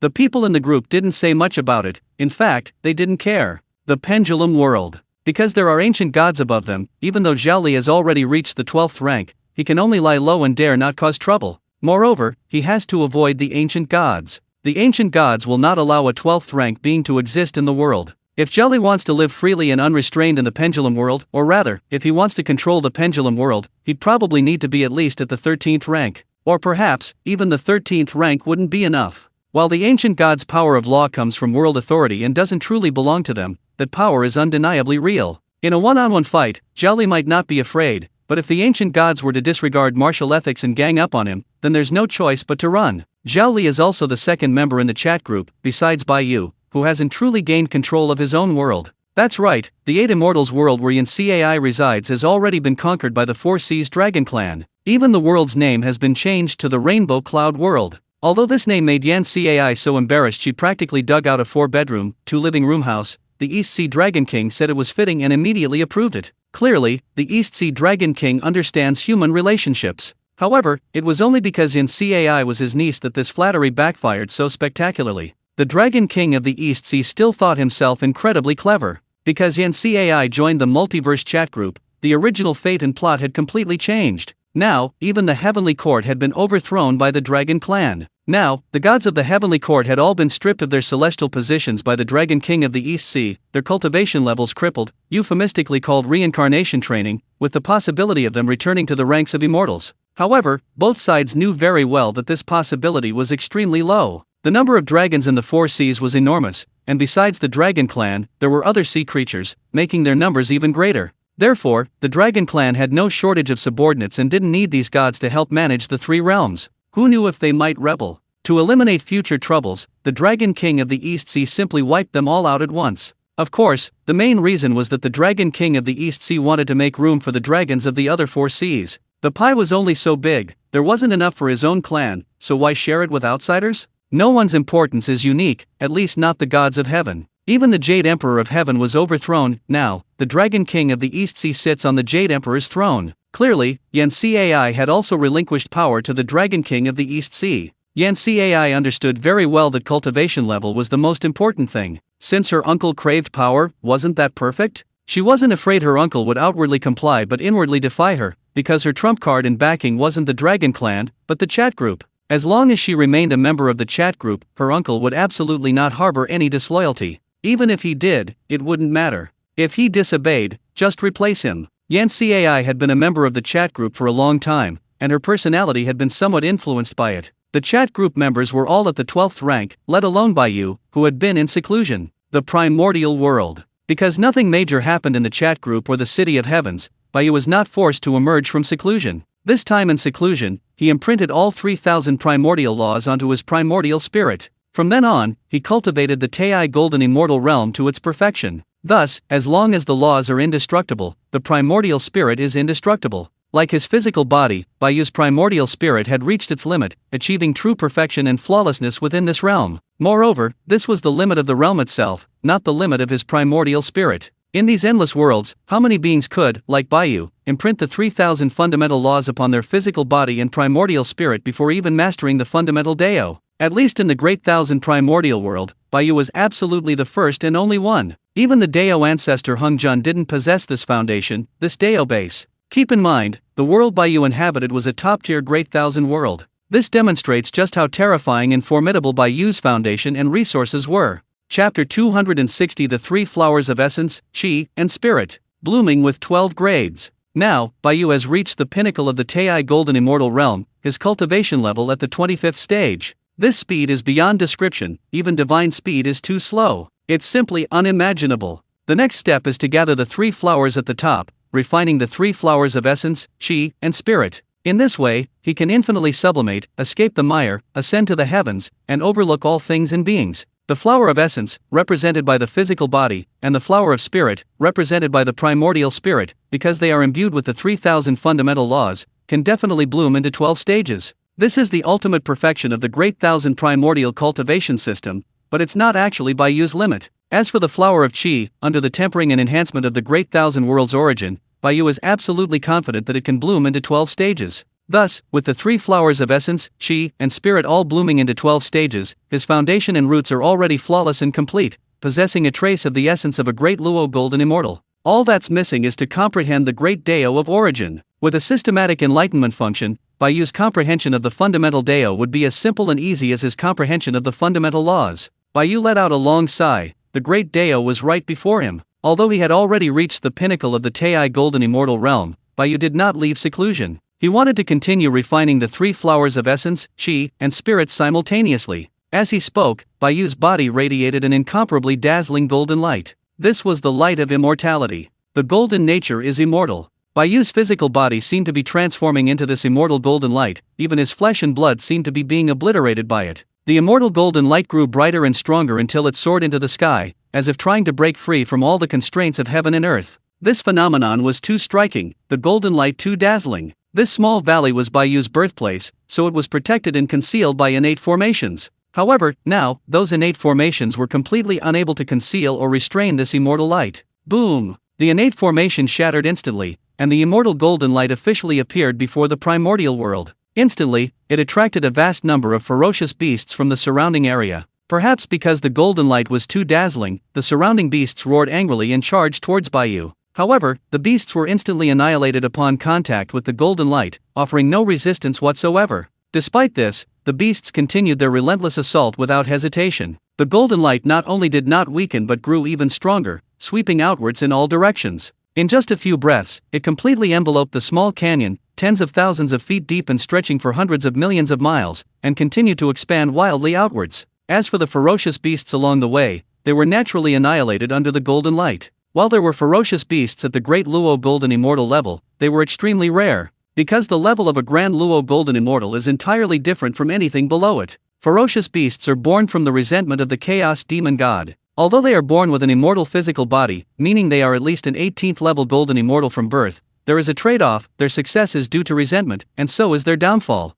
Because their primordial spirit is tainted by resentment, it is chaotic and powerful, extremely difficult to eradicate. However, this also makes it incredibly difficult, 1,000 times, 10,000 times harder, for them to advance further and attain the Grand Luo Golden Immortal realm than for innate beings. This also resulted in the fact that, although ferocious beasts roamed the primordial world, the vast majority of them were at the Golden Immortal or Tei Golden Immortal level. Ferocious beasts at the Deluo Golden Immortal level were extremely rare, almost non-existent. Of course, with such a vast number, miracles can happen. Therefore, while Deluo Golden Immortal level ferocious beasts were few, they weren't non-existent. There were still lucky ones. Moreover, because ferocious beasts with chaotic primordial spirits could not break through to the Deluo Golden Immortal level, it can be inferred that Deluo Golden Immortal level ferocious beasts, with their primordial spirits no longer chaotic, would regain their rationality and normal intelligence. Although still haunted by resentment, at least they wouldn't be like mindless idiots. Therefore, Deluo Golden Immortal level ferocious beasts were the most terrifying.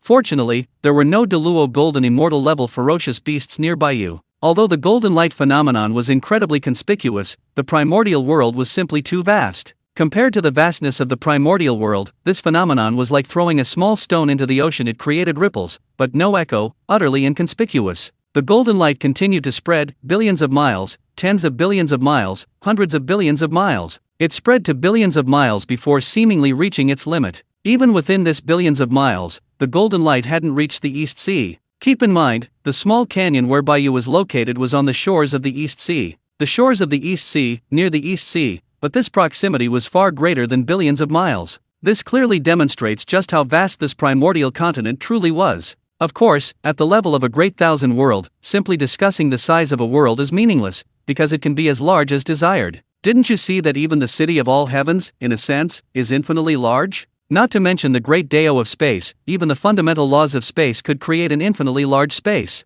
Infinity exists within the concepts of laws and the great Dao. Therefore, the question of how vast the primordial world is meaningless and unnecessary to delve into. What matters is the strength and stability of the world. Quality is key. The immortal golden light, after expanding to its limit, began to rapidly contract. Ultimately, it formed an ultimate point. This point of immortal golden light is the root, the origin, the beginning, and also the end. The flower of essence was conceived and born within this point of immortal golden light. As if at the beginning of heaven and earth, within that point of immortal golden light, the flower of essence was born. First grade, third grade, fifth grade, seventh grade, ninth grade, 12th grade. Without the slightest pause, the flower of essence instantly blossomed into its 12th grade. Thus, it is clear that this is the limit of the cultivation system, not the limit of Bai Yu's physical body. Other beings find it extremely difficult to condense a flower of essence, let alone improve its grade. This is a matter of physical foundation and nature. If the foundation is flawed, the flower of essence cannot bloom. If the foundation is insufficient, then it is difficult to improve its grade. However, Bai Yu's flower of essence, both in its birth and grade improvement, was extremely rapid, almost instantly going from birth to blooming to the 12th grade. There was not a single bottleneck or sluggishness. This clearly demonstrates just how profound and terrifying Bai Yu's foundation and resources truly are. The three flowers gathering at the top must occur simultaneously, so the 12th grade essence flower temporarily resides in the heart, the source of his essence and blood. Next, the divine flower. Just as his physical body was previously enveloped in immortal golden light, Bai Yu's primordial spirit is now also shrouded in immortal golden light. The subsequent process is similar, breaking through all shackles and constraints, and then condensing into a single point. Finally, within this point of immortal golden light, the divine flower is born. And, like the essence flower, it instantly blossoms into 12 grades, reaching the pinnacle, perfection, and flawlessness. Then, the divine flower settles in the divine palace between his brows. Chapter 261. Three flowers gather at the top.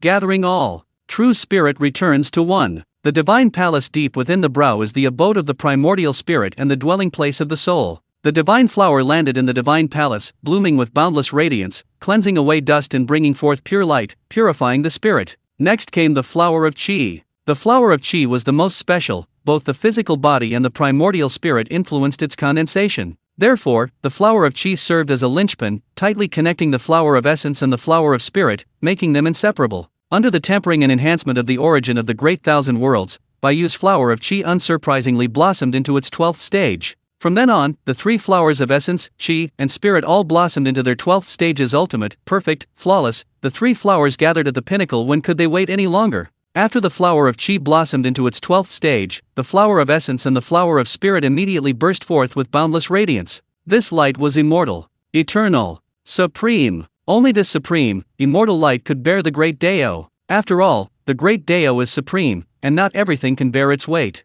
Living beings are inherently fragile, even those born with innate abilities. Therefore, those lacking innate strength must strive through diligent effort. Before reaching the great Luo stage, the sole purpose of cultivation is to build a foundation capable of supporting the great Dao. The three flowers of essence, Qi, and spirit converge at the crown. This convergence means that essence, Qi, and spirit become one, ultimately gathering at the crown. The Dao gives birth to one gives birth to two gives birth to three gives birth to all things. Essence, Qi, and spirit become one, and the great Dao is born. Gathering at the crown. This crown is the mysterious pass, the place of the true spirit within the Dao palace. The true spirit is the most fundamental and primal spirituality of a living being, recording all its information, the most fundamental and essential information. All your past traces, your thoughts, even the thoughts and feelings of others towards you will leave behind the imprint of your true spirit, eternal and indestructible. Everything that has existed leaves a trace. Therefore, the essence of the true spirit is extremely high, an essence that only a 26th level Grand Luo Golden Immortal can grasp.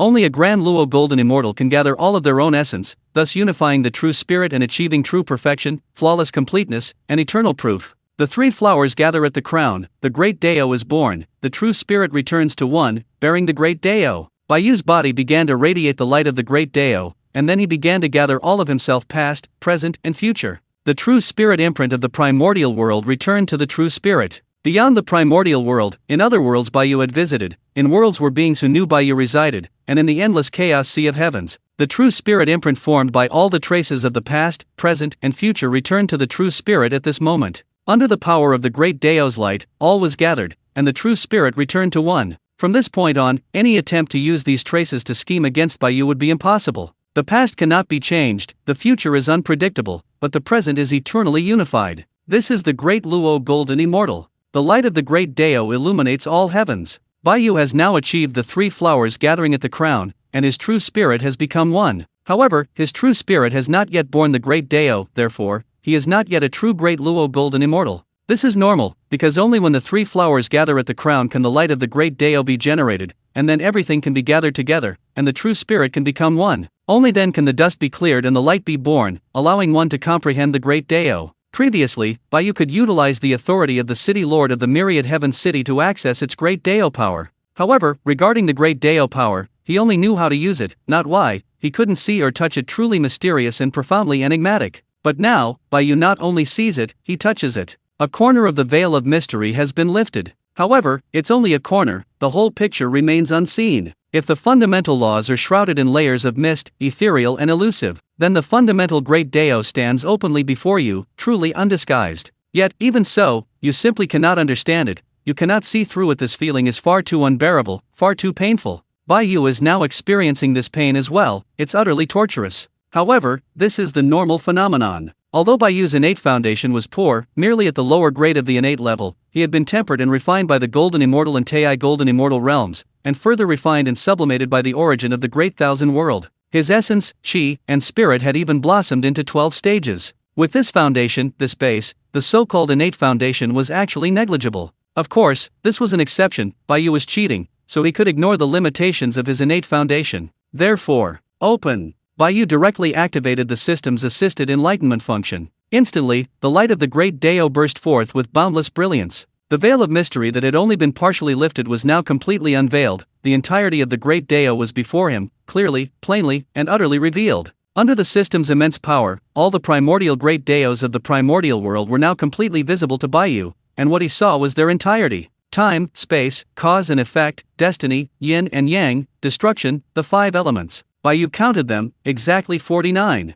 And these were only the complete great Daos. Not to mention the incomplete great Daos. Thanks to the contributions of the 3,000 chaos demon gods, the primordial world possessed all the incomplete great Daos. Hiss! Good heavens! Is this the true value of a top-tier great thousand world? Is this the primordial world? It's terrifyingly powerful. Possessing just one primal great Dao is enough to be considered a great thousand world, but the primordial world? It has a full 49 primal great Daos, and it also possesses all the incomplete great Daos. One can only say, the number of powerful figures on the list is truly astounding. The chaos demon gods are truly magnanimous. Although they were forced into this position by Pangu, Bai Yu didn't even glance at the incomplete great Daos, focusing directly on the 49 complete great Daos. For the first fundamental path, let's choose space. Now that he's already a grand Luo golden immortal, Bai Yu has decided to set out. Otherwise, he might really stay in his birthplace as the sword god of Shili Slope. It's time to find a Daos temple.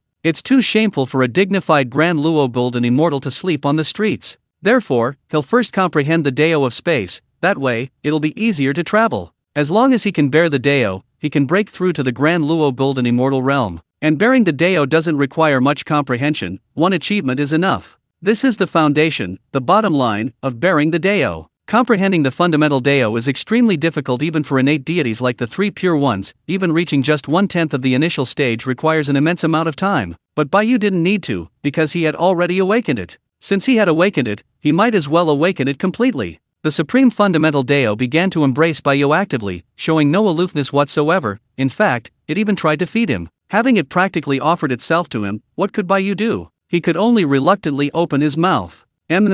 So delicious. Countless profound principles of the Dao began to be absorbed and integrated by Bai Yu. The previously blurred Dao gradually became clearer. He understood not only what it was, but also why it was. And with the comprehension of the fundamental Dao, the aura of the Dao began to permeate Bai Yu's body, the light of the Dao flickering faintly. Chapter 262 Proving the Great Luo Golden Immortal. 26th rank. A single eon has passed in the blink of an eye. He has only barely grasped 1/10 of the fundamental Dao of space. This demonstrates just how difficult it is to comprehend the fundamental Dao. Keep in mind, Bai Yu was practically being fed by the Dao of space, his comprehension speed was terrifyingly fast. And even so, he only grasped 1/10 in a whole eon. Moreover, the first tenth is the easiest to comprehend. Even Bai Yu was speechless. He could only say, as expected of the fundamental Dao, the difficulty of comprehending it is simply insane. You must know that when he was comprehending the fundamental laws, in 1 Ian, Bai Yu had already comprehended 7/10 of the law of cause and effect, 6/10 of the law of destiny, and 1/10 of many other laws. And now, Bai Yu is focusing solely on comprehending the fundamental Dao of space. And even that, he has only barely grasped 1/10. The difficulty has increased dramatically. However, that's normal. After all, this is the supreme Dao. If it were so easy to comprehend, wouldn't it be too beneath him? Even Bai Yu, with his cheat-like abilities, experienced this. One can only imagine how those without such advantages fared. After embracing the Dao, Bai Yu truly broke through to the great Luo Golden Immortal level. That is, the 26th rank. Feeling the power of the Dao as if wielding his own arm, even if it was only 1/10 of the Dao's power, it was still Dao power. It was on a completely different level from the power of laws. It was incredibly powerful. This was a completely different experience from using the Dao power of the City of Heavens. This was power truly his own. It's time to leave. Looking at this small canyon, Bai Yu couldn't help but feel a pang of emotion and sighed softly. This small canyon was Bai Yu's birthplace, so from birth, Bai Yu had never left, truly becoming the sword god of 10-mile slope. Now, having already reached the great Luo Golden Immortal level, staying here any longer would truly be inappropriate. So, should I head to Buzhu Mountain or to the East Sea to find Pendlay Island?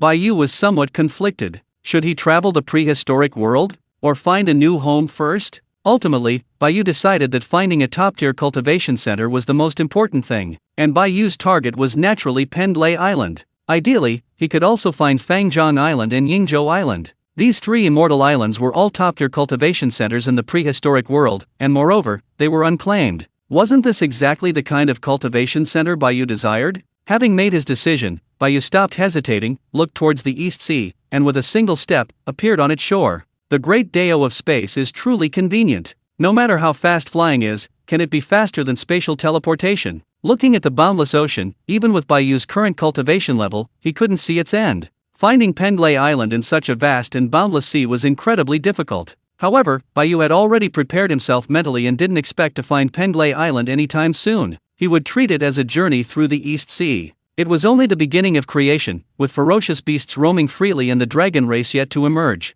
Therefore, the primordial world was currently overflowing with countless rare and precious treasures. If not now, when? Bai Yu had already begun preparing to become a hoarder. Of course, Bai Yu didn't covet just any rare and precious treasure, he only collected the top-tier ones. Afterward, Bai Yu began searching for Pendlay Immortal Island in the vast East Sea. Wherever he went, any top-tier rare and precious treasures were collected by him. If a blessed land was protected by an innate formation, it was useless against the great Dao of space. The innate formation was completely ignored, and one could directly step into the blessed land. Of course, some innate formations could isolate space, but since reason didn't work, he'd use physics. Bai Yu possessed the Xianming Pearl, a top-grade innate spiritual treasure. Now, as a great Luo Golden Immortal, Bai Yu could fully unleash the power of the Xianming Pearl. Before the Xianming Pearl, nothing except a top-grade innate formation could stop Bai Yu. The East Sea is incredibly rich. No wonder the Dragon Clan later dominated the 4 seas and had the foundation to rule the primordial world. To protect the top-tier natural treasures from the dragons, Bai Yu created countless law bodies, each equipped with a token containing the power of the great Dao of space. Once a law body finds a top-tier natural treasure, it uses this token to deliver it to Bai Yu. This ensures the safety of the treasures even if a law body perishes. There's no other way, law bodies are too weak. They'd be easily destroyed by even slightly stronger ferocious beasts. Ferocious beasts roam the primordial world, not just on land, but also at sea. Of course, the reason for creating so many law bodies, besides collecting natural treasures, is also to create a map and search for the Pendlay Immortal Island. Otherwise, how long would it take Bai Yu alone to find it? Ferocious beasts at the Grand Luo Golden Immortal level are truly rare. After scouring the East Sea for over 1,000 years and even creating countless law bodies, he hadn't encountered a single Grand Luo Golden Immortal level beast. This frustrated Bai Yu somewhat. He had been hoping to test his skills against a Grand Luo Golden Immortal. With the Xianming Pearl in hand, even with only a tenth of his understanding of the space origin Dao, Bai Yu wasn't afraid of Grand Luo Golden Immortal level beasts. Fine, if he couldn't win, he could simply run away. The space Dao is absolutely top-notch when it comes to escaping. While Bai Yu was scouring the East Sea, the chat group started to buzz.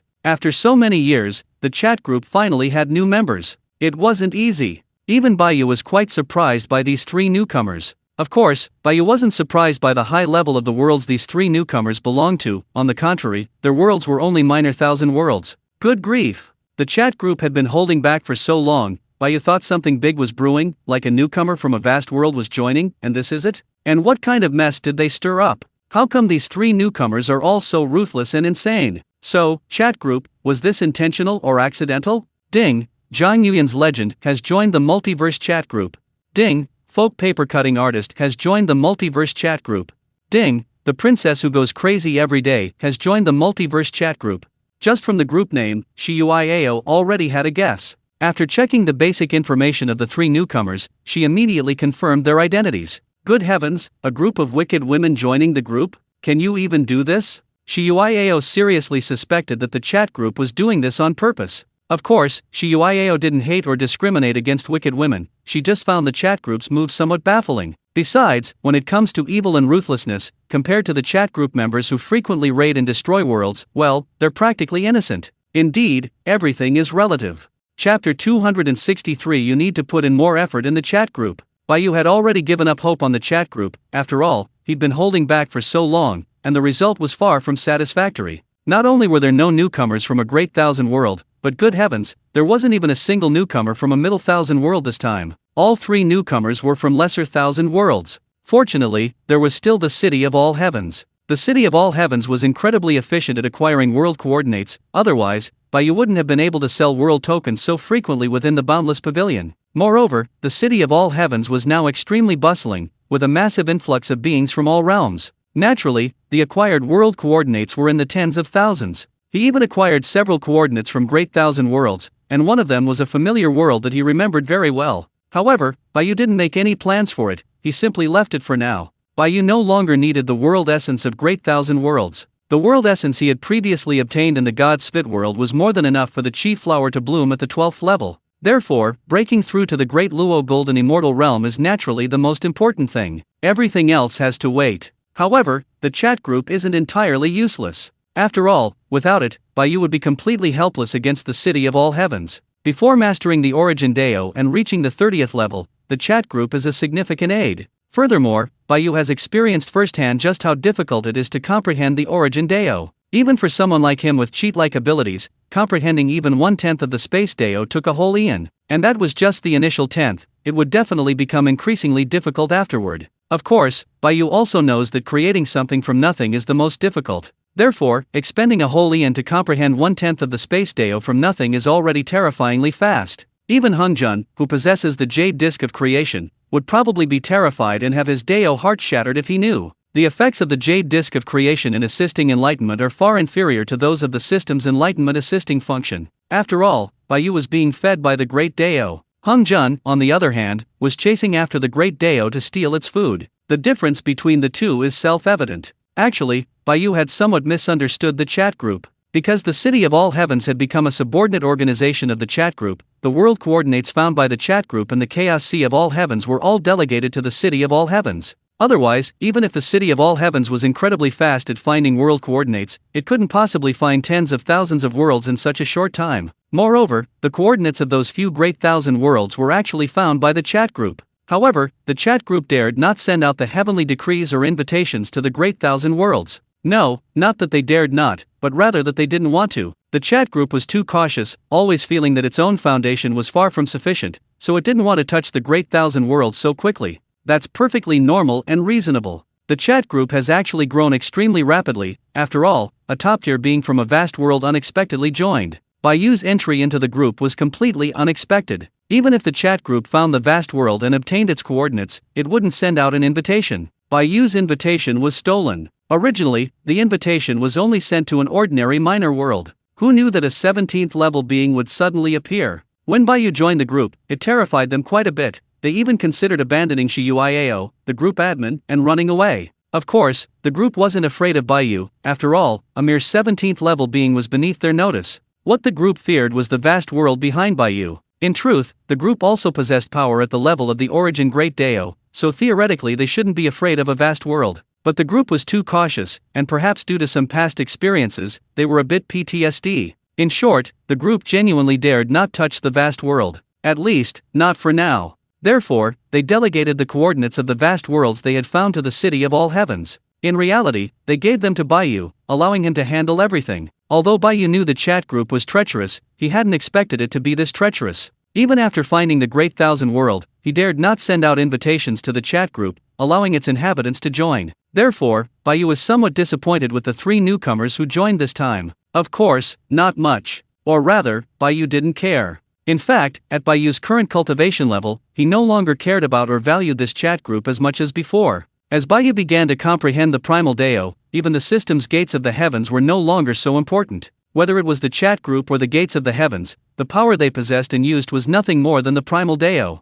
Once Bai Yu fully mastered a primal Dao and broke through to the Grand Luo Golden Immortal Realm, which was the 30th level, then Bai Yu could create chat groups at will. Just like how Bai Yu could previously wholesale 16th tier treasures at will. One day, Bai Yu will be able to freely purchase treasures at the level of chat groups. Ultimately, they all stem from the power of the fundamental Dao. Bai Yu is not far from that level. Currently, chat groups serve only 2 purposes for Bai Yu. First, to borrow the power of the Dao within chat groups. The 3 fundamental Dao powers of time, space, and causality in the City of All Heavens are all powers granted by chat groups. Chat groups definitely possess hidden Dao powers, it's just unknown how many fundamental Daos this old man has hidden. Second, to help Bai Yu collect the coordinates of the Great Thousand Worlds. Whether it's chat groups, the City of All Heavens, or the system's gate to the Great Heavens, all can be used to search for worlds and obtain their coordinates within the chaotic Sea of All Heavens. The primordial world only has 49 fundamental Daos. If Bai Yu wants to comprehend 3,000 fundamental Daos and possess all of them,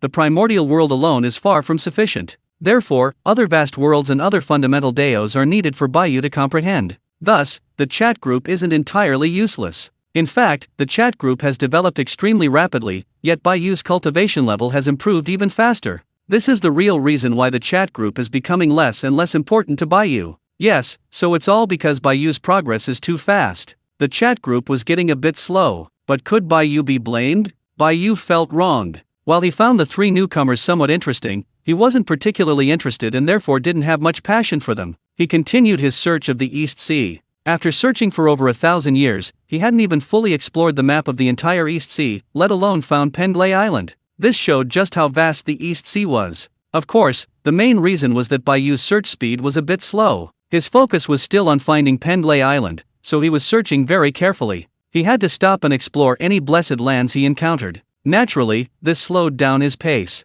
Chapter 264. The Villainesses joined the group. The identities of these 3 newcomers were unknown to the others in the group, but Bai Yu and Shi Yuiao already knew. Among them was the legend of Zhang Yuyan. Well, her name was in the group name. Zhang Yuyan, a woman who wiped out the entire series, leaving only the title, possessed the most innocent face while committing the most ruthless acts. She was truly tragic and truly ruthless. What impressed Shi Yuiao most was that this woman, even after turning evil, didn't wear heavy dark makeup and eyeliner. Instead, she sported a pure and innocent look with wispy bangs. Who could resist that? Even after turning evil, every smile and gesture exuded cuteness and innocence. She was truly a natural talent. The folk paper cutting artist, a cunning little girl named Yukaluo. Of course, neither the name Yukaluo nor her little girl appearance was the real her. Originally, she was the junior sister of the great grandmaster of King Yun Temple, Chukenzi. Because of her cultivation of evil arts, her soul is immortal, allowing her to reincarnate with her memories in other people's bodies. Sometimes she reincarnates as a man, sometimes as a woman. She's quite adept at it.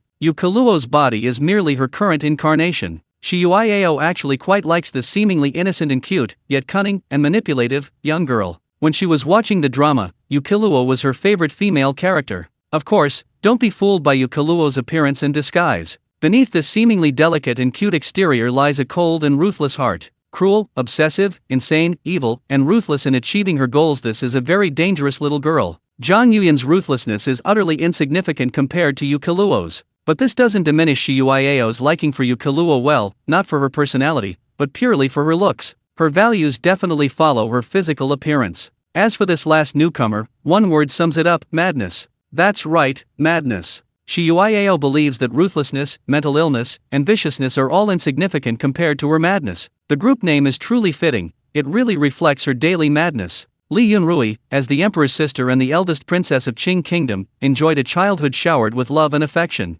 However, the appearance of Ye Qingmei caused both those she loved and those who loved her to leave her. Psychological imbalances, coupled with Li Yunrui's inherently self-centered and domineering personality, ultimately led to her, unsurprisingly, madness. Actually, Shi Yuiao didn't have a deep impression of Li Yunrui. After all, she was just a purely evil female villain, albeit somewhat mad, with limited screen time. She, on the other hand, had a very deep impression of Ye Qingmei. This is the female protagonist of a female-oriented novel, but she accidentally wandered into a male-oriented novel and then, due to cultural incompatibility, simply disappeared. As for her ideal of achieving equality for all, Shiyuiao could only say that if you have enough power and strength, it's easy. Shiyuiao, on the contrary, felt that Ye Qingmei was being too naive. Clearly, she had Wuzu, a grandmaster robot, who also possessed intelligence and ability, yet she still placed her hopes on someone else, a prince, no less. You expect a prince raised in a feudal era to achieve equality for everyone? Forget about achieving it, it's incomprehensible even to conceive of. As for the subsequent baffling actions, borrowing a seed from the emperor to have a son, hoping his own son would become emperor and then achieve equality for all, well, that's very typical of female-oriented fiction. Unfortunately, Ye Qingmei entered a male-oriented novel, destined for a tragic end.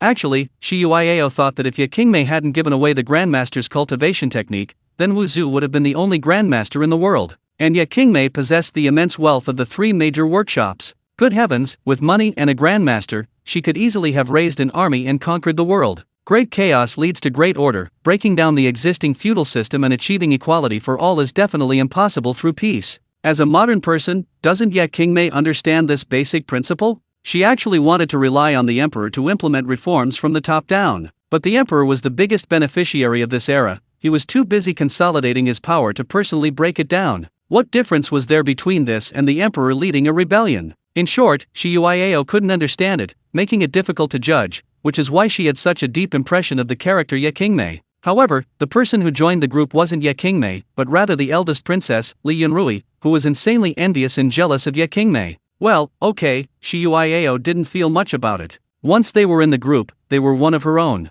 As for the claim that these 3 newcomers weren't good people, Shiyuiao laughed. How many good people were there in the chat group these days? Even Uncle Ju, with his thick eyebrows and big eyes, had plundered the world and seized its origin. Although he hadn't destroyed the world, his actions couldn't be described as righteous. Besides, the strong are naturally righteous. Whoever has the biggest fist holds the power of discourse. In the chat group, the rule is might makes right. This is the eternal, unchanging rule. In the endless worlds, strength is the only true measure of power. Because they understand this principle, even Uncle Nine would plunder worlds without hesitation or psychological burden, seizing their essence. Because Uncle Nine also has people he wants to protect, wants to uphold his principles, and wants to reach the pinnacle of the worlds to see what the view from the very top is like. Sacrificing personal love for the greater good? Abandoning personal righteousness for the greater good? As long as your strength is sufficient, there is no need to choose, no need to sacrifice anything, and no need to abandon anything. Great love, greater righteousness, personal righteousness. As long as your strength is sufficient, you can possess them all, you can obtain them all. The only reason you have to choose is because you are not strong enough. In the adult world, you can have it all. Of course, everyone has their own choices, and everyone has different thoughts. Even Shiyuiao, the group leader, cannot interfere with this. However, the competition within the chat group is fierce. The world tokens sold within the Wuji Pavilion are far from enough to go around. If you're unwilling to plunder the world's origin, other group members will certainly do so. I suspect the veterans in the group would actually prefer newcomers to be incredibly benevolent, thus reducing competition. Zhaoli, finally, a new member. It's been so long. Sprinkling flowers.jpg. Iron-blooded Marquis, yeah, even I, who was originally the weakest, am now at rank 12. Smug.jpg. Dominating the world. Old Zoo, aren't you still the weakest in the group? Funny.jpg. Iron-blooded Marquis, well, at least I've caught up with the main group. Cool.jpg. Meshan Celestial Master, welcome, newcomer. Need a loan? I offer Spirit Stone lending services. Friendly Smile.jpg.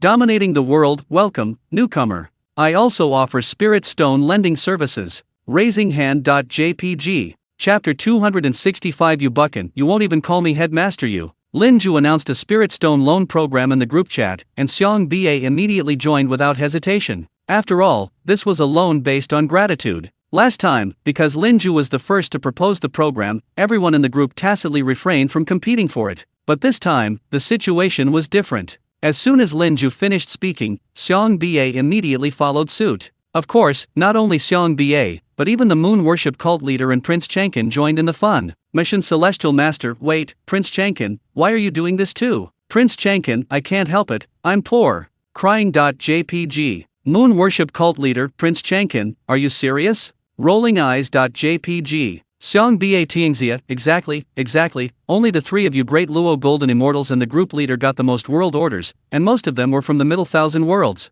Huashan gentleman's sword, this is outrageous. Even Prince Chengkin is complaining about being poor. Crying. JPG. Zhaoli, teacher Yu, didn't you already take over the Spirit Spring world? Huashan gentleman's sword, that's just a minor world. Iron-blooded Marquis, with the Spirit Spring world's resources, advancing to a middle-level world shouldn't be difficult, right? Kylan talent, teacher Yu is probably planning to make the Spirit Spring world his main world, isn't he? Huashan gentleman's sword, yes, I do have that idea, but why do you all call me teacher Yu? Speaking of this, Yu Buchan was quite annoyed. He didn't know when it started, but everyone in the group started calling him teacher Yu. It doesn't feel very serious, does it? You don't even want to call me sect leader Yu. Calling me old Yu would be much more intimate. Meanwhile, at Yea Pavilion, seeing Yu Buchan's words, Shi Yuiao smiled somewhat guiltily, because she was the one who started calling him teacher Yu. Because it was used so often, and given her position as the group admin, her influence was considerable, so, before anyone knew it, everyone in the group was calling Yu Buchan teacher Yu.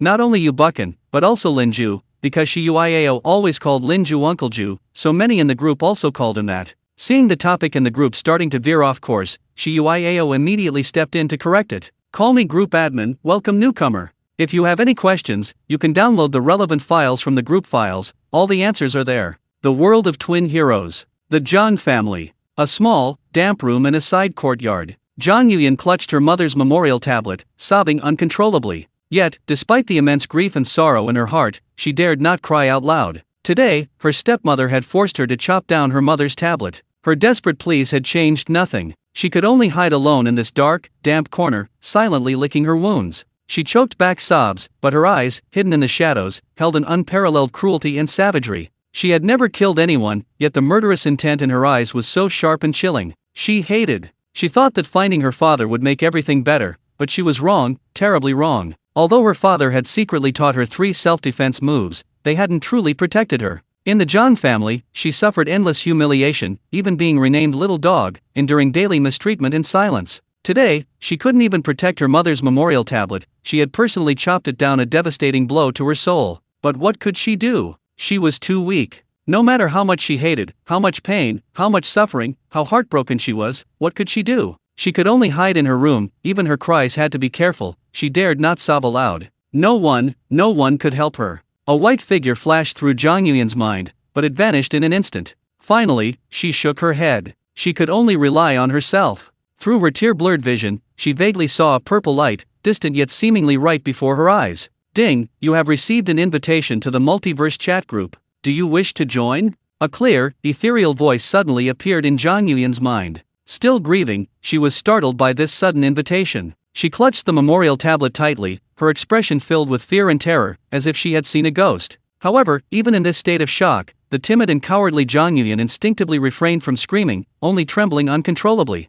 After a while, she recovered. Seeing that she was unharmed and not dead, her fear subsided. She was alright, so even if it was a ghost, it must be a good one, right? Thinking this naively, Zhang Yuyan became less afraid. The multiverse chat group? What is that? An invitation? Is it an invitation to me? Being invited for the first time, even if it was by a ghost, Zhang Yuyan was still somewhat happy. Deprived of love and care, even the smallest ray of sunshine was enough to warm her heart. Join? Zhang Yuyan nodded without hesitation, then timidly said, I'll join. As soon as she finished speaking, a magical scene appeared before her, displaying a scrolling list of messages. What is this? Zhang Yuyan stared blankly at the suddenly appearing screen, watching the messages scroll by. She could read, so she could understand the messages. This was the multiverse chat group? It was a group of people chatting? And what did multiverse mean? Filled with curiosity, Zhang Yuyan focused all her attention on the chat group, forgetting even her sadness and tears. Like a curious child, her large, watery eyes blinked as she stared at the chat interface, watching the scrolling messages.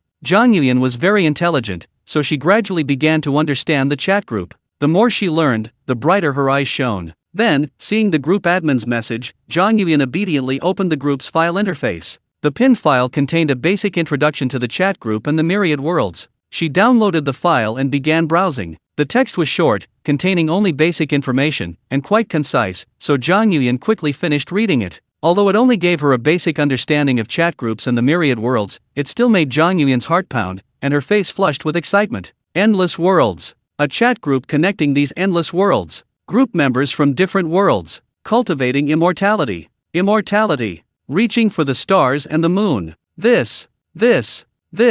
What countless people dream of is now right before her eyes.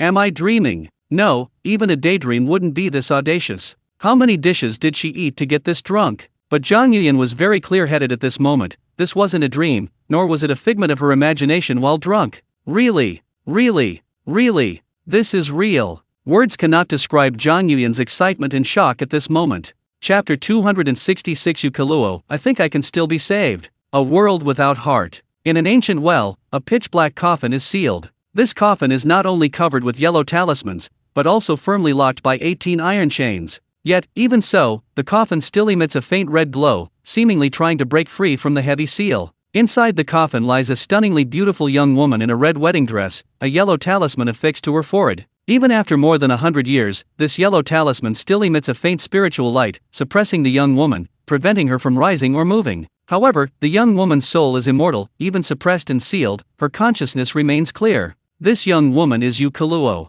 Because she is sealed, unable even to open her eyes, Yukuluo still falls into a deep sleep despite her conscious state. What else can she do if she can't move? But today, she couldn't sleep. Despite being heavily sealed, a beam of purple light landed on her brow, instantly waking Yukuluo from her slumber. Yukuluo was completely bewildered. What was going on? She was sleeping soundly, so why was a voice suddenly popping into her head? Ding, you have received an invitation to the multiverse chat group. Do you wish to join? Having lived for so many years, this was the first time Yukuluo had encountered something so bizarre. Was there something wrong with her senior brother's seal? Or was she just hallucinating from being sealed for too long? The power of her soul frantically assaulted the seal, and the yellow talisman on Yukuluo's forehead began to emit an incomparably dazzling and brilliant spiritual light. The yellow talisman on the coffin also began to emit a spiritual light, but its sealing power was far less terrifying than the one on Yukuluo's forehead. Clearly, after over a century of wear and tear, the power of the yellow talisman affixed to the coffin had weakened considerably. However, the chains were no ordinary chains. The 18 chains began to sway due to Yukuluo's struggles. The power of the 18 chains was not pure Taoist magic, but rather a malevolent force. Black smoke, resembling demonic energy, manifested with the swaying of the chains and began to surge into the coffin. Yukuluo, corroded by that black smoke, felt excruciating pain all over her body, as if needles were piercing her soul. The tearing pain in her soul caused Yukuluo to quickly suppress her soul power. This was a soul attack. Even if Yukuluo's soul was immortal, immortality did not mean she was immune to injury. Moreover, Yukuluo's immortal soul was not truly immortal. After all, the heartless world was merely a minor world, and truly immortal power did not exist there. To maintain her immortal soul, Yukuluo needs to absorb the souls of mortals. Otherwise, her soul will gradually weaken until it reaches an extreme, at which point her immortality will collapse. Just like the concept of luck for longevity, without luck, one cannot achieve immortality. Yukuluo's immortal soul follows the same principle, but compared to the latter, her so-called immortality is inferior. Sealed for over 100 years, Yukuluo's soul power is extremely weak, and the one who sealed her was her senior brother, the former abbot of King Yun Temple. Clearly, her senior brother also understood that Yukuluo's soul was immortal, so she couldn't be killed directly. The only option was to seal her, weakening her soul power first. Once her soul power weakened to a certain degree, her immortality would collapse on its own, and then the power of the 18 iron chains would directly annihilate Yukuluo's soul. Thus, Yukuluo would be unable to survive. It can only be said that this plan was very well executed, and Yukuluo indeed had no way to break free of the seal. Enduring the stinging pain in her soul, Yukuluo was extremely puzzled. Since the seal hadn't malfunctioned, was she really just hallucinating? Was it because she desperately wanted to break free of the seal, didn't want to just wait to die, and the mental pressure was too great, that she was hallucinating? Because she was sealed, she couldn't make any expressions, otherwise, Yukuluo's face would definitely be extremely pale. In that case, Yukuluo decided to continue sleeping. Since she was already waiting to die and couldn't break free of the seal anyway, she figured, so what if she was hallucinating? That's just how it is. Yukuluo thought with a sense of resignation. Having been sealed for over 100 years, she had struggled, felt anger, and harbored resentment, causing a stir for decades. Now, Yukuluo had given up. Then, not long after, she was startled awake again. Ding, you have received an invitation to the multiverse chat group. Do you wish to join? Even the invitation itself was probably bewildered, never having seen anyone so carefree, so it prompted her again. Well, of course, the invitation has no self-awareness, it's just a passive mechanism. If the invited being doesn't respond for a long time, it will prompt again, but only 3 times in total. Third time's the charm, right? Awaken again, Yukilua was certain this time she wasn't hallucinating, the voice in her head was real. This time, she heard it clearly. The multiverse chat group. An invitation. To join or not to join. Regardless of who it was, whether it was a prank or not, Yukiluo's previously indifferent attitude, her heart like stagnant water, finally stirred with a ripple. Can I still try to struggle a little longer? No one wants to die, especially Yukiluo. She had been indifferent because she truly had no other choice. She had tried everything, struggled for decades, but to no avail. Because she had given up, she had become indifferent. Now, with hope reappearing, Yukiluo naturally wouldn't continue to give up. She wanted to live. Join. I join. Yukiluo's soul roared. Then, an image appeared before Yukiluo's eyes, scrolling through messages. This scene appeared directly in the depths of her soul, so even though it was sealed away, Yukiluo could still see it. Although Yukiluo was an old-fashioned person, she still had a strong ability to accept new things. Therefore, driven by the belief in survival, after learning more, Yukiluo's soul began to boil. At this moment, she couldn't remain calm, she was simply too shocked and too excited. Her soul was trembling. So happy. So joyful. So thrilled. Even after achieving immortality, she had never felt such excitement and joy. An opportunity. An incredible opportunity. Beyond this world, there are countless other worlds. The path of immortality. Immortals. In this world, immortals truly exist. Immortals who live forever truly exist. If immortals truly exist, then why would I have chosen the evil path? Chapter 267. So what if I'm crazy? I'm crazy. I'm crazy. Yukiluo was once a Taoist priest at Qingyun Temple. However, Taoist cultivation couldn't grant immortality, so she resorted to evil arts, eventually achieving a soul that was virtually indestructible. But this soul immortality had a flaw. She needed to constantly absorb souls to maintain her immortality, but the more souls she absorbed, the more mixed and chaotic her soul became. This was irreversible. And clearly, as her soul grew increasingly chaotic, her ultimate fate was predictable. Therefore, her soul immortality couldn't grant her eternal life. But now, you're telling me, the true path to immortality is right before my eyes. How could Yukiluo not be shocked and excited? More importantly, she didn't want to be sealed away any longer, she wanted freedom. She had already resigned herself to her fate, prepared to face death. She was unwilling, she didn't want to, but she had no choice. However, now, the hope of survival was right before her eyes. Not only that, but the path to immortality, even eternal life, was right before her eyes. This, Yukiluo was almost in disbelief. Such an incredible opportunity, obtained just like that. Perhaps it was because this opportunity was so immense that Yukiluo was somewhat dazed. Am I worthy? I should be worthy, right? After all, the multiverse chat group approached her on its own. So, it seems I am also a chosen one. Yukiluo thought to herself with delight, why did her confidence suddenly surge so much? Temple World. Guangxin Palace. Li Yunrui, resting with her eyes closed, appeared exceptionally elegant and noble. Her black robes accentuated her snow-white skin, making her appear cold and dangerous, truly captivating. Although she was a mad woman, her madness was deep and restrained. Outwardly, every smile and gesture of hers was captivating. She possessed elegance, nobility, and allure, but never madness. They say the eyes are the windows to the soul, and perhaps only in her eyes could one vaguely glimpse that hint of madness. Your Highness, the assassination attempt on Nyalan Street failed. Only one guard died. At this moment, a middle-aged female official tiptoed to Li Yunrui's side, leaned down, and whispered in his ear. This middle-aged female official was Li Yunrui's trusted confidant, named Bai Lan, and also a 9th-rank assassin, ruthless and vicious, perfectly matching Li Yunrui's style. I understand. You may leave.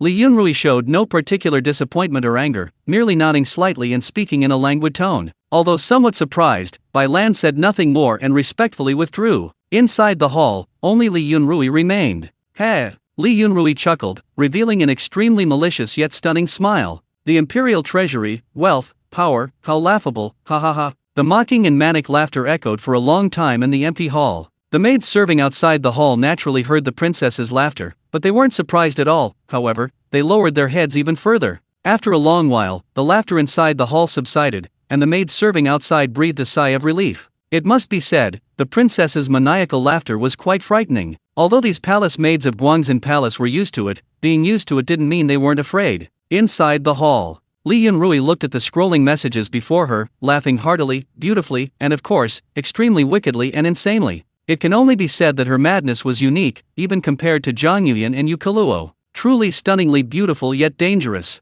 the title of the most beautiful woman in the world was absolutely deserved. The heavens, the myriad realms, the immortal path, immortality, compared to these, what are the imperial treasury's wealth and power?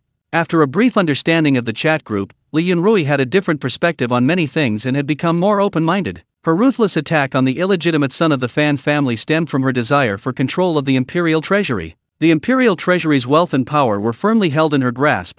How could she willingly relinquish them, especially since it was an illegitimate son? Furthermore, Li Yunrui couldn't understand why His Majesty would allow an illegitimate son from the countryside to take over the imperial treasury. However, now, Li Yunrui no longer dwelled on it, because she no longer cared much about the imperial treasury's financial situation. After joining this multiverse chat group, she realized the vastness of the world and the immensity of the heavens. Moreover, watching the chats of those who had joined earlier, good heavens, they had effortlessly conquered several worlds, left even this well-traveled princess utterly astonished. Compared to this, the imperial treasury's financial control, which she had painstakingly tried to hold onto, seemed utterly ridiculous. Her vision was too narrow, Li Yunrui thought to herself. Suddenly, Li Yunrui felt a sense of liberation, a refreshing clarity of mind and spirit. This was a transformation of her state of mind, and even more so, a transformation of her perspective. Of course, her madness remained unchanged, because her madness was deeply ingrained, even permeating her soul. Changing it was as difficult as ascending to heaven, and besides, Li Yunrui had no intention of changing. So what if she's mad?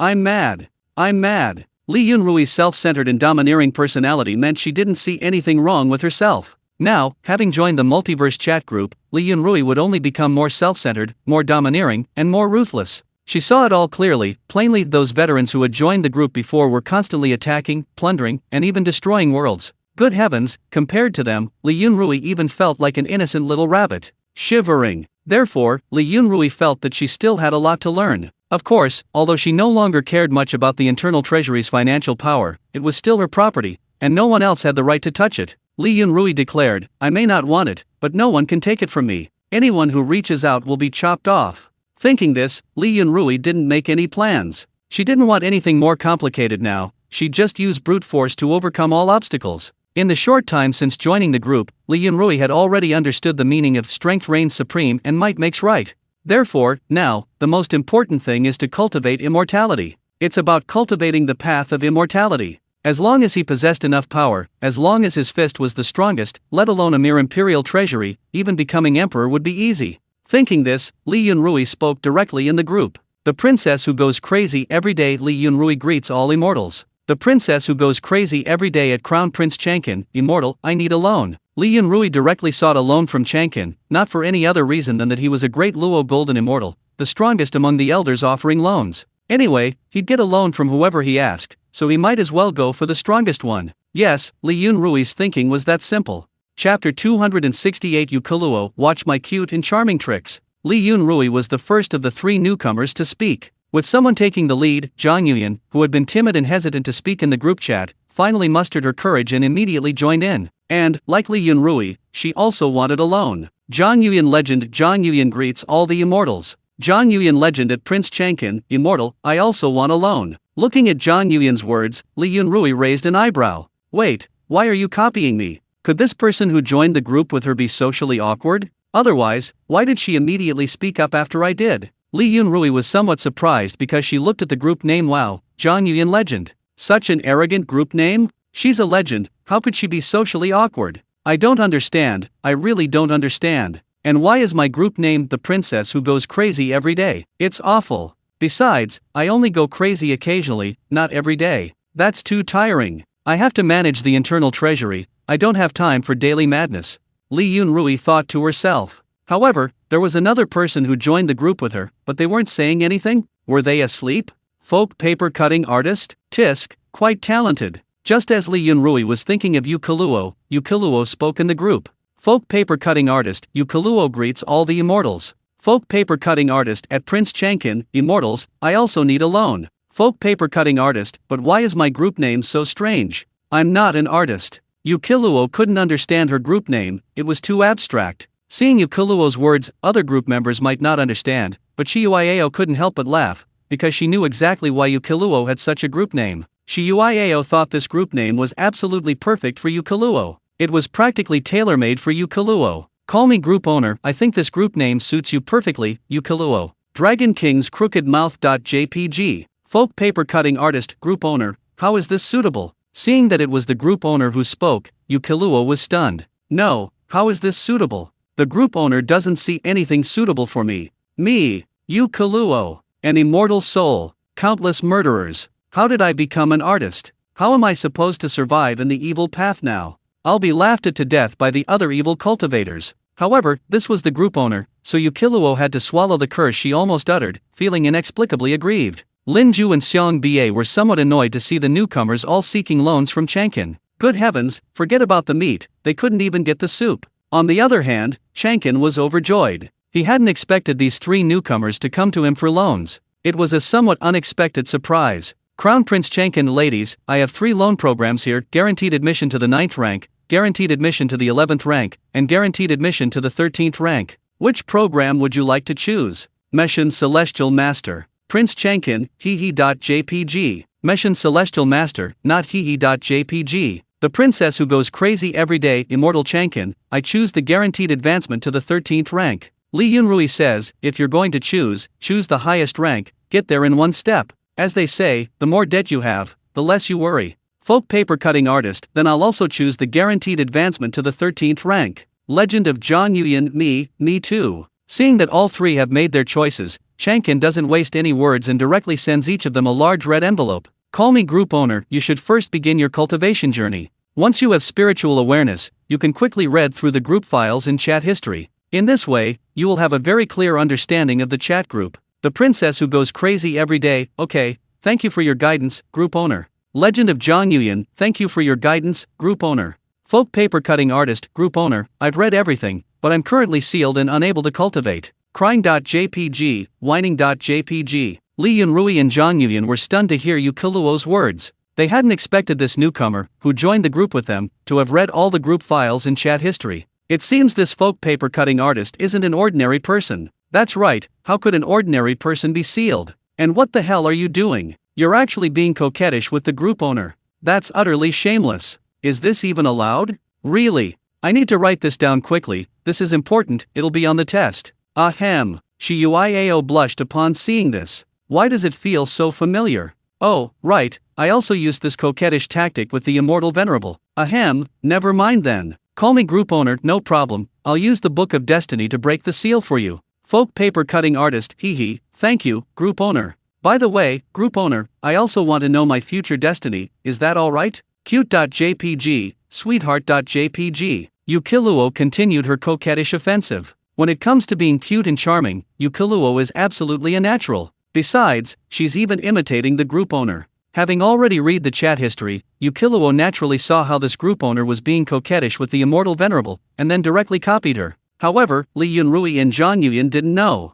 They were just ordinary people and hadn't read the entire chat history, so they didn't understand who Yukiluo's teacher was. Therefore, Li Yunrui and Zhang Yuyan were both dumbfounded. Wait, is this person who joined the group with them this powerful? They know so much. As expected, among 3 people walking together, there must be one who can teach me. Wait, what about our future destiny? Is that even possible? After a brief moment of stunned silence, Li Yunrui and Zhang Yuyan both realized what was happening, their intelligence once again taking over. The princess who goes crazy every day, can the group leader even know our future destiny? The legend of Zhang Yuyan, amazing. Folk paper cutting artist, the group leader is incredibly powerful. What's a little knowledge of our future destiny compared to that? Meshan Celestial Master, yes, our group admin has the ability to see the future. Evilgrin.jpg. Dominating the world, that's right, when I first joined the group admin saw through my future destiny. Evilgrin.jpg. Moon Worship Cult Leader, funny.jpg. Call me group admin, Uncle 9.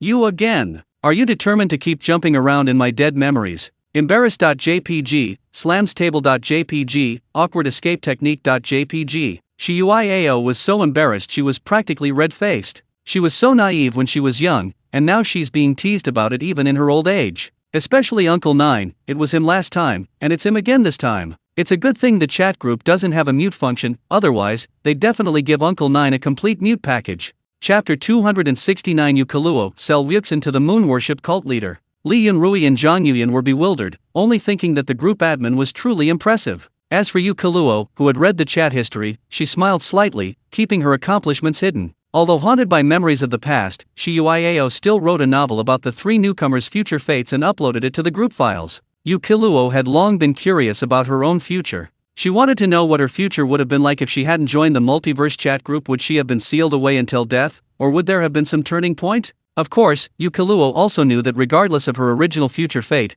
now that she had joined the multiverse chat group, her future and destiny had been completely changed. Therefore, there was no need to dwell on her original future fate. However, she still harbored a great deal of curiosity about it. As for Li Yunrui and Zhang Yuyan, needless to say, they were even more curious than Yu Kiluo. Even though Li Yunrui and Zhang Yuyan hadn't yet begun cultivating immortality and lacked spiritual consciousness, they still couldn't help but want to see their future fates first, otherwise, they probably wouldn't be able to calm down and cultivate. Zhang Yuyan, filled with trepidation, carefully examined the descriptions of her future destiny. She thought her future would be one of being tortured to death in the Zhang family, but the more she read, the stranger and more bewildered she became. Wait, is my future really that dramatic? As for her future self still being miserable and suffering unrequited love, well, Zhang Yuyan was already mentally prepared for that, so she wasn't particularly moved. Besides, she was only reading a novel, not experiencing it firsthand, so how could she truly empathize? However, it was still her future destiny, and even through the written descriptions, Zhang Yuyan could feel how painful and lost her future self would be. Too tragic, too tragic. Zhang Yuyan herself could hardly bear to look at it. After reading everything, Zhang Yuyan remained silent, lost in thought, unable to recover for a long time. Yu Kiluo, on the other hand, didn't think so much. After all, there wasn't much to ponder about her future. Besides, Yu Kiluo herself believed she would be sealed away until death, so she was mentally prepared for any future. However, Yu Kiluo was somewhat confused. Was her future self so obsessed? Was she really determined to be with that monk? Although the monk's physical body was immortal, and her soul was also immortal, they seemed like a perfect match. But now, because Yu Kiluo had joined the multiverse chat group, her mindset and values were completely different, so she couldn't understand it. Well, actually, Yu Kiluo didn't really care. It was just changing her previous future, there was no need to dwell on it. She was just thinking about capturing that monk later to study him and see what his immortality was all about. Yu Kiluo was still somewhat curious about this. Moreover, Yu Kiluo thought that the research fanatic leader of the moon worship cult would also be interested in this. Once she finished her research, she could sell it to the moon worship cult leader to earn some pocket money. Thinking this, Yu Kiluo put aside her curiosity about her future and quietly waited for the group leader to use the Book of Destiny to help her escape. Not long after, Yu Kiluo felt an incomparably profound and supreme power descend upon her. Then, the 18 chains instantly vanished, as if half of them had been wiped off. The yellow talismans covering the entire coffin also burned away in an instant. Finally, the yellow talisman on her forehead also offered no resistance, burning away instantly and disappearing without a trace. Boom! The coffin lid was blown off, and Yu Kiluo rose straight up like a zombie, then tilted her neck and twisted her body. Having been sealed for over 100 years, she felt her body was somewhat stiff. She was quite satisfied with this body. It was petite and cute, allowing her to fully utilize her talent for being charming and adorable. Therefore, she planned to use this body as her foundation. Of course, the main reason is that this body has the deepest compatibility with her. Well, it's probably because she was suppressed and sealed for over 100 years. During those 100 years, her undying soul has been constantly eroding and influencing this body, causing the compatibility between this body and her soul to deepen. Although this body isn't her original body and can't achieve complete compatibility with her soul, Yu Kiluo has no choice, because her original body has long since become a pile of bones. Even if she could turn that pile of bones back into a complete flesh and blood body, it probably wouldn't be as compatible as this body. After all, her soul has been separated from her original physical body for so long, her soul is completely different from her original soul. Having made her decision, Yu Kiluo stopped worrying. Looking around, this space at the bottom of the well, although not large, had been occupied for over 100 years. So, she would start cultivating the immortal path here for now. Yu Kiluo deeply yearned for and longed for the immortal path. Of course, what she desired most was immortality. The immortality of the immortal path was true immortality, the true great Dao. The evil arts she had previously cultivated, while granting her an immortal soul, were ultimately just heretical practices. Not only did they offer no hope of achieving the great Dao, but they also had numerous flaws.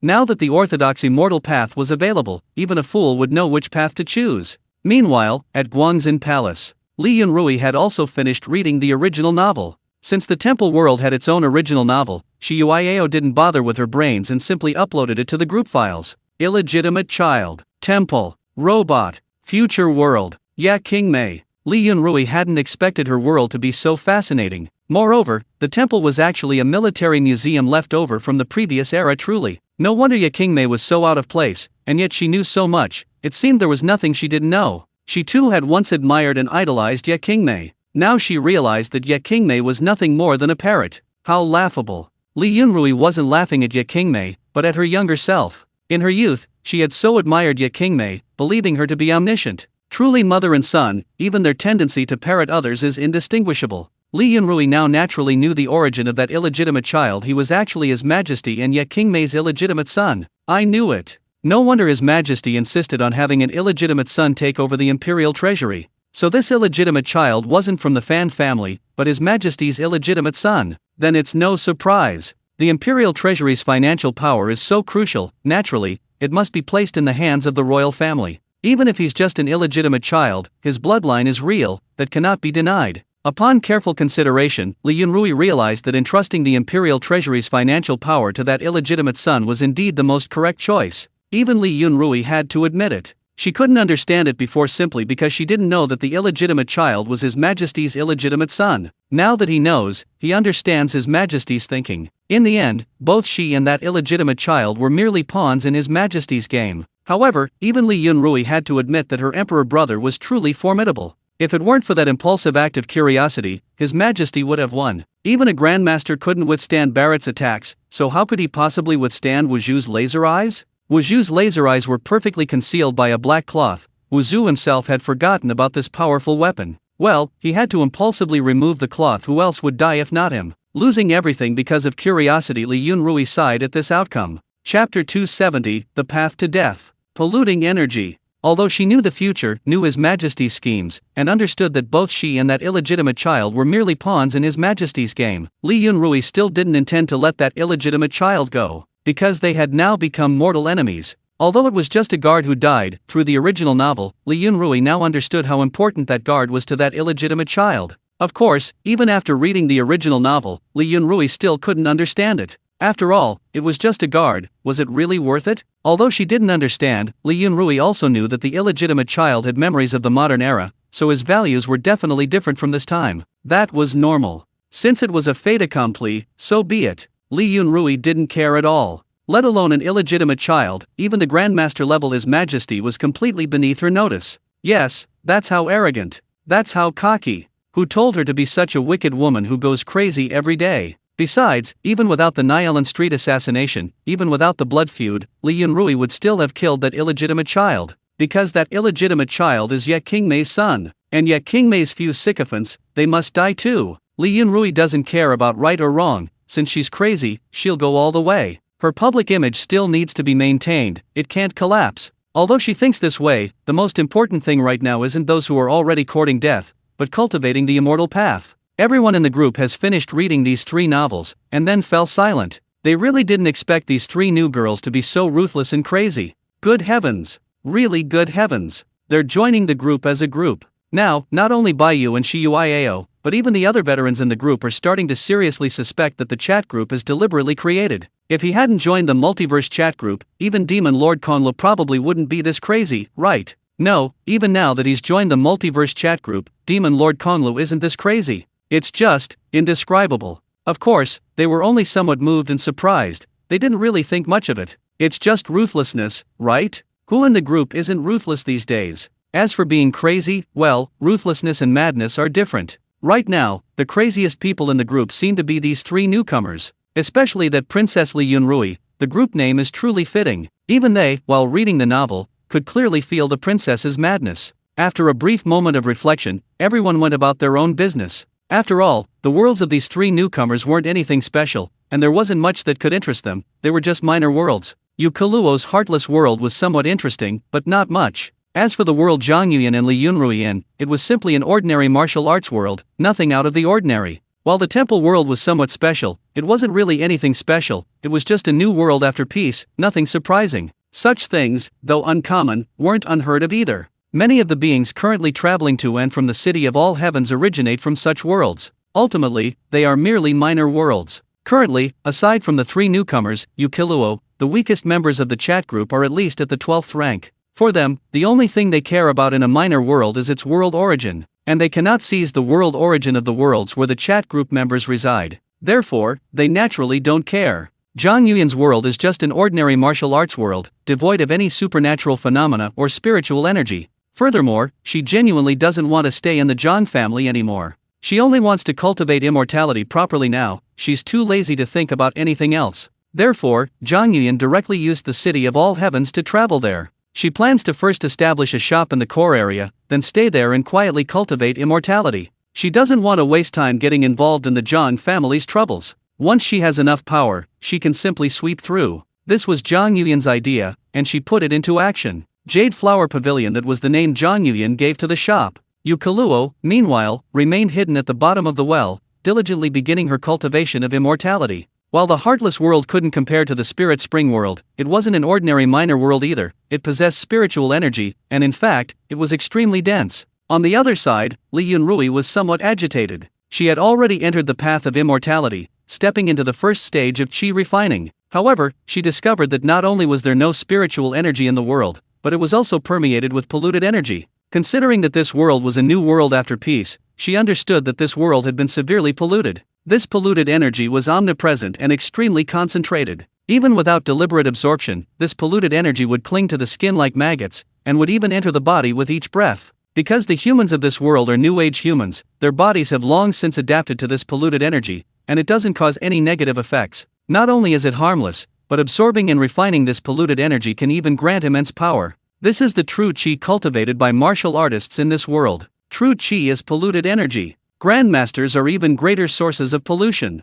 Because of the instability and destructiveness of polluted energy, even grandmasters have lifespans similar to normal people. In fact, frequent battles and injuries can shorten their lifespan. Although the humans of this world have adapted to the polluted energy, even with this adaptation, they cannot change its corrosive and unstable nature, and its extreme destructive power to the body. Therefore, they cannot extend their lifespan by relying on polluted energy. Others might not care, and might even find the speed of absorbing and refining polluted energy too slow. But Li Yunrui is currently extremely agitated. Because she can absorb the pure spiritual energy within spirit stones, the presence or absence of spiritual energy in this world has no effect on Li Yunrui. However, the omnipresent, persistent, and polluting energy has a significant impact on her. Because those polluting energies will slowly contaminate the spiritual energy. That's fatal. Chapter 271. This world has no reason to exist. Of course, spiritual energy is far superior to polluted energy, so the rate of contamination is extremely slow. This is because polluted energy is so corrosive, otherwise, contaminating spiritual energy wouldn't be so easy. However, once spiritual energy is refined into magical power, dispelling or neutralizing the polluted energy is quite simple. The problem is that because polluted energy is ubiquitous and extremely concentrated, and because the people of this world have adapted to it, the human body actively absorbs it. Cultivating immortality requires maintaining the purity of the body, so Li Yunrui needs to constantly circulate his magical power to dispel and neutralize the polluted energy. This is far too troublesome. Circulating magical power to dispel or neutralize the polluted energy is simple, but the problem is that Li Yunrui's body actively absorbs it. Li Yunrui was numb with frustration, and he understood. Because of the severe pollution in this world, the human body had mutated to adapt to the polluted energy, even undergoing unknown, subtle changes in its structure. So, a mutated human body shouldn't cause any problems with cultivating immortality, right? Li Yunrui wasn't too concerned about her body actively absorbing polluted energy. It was easy to solve, albeit troublesome. The simplest solution was to leave this world or buy a magical artifact to block the polluted energy. However, the most crucial problem was that her body had mutated. Although she could cultivate immortality and had even entered the initial stages, and hadn't noticed any problems with her body, it was still a mutation. Therefore, Li Yunrui was afraid something might go wrong. Thinking this, Li Yunrui anxiously opened the chat group and sought help from the group administration. Until this problem was resolved, she feared she wouldn't be able to sleep peacefully. Moon worship cult leader, there won't be any problems. Even beasts and plants can cultivate immortality, let alone humans in your world who have simply adapted to some kind of polluted energy. Moon worship cult leader, besides, aren't those so-called spirit bodies and Deo bodies very different from normal human bodies? Strictly speaking, aren't they also mutations? Cult leader of the moon worship cult, so, Miss Li, just consider it as the awakening of some kind of spiritual entity. Li Yunrui had just explained her situation in the group chat, and before the group admin, Shiyuiao, could even say anything, the research fanatic, the cult leader of the moon worship cult, had already spoken. Because the cult leader of the moon worship cult had also conducted related research on this topic.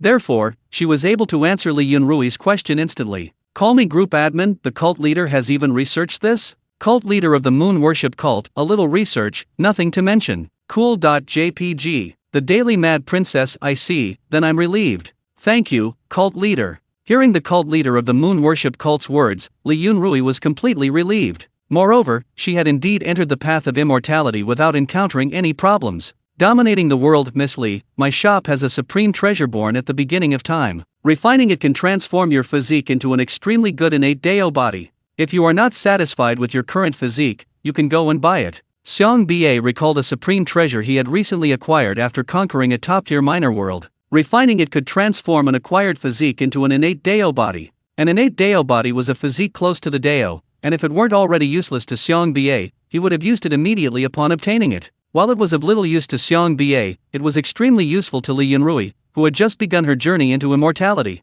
After all, although Li Yunrui's body could be considered a special spiritual body, it was practically useless for cultivation, and its constant absorption of polluted energy hindered her progress. This physique was better off unwanted. Li Yunrui naturally didn't want it either. After thanking Xiang Ba in the group chat, she directly used the heavenly token to travel to the heavenly city. She wasn't in a hurry. It was her first time in the heavenly city, and everything here was an eye-opener for Li Yunrui. She wandered around the mortal and immortal realms for a long time before leisurely arriving at the core area. Li Yunrui didn't immediately establish a shop in the core area. Instead, she went directly to Xiang Ba's Ba Tian Pavilion. After purchasing the treasure, she returned directly to the temple world. Ugh, so annoying. Inside the main hall of Guangzhen Palace, Li Yunrui was going berserk, terrifying the maids and eunuchs waiting outside, who prostrate themselves on the ground, trembling. Li Yunrui's madness stemmed from extreme frustration and anger. Upon purchasing the treasure, she immediately returned to the temple world to begin refining it. As expected, she transformed her physique into an innate Dao body.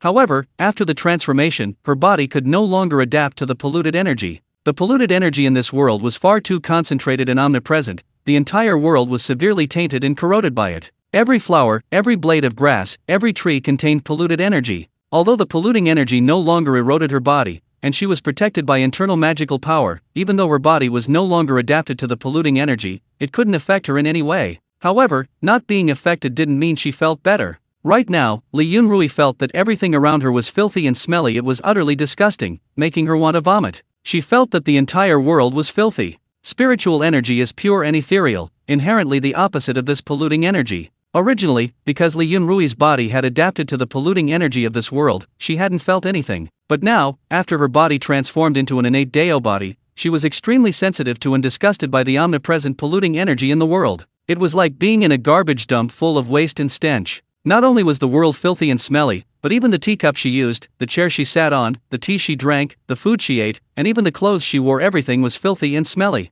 Because these things were also permeated with polluted energy, completely soaked in it.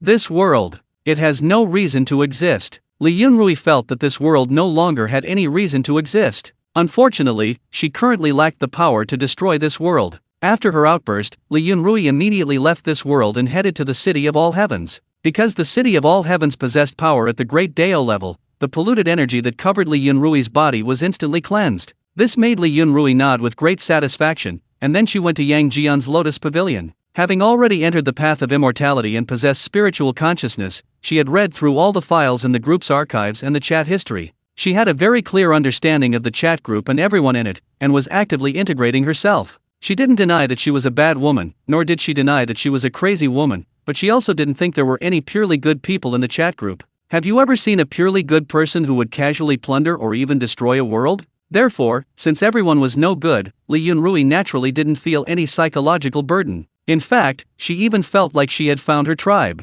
Chapter 272. The eldest princess became a grandmaster. Li Yunrui was incredibly interested in plundering, even destroying, worlds. Moreover, she had already decided that the first world she would destroy once she gained power was the temple world. Because that world was too filthy, she now felt utterly disgusted and loathed it. Of course, before destroying it, Li Yunrui would definitely drain all of that world's resources, especially its very essence. Not a single drop would be left. Thinking this, Li Yunrui arrived at the Lotus Lantern world. She still needed to return to the temple world and continue living there. But that world, from top to bottom, inside and out, was severely corroded by polluted energy. It was too filthy and smelly. Therefore, she needed to buy some magical artifacts and formations to improve her living environment, and she also needed to isolate and purify the polluted energy when going out.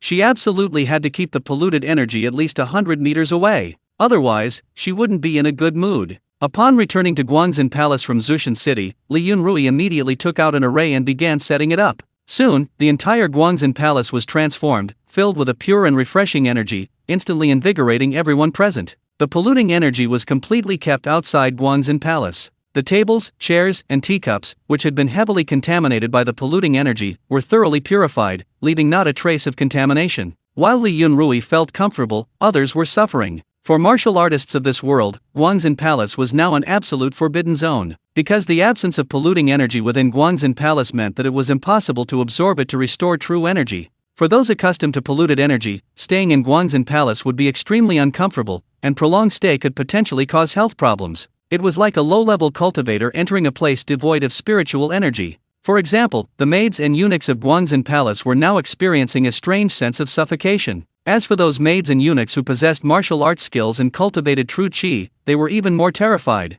because they could no longer sense the existence of the qi of heaven and earth. Forget absorbing qi of heaven and earth for cultivation, even their own true qi was completely gone. Although their true qi had been absorbed and refined through their meridians, strictly speaking, it was still polluted energy. Therefore, it was directly purified by the formation. Bai Lan, Li Yunrui's confidant and a 9th-rank assassin, was now completely dumbfounded, frozen in place, and then collapsed to the ground. Her 9th-rank true qi was gone. How could this not fill her with despair and bewilderment? She tried to recover her true qi, frantically circulating her cultivation technique, but she couldn't absorb a single trace of the qi of heaven and earth. The qi of heaven and earth was gone too. How could this be? The energy of heaven and earth was so abundant and omnipresent, even underwater, it permeated everything. Why is there not a trace of it left now? Could it be some unknown, catastrophic change has occurred in the world? The path of martial arts has been completely severed. Thinking this, Bai Lan disregarded everything else and rushed to the main hall, wanting to inform the princess of this momentous event.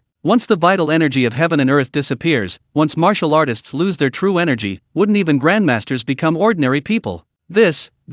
A major event is about to occur. Even though she was just a female official, she understood perfectly well that once the grandmasters were gone, the balance would be broken, and war would be inevitable. Upon entering the main hall of Guangxin Palace, Bai Lan saw the leisurely princess. My goodness, princess! This isn't the time for leisure. However, because the princess didn't practice martial arts and wasn't a martial artist, she certainly wouldn't have noticed the changes in heaven and earth. Looking at Bai Yan's grave expression and complex demeanor, Li Yunrui tilted her head, revealing a curious expression. Princess, the heavens and earth have changed. Martial artists' true energy is gone. Bai Lan spoke respectfully to Li Yunrui with an urgent tone and a hoarse voice. Li Yunrui was stunned. A change in heaven and earth? How come I didn't know? Oh, the martial artist's true energy is gone? That's alright, it's normal. Oh, I understand. Li Yunrui waved her hand, still maintaining her nonchalant demeanor. Bai Lan, seeing this, panicked. My princess, this is a serious matter. Princess, this is an extremely serious matter. The 4 grandmasters.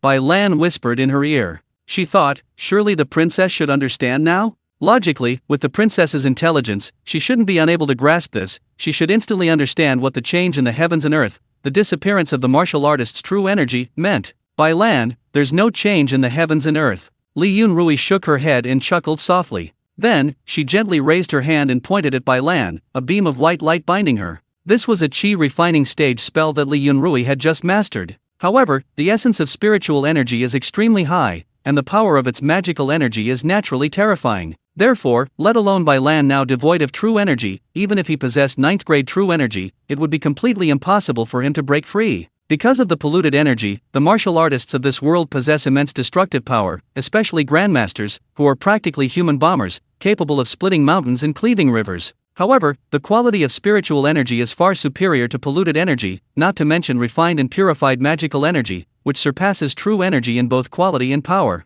And the martial artists of this world actually use true energy very poorly. This is mainly due to the instability of polluted energy, leading to extremely unstable control over true energy by martial artists. Relying solely on bursts of power and destruction, it wouldn't be an exaggeration to say that the martial artists of this world are all brutes. As a 9th grade expert, Bai Lan naturally felt just how terrifying the beam of light binding him was. Even if he still possessed true energy, he probably wouldn't be able to break free. This caused Bai Yu's pupils to shrink sharply, her expression one of shock and disbelief as she stared at Li Yunrui. External release of true qi. Grandmaster. What's going on? Didn't the eldest princess never practice martial arts? How did she suddenly become a grandmaster? Bai Lan saw it clearly, the eldest princess's attack just now was an external release of true qi, and only a grandmaster could achieve this. Good heavens! The eldest princess has suddenly become a grandmaster. Could it be that the eldest princess was hiding her true abilities all along? Actually, the eldest princess wasn't untrained in martial arts, she was just concealing it. Now that she's a grandmaster, she's no longer hiding it? That makes sense. She's a grandmaster, invincible under heaven, so what's there to hide? No, wait a minute, didn't the world change? Didn't all the true energy disappear? Then what just happened? The eldest princess. So, just as the princess said, there was no change in the world, and the true energy hadn't disappeared. Damn it, so it was me who had the problem. Could I have been poisoned with some kind of strange poison? That's why my true energy disappeared and I can't sense the energy of heaven and earth. That's right. That's it. I've been poisoned. Damn it. Who the hell poisoned me like this? They want to turn me into a cripple, want me to be abandoned by the princess. What the hell did I do to deserve this? Chapter 273. I call this being cautious. Seeing Bai Yu's sudden dejection, like a defeated dog, Li Yunrui was somewhat bewildered. Wait, what happened? Before she could ask, Bai Lan, with a wronged expression, choked out, Your Highness, I've been poisoned. All my true energy has vanished. Poisoned? Li Yunrui's expression changed slightly. This was her trusted confidant, someone she could absolutely rely on, practically a death knell. And she'd been poisoned in Guanxin Palace? This was a slap in the face to her, the princess. Her eyes shimmered with spiritual energy, her deep, dark eyes flashing with a faint spiritual light. This was a spell that could be learned at the Qi refining stage, called Spiritual Eye Technique. Spiritual energy was concentrated in the eyes, allowing one to see things that ordinary eyes couldn't. She carefully scanned Bai Lan with the Spiritual Eye Technique. Although she's older, she's maintained a good figure, and her skin is smooth, moist, and radiant. There are no signs of poisoning.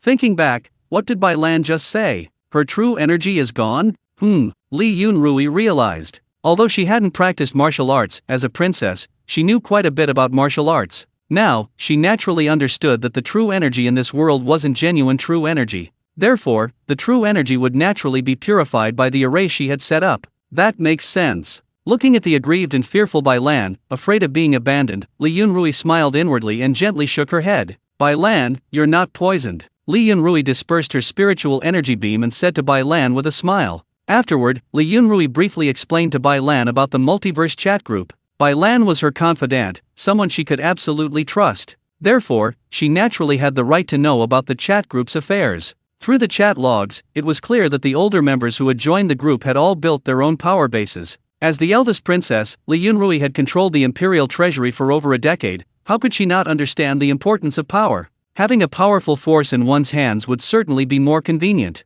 You can't personally handle every little thing, can you? Wasting time is secondary, the most important thing is that it lacks any dignity. You can be unpretentious, approachable, and easygoing, but sometimes, you still need to maintain a certain image. The image of a powerful person is absolutely essential, otherwise, wouldn't any Tom, Dick, or Harry be able to jump around in front of you? Even the most good-tempered person would probably be driven mad with anger. Elder princess, this. Bai Lan looked at Li Yunrui with shock and astonishment, hesitating to speak. She was utterly speechless, this was too unbelievable. If she hadn't witnessed the Grand Princess's masterful abilities, comparable to a grandmaster, she probably would have thought the princess had truly gone mad. After all, it was simply too inconceivable, too unbelievable. It was utterly mind-blowing. No, if what the Grand Princess said was true, then even a grandmaster was nothing special, right? Seeing Bai Yu's disbelief, Li Yunrui expressed his complete understanding. After all, even she herself had gone through the process of her worldview collapsing and then being rebuilt, let alone Bai Lan. This kind of thing is indeed hard to believe. After all, one wouldn't dare to have such a pipe dream in broad daylight. It's just too audacious. And isn't that true? Even now, Li Yunrui is somewhat dazed and unreal, even unconsciously opening the chat group from time to time, fearing that this is just a crazy pipe dream. Afterwards, Li Yunrui took Bai Lan to the city of all heavens and taught her the method of establishing a foundation in the immortal path, so that she could also cultivate immortality. Once Bai Lan had entered the path of immortality, Li Yunrui sent her to reorganize the forces. Except for the core members, everyone else was fed pills to completely control them.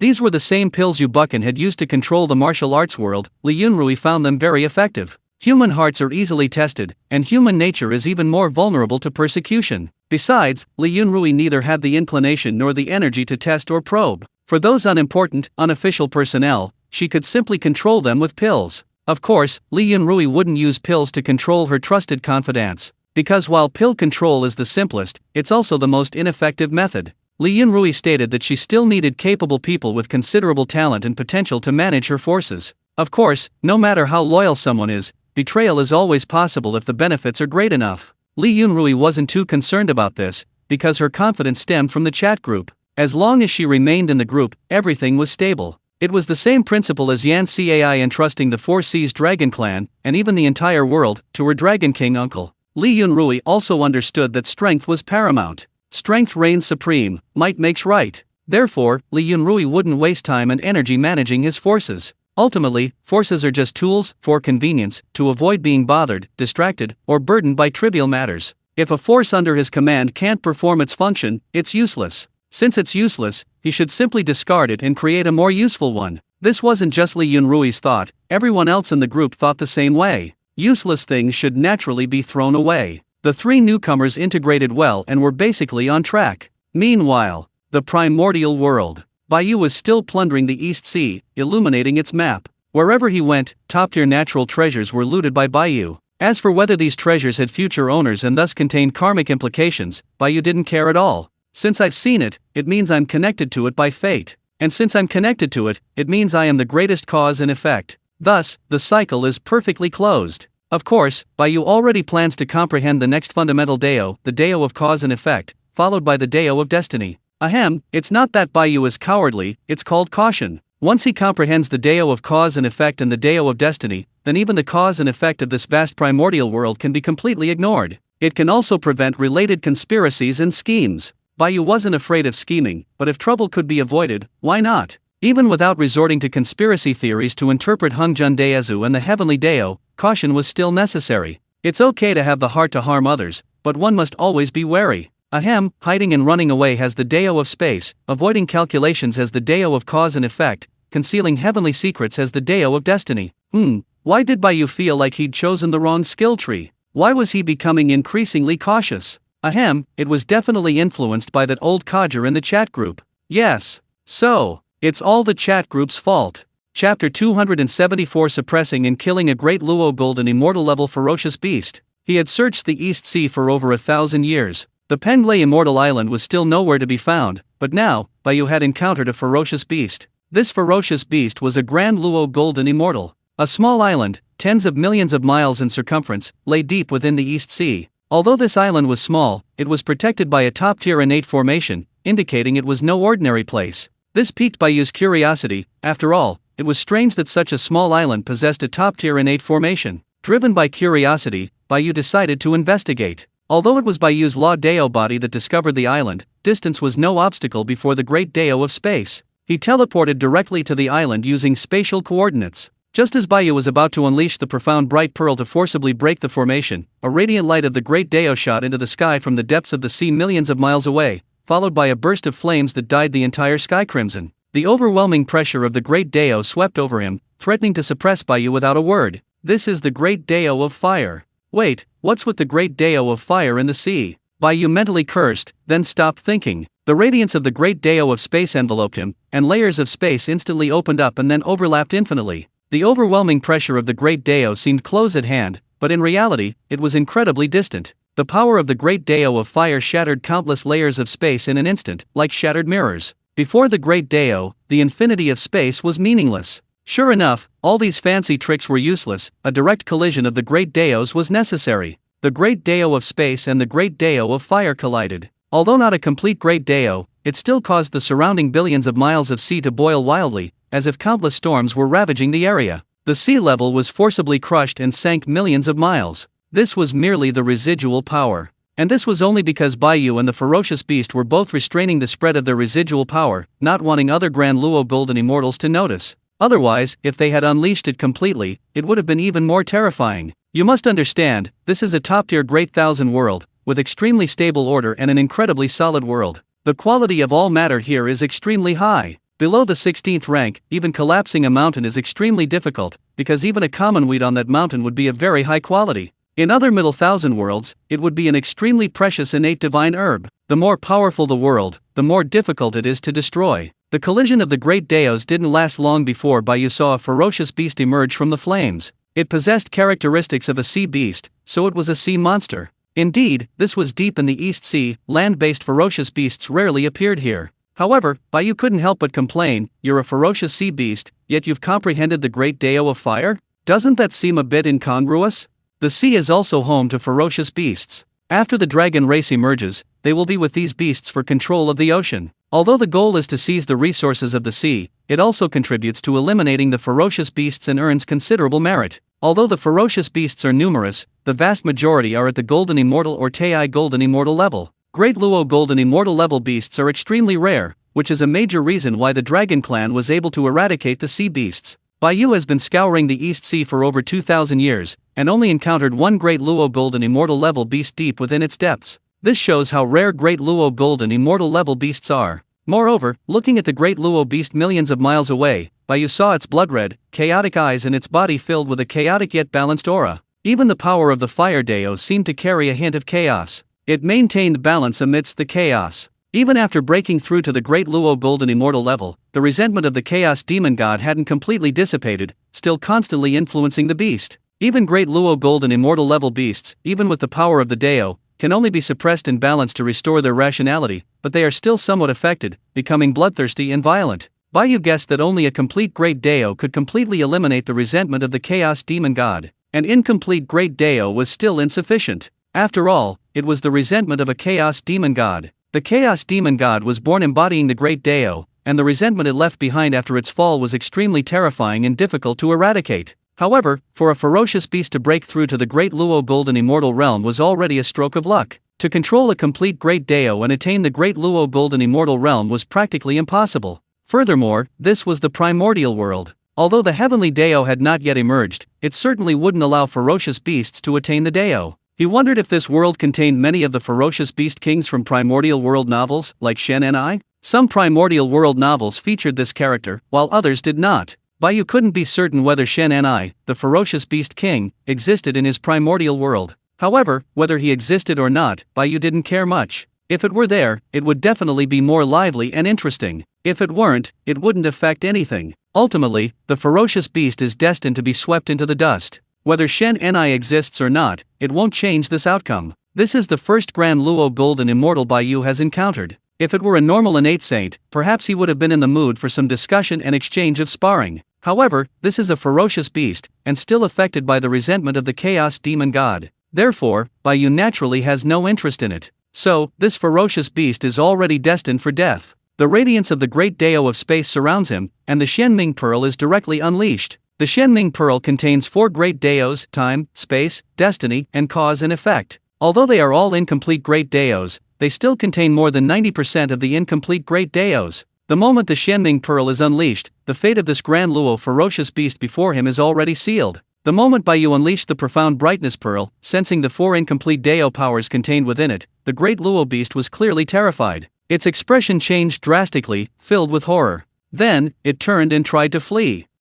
It has indeed regained its intelligence, felt fear, and is afraid of death, so it actually knows to run away. You must know that Golden Immortal and Tai level beasts are not afraid of death. However, trying to escape before the Great Dao of space. The Great Dao of space is unparalleled in escape, but it's even more unparalleled in preventing the enemy from escaping. The Shenming Pearl contains the Great Dao of space, so the moment it was unleashed, the surrounding space was suppressed and sealed off. The fire element of that ferocious beast was instantly silenced by the power of the Shenming Pearl. With the flames extinguished, the beast's full form was revealed. It was truly hideous. Although Bai Yu wouldn't judge a book by its cover, being this ugly and still trying to disgust people was simply wrong. Therefore, Bai Yu directly used the Shenming Pearl to suppress and kill the beast, completely annihilating it. Only a remnant remained. So poor, not even a decent spiritual treasure. This fragment of the seal was merely a low-grade innate spiritual treasure, and it had been destroyed by the power of the mysterious bright pearl. Chapter 275 The Innate Grand Array Breaks.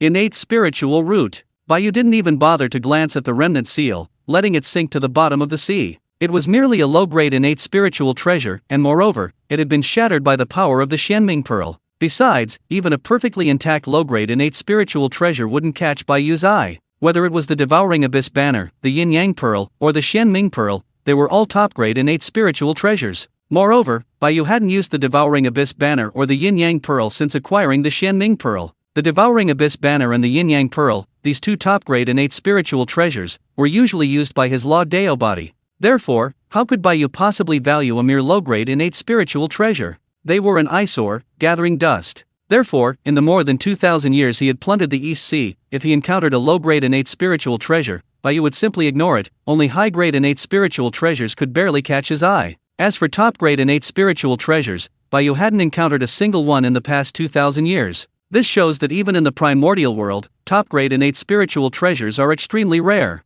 As for supreme innate treasures, there are only 3. Of course, this is only the publicly known 3, even Bai Yu doesn't know the exact number. After all, this is a real world, and it's normal for it to differ from novels. The primordial world possesses 49 complete great Daos, so having a few more supreme innate treasures is quite normal. After suppressing the great Luo golden immortal beast, Bai Yu focused his attention once again on the small island, which spanned tens of millions of miles. Because of the recent collision of great Daos, the innate grand formation on the island was now fully revealed. The dazzling supreme innate grand formation greatly surprised Bai Yu. A supreme innate grand formation meant there was at least one supreme innate spiritual treasure, or perhaps even a supreme innate spiritual root. Whatever it was, Bai Yu was extremely satisfied. Perhaps the reason that ferocious beast was nearby was because of this small island. However, although the beast was a great Luo golden immortal, it probably couldn't break through that top-grade innate formation, and not wanting to give up this incredible opportunity, it remained nearby. Bai Yu attempted to silently pass through the formation using the power of the great Dao of space, but was met with resistance. This was understandable, it was a top-tier innate formation. The protected formation at Bai Yu's birthplace was only of low grade. Only top-tier innate saints would likely be protected by a top-grade innate formation. Bai Yu, with his low-grade innate foundation, was truly unworthy. Since he couldn't pass through stealthily, he had no choice but to force his way through. Summoning the profound bright pearl, Bai Yu directly activated its full power. For divine light shot into the sky the radiance of the great Dao. The overwhelming power of the great Dao manifested itself. The 4 divine lights intertwined, transforming into a long river that crashed directly into the supreme grade innate formation. Boom! The deafening roar shook the heavens and earth, and the surrounding seas surged once more, whipping up clouds and swirling winds. Although Bai Yu had tried his best to control the commotion, the residual power of the great Dao still swept in all directions, spreading outwards to hundreds of millions of miles away. The power of the great Dao is difficult to conceal. The main reason for the commotion was that Bai Yu was activating a magical artifact. If it were his own Dao power, it wouldn't have caused such a disturbance. The Xianming Pearl contains 4 incomplete Dao origins, each 9/10 complete. Among top-grade innate spiritual treasures, these are among the most elite. Moreover, now all 4 incomplete Daos are clashing together. Although Bai Yu is only at the early stage of the great Luo golden immortal realm and has only comprehended 1/10 of the Dao of space, having already fully refined the Xianming Pearl, he can already unleash its full power. Therefore, despite being only an early-stage great Luo golden immortal, Bai Yu's combat strength is comparable to a late-stage great Luo golden immortal. This is the fundamental reason why that great Luo golden immortal beast was so easily killed by Bai Yu. Of course, Bai Yu isn't the only one possessing a top-grade innate spiritual treasure, therefore, one's own cultivation level is still the most important factor. Magical artifacts are ultimately external objects, ultimately, one must rely on oneself. However, Bai Yu's greatest trump card wasn't the Xianming Pearl, but rather the power of the 3 great Daos of the City of All Heavens. Although using the power of the great Daos of the City of All Heavens in the primordial world was like an extremely bright light in the darkness, it would definitely attract the attention of the heavenly Dao. But when truly in dire straits, why would Bai Yu care about such things? Of course, Bai Yu's more likely choice was to simply run away. After all, fighting to the death would be a foolish act. Without even using the power of the great Daos of the City of All Heavens, the power of the Xianming Pearl alone, after several impacts, had already made the top-grade innate grand formation somewhat shaky. The small island, tens of millions of miles in diameter, was also trembling violently. If it weren't for the protection of the grand formation, this mere island, tens of millions of miles in diameter, would probably have already been reduced to dust. Seeing this, Bai Yu wasn't in a hurry. He continued to use the power of the Xianming Pearl to impact the grand formation, while also paying attention to his surroundings. If his efforts were to be taken advantage of, he would truly be furious. Fortunately, the East Sea was vast. Even though the power of the Xianming Pearl affected the surrounding billions of miles of sea, it went largely unnoticed. After all, it was still the beginning of creation, with ferocious beasts roaming freely. Those who had already emerged, like Hung Jun and Luo Ho, were probably still developing their powers. The number of Grand Luo Golden Immortals was definitely small. Soon, under the full force of the Xianming Pearl's impact, the Supreme Grade Innate formation finally succumbed and collapsed. With the Xianming Pearl on his head, Bai Yu stepped onto the small island. A sweep of his divine sense revealed nothing about this island, spanning tens of millions of miles. He disregarded the vast array of immortal herbs and divine flowers on the island. They were mostly low or mid-grade. Although they were innate, they didn't meet Bai Yu's standards. Moreover, not all innate-grade plants possessed innate spiritual roots. What are innate spiritual roots? Like innate spiritual treasures, they contain incomplete origins of the Great Dao. Therefore, only those containing incomplete origins of the Great Dao can be called innate spiritual roots. And thus, one can comprehend the fundamental Great Dao through innate spiritual roots. Therefore, innate spiritual roots, like innate spiritual treasures, are extremely precious. Not everyone can, like Bai Yu, easily comprehend all the fundamental Great Daos. To attain the highest Dao, one must focus on comprehending one fundamental Great Dao, that is the true path. Greed leads to no good end. Unless you know you have no hope of attaining the Dao, then you can comprehend other fundamental Daos and gain insights through analogy, but even that is only supplementary. The greatest hope of attaining the Dao lies in relentlessly pursuing one fundamental Dao. On this small island, although the number of immortal herbs and flowers is extremely abundant, there are only 3 innate spiritual roots, making them incredibly rare, and all of them are only low-grade innate spiritual roots. However, Bai Yu's requirements for innate spiritual roots are not so strict, even low-grade innate roots are not overlooked. After all, innate spiritual roots, at the very least, can be used for landscaping decoration. No matter how strangely shaped an innate spiritual root is, it possesses a unique quality, a strange kind of beauty. Bai Yu always has great patience and tolerance for unique and beautiful things. Chapter 276 Azure Lotus Banner. A top-grade innate spiritual treasure. In the more than 2,000 years of plundering the East Sea, Bai Yu would collect any innate spiritual roots he encountered, regardless of their grade. Now, Bai Yu has collected over 1,000 innate spiritual roots, although the vast majority are low-grade innate. Of course, innate spiritual roots are merely inconspicuous embellishments on this island, not the main focus. The Supreme Grade Innate Array naturally wouldn't be protecting these 3 low-grade innate spiritual roots. After collecting the 3 low-grade innate spiritual roots, Bai Yu took a step and arrived deep within the island. Here, there was a vast, 10,000-mile-wide azure lotus pond. It was called an azure lotus pond because it contained 10,000 azure lotuses, their reflection shimmering, enveloping the entire pond in a blue glow. And in the center of the azure lotus pond stood a blue flag, fluttering in the wind, white mist suspended in the air, radiating countless rays of precious light. The moment Bai Yu saw the azure banner, he immediately thought of the Eastern Azure Lotus Treasure Banner, one of the 5 primordial banners. This was because the banner contained an extremely rich source of the Great Dao, and its pressure was terrifyingly powerful. While not quite on par with the Xianming Pearl, it was nearly as strong. It possessed at least 90% of the Great Dao's essence. Therefore, it was undoubtedly a top-grade primordial spiritual treasure, ranked among the top-grade primordial treasures, and its appearance as an azure banner. Thus, Bai Yu naturally thought of the renowned Azure Lotus Treasure Banner immediately. The East belongs to wood, therefore, the incomplete Great Dao contained within the Azure Lotus Treasure Banner was the Great Dao of wood. With a wave of his hand, the azure banner transformed into a beam of azure light and flew into Bai Yu's hand. Then, he refined it in an instant. Well, Bai Yu was only at the early stage of the Great Luo Golden Immortal Realm, so he couldn't completely refine the Azure Lotus Treasure Banner, he could only perform a preliminary refinement. However, the refining speed was extremely fast. Within a few years, he had refined 12 innate restrictions. A top-grade innate spiritual treasure can possess a maximum of 48 innate restrictions. After the initial refinement, Bai Yu learned that this azure banner was none other than the Eastern Azure Lotus Treasure Banner, one of the 5 innate banners. The Azure Lotus Treasure Banner contains over 90% of the Great Dao's essence. Like the Profound Brightness Pearl, it is a top-tier innate spiritual treasure. However, the Azure Lotus Treasure Banner only contains 1 incomplete Great Dao. Therefore, the Azure Lotus Treasure Banner possesses 48 innate restrictions. The next step is to become an innate supreme treasure with 49 innate restrictions. However, this step is like an insurmountable chasm, a difference as vast as heaven and earth. With Bai Yu's current cultivation level, he can only refine 12 innate restrictions, which is enough to wield this magic weapon, though he cannot use it as freely as with the Profound Brightness Pearl. After all, the Xianming Pearl was a special case. Although it was a top-grade innate spiritual treasure, Bai Yu had completely refined it, allowing him to wield it with ease and unleash its full power. The Azure Lotus Banner, however, was different. However, it was still a top-grade innate spiritual treasure, and for Bai Yu at his current level, it certainly caught his eye. Bai Yu was quite pleased about this. After all, this was the first top-grade innate spiritual treasure he had obtained in the primordial world, and it was the renowned Azure Lotus banner. This gave Bai Yu the idea of collecting all 5 innate banners. However, collecting them all would likely be quite difficult. Now, Bai Yu hasn't even found Penglay Immortal Island, let alone the 5 innate banners.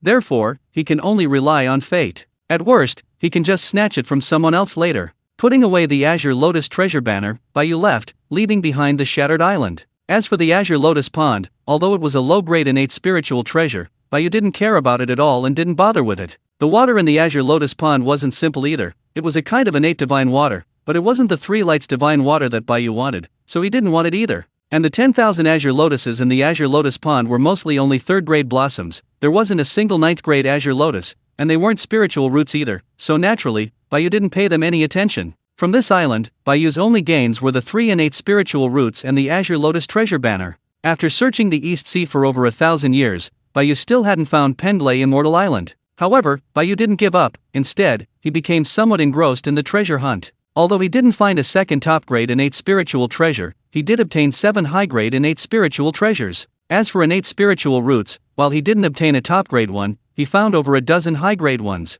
It was a truly fruitful haul. When Bai Yu was reading fantasy novels, he couldn't understand why all the protagonists loved traveling the prehistoric world, scavenging for spiritual treasures and roots. Well, now Bai Yu understood, and naturally, he enjoyed it too. It really is addictive. Therefore, despite not finding Penglay Immortal Island, Bai Yu didn't feel bored or impatient. Murphy's Law clearly applied in the prehistoric world as well. Just as Bai Yu became increasingly indifferent to finding Penglay Immortal Island and increasingly absorbed in scavenging for spiritual treasures and roots, Penglay Immortal Island, suddenly and inexplicably, was right there in his path. It was a direct collision. Bai Yu, riding the Xianming Pearl at breakneck speed across the sea, crashed directly into a primordial grand array. What's worse, that primordial grand array was filled with extremely dangerous chaotic energy. It was only because Bai Yu's physical body was strong enough, and he was protected by the Xianming Pearl, that he would have been completely annihilated by the chaotic energy. Whose primordial grand array has chaotic energy on it? It's incredibly insidious. However, despite these thoughts, Bai Yu was actually smiling. A job has arrived.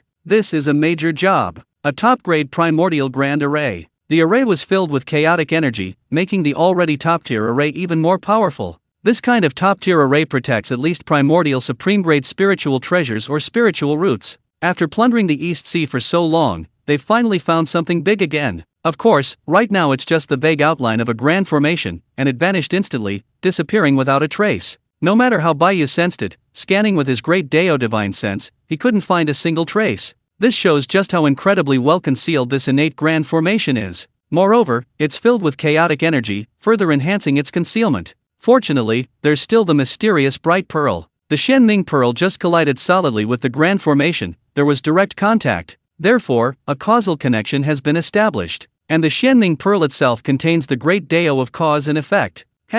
There's no escaping it. No matter how much you conceal the secrets of heaven or hide yourself, with this causal connection, unless it's forcibly severed, there's nowhere to hide. And clearly, that grand formation doesn't have the ability to sever causality, or rather, it can't. After all, the Xianming Pearl's causal power is over 90% of the great Dao's original power. Unless something surpasses the power of the Xianming Pearl's great Dao of cause and effect, it's simply impossible to sever this causal connection. Chapter 277, Penglay Immortal Island. Huang Zhongli. Through the mysterious bright pearl, Bai Yu directly traced the cause and effect, and a bright, clear causal line connected the mysterious bright pearl to the innate grand formation. To Bai Yu's surprise, the innate grand formation hadn't moved far, remaining only 7 million li to the northeast. Moreover, it hadn't moved any further. Where do you think you're going to run now? With that, Bai Yu, with the mysterious bright pearl on his head, took a step forward and vanished into the void. When he reappeared, he was standing outside the innate grand formation. In Bai Yu's perception with his great Dao divine sense, there wasn't a trace of the grand formation before him, demonstrating just how incredibly well concealed this innate grand formation was. Could all the talent points for this grand formation have been allocated to concealment? Such a concealed and top-tier innate grand formation, and filled with chaotic energy, suddenly gave Bai Yu some ideas. However, he still needed to break through this innate grand formation to confirm his guess. The first step was to see if they could directly enter this grand formation via the great Dao of space. Relying on the causal connection of the Xianming Pearl, and also because the Xianming Pearl possessed the power of the great Dao of space, the radiant light emanating from the Xianming Pearl above Bai Yu's head suddenly flickered. The great Dao of space and the great Dao of causality intertwined and reflected each other, carrying Bai Yu into the void. It actually made it in. When Bai Yu stepped out of the void, what came into view was an endless continent. Looking around, he realized that this wasn't a continent, but a super large island. Even with Bai Yu's great Luo golden immortal cultivation level, he couldn't see the end of it at a glance, showing just how enormous this island was. Compared to this island, the island they had encountered earlier, which was tens of millions of miles in circumference, was practically insignificant. And that innate grand formation was able to completely cover and completely conceal this island. As expected, that innate grand formation truly focused all its talent points on concealment. That makes sense. With such concealment, it really doesn't need much defense or attack. Furthermore, the innate grand formation is filled with chaotic energy. The danger of chaotic energy is self-evident. It's arguably the best defense and attack. Clearly, Bai Yu's ability to pass directly through the formation using the Dao of space indicates that this innate grand formation indeed lacks the power to isolate space. Of course, this doesn't mean that simply comprehending the Dao of space is enough to pass through this innate grand formation. First, you have to be able to find it. Given its concealment, finding it is incredibly difficult. If it weren't for the causal connection with the Xianming Pearl, Bai Yu wouldn't have been able to find this innate grand formation at all. And even if he found it, passing through this grand formation using the Dao of space isn't so simple. Although this innate grand formation doesn't have the ability to isolate space, it is filled with chaotic energy, and chaotic energy also has the power to disrupt and even shatter space. Therefore, to safely pass through this innate grand formation, one needs to be proficient in the Dao of space. Bai Yu also managed to pass through safely thanks to the Dao of space wielded by the Xianming Pearl. Of course, there is also the simplest and most direct method to overwhelm the formation with overwhelming strength and forcefully break through it. In short, Bai Yu had now entered. This island was a breathtaking sight, with countless blooming immortal flowers and herbs, jagged rocks, and towering divine trees, a truly idyllic paradise. However, compared to the island's beauty, the sheer number of innate spiritual roots at every turn was enough to make Bai Yu's scalp tingle. This was too extravagant. Innate spiritual roots were practically everywhere. Although most were low or mid-grade innate spiritual roots, with only the occasional high-grade one or two, Bai Yu was still dazzled and awestruck. Having scoured the East Sea for thousands of years, Bai Yu had never encountered an island of such grandeur and prestige. Bai Yu was already eager to know what kind of rare and precious materials were hidden in the island center. The deeper Bai Yu ventured into the island, the higher the grade of the innate spiritual roots became. He initially entered the island from its outer perimeter, where the majority of innate spiritual roots were low-grade. Now, as he ventured deeper into the island, closer to its center, the number of mid-grade innate spiritual roots increased significantly, while the number of low-grade roots decreased dramatically. Upon reaching the island's central region, all low-grade innate spiritual roots disappeared, replaced by mid-grade ones. While high-grade innate spiritual roots remained relatively few, they could still be found occasionally. Furthermore, Bai Yu noticed that the closer he got to the center, the denser the Yi source wood energy became. Bai Yu speculated that perhaps it was precisely because of the exceptionally dense Yi source wood energy on the island that so many innate spiritual roots had been nurtured. Because, although the island possessed a large number of innate spiritual roots, almost all of them were wood attribute. This was clearly abnormal. Yi source wood energy is the primordial energy of Yi wood. Therefore, the central region definitely contained a top-tier wood attribute innate spiritual root. Moreover, such a dense concentration of primordial energy, even if only inadvertently released, could nurture such a large number of innate spiritual roots.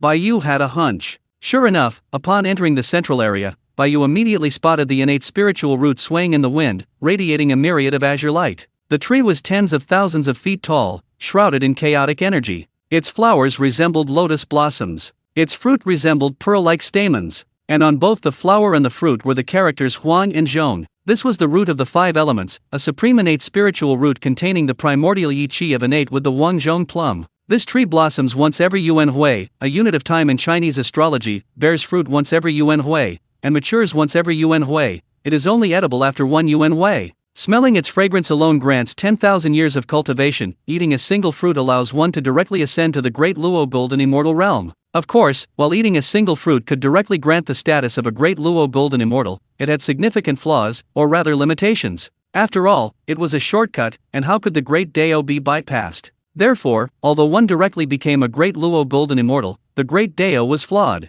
Forget about attaining enlightenment, even further comprehension and advancement of the great Dao were impossible. Moreover, because the yellow plum is the root of wood energy, and to become a great Luo golden immortal, one must bear a fundamental great Dao. Therefore, the great Dao born by a great Luo golden immortal who ate the yellow plum must be the great Dao of wood. Of course, despite its significant flaws, even Bai Yu couldn't deny that the yellow plum was arguably the most superior innate wood attribute spiritual root in the entire primordial world, bar none. Bai Yu hadn't expected to find this top-grade innate spiritual root, the yellow plum, so easily, despite its lack of explicit records. Looking at the yellow plum shrouded in chaotic primordial energy before him, Bai Yu was pleased but didn't immediately take it. No rush. No rush. Because at the center of the island, besides the yellow plum, this top-grade innate spiritual root, lay a treasure of immense merit. Chapter 278 The Primordial Measuring Ruler. The first innate merit treasure. Bai Yu turned his gaze to a spot not far from the yellow plum tree, at the very center of this immortal island. There stood a 1,000-foot-tall stone tablet, inscribed with the words Pendlay. This immortal island was indeed Pendlay Immortal Island,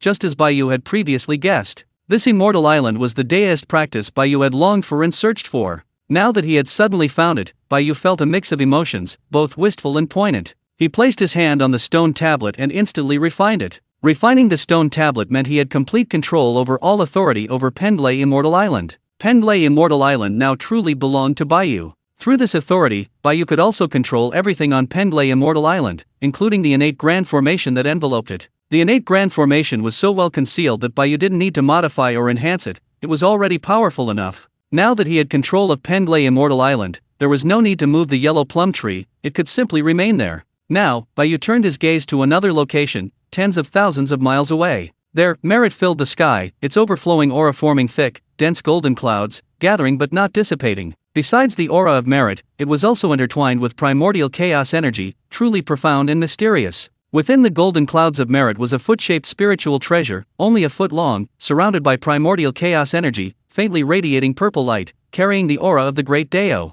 Looking at that foot-shaped spiritual treasure and the terrifying aura it emitted, Bai Yu's eyes gleamed. He felt the Xianming pearl above his head being subtly suppressed, causing it to retreat and its divine light to recede. Bai Yu knew then that the Xianming pearl was no match for that ruler. This greatly alarmed Bai Yu. The Xianming pearl contained 4 fundamental Daos, yet it paled in comparison to that ruler, which was even subtly suppressed by the aura of those Daos. The ruler was only being held aloft by the golden clouds of merit, not unleashing its full power, otherwise, it would have completely suppressed the Xianming pearl. This wasn't mere speculation on Bai Yu's part, that ruler was truly terrifying. Moreover, it contained an extremely dense aura of merit. Clearly, it was a treasure of supreme merit. Good heavens, the buffs were stacked on far too many times. It was ruler-shaped, contained such a dense aura of merit, and was so terrifyingly powerful, so the first thing Bai Yu thought of was the primordial measuring ruler. It could suppress destiny and kill without incurring karmic consequences. It could be considered the #1 innate treasure of merit. Its destructive and suppressive power is terrifyingly immense, second only to the Pangu banner and the Taiji diagram. There's no way around it, the Pangu banner and the Taiji diagram are the 3 supreme treasures of creation. The Pangu banner's destructive power is absolutely unparalleled in the primordial world, and the Taiji diagram's suppressive power is also absolutely unparalleled in the primordial world. The Hongmeng measuring ruler possesses both destructive and suppressive power, which somewhat overlaps with the Chaos Bell's function. Because the Chaos Bell also possesses destructive and suppressive power, and moreover, it also has defensive capabilities. The Chaos Bell can be said to be an all-around, 3-in-1 power. Furthermore, the Chaos Bell is comparable to the Pangu banner in terms of destructive power, and to the Taiji diagram in terms of suppressive power, it's still not far behind. Moreover, the Chaos Bell boasts unparalleled defense. It can even rival the heaven and earth profound yellow exquisite pagoda of taking Lao Zi in defense. It can only be said that the Chaos Bell is truly too comprehensive and too all-around. While the primordial measuring ruler can rival the Chaos Bell in destructive and suppressive power, and might even be slightly stronger, it is completely inferior to the Chaos Bell in defense.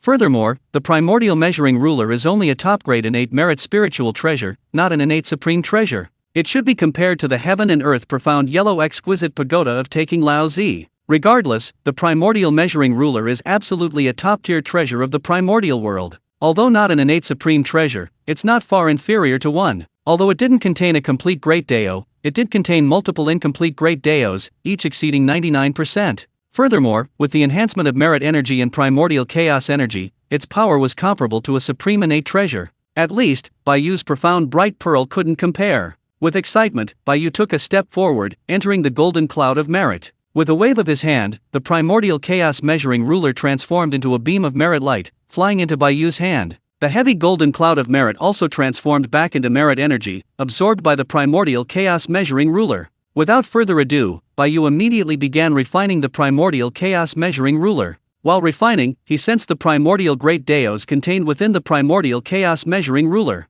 Good heavens! There were actually 7 incomplete great Daos. They were the 5 elements, space, and causality. No wonder killing doesn't incur karmic retribution. It's not just about accumulating merit, but also because it inherently contains the great Dao of cause and effect. No wonder its killing and suppressive power is so terrifying. It contains the 5 elements Dao and the space Dao. The 5 elements Dao contains the Dao of metal, the Dao of wood, the Dao of water, the Dao of fire, and the Dao of earth. The 5 elements interact through mutual generation and restraint. The principles of generation and restraint encompass restriction, constraint, confrontation, killing, death, termination, and end. Add the space Dao to that, and wow, how weak can its killing and suppressive power be? A full 7 incomplete Daos. Moreover, each of these 7 incomplete Daos contains over 90% of the Dao's essence, nearly perfect. No wonder the Xianming Pearl can't compare. After all, the Xianming Pearl only has 4 Daos. Bai Yu only took a few years to initially refine the Azure Lotus treasure banner, but it took him hundreds of years to initially refine the primordial measuring ruler.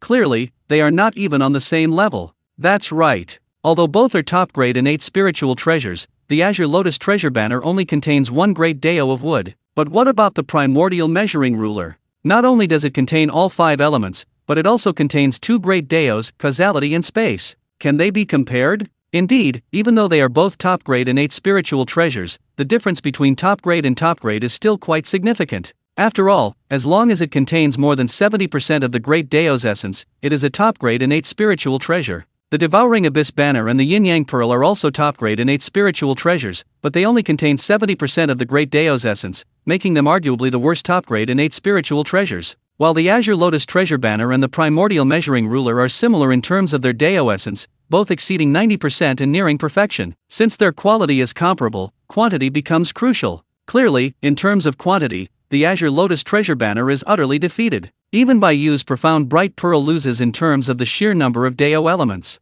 The primordial measuring ruler has instantly become Bai Yu's most powerful magic weapon. Of course, the profound bright pearl is still more convenient and allows for greater control. Bai Yu has only initially refined the primordial measuring ruler. His cultivation level is insufficient, so he cannot fully refine it. The profound bright pearl, however, due to its special circumstances, has been fully refined by Bai Yu. In a real fight, the profound bright pearl will undoubtedly be able to unleash greater power. Chapter 279 The Primal Chi. Transformation into the Dao? After putting away the primordial measuring ruler, Bai Yu spent some time carefully exploring the entire Penglai Immortal Island. He discovered 3 high-grade innate spiritual treasures, 7 mid-grade innate spiritual treasures, and 18 low-grade innate spiritual treasures. It was a very fruitful haul. He then scanned the innate spiritual roots on the island with his great Dao divine sense. He didn't bother counting the low-grade innate spiritual roots, there were too many to count. There were tens of thousands of mid-grade innate spiritual roots. As for high-grade innate spiritual roots, their numbers plummeted, with only a few hundred.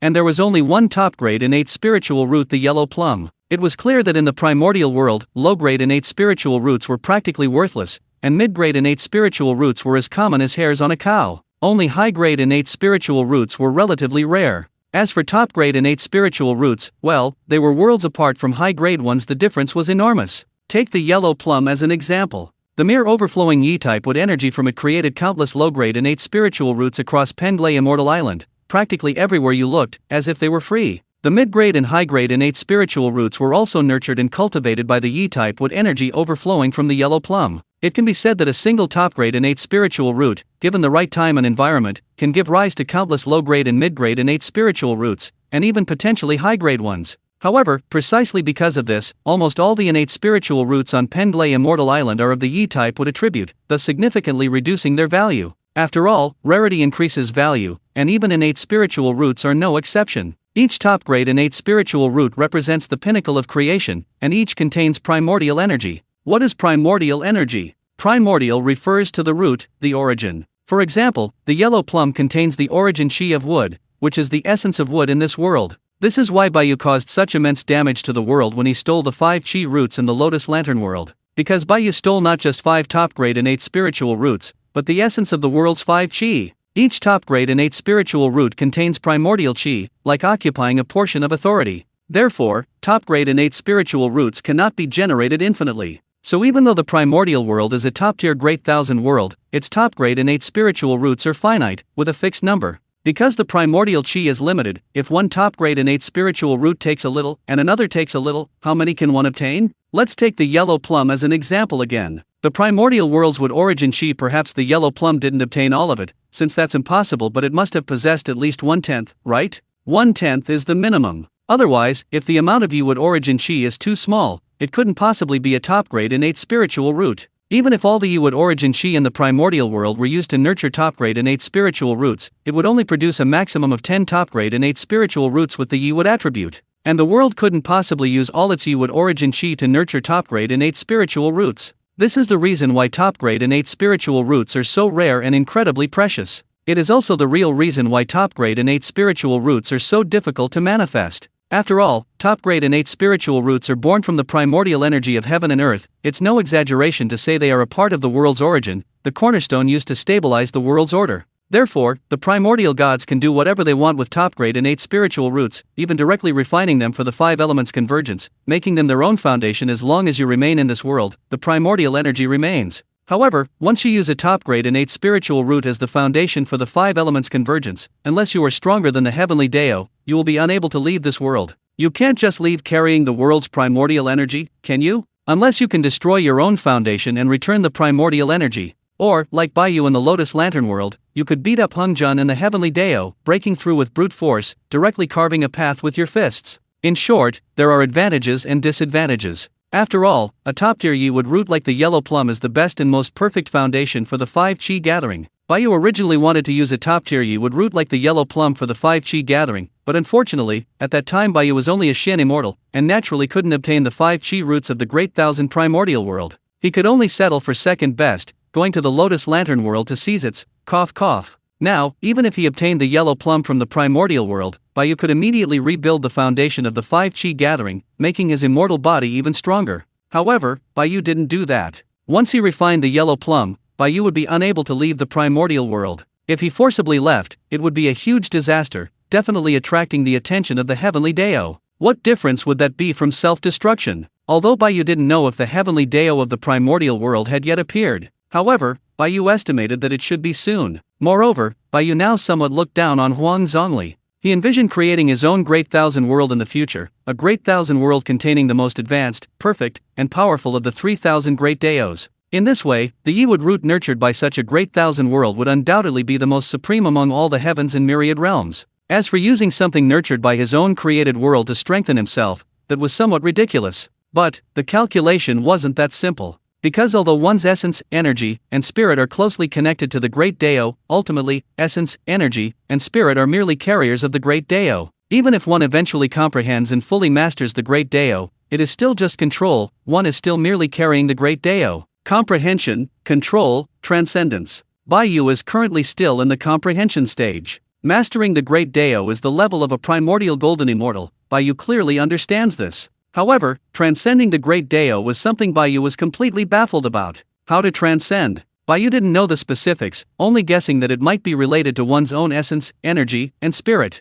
Because even a 30th level primordial golden immortal was merely a vessel for the Great Deo. Although they could completely control the Great Deo, being a vessel was still being a vessel, the Great Deo remained supreme. Only one's own essence, energy, and spirit truly belonged to oneself, that was the true self. Therefore, the cultivation of golden immortals and Tei golden immortals is for forging a foundation, thereby approaching the Great Deo, until finally comprehending the Great Deo and attaining the status of a Grand Luo golden immortal. Then, they control the Great Deo and attain the status of a primordial Grand Luo golden immortal. So, what comes after control? Bai Yu guessed it would be Deo transformation. Deo transformation has 2 meanings. First, it is to transform into the Great Deo. Second, it is to dissolve the Great Deo. The saying goes, only by entering the world can one transcend it, and the 2 meanings of Deo transformation are similar. Whether Deo transformation leads to transcendence, Bai Yu knew even less. Even the step of Deo transformation, or rather, the realm it represents, was Bai Yu's guess. Whether it was actually so, and how it was done, he didn't know.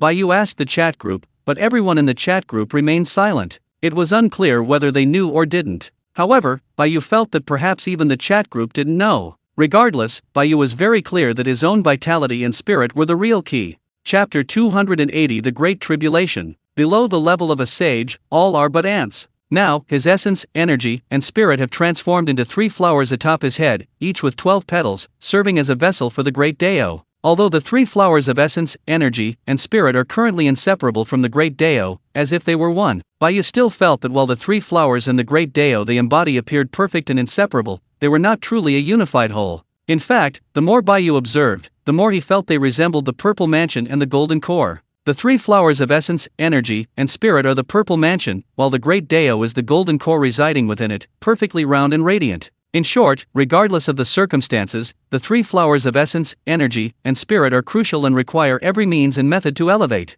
While bearing the great Dao, the three flowers of essence, energy, and spirit are also constantly being cleansed and refined by the aura of the great Dao, constantly being tempered by its radiance. In short, they are constantly being elevated. The three flowers of essence, chi, and spirit carry the great Dao, while the great Dao nourishes and feeds back upon them. Seeing this, Bai Yu became increasingly suspicious of his initial guess. It felt like the three flowers of essence, chi, and spirit were using the great Dao as a tool. So, what's wrong with using the five elements, born from the most supreme world created by the 3,000 great Daos, to build the foundation of the physical body represented by the flower of essence? Absolutely no problem. Isn't this just enhancing the flower of essence? The great Dao is the great Dao, and the three flowers are the three flowers. These are different. However, these things are still too far off for Bai Yu at his current level. Bai Yu was only at the early stage of the great Luo golden immortal realm, and had only comprehended 1/10 of the great Dao of space. Comprehension of the great Dao is incredibly difficult. He was practically being fed by the great Dao itself, only comprehending 1/10 in an entire eon, and that was just the initial 1/10. The further he progressed, the more difficult it became. At this speed, even 100 eons might not be enough to fully comprehend just one fundamental Dao. And Bai Yu's goal is to comprehend all the fundamental Daos. That's 3,000 Daos. Based on this estimate, wow, that would require 300,000 eons. One primordial calamity in the primordial world is 50,000 eons, meaning it would take a full 6 primordial calamities to possess all 3,000 Daos. Currently, the primordial world is still in the first calamity since the creation of heaven and earth, the calamity of the ferocious beasts. Moreover, the calamity of the ferocious beasts hasn't even ended yet. Bai Yu arrived very early, among the earliest batch of innate beings, and took human form shortly after the creation of heaven and earth. Keep in mind, Bai Yu has progressed from the early stage of celestial immortal to the current early stage of great Luo golden immortal in less than 1,000 eons. Wait, is my cultivation speed really that fast? Thinking about it this way, Bai Yu was genuinely surprised. He realized that his growth rate was truly terrifying. Bai Yu pondered the primordial calamities more carefully. The beast calamity is self-explanatory, Bai Yu is currently in the midst of it. After that, the Dragon Phoenix Skyline race began vying for dominance in the primordial world, thus initiating the Dragonhan calamity. The Dragonhan calamity didn't begin with the birth of the three races, but rather truly began when their struggle for supremacy began. Therefore, calamities are not sequential. It's not that the Dragonhan calamity started immediately after the beast calamity ended. Neither did it begin the Dragonhan calamity the moment the Dragon, Phoenix, and Kylan races appeared. That's not how it's calculated at all. After all, the three races worked together to cleanse the ferocious beasts, and were the main force in ending the great calamity of the ferocious beasts, gaining immense merit. This is what gave them the foundation to contend for supremacy in the primordial world. It was precisely because of this desire for dominance that the great calamity began to emerge.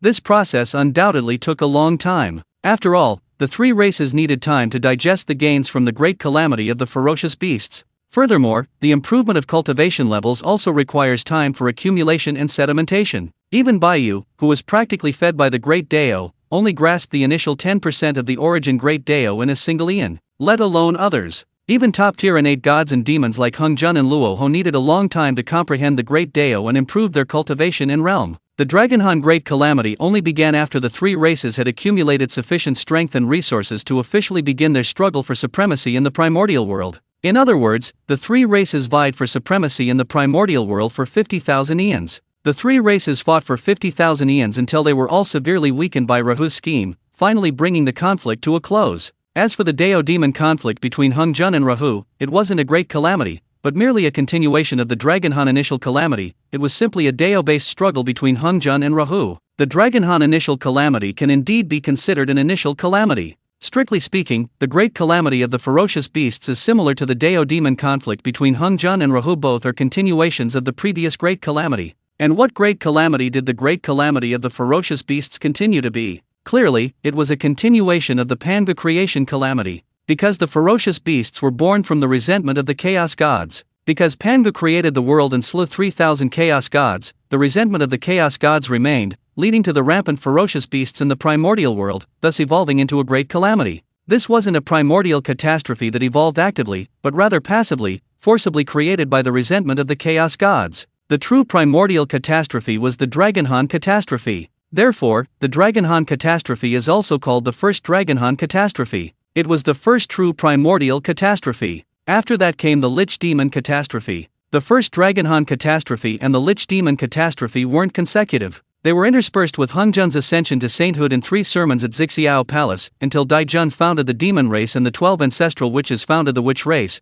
beginning their struggle for dominance in the primordial world. Only then did the catastrophe truly begin. Don't be surprised, both catastrophes were due to the struggle for primordial dominance. It's practically a case of whoever fights for dominance dies. It's utterly toxic. Indeed, those whose virtue doesn't match their position will inevitably suffer calamity. The heavenly saints are high above. How could they allow you to dominate the primordial world? This order is wrong. Below the level of a sage, all are but ants. With a sage present, how can you possibly dominate the primordial world? The heavenly Deo sages also place great importance on destiny. Didn't you see that even Nuwa, the queen of the demon race, didn't explicitly support you? Isn't this enough to foreshadow something? However, by the time Nuwa became a sage, the Wu and Yao races were already locked in a fierce battle, with no way to back down. Perhaps Dejun and Tei understood this, which is why they entrusted their last son to Nuwa? It can only be said that once some things begin, whether they end or not is beyond your control. Dejun and Tei's struggle for dominance in the primordial world was also an attempt to gather the primordial destiny and thus achieve sagehood through destiny.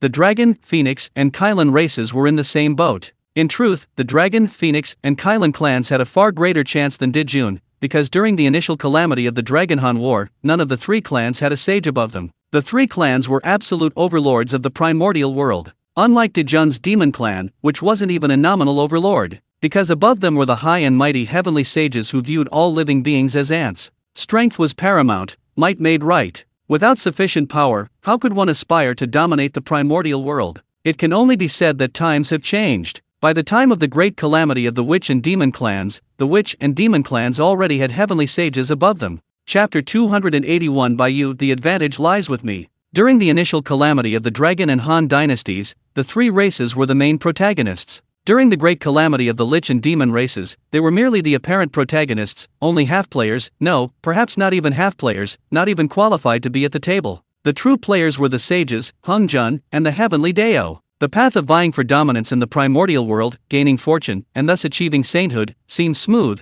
but is actually fraught with thorns. With the presence of the lofty sages, this path was effectively blocked. If it were truly feasible, why didn't Nuwa support the demon race? It's because Hung Jun forbade it. Ultimately, it's a matter of strength. If Nuwa's strength surpassed Hung Jun's, would she obediently comply? Therefore, everything still comes down to strength. This is an eternal and unchanging rule throughout the myriad realms. What appears to be a struggle for dominance between the Lich and Demon races is, in reality, just 2 clowns. Just like how the Wu tribe, relying on the 12 heavenly gods and demons formation, crushed the demon tribe, the outcome was already decided at that point. The demon tribe had absolutely no chance. However, the sage Hung Jun intervened, instantly turning the entire tide of the battle, even declaring that the demon tribe would rule the heavens and the Wu tribe the earth. How laughable! The Wu tribe was clearly on the verge of victory. Yet, with a single word from the sage, a flick of his finger, the Wu tribe could only swallow their pent-up resentment. In truth, at this point, both the Wu and demon tribe should have understood that the so-called Wu-demon rivalry was a joke from beginning to end. But even if they understood, there was no turning back. This was the inevitable trend. And the primordial trend had always been controlled by the heavenly Deo. The primordial trend was like a boulder rolling down a mountain. Once it started, it could never be stopped. Unless you could surpass the primordial heavenly Deo. Otherwise, even a heavenly saint could not change it. Everything is predetermined. Only absolute power can break this predetermined fate. The grand trend cannot be changed, but minor trends can be altered. However, if you are strong enough, with a powerful enough fist, then even the grand trend is not unchangeable. The third great calamity is the investiture of the gods' calamity. As for Journey to the West, Bai Yu does not consider it a great calamity, but rather a continuation of the investiture of the gods' calamity. Moreover, given the scale of Journey to the West, it cannot support a great calamity. Furthermore, the Journey to the West period is too close to the investiture of the gods period. The calamity energy of heaven and earth also needs to accumulate. Therefore, Journey to the West is more like a continuation of the investiture of the gods. Looking at it this way, it seems that the primordial world has only truly experienced three great calamities. These are the Dragonhan initial calamity, the witch demon great calamity, and the investiture of the gods great calamity. Of course, although there are only three great calamities, from the beginning of creation to the journey to the west period, it has definitely not been just a short period of 150,000 eons. Furthermore, Bai Yu is not yet certain whether fully comprehending and mastering a fundamental Dao truly requires 100 Yuanui. It might take less time, or it might take longer. However, at least before the great calamity of the ferocious beasts ends, Bai Yu is confident he can fully master a fundamental Dao and attain the Dao of the primordial Grand Luo Golden Immortal. Thus, as long as he doesn't clash with the primordial heavenly Dao, Bai Yu is absolutely guaranteed success. Of course, Bai Yu, as a primordial Grand Luo Golden Immortal, is definitely an anomaly in the primordial world. It remains to be seen how the primordial heavenly Dao will deal with him. Although Bai Yu understood this perfectly well, he wasn't bothered. At worst, he could destroy the primordial world, he always had a way out.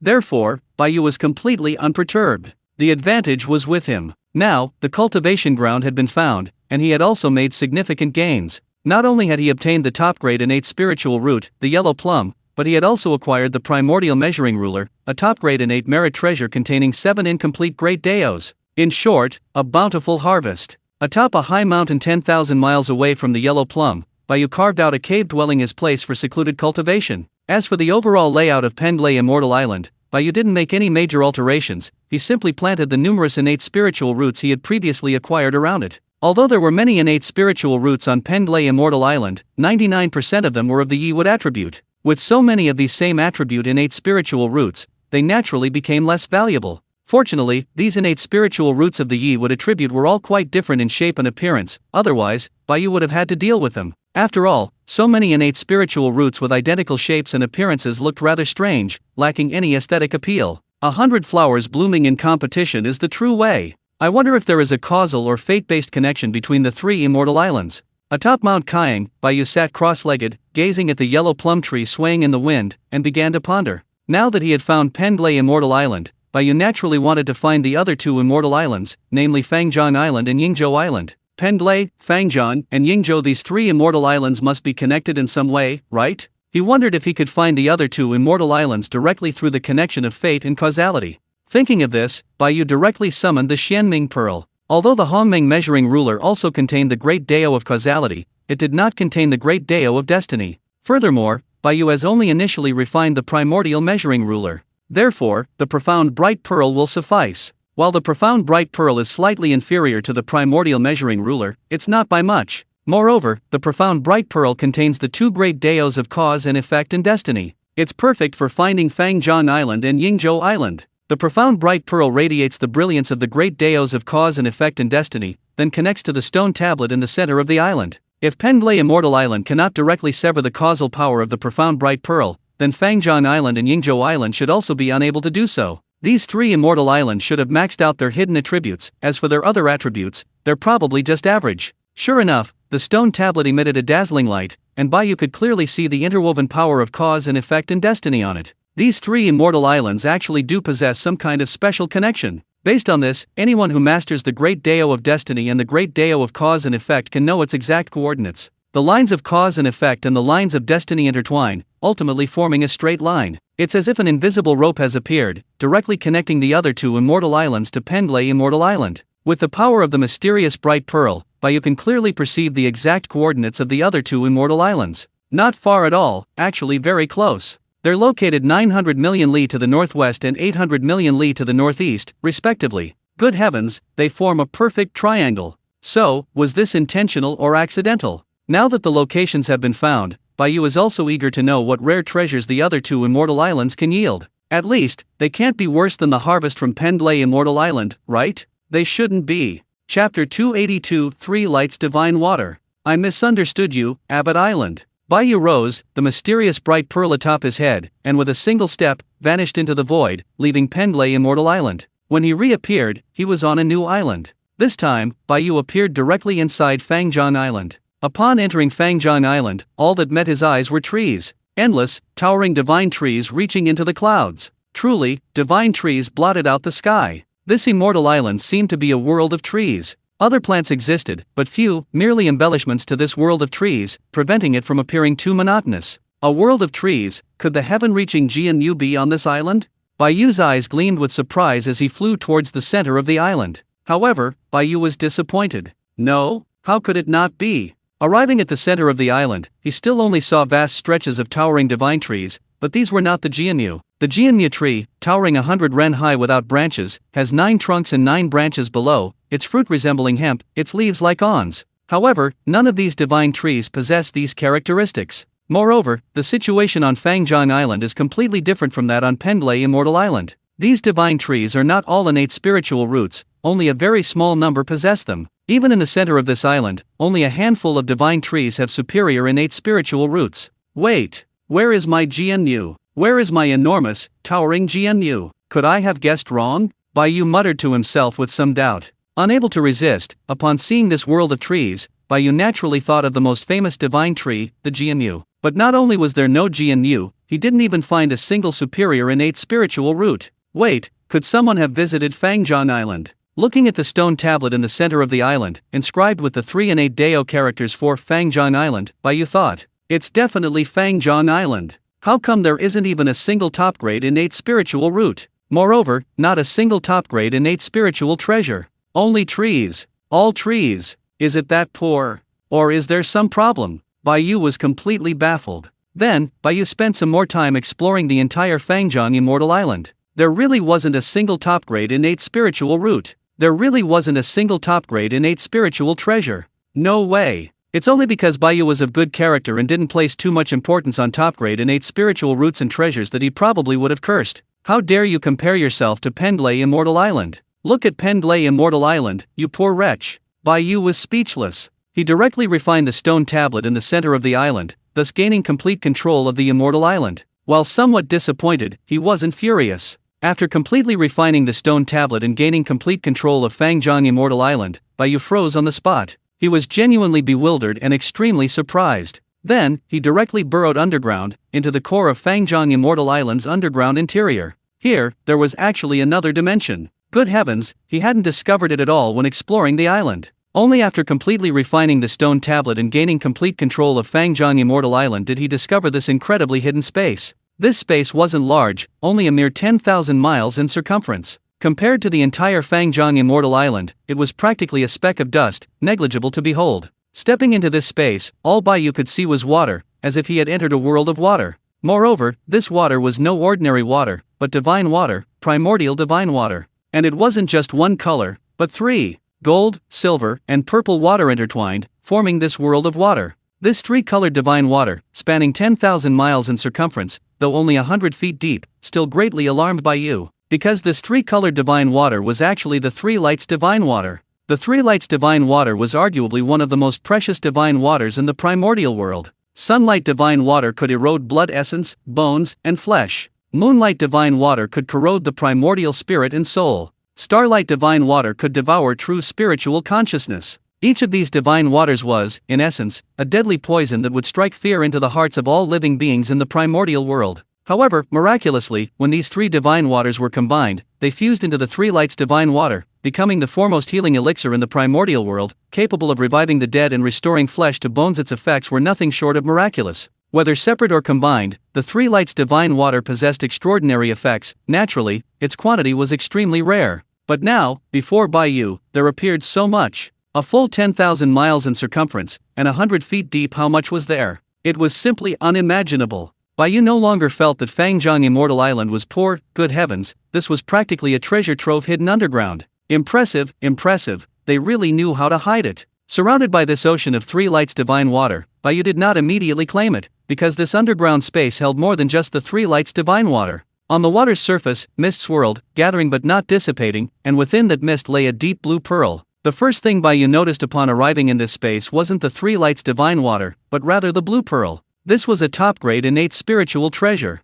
Moreover, it wasn't any top-grade innate spiritual treasure that Bai Yu knew of. Clearly, this pearl was unknown in the primordial world. It could be considered obscure. With a wave of his hand, the pearl flew into Bai Yu's hand. Then, he refined it instantly. After refining it, Bai Yu gently shook his head. Although it was a top-grade innate spiritual treasure, it only contained 3 incomplete Great Daos. These were the Yin-Yang Great Dao and the Great Dao of Water. This pearl was called the Heavenly Water Divine Pearl. Although it only contained 3 incomplete Great Daos, and its offensive and defensive power was mediocre, it could condense and produce a kind of divine water. That is, heavenly water. This is why this magical treasure is named the Heavenly Water Divine Pearl, and that heavenly water is none other than the 3 lights divine water. Heavenly water, the sun, moon, and stars reside in the heavens. That makes sense. No wonder there's so much 3 lights divine water here, it's all condensed from the Heavenly Water Divine Pearl. Over time, this has formed a pool of 3 lights divine water, spanning tens of thousands of miles in circumference and about 100 feet deep. So, with this Heavenly Water Divine Pearl, wouldn't we directly achieve complete freedom in water use? We'd never run out of water. Bai Yu happily put away the Heavenly Water Divine Pearl. As for the pool of 3 lights divine water, it was naturally all collected. Moreover, there was another supreme treasure at the bottom of this pool. After collecting the 3 lights divine water, the short piece of wood at the bottom of the pool was directly revealed. This space actually contained only 2 supreme treasures, the Heavenly Water Divine Pearl and the short piece of wood. The 3 lights divine water was all condensed from the Heavenly Water Divine Pearl, accumulating little by little over time to form this small water world. The short piece of wood was both brimming with vitality and deathly still. Life and death intertwined on this short piece of wood, existing in an extremely balanced state, neither alive nor dead. Chapter 283 Chaotic Spiritual Root. Reversing Life and Death. Bai Yu was somewhat astonished. The intertwining of life and death energy remained remarkably balanced and stable. Furthermore, within it, there was condensed, undispersed chaotic energy. No, to be precise, it was primordial chaotic energy. Chaotic energy was merely the most common and omnipresent flow of energy in the endless chaotic sea of the heavens. Primordial chaotic energy, however, was the source, the origin, the root of chaotic energy. Its essence far surpassed that of chaotic energy, it could continuously generate chaotic energy. Primordial chaotic energy was a primordial energy of the heavens. Primordial chaotic energy was extremely rare and precious even in the endless chaotic sea of the heavens. Because, with enough primordial chaotic energy, a small chaotic sea could be created. And this short piece of wood before him actually contained primordial chaotic energy. No wonder the innate grand formation on Fangjiang Island possesses a far greater concentration of chaotic energy than that of Pendlay Immortal Island. The source of the chaotic energy on Fangjiang Immortal Island is this short piece of wood. And the reason why the life and death energy of this short piece of wood is so balanced and stable is primarily due to the chaotic source energy, without exception. Strictly speaking, life and death energy is also a type of innate energy, although not as top tier as the primordial purple energy, Kinkan source energy, and Teishu source energy, it's still quite decent. Whether it's life energy or death energy, both are relatively common and easily obtained. However, such a balanced and stable life and death energy is extremely difficult to form naturally. Therefore, every type of innate life and death energy is extremely rare and precious. Not to mention chaotic source energy, a primordial energy of all heavens, extremely rare and precious even in the endless chaotic sea of the heavens. Not just innate, but of all heavens. Once the myriad realms are involved, nothing is simple. Before the primordial chaos chi, the chi of life and death is like a little brother, naturally obedient beyond measure. Bai Yu didn't care about the chi of life and death, but he was extremely surprised and delighted by this primordial chaos chi. He hadn't expected that this Fangjiang Immortal Island would possess such a treasure. Indeed, I truly misjudged you. You're not just poor, you're incredibly wealthy. With this primordial chaos chi, given enough time, Bai Yu could even create a small chaotic world. Bai Yu guessed that the most renowned chaos pearl in the primordial world must contain primordial chaos chi, and in considerable quantities, because the chaos pearl actually contains a chaotic world within itself. Of course, only a small chaotic world. If there is enough primordial chaos chi, and the holder has enough patience, expending enough energy and time, then creating a small realm of myriad realms is also possible. Of course, while the short piece of wood before Bai Yu contained primordial chaotic energy, the amount was extremely limited. Although it could continuously generate chaotic energy, creating a small chaotic world from it was virtually impossible. Although Bai Yu could travel to the boundless chaotic sea to obtain primordial chaotic energy, he had no such intention. The boundless chaotic sea was vast, and primordial chaotic energy was relatively scarce. Searching for primordial chaotic energy in the chaotic sea was far more difficult than searching for Pendlay Immortal Island in the East Sea. Bai Yu simply didn't have the time. Besides, creating a chaotic world is actually of little significance. With a wave of his hand, the short piece of wood flew into Bai Yu's hand. This short piece of wood was neither a spiritual root nor a spiritual treasure, because it was still in a special state. If Bai Yu were to intervene, he could transform it into a primordial spiritual root or a primordial spiritual treasure. After thinking about it, Bai Yu didn't lack primordial spiritual treasures. The Xianming Pearl and the Hongmeng Measuring Ruler were already sufficient. So, he decided to see if it could be transformed into a primordial spiritual root of any attribute. With a thought, he refined it instantly, then intervened, using chaotic source energy as a foundation, and the energy of life and death began to surge. In the blink of an eye, the short piece of wood began to grow wildly. Ultimately, it grew into a true divine tree. However, it was still not the Jianyu tree that Bai Yu had longed for. This divine tree, because it is based on primordial chaotic energy, is not classified as an innate entity, but rather as a chaotic spiritual root. Its roots can continuously produce chaotic energy, and can also take root in the chaotic void, constantly absorbing chaotic energy to strengthen itself. Its trunk circulates with the energy of life and death, like the two sides of yin and yang, black and white intertwined in a chaotic manner, giving it a somewhat eerie beauty. Its leaves circulate with the energy of chaos and the energy of life and death, the three energy streams forming a mist that nourishes the entire tree, then transforms into raindrops that fall, actually forming a kind of chaotic divine water. Actually, well, it hasn't borne fruit yet, and Bai Yu doesn't know if this chaotic divine tree can bear fruit.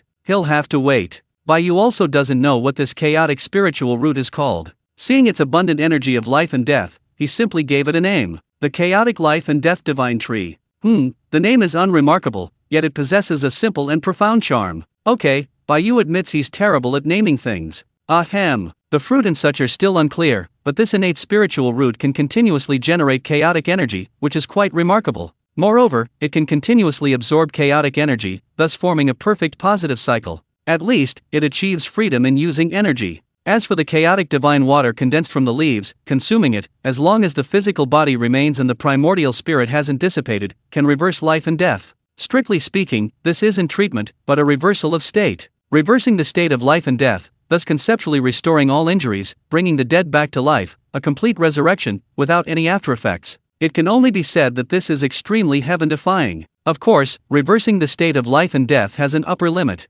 That is, it cannot reverse the life and death state of a primordial Grand Luo Golden Immortal, that is, a 30th level Great Dao realm being. The Great Dao is supreme and eternal. How could mere chaos divine water possibly reverse a state at this level? Therefore, it can only reverse the state of life and death existing below the Great Dao, and the stronger one's strength and the higher their realm, the more chaos divine water one needs to consume. In short, it's very useful, and also incredibly powerful. After all, reversing a state is actually a conceptual ability. Of course, it can only reverse the concepts of life and death. It can be used as a minor resurrection potion. Bai Yu nodded in satisfaction. Although he was confident he wouldn't need it, it was still an extremely rare and precious item. This chaos spiritual root was arguably the best harvest from Fangzhang Island. This made Bai Yu think to himself, if Pendlay Immortal Island and Fangzhang Island had yielded such a bountiful harvest, then Yingzhou Island must be just as impressive. With that thought, Bai Yu put away the chaos spiritual root and left Fangzhang Island. With a single step, he arrived at Yingzhou Island. Chapter 284 Pangu's Axe, the half-corpse of the devil. Pendlay Immortal Island, thanks to the yellow plum, possesses a vast amount of innate spiritual roots. Fangzhang Island, on the other hand, is a world of trees. But Yingzhou Island shocked Bai Yu greatly, because it was utterly desolate. No, desolate is an understatement. It was utterly devoid of life, filled not only with chaotic energy but also with malevolent, resentful, and deathly aura. Fortunately, Bai Yu was cautious enough to keep his Xianming pearl aloft, otherwise, he would have been instantly annihilated by the chaotic energy mixed with resentment and malevolent aura the moment he stepped onto Yingzhou Island. Wait, is it really that dangerous? The atmosphere of Yingzhou Island is clearly abnormal. Did I go to the wrong island? Using the Xianming pearl to sense cause and effect and destiny, yes, this is Yingzhou Island. How could it have become like this? There's not a trace of immortal energy. This place is completely different from Pendlay Immortal Island and Fangzhang Island. This is a world filled with malevolent energy and resentment. Even the innate grand formation protecting Yingzhou Island is rife with these energies. It's only because the innate grand formation is so well hidden and sealed that Yingzhou Island would have been discovered long ago.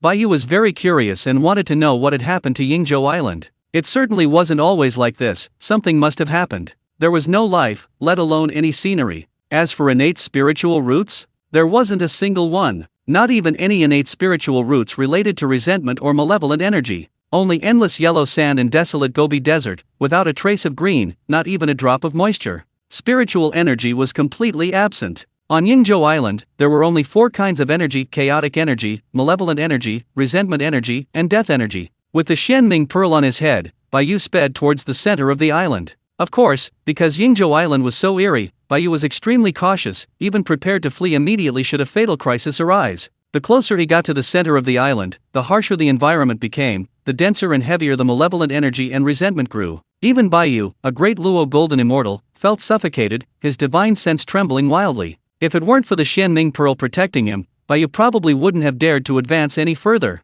Finally, Bai Yu saw it. He was startled, then suddenly realized, finally understanding why Yingzhou Island had become such a ghastly state. It was all caused by this corpse. That's right, near the center of the island, lay a corpse, no, to be precise, half a corpse. Half a head, an arm, a leg. Clearly, it had been cut in half from head to toe. Moreover, Bai Yu also learned who the murderer was. That's right, it's the great god Pangu. This corpse is the corpse of a chaos demon god. Even though it's been cleaved in two and is completely dead, it still looks incredibly lifelike, filled with boundless resentment and malevolent energy. Its aura remains terrifyingly powerful, making one feel as if they're standing on the edge of an abyss. However, all of this is being firmly suppressed by a single force. It's the power of Pangu's axe. Pangu's great Dao power is suppressing this half-corpse, eroding its malevolent energy and resentment, as well as its own chaos demon god power. Even though Pangu and this chaos demon god have been dead for so long, they are still locked in a struggle. It was only due to the suppression of Pangu's power that this half-corpse of the demon god could only lie obediently here.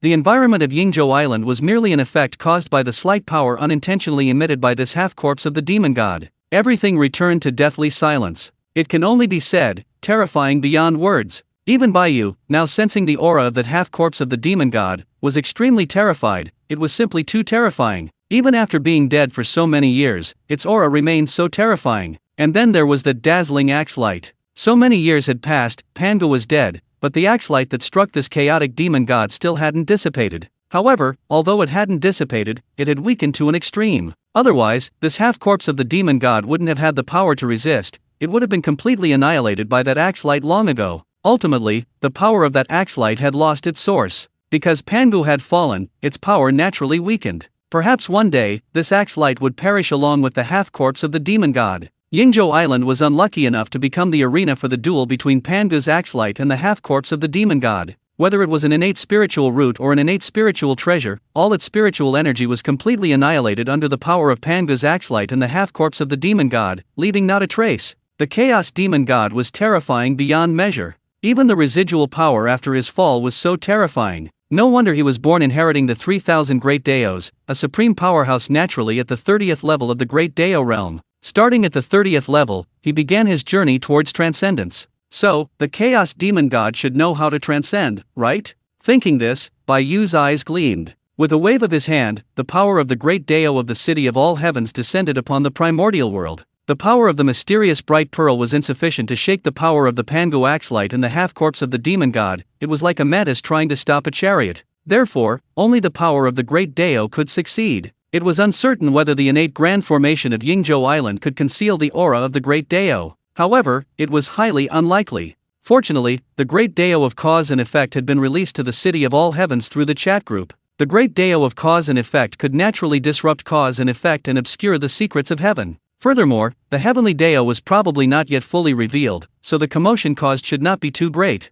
As the power of the Great Dao descended, all the Great Dao powers of the primordial world began to respond. Within the primordial world, even the great Luo Golden Immortals were instantly awakened, their expressions filled with surprise and bewilderment. Jade Capital Mountain. Hung Jun, who had been in seclusion comprehending the Great Dao atop the Jade Disk of Creation, had been using it to aid his comprehension. While his speed of comprehension was far slower than Bai Yu's, it was still more than 10 times faster than that of other innate gods and demons. Suddenly, Hung Jun's tightly closed eyes snapped open, and the Jade Disk of Creation radiated a dazzling light of the Great Dao. The Great Dao is in turmoil. What is the reason? Hung Jun's eyes were filled with doubt and confusion. Otherwise, even at the early stage of the Great Luo Golden Immortal Realm, despite possessing the Jade Disk of Creation, he wouldn't know what was happening. His comprehension of the Great Dao had been abruptly disrupted by this disturbance. The chaotic heavenly secrets left Hung Jun completely bewildered. However, this disturbance lasted only a moment, and the chaotic heavenly secrets instantly returned to clarity.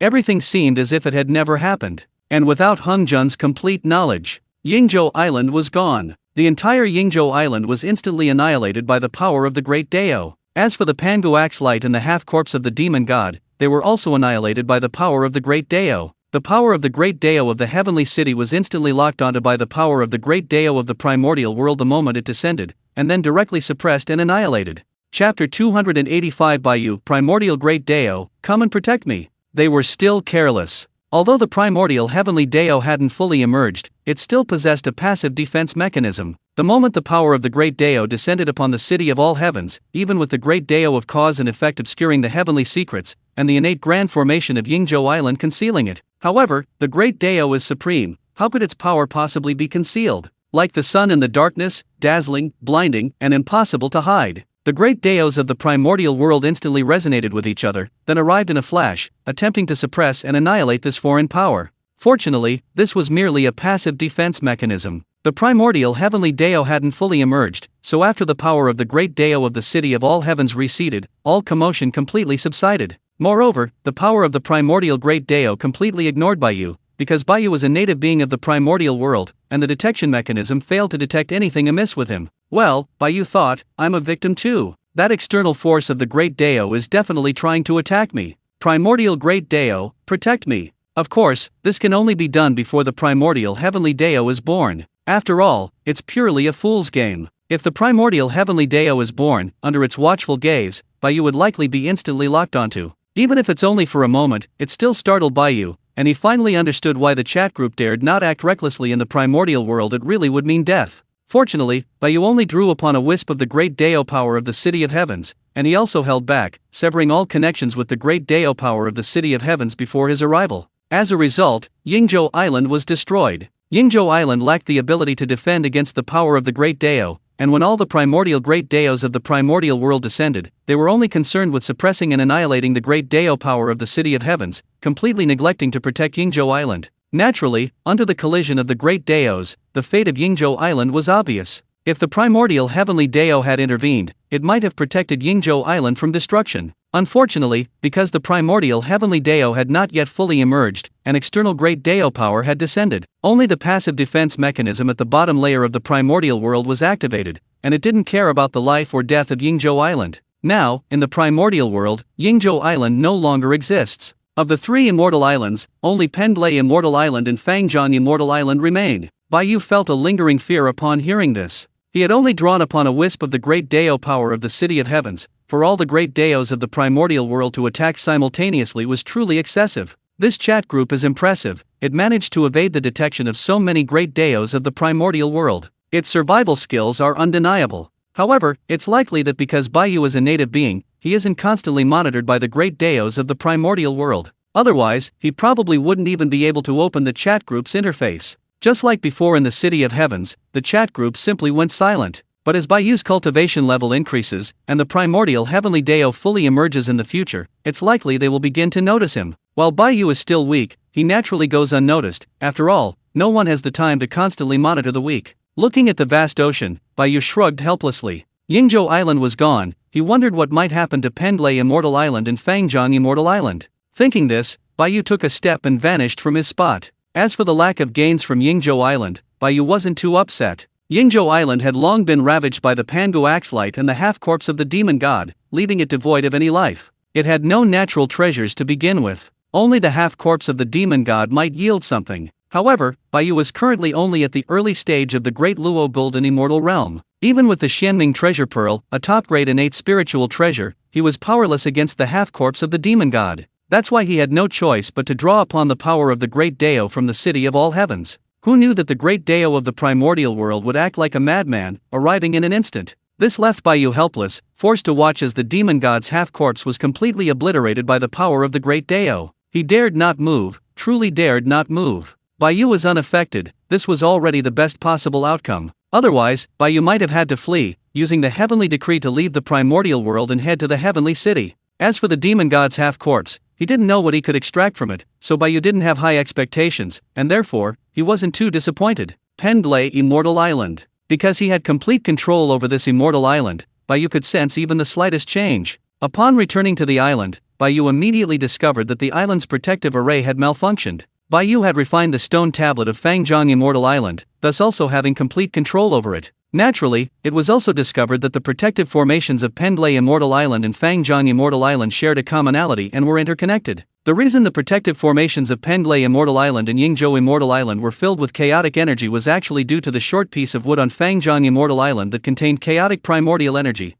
It was the chaotic energy continuously generated by that short piece of wood that was absorbed by the innate formations of the three immortal islands, thus filling the area with chaotic energy. Although the three immortal islands were not adjacent, and their distances, while not very far, were not close either, they were able to absorb the chaotic energy from Fangjiang Immortal Island through some connection between their formations. After Bai Yu fully grasped Penglai Immortal Island and Fangjiang Immortal Island, he understood that these three immortal islands were originally one. It was just that if they were merged into one, their grade would be too high, which was not permitted by the rules of the primordial world. Just as the primordial world could tolerate innate treasures of a certain caliber, but not chaotic treasures of such extraordinary quality, the current situation exists because the primordial heavenly Dao has not yet fully emerged, leaving loopholes to exploit. Therefore, although these three immortal islands are divided into three, they still maintain a very deep connection, existing in a state of delicate ties. Once the primordial heavenly Dao fully emerges, even this delicate ties will likely be disallowed, forcibly separating them and severing all connections.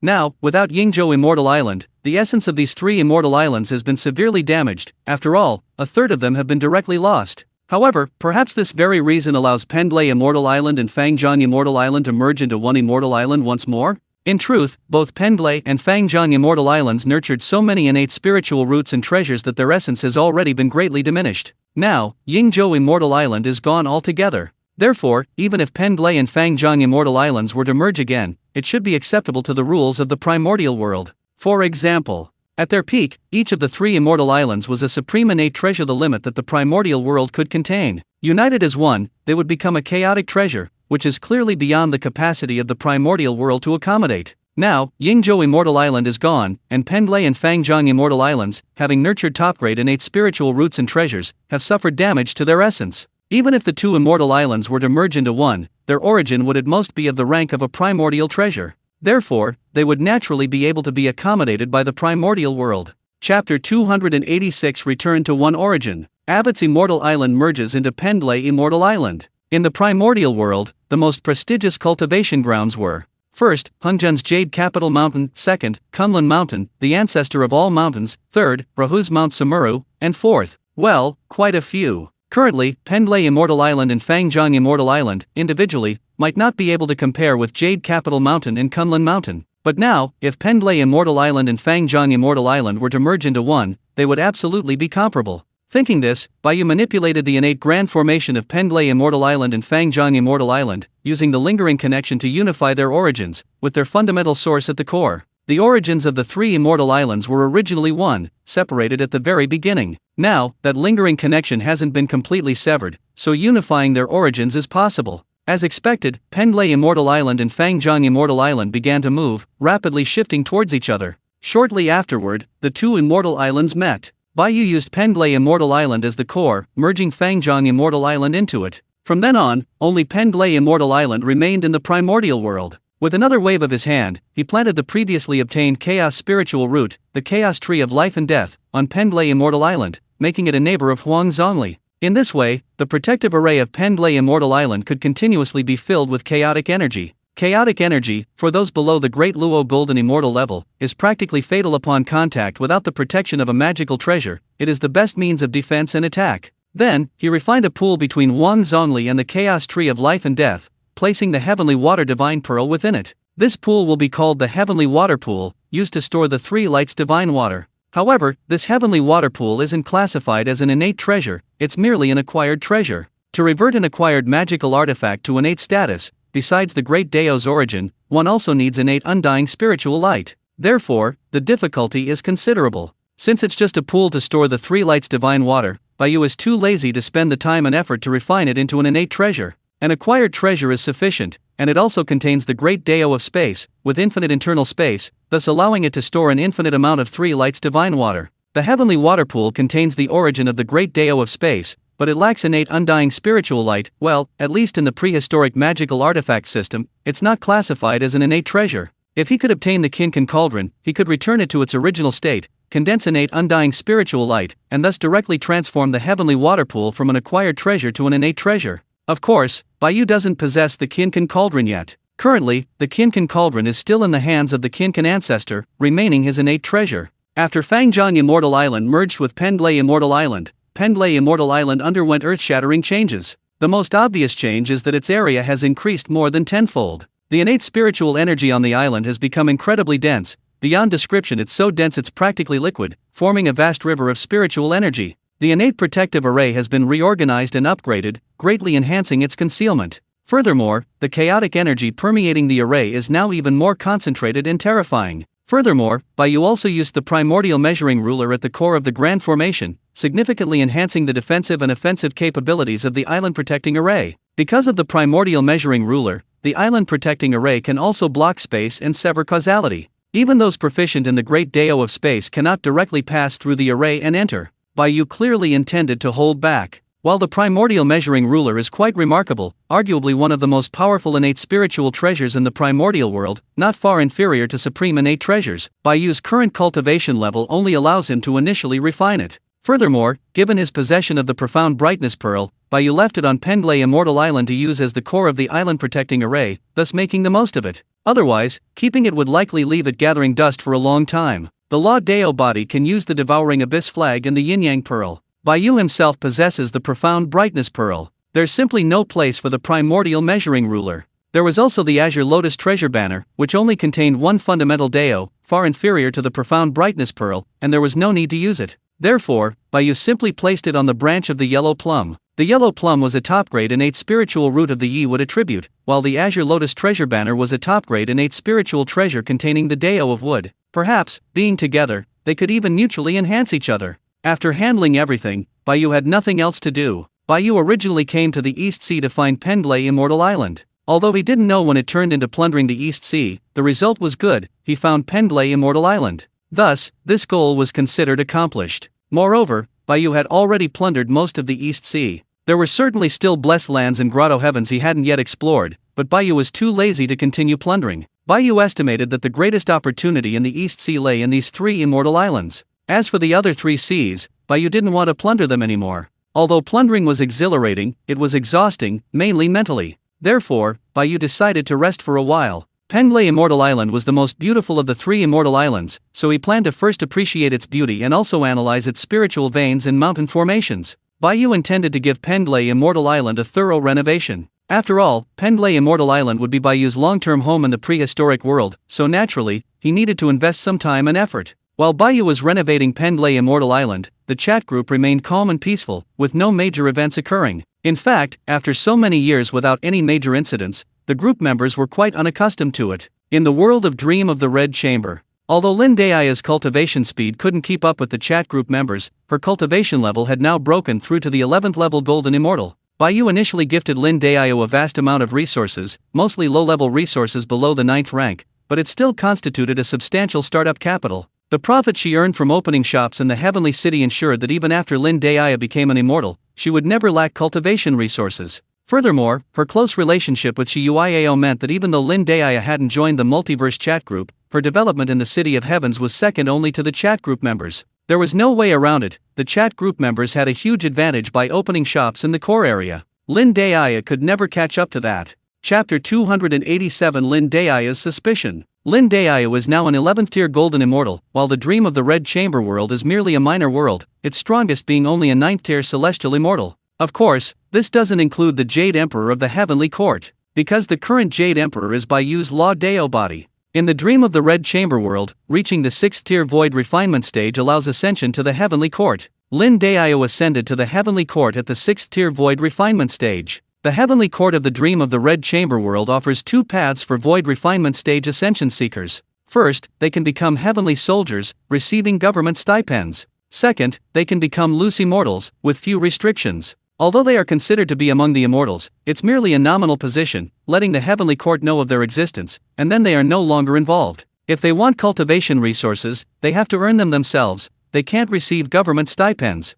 However, one can freely accept missions from the Heavenly Court. Completing these missions grants immortal cultivation points, which can then be exchanged for resources needed for cultivation. Well, these 2 paths have their advantages and disadvantages. Seeking stability, one naturally chooses to serve in the Heavenly Court and become a Heavenly Soldier. If one doesn't want to be bound by these constraints, then one becomes a rogue immortal. Lin Daia doesn't lack cultivation resources, so she naturally won't become a Heavenly Soldier, and thus becomes a rogue cultivator. Although rogue cultivators can freely travel between the mortal realm and the Heavenly Court, they are still among the immortals, possessing immortal status. Naturally, they can no longer interfere in the mortal realm, much less arbitrarily attack mortals. The separation between immortals and mortals must still be observed. A mere rogue immortal is naturally not qualified to receive investiture before the Jade Emperor, so Lin Daiya naturally cannot see him. Without Bai Yu's order, the Law Dao body will not see Lin Daiya either. Seeing this, Lin Daiya is not discouraged, but continues to diligently cultivate.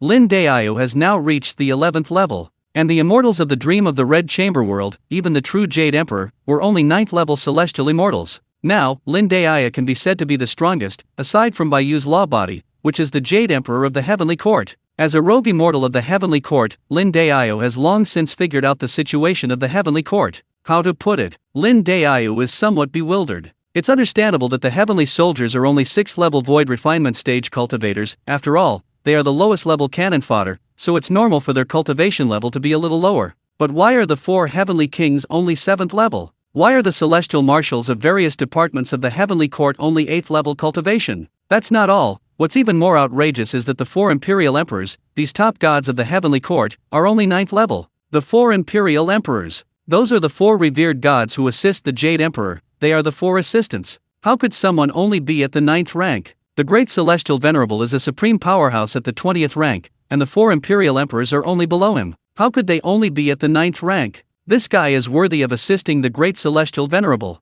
Lin Daiya was completely stunned. Something felt off. No, something was definitely wrong. Actually, she had noticed something was amiss when she first entered the Heavenly Court. After all, although the spiritual energy in the Heavenly Court was hundreds of times denser than in the mortal realm, it still greatly disappointed Lin Daiya. This was completely different from the Heavenly Court she had imagined. The Great Celestial Venerable is at the 20th rank. How could the Heavenly Court of the Great Celestial Venerable be like this? Zushin City, Red Pavilion. Lin Daiya had been pondering this question for some time, but couldn't figure it out. In fact, having been in Zushin City for so long, she had become close friends with Shiyuiao, the group leader of the chat group. Although Lin Daiya didn't know Shiyuiao's identity as the group leader, she did know that Shiyuiao was the deputy city lord of Zushin City, a fact that already greatly shocked Lin Daiya. Therefore, through the other shopkeepers in Zushin City and Shiyuiao, Lin Daiya knew just as much basic information about the endless world of Zushin as the chat group members. She had long harbored suspicions about the Red Pavilion world's level.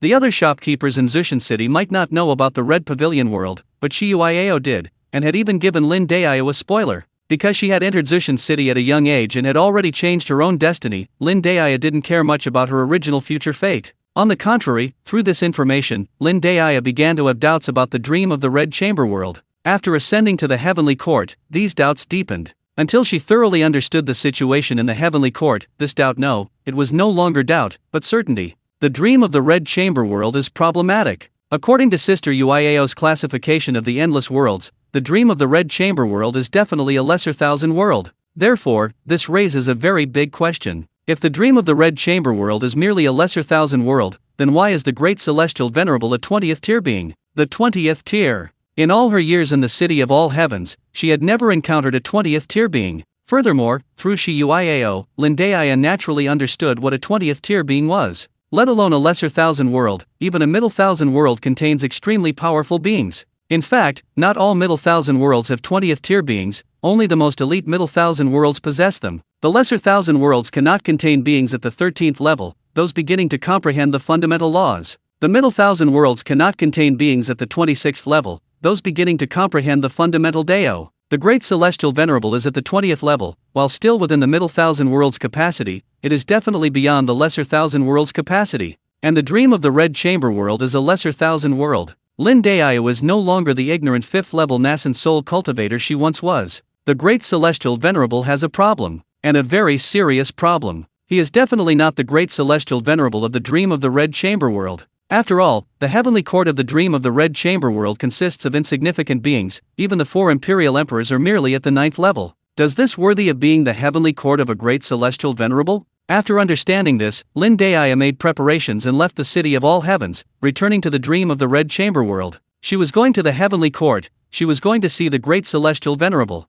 She even doubted whether the Jade Emperor of Heaven was truly the Great Celestial Venerable. How could a being of the 20th rank remain confined to a minor world? It couldn't be for my sake, could it? Of course, Lin Daiya wouldn't dare indulge in such a pipe dream, even in her wildest fantasies. It was simply, Lin Daiya lacked any confidence whatsoever. How could a being of the 20th rank remain for my sake? Although I possess some beauty, at the level of the Great Celestial Venerable, beauty is probably the least important thing. However, Lin Daya still wanted to resolve her doubts. If possible, she also wanted to see the great celestial venerable again, even if only once. Therefore, she came to the heavenly court of the dream of the Red Chamber world. Under the protective canopy of clouds above her head, the celestial beings of the heavenly court completely ignored Lin Daya, as if they hadn't even seen her. Chapter 288 Lin Daya, the great celestial venerable has me in his heart. The Luo Tianyan Yun umbrella was a 16th tier supreme treasure. Now, it had become Lin Daya's natal magic weapon. Even now, Lin Daya was incredibly shocked that the great celestial venerable had casually gifted her a 16th tier supreme treasure.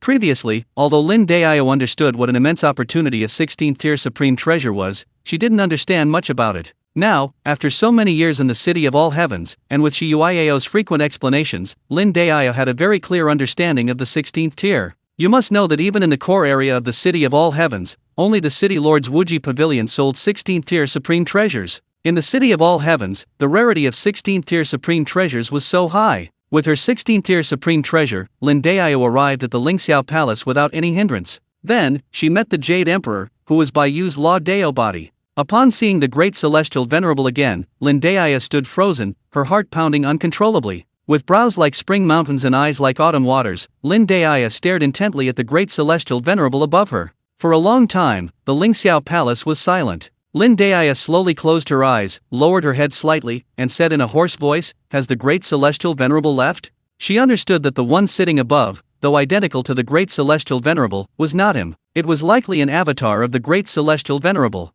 So, the real great celestial venerable had left? Perhaps, after parting ways with her, he had left the Red Chamber world. Perhaps, the great celestial venerable was not a being of the Red Chamber world, much less the Jade Emperor of the Red Chamber world. The great celestial venerable had deceived her. However, Lin Daya felt no resentment or anger, for she had no right to. Furthermore, the great celestial venerable hadn't lied to her. Now, his avatar was seated on the throne of the Jade Emperor. Therefore, the great celestial venerable was also the great celestial venerable of the dream of the Red Chamber world. The great celestial venerable clearly made his avatar the Jade Emperor of the dream of the Red Chamber world because of her. To have a 20th tier supreme expert stay, even if it was just an avatar, still made Lin Daya very happy and satisfied. This meant that the great celestial venerable had her in his eyes. That was enough. Lin Daya wouldn't ask for anything more, because she understood that she and the great celestial venerable were impossible, at least not now. The great celestial venerable was too far removed from her, like the distance between a mortal and a star.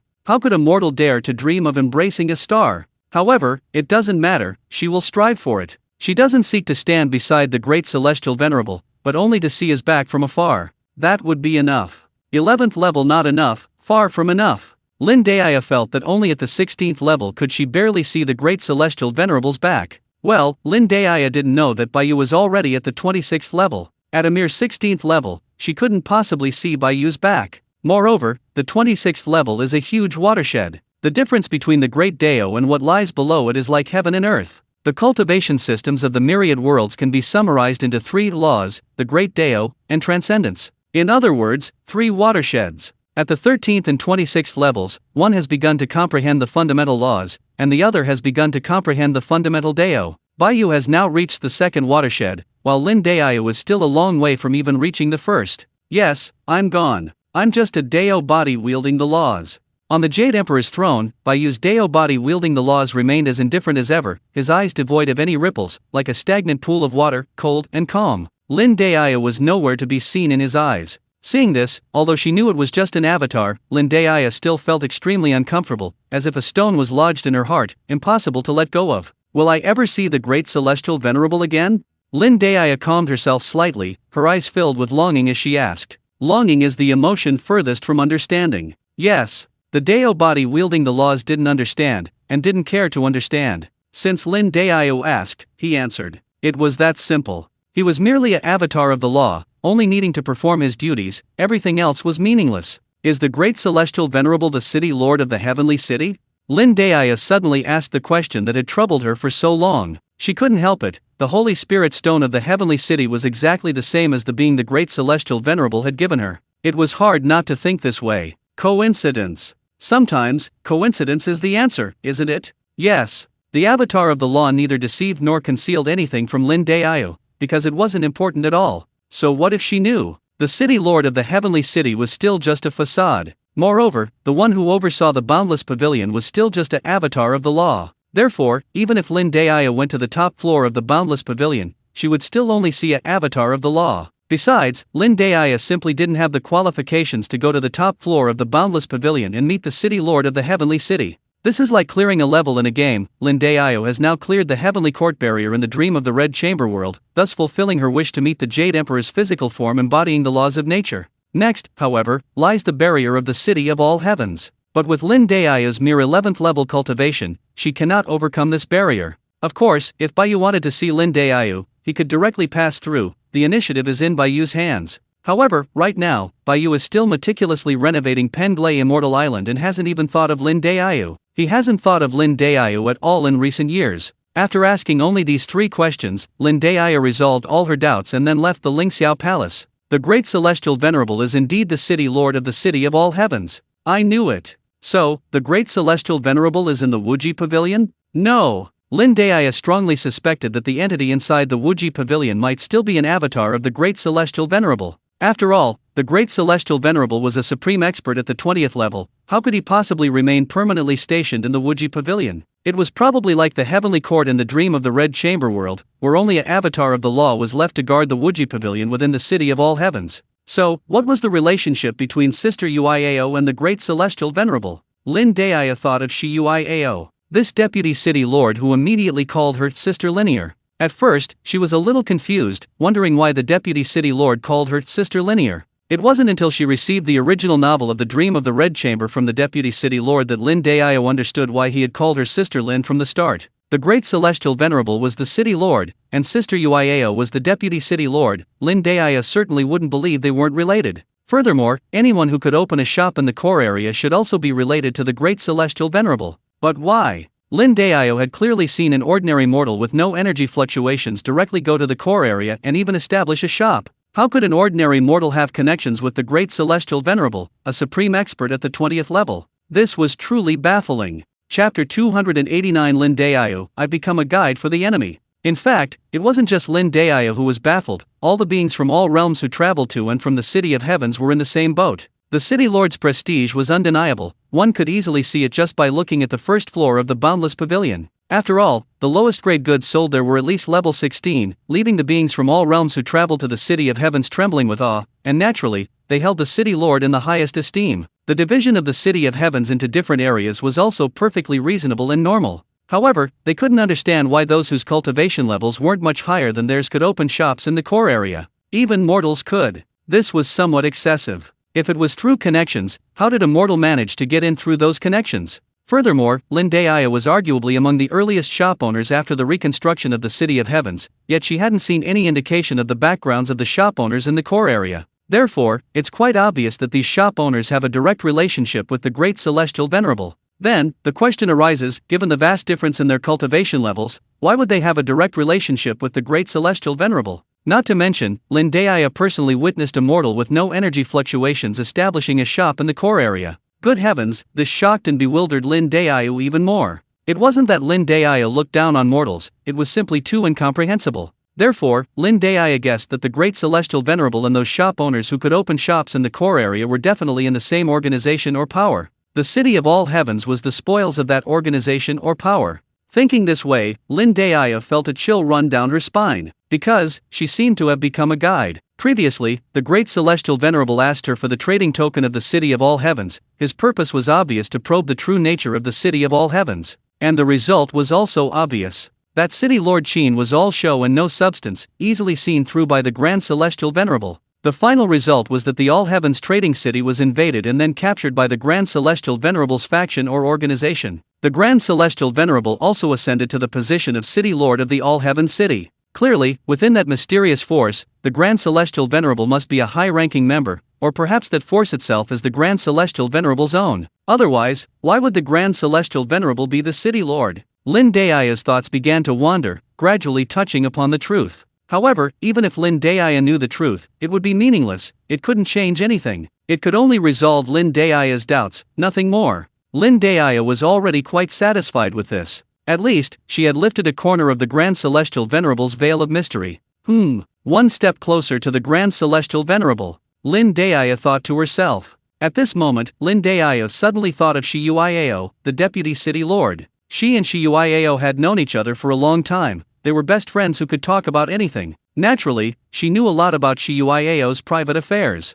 Unable to ignore it, her words and expressions made it all so clear. Therefore, Lin Daiyo had long known that her sister Yuiao had feelings for that mysterious city lord. Well, more accurately, it was coveting. Ahem. Lin Daiyo had been teasing Shi Yuiao, even encouraging her to seize the city lord in one fell swoop. But now, Lin Daiyo hadn't expected the city lord to be the great celestial venerable. Well, this was truly a case of the flood washing away the Dragon King's temple. However, it was understandable. The great celestial venerable was so exceptionally handsome and talented, it was only natural that he would be coveted and desired. Sister Lin, what are you thinking about, so engrossed? Shi Yuiao approached Lin Daiyo, waved her hand, and asked curiously. Nothing, Sister Yuiao, what's wrong? Lin Daiyo was startled, snapping out of her reverie, looking at Shi Yuiao with a dazed and innocent gaze, still somewhat confused. Recognizing it was Shi Yuiao, and recalling the scene that had just flashed through her mind, her pretty face flushed. Didn't you say you wanted to see other worlds last time? Perfect, I have a world token. Come on, I'll take you to explore. Although Lin Daiyo's eyes and expression were a little strange, Shi Yuiao didn't think much of it and pulled Lin Daiyo outside. Just now, the Wuji Pavilion had listed new world tokens, and as the group leader, Shi Yuiao was naturally guaranteed to get one. However, world tokens for the middle thousand worlds were too few. Because she had been assigned one of the middle thousand worlds last time, this time she only got one top-tier lesser thousand world. Just then, she remembered that Lin Daiyo had mentioned wanting to see other worlds, so Shi Yuiao came to find her. Previously, after obtaining world tokens, she would directly use a 16th-tier supreme treasure to instantly suppress the world and plunder its origin, without really having a chance to properly explore these worlds. This time, she planned to take Lin Daiyo to explore the lesser thousand world first, and then seize its origin afterward. Sister Yuiao, how did you and the city lord meet? Lin Daiyo asked curiously, letting Shi Yuiao pull her along. Why are you suddenly curious about the city lord? Shi Yuiao looked at Lin Daiyo with some surprise. Wasn't Lin Daiyo always only interested in that mysterious great celestial venerable? Why was she suddenly asking about the celestial venerable? She had previously been bothered by Lin Daiyo's infatuation with that great celestial venerable. They say those involved are often blinded, while bystanders see clearly. Shi Yuiao understood Lin Daiyo's thoughts perfectly well. Clearly, Lin Daiyo harbored feelings of affection for that great celestial venerable. Moreover, it wasn't just ordinary affection, it had already penetrated to the bone. Lin Daiyo probably hadn't realized it yet, but Shi Yuiao, as an observer, saw it very clearly. Damn it! My Lin Daiyo is already someone else's. Oh. Shi Yuiao's cheeks were puffed out with anger, her face filled with resentment and frustration. It was only because that so-called great celestial venerable was only at the 20th level that she couldn't defeat him, otherwise, she would definitely have grabbed the sky mirror and given that great celestial venerable a good beating. Serves you right for stealing my Lin Daiyo. I've never seen the city lord before. It seems the city lord always stays in the boundless pavilion and has never appeared. Lin Daiyo spoke tentatively, her eyes full of curiosity and doubt. Hey, that's just an avatar. Even the boundless pavilion is just for fun. The real city lord doesn't really care about the heavenly city. Shi Yuiao waved her hand casually. It wasn't a secret, so she didn't hide it. Actually, if she weren't worried about the immortal venerable's disapproval, Shi Yuiao would have liked to add Lin Daiyo to the group. As the group owner, Shi Yuiao naturally had the authority to send out chat group invitations. However, even as the group owner, Shi Yuiao couldn't just add people to the group arbitrarily. At least, she needed the immortal venerable's permission. Yes, that's what Shi Yuiao thought. She was indignant that Lin Daiyo had become someone else, but, being in the thick of things, she was also. Ahem. Chapter 290 Bai Yu gets a close-up attack. Because Lin Daiyo had the first move, Shi Yuiao unknowingly revealed a great deal of information about Bai Yu. Although it was all trivial, and much of it was embellished by Shi Yuiao or rather, fabricated by her own imagination. Lin Daiyo, however, was unaware that Shi Yuiao had once again gained the upper hand. In short, one dared to speak, and the other dared to listen. Ultimately, Lin Daiyo concluded that the great celestial venerable and Sister Yuiao had an ambiguous, vague, and dubious relationship, and she actually believed it. Clearly, Bai Yu had been framed by a fabricated rumor. Primordial World. Pendlay Immortal Island. Bai Yu, who was working on the interior decoration, suddenly stopped, his expression twisted, and looked ahead with an indescribable look. With just that one glance, he pierced through endless space. The power of the great Dao overcame countless obstacles, precisely pinpointing and landing on a minor world. Finally, it landed on Shi Yuiao. At this moment, Shiyuiao was still holding Lin Daia's small hand, admiring the scenery of this small world while chattering incessantly. She was still spreading lewd rumors about Bai Yu. Bai Yu, already a great Luo golden immortal, was aware of all his thoughts under the power of the great Dao, especially something as outrageous as spreading lewd rumors. Previously, Bai Yu had instantly known Lin Daia's thoughts about him, but he hadn't paid any attention and simply blocked them. Bai Yu also blocked the thoughts of the chat group members about him. Only extremely strong and precise thoughts were received by him. After all, if everyone's thoughts could be known, hearing them too often would be annoying, so naturally, they had to be blocked. Especially Shiyuiao, the group admin. Her mind was a complete mess, giving Bai Yu a headache. Shiyuiao was under Bai Yu's close attention, being the chat group's administrator, yet he had also effectively blocked her. This little group administrator was simply too audacious. He truly hadn't realized that this seemingly respectful and obedient administrator, at most a little mischievous, was actually filled with thoughts of lustful desires towards him. Because he was a great Luo golden immortal, and Shiyuiao lacked any means of concealment, her thoughts about Bai Yu were naturally all known to him. Bai Yu's temper flared immediately. Boys really do need to protect themselves when they're out in the world, because there really are bad women who will covet them. In short, Bai Yu had placed this group administrator, whose mind was filled with lewd thoughts, on a high priority list and directly added her to his blacklist. The blocking level was absolutely the highest. However, to everyone's surprise, Shiyuiao actually went straight for the kill. This was even more outrageous than just thinking about it. She actually said it out loud. It wasn't just a simple thought. Good heavens, she pinpointed the target. And Bai Yu immediately knew. Looking at Shiyuiao, still rambling on, and seeing Lin Daia beside her listening attentively like a primary school student, nodding as she listened, Bai Yu, speechless, simply gave Shiyuiao a cold snort. This cold snort, amplified by the power of the great Dao, traveled across countless worlds and landed directly in Shiyuiao's mind. Meanwhile, in a certain minor world, Shiyuiao was still enthusiastically recounting her ambiguous stories with Bai Yu, her enthusiasm growing, when suddenly she froze, completely stunned. This is the voice of the immortal venerable. No, the immortal venerable is nearby. Shiyuiao realized she had just unleashed a devastating attack right in front of him. Good heavens! Who would have thought the immortal venerable was nearby? Shiyuiao's face turned a bizarre mix of red and white. She was stunned, utterly doomed. She had unleashed a devastating attack on the immortal venerable right in front of her. My image. It's all ruined. Why? Why would the immortal venerable come to this tiny minor world? This minor world is going to be overcrowded. She was beyond tears, utterly beyond tears. This was a devastating blow. Sister Uiao, what's wrong?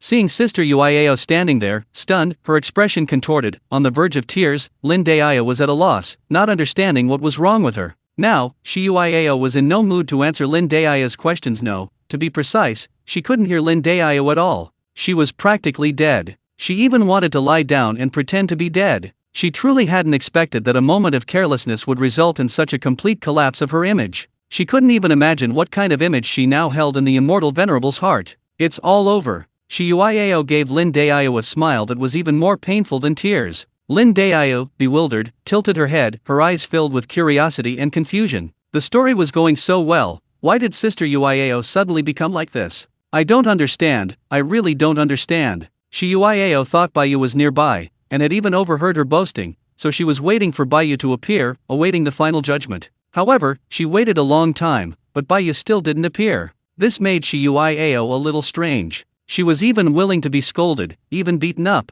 Spare the rod and spoil the child, Shiyuiao thought. She was ready for it. But the immortal venerable didn't appear at all, let alone scold or beat her. This made Shiyuiao somewhat disappointed. Then, Shiyuiao's intelligence took over again. How could the immortal venerable be here? This world was just a small world. However, although she was very strange and puzzled, her image had just been ruined, and she didn't dare to ask the immortal venerable in the group chat. Seeing her suddenly emo Sister Uiao, Lin Daia couldn't hold back any longer. Sister Uiao, what happened? Lin Daia stared intently at Shiyuiao with her alluring almond-shaped eyes, her curiosity practically overflowing. Tell me quickly. Lin Daia tugged at Shiyuiao's sleeve anxiously. Lin Daia was determined to get the scoop. Otherwise, she wouldn't be able to sleep tonight. Sister Lin, it's really nothing. Shiyuiao waved her hand weakly, genuinely unsure how to explain. Could it be that I got too close to the immortal venerable and used my ultimate move? Could it be that I made some suggestive remarks to the immortal venerable, and he overheard?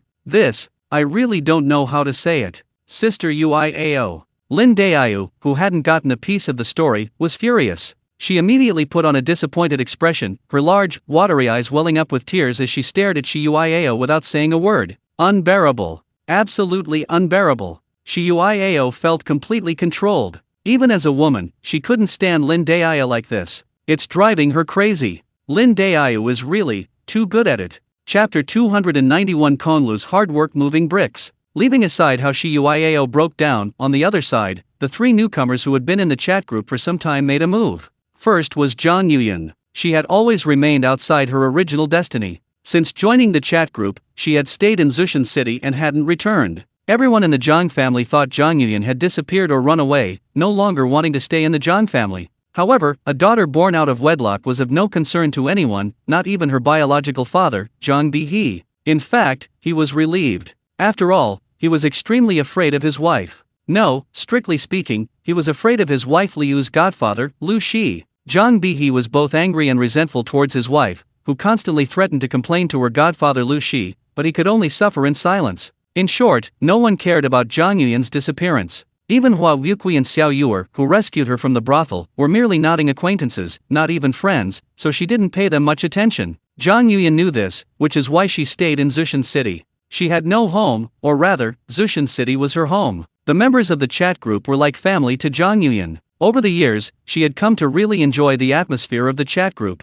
Although there were inevitably various cliques and factions, overall, the atmosphere in the group was very good. She also deeply understood the importance of strength, so she had been diligently cultivating all these years, and with no shortage of cultivation resources. Therefore, with the help of in-game purchases, her cultivation level had improved extremely rapidly. After all, in the early stages of cultivation, rapidly improving one's cultivation level was quite simple. With ample resources, breaking through to the 12th level Tei Golden Immortal Realm wouldn't present any bottlenecks. After reaching the 12th level of mastery, one must begin to comprehend the fundamental laws, at which point the cultivation speed will begin to slow down. After all, at this stage, ordinary cultivation resources are far from sufficient for continuing to cultivate through in-game purchases. Therefore, to continue cultivating through in-game purchases, one must use Holy Spirit Stones. However, obtaining Holy Spirit Stones is extremely difficult for the beings traveling to and from the City of All Heavens. They may even need to ravage their own worlds to obtain world origin and then exchange it for Holy Spirit Stones.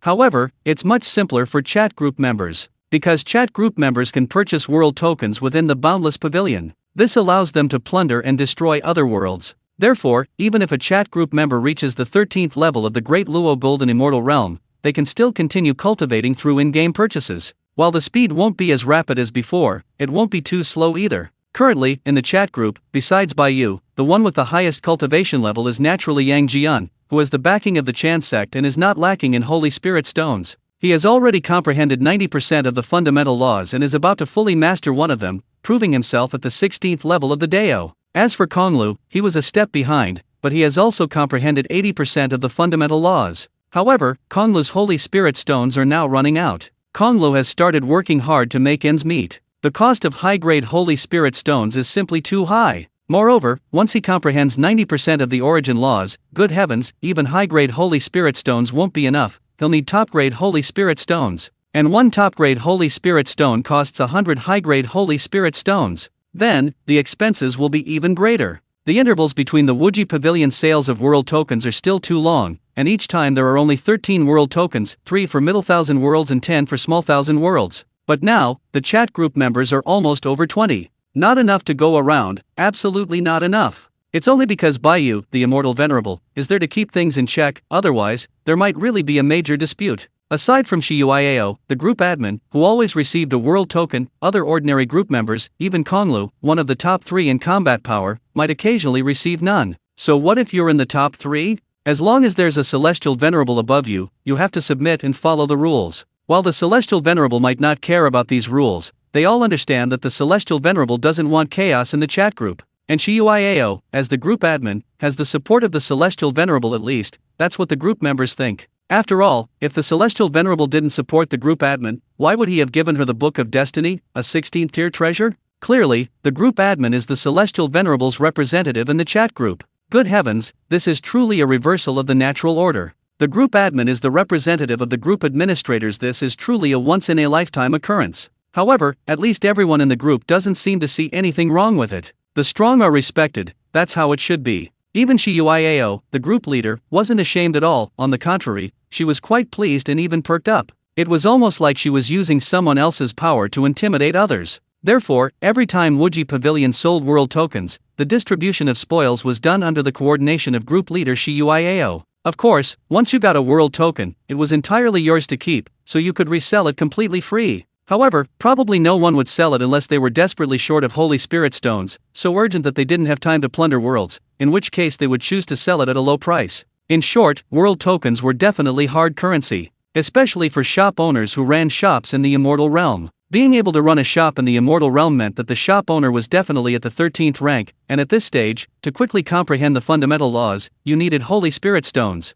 Therefore, the origin of the world was crucial. However, apart from chat group members, no one else was qualified, let alone authorized, to purchase world tokens from Wuji Pavilion. Thus, wouldn't the world token become a huge benefit for the chat group members? Konglu is not only a battle maniac but also a cultivation maniac. He can't help it, constantly being suppressed by Yang Jian, he can only bully Fei Peng. Therefore, Kongla naturally wants to catch up with and even surpass Yang Jian. Unfortunately, Kongla can't compete with Yang Jian in terms of background. The shortage of high-grade and top-grade Holy Spirit stones is too great. Even Konglo has now reached the point where he needs to work hard to earn money. Even so, compared to others, Konglo's progress was still extremely rapid. Besides, others who wanted to work hard at manual labor didn't even have the opportunity. Chapter 292 Chess pieces? Chess players? All are fish in the net. Because of interference from the chat group, the flow of time in Bai Yu's primordial world was far faster than in the other group members' worlds. Therefore, even though Bai Yu had plundered the East Sea for thousands of years, only a few years had passed for Zhang Yuyan. However, Zhang Yuyan's cultivation level had still reached the 8th tier Mahayana stage. This is the power of spending money. Plus, Zhang Yuyan had worked incredibly hard, cultivating diligently year after year without ever stopping. Having reached the 8th tier Mahayana stage, and having purchased several 9th tier immortal artifacts, Zhang Yuyan declared that she could finally return home in glory. No, it should be that she could finally conquer the minor worlds. As for her own world, that martial arts world, Zhang Yuyan had absolutely no interest in returning home in glory. In fact, she felt no affection for it whatsoever, because that world had brought Zhang Yuyan only endless suffering. Therefore, Zhang Yuyan felt that such a world was unnecessary to exist. Good heavens, Zhang Yuyan has the same idea as Li Yunrui. Indeed, no wonder they joined the group together. On the contrary, the most stubborn and evil Yu Qiluo has no intention of destroying the heartless world. Although she was sealed for over 100 years, she harbors no resentment towards the world. She doesn't blame heaven, only others. She repays all grievances.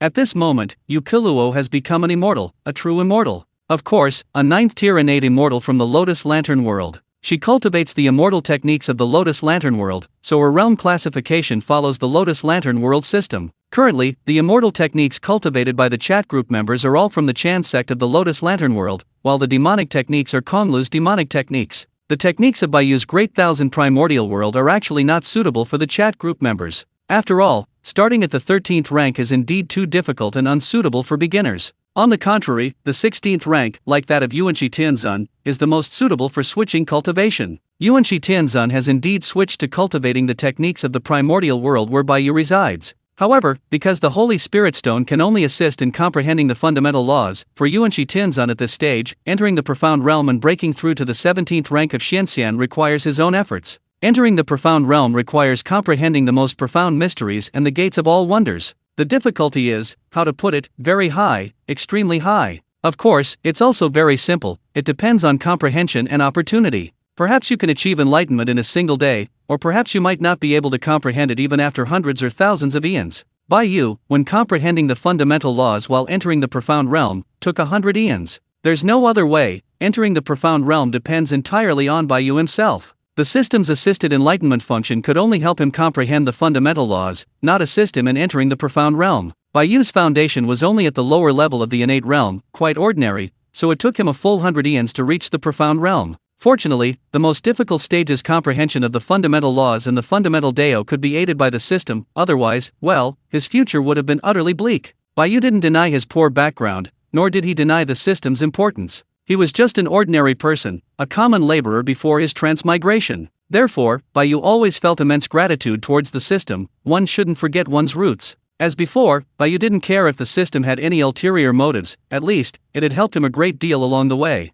Without the system, Bai Yu might still be struggling and wandering at the early stage of the 13th level celestial immortal realm. Yu already possessed cultivation and had cultivated for many years, so even though she needed to reshape her body and soul, her cultivation level would improve much faster than Zhang Yuyan's. Zhang Yuyan had no cultivation foundation whatsoever, she had to start from scratch. Li Yunrui's situation was similar to Zhang Yuyan's, he also had no cultivation foundation whatsoever. However, Li Yunrui, like Zhang Yuyan, has now broken through to the 8th tier Mahayana stage and has purchased several immortal artifacts. Then, Li Yunrui simply couldn't wait any longer. As her cultivation level rose, her disgust and loathing for this world filled with polluted energy grew stronger. It wouldn't be an exaggeration to say she deeply hated it. In recent years, Li Yunrui has devoted all her energy to cultivation. However, unlike Zhang Yuyan's complete disregard for consequences, Li Yunrui's wicked and manic personality made it impossible for her to do nothing while cultivating. Although she didn't personally intervene, Li Yunrui still established a new force, controlling it with pills and using immortal methods to elevate the cultivation levels of her subordinates.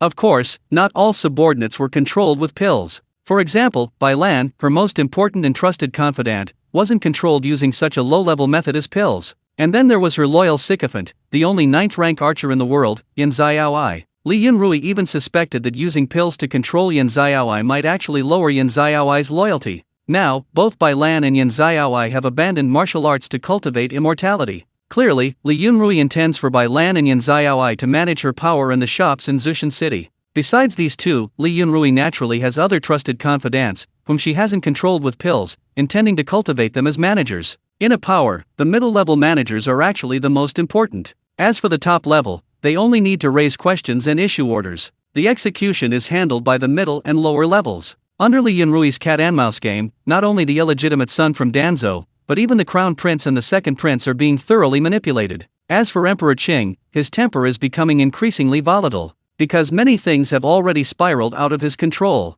However, he had absolutely no idea what was going on. Where did those mysterious top experts come from? Who were their subordinates? He had no idea. Good heavens, so many 9th-rank experts. Damn it, where did they all come from? Even in Sigu Jian's Dongai City, there aren't this many 9th-rank experts. In other words, Li Yunrui deliberately instructed her subordinates not to reveal any strength exceeding the 9th rank, otherwise, Emperor Qing would likely go mad on the spot, his mentality would explode, and he'd probably cry from anger. After all, he was the last person who wanted a 6th Grandmaster. He believed that Grandmasters shouldn't exist in this world. Without Grandmasters, Emperor Qing felt he could have unified the entire world long ago. Clearly, Li Yunrui's true target was Emperor Qing, her imperial brother. Whether it was the illegitimate son from Danzhou, or the crown prince and the second prince, ultimately, they were all just pawns of Emperor Qing. Even she, Li Yunrui, was a pawn of Emperor Qing. Now, Li Yunrui didn't intend to overturn this game directly, nor did she want to become a player. What she wanted was to stand high above the clouds, overlooking this game, while also letting Emperor Qing experience what it was like to be a pawn. Chapter 293 The Monster of Power. Seeking Immortality. Because Li Yunrui's target had always been Emperor Qing, although he had tormented the crown prince and the second prince, he hadn't gone all out. However, under Emperor Qing's oppressive rule, coupled with Li Yunrui's years of meddling, everything they did was going wrong. In short, the crown prince and the second prince were on the verge of collapse, just one step away from a complete breakdown. Emperor Qing's preferred heir apparent had always been the crown prince, he had never intended to replace him. The second prince had always been a whetstone for the crown prince. Even the illegitimate son from Danzhou was another whetstone for the crown prince. But the crown prince was unaware of this. On the surface, Emperor Qing consistently subjected the crown prince to beatings and verbal abuse, subjecting him to high-pressure discipline. And he consistently elevated the second prince, this whetstone, to a higher level. Although the crown prince hadn't been completely broken, he was practically on the verge of being unbreakable. While Emperor Qing maintained a delicate balance, giving the crown prince the ultimate tempering without truly breaking him, he overlooked one crucial issue: the crown prince's feelings. As a grandmaster, Emperor Qing could act with impunity, fearlessly and recklessly, completely unafraid of any problems, everything under his control. Because a grandmaster could single-handedly govern a nation. But the crown prince wasn't a grandmaster, he lacked the aura and ability to do so. Emperor Qing wanted to mold the crown prince into a satisfactory heir, a future emperor. But just how outstanding would the crown prince need to be to satisfy Emperor Qing? Perhaps even Emperor Qing himself didn't know the answer to this question. Furthermore, if the crown prince is truly too outstanding, so outstanding that even Emperor Qing would be wary of him, then Emperor Qing would probably depose the crown prince without hesitation. Ultimately, Emperor Qing only cares about himself. Emperor Qing is both a grandmaster and the emperor. In terms of both power and influence, he is arguably the undisputed number one in this world. One can only imagine how arrogant and conceited such a person is. He can no longer be called human. Calling him a power monster would not be an exaggeration. The biggest reason Emperor Qing is so eager to find the temple is actually to obtain immortality, thereby continuing to rule the Qing kingdom and remain the most powerful person in the world. Immortality. Emperor Qing sees hope for immortality in Wuzhou, because Wuzhou has never aged, remaining exactly the same as when Emperor Qing first saw him. However, Emperor Qing does not know that the reason Wuzhou does not age is because Wuzhou is not human at all. Wuzhou is a robot. How could a robot grow old? But Emperor Qing didn't know this, so he always believed that Wuzhou had gained the ability of immortality from the temple. He wanted that ability too. He wanted immortality. The grandmasters of this world, though capable of splitting mountains and cleaving rivers, possess terrifying power, but because their true energy wasn't pure true energy, but rather polluted energy. Therefore, even grandmasters couldn't extend their lifespan. In fact, because they absorbed too much polluted energy, grandmasters' lifespans were significantly shorter than ordinary people. Even if the new humans' bodies adapted to the polluted energy, the inherent fragility of the human body remained unchanged, and the corrosive and destructive power of the polluted energy was, needless to say, terrifyingly potent. Therefore, Emperor Qing naturally placed his hopes for immortality on the temple. Emperor Qing believed that since Wuzhou could achieve immortality, he too could. The arrogant Emperor Qing was absolutely confident in this. Emperor Qing desired power, strength, and immortality, a prime example of wanting everything. However, Emperor Qing didn't see it that way. He believed that if one could have it all, why choose? This aligned with the thoughts and beliefs of everyone in the group. Unfortunately, it wasn't Emperor Qing who joined the group, but Li Yunrui. This was Emperor Qing's misfortune. Emperor Qing was unaware that the immortality he had so desperately desired, so longed for, so meticulously planned for, had already been obtained by Li Yunrui. Guangxin Palace. Your Highness, the Crown Prince and the Second Prince are conspiring to rebel. Bai Lan entered and respectfully reported to Li Yunrui. Ah, finally figured it out? Heh, I didn't expect them to drag the Second Prince into it. Li Yunrui wasn't surprised, because the Crown Prince's rebellion was the script she had set for him. She just hadn't expected him to involve the Second Prince as well. However, since her script for the Second Prince was also rebellion, it didn't mean they couldn't work together. Your Highness, the army the Second Prince is raising has long been secretly controlled by the Surveillance Bureau. The Second Prince is unaware of this and still thinks it's his private army, Bai Lan continued. Li Yunrui chuckled and shook her head. The Second Prince underestimates our emperor. However, Your Highness, rest assured, that army is already under our secret control, Bai Lan said with a narrowed smile. Well then, let the Crown Prince and the Second Prince turn things upside down, so His Majesty can properly admire this masterpiece.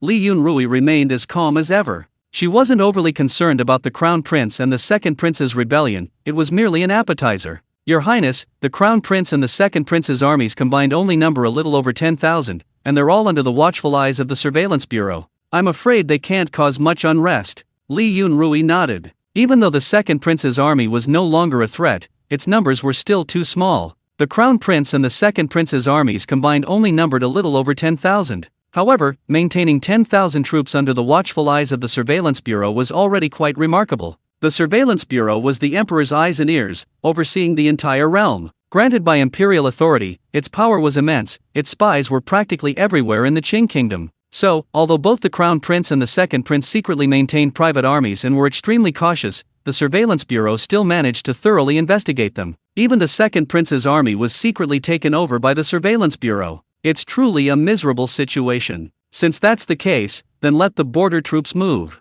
Li Yunrui nodded slightly, her tone cold and ruthless. Your Highness, is it the border troops defending Qi? Bai Lan recalled the crushing defeat of Qi 2 years ago, which explained why Qi dared not wage war even after drawing troops from its border defenses. However, Bai Lan also understood that the princess didn't care about Qing, or even the rest of the world. The princess simply wanted to indulge in a bit of recklessness before leaving, nothing more. Whatever, it's fine. Li Yunrui didn't care which border army it was, because all three border armies, totaling 300,000 troops, were under her control. Chapter 294 Horrifying. Crown Prince, the advantage lies with me. These three border armies, each numbering 100,000, were responsible for defending the Qi Kingdom, the Steppe Tribes, and the Dongai City, respectively. Don't underestimate these numbers, they are the elite of the elite, all battle-hardened soldiers, and every single one is clad in armor. Even with the imperial treasury drawing upon the wealth of the entire realm, the Qing kingdom's finances were already strained from building these three border armies. In the battle against Qi 2 years ago, Although it was claimed that a million-strong army was deployed, the main fighting force consisted of only 100,000 elite border troops. Even deploying just one of these 3 border armies resulted in a crushing defeat for Qi, forcing them into a series of retreats. This demonstrates just how terrifying the fighting power of these 3 border armies was. Unfortunately, this world has grandmasters, otherwise, with just these 3 border armies, Emperor Qing could have swept across the land, conquered all, and unified the world. These 3 border armies were naturally under Emperor Qing's complete control, untouchable by anyone. Even the slightest thought of interfering would be ruthlessly crushed by him. However, now, these 3 border armies were completely under Li Yunrui's control. Emperor Qing was unaware of this. This time, Li Yunrui wanted one of the border armies to cooperate with the Crown Prince and the Second Prince in a rebellion.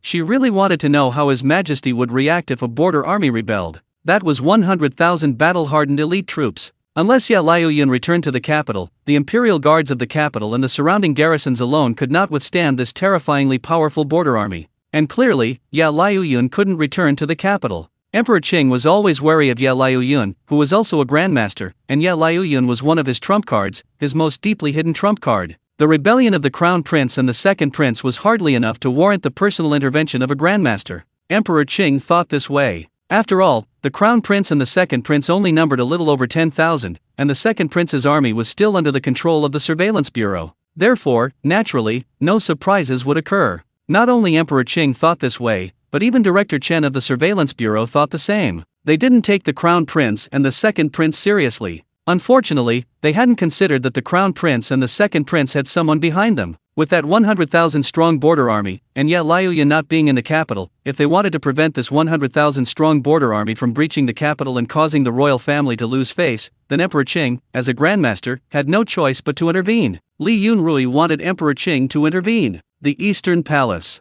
The Crown Prince's expression twisted, his face filled with horror as he stared at the secret letter in his hand. Auntie really can mobilize the border troops? The Crown Prince was completely dumbfounded. He thought his aunt was joking, playing a not-so-funny joke on him. But now, you're telling me, his aunt can actually mobilize 100,000 border troops? My goodness! How on earth did his aunt secretly control that border army? You must understand, the 3 border armies of the Qing Kingdom, 300,000 battle-hardened elite troops, are firmly under His Majesty's control. No one else can even think about it, let alone touch it. Even thinking about it is a crime, punishable by the extermination of their entire family. This shows how high the status of these 3 border armies is in His Majesty's heart. Moreover, this concerns the very lives and fortunes of the Li imperial family. With these 3 border armies in the hands of the Li family, the throne of Qing Kingdom is as stable as Mount Tai. Besides grandmasters, these 3 border armies are not only the stabilizing force of Qing Kingdom, but also the stabilizing force of the Li royal family. Now, you're telling me that this stabilizing force is disloyal. Even if my aunt is also a member of the royal family, disloyalty to the emperor is disloyalty.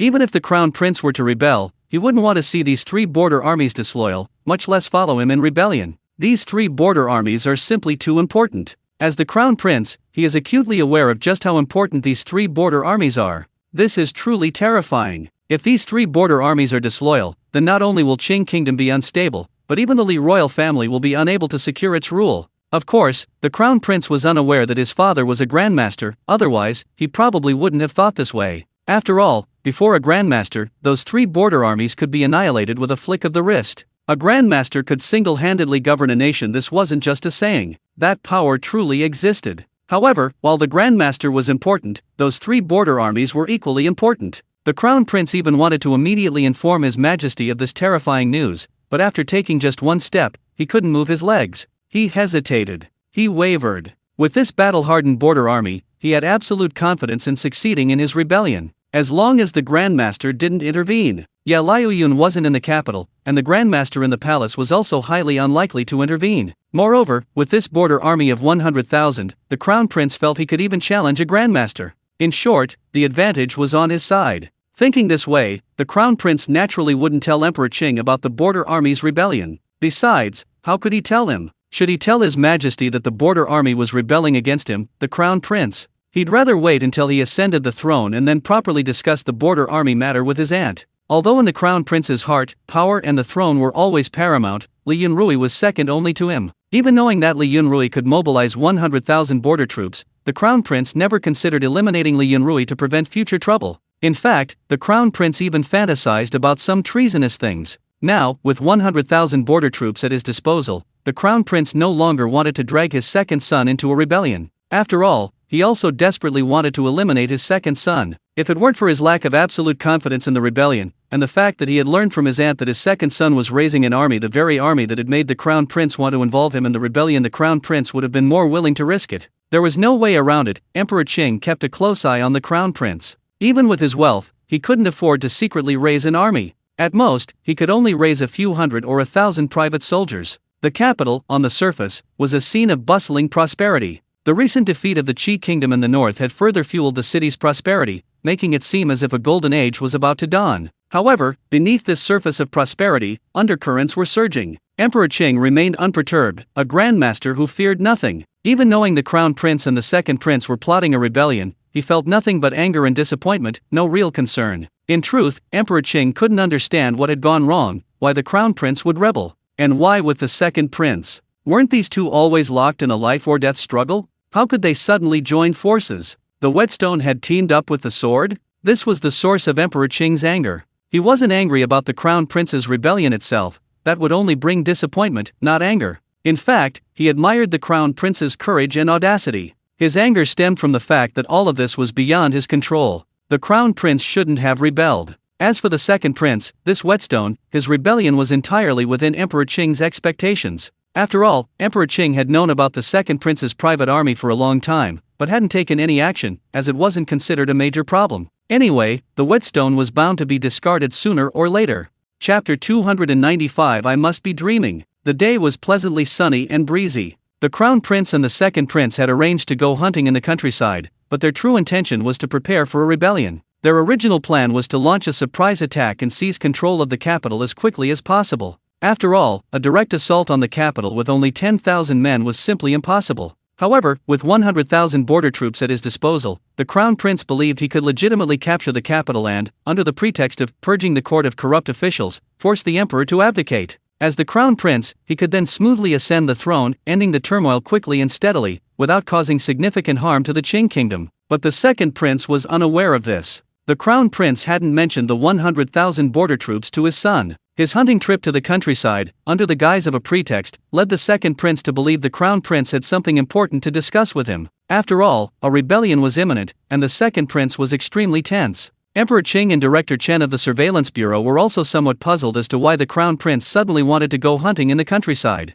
Seriously, with a rebellion about to break out, how could he have such leisure time? As for the idea that the crown prince was leaving the city to launch a rebellion, Emperor Qing and Director Chen didn't believe it. After all, the crown prince and the second prince only had a little over 10,000 private soldiers. How could such a small force possibly breach the high and sturdy walls of the capital? Moreover, there were the Red Cavalry, the Black Cavalry, and the Tiger Guards within the capital. With these three imperial guards protecting the capital, it could be said that the capital was absolutely impregnable. In fact, Emperor Qing and Director Chen couldn't understand where the crown prince and the second prince got the courage to rebel. Did they really think they could rely on those 10,000 private soldiers? That would be a gross underestimation of the Black Cavalry. Even Emperor Qing expressed concern about the crown prince's intelligence. How could the crown prince, whom he himself had raised, be so stupid? Such a crown prince is clearly a failure. Disappointing. So disappointing. At the Fan residence, the illegitimate son from Danzhou, Fantasy, was also puzzled as to why the crown prince and the second prince were hunting in the countryside. He knew that the crown prince and the second prince were planning a rebellion. This puzzled Fantasy greatly.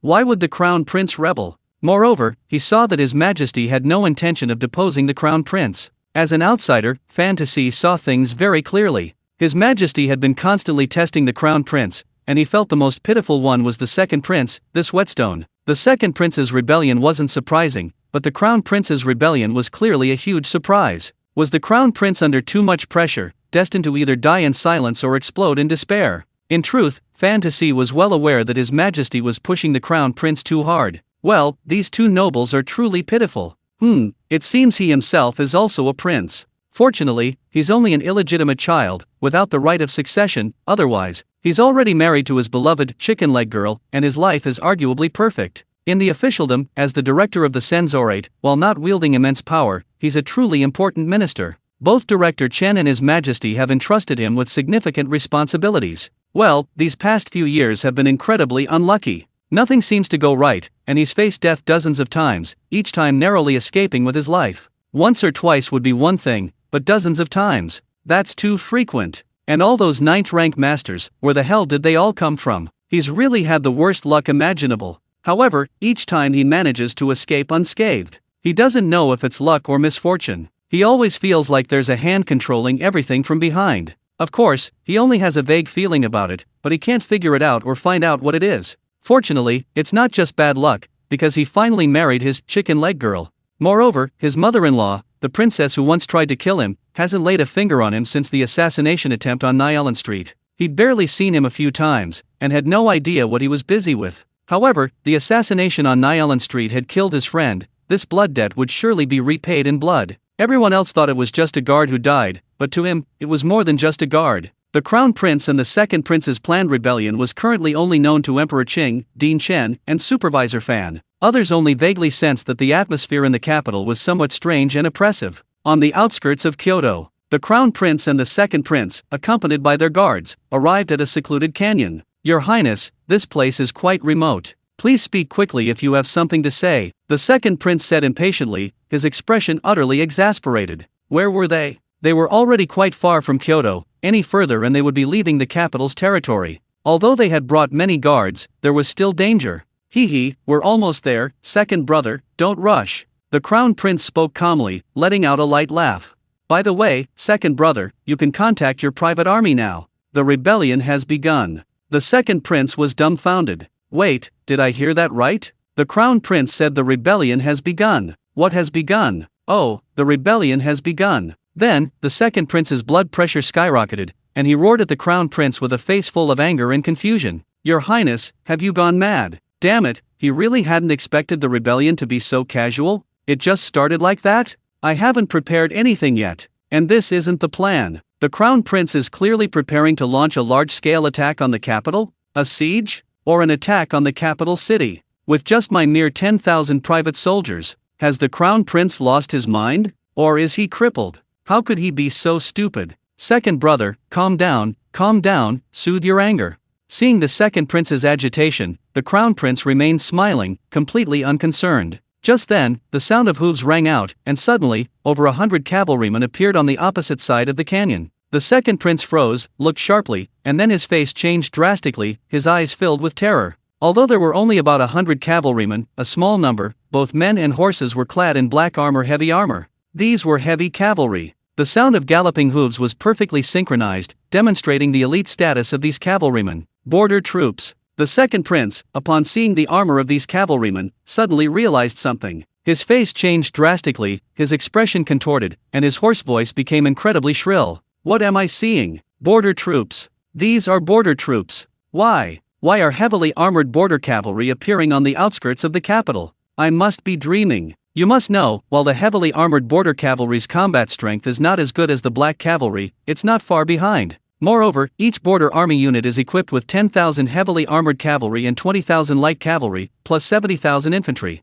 This is the main organization of the 100,000-strong border army. The black cavalry, though strong, are few in number. Each border army unit has tens of thousands of heavily armored cavalry, not to mention the 20,000 skilled light cavalrymen. Although the Black Riders were strong, even in a numerically equal situation, they dared not charge into the heavily armored cavalry of the border army. While they could win, it would be a Pyrrhic victory, killing 1,000 enemies while losing 800 of their own. A Pyrrhic victory was the only option. Moreover, each border army unit possessed tens of thousands of heavily armored cavalry, like a dark cloud looming over the city, capable of destroying everything. Anyone below the Grandmaster level would be doomed if they dared to engage them. Chapter 296 The Furious Emperor Qing. The Second Prince couldn't understand why such important border cavalry would be here. Weren't the border troops only supposed to obey His Majesty's orders? Why were they here? Looking at the smiling Crown Prince, the Second Prince was horrified, his expression filled with fear. These border cavalry, could it be the Crown Prince? How could it be? However, the next second, even though the Second Prince couldn't believe it, he had to accept it. The heavily armored cavalry approached the Crown Prince. The leading cavalry commander dismounted and immediately knelt on one knee. "Your Highness." Although the cavalry commander wore a helmet and mask covering his entire face, his tone was incredibly respectful. Only then did the Second Prince believe that these were truly the Crown Prince's men. So, the Crown Prince actually. My goodness. Those were border troops. When did the Crown Prince become so powerful? They actually did something so serious right under His Majesty's and the Surveillance Bureau's noses? This is outrageous. Second brother, how much longer until your 10,000 troops reach the capital? The Crown Prince helped the cavalry general up, patted him on the shoulder, and then turned to the second prince beside him to ask, 10 days journey. If we take the official roads, it'll be 3 days. The second prince, still somewhat bewildered, replied, although it's only 10,000 men, to avoid causing too much of a commotion, the army is marching along deserted trails. If they take the official roads, it's like playing their hand open, and their marching speed will be incredibly fast. They could reach the vicinity of the capital in 3 days. How long until the 100,000 border troops arrive near the capital? The Crown Prince nodded, then asked the cavalry general before him. Upon hearing 100,000 border troops, the second prince was stunned again, then looked at the Crown Prince in astonishment, completely dumbfounded. He had assumed the Crown Prince only secretly controlled a small contingent of border troops, at most 10,000 men, a terrifying number already. However, he had still underestimated the scale. He hadn't expected the Crown Prince to secretly control 100,000 border troops without a word. That's a third of the border army. 100,000 border troops, that's terrifying. When they decisively defeated the Qi Kingdom, they only used 100,000 border troops as the main force. This time, for the rebellion, they've actually mobilized 100,000 border troops.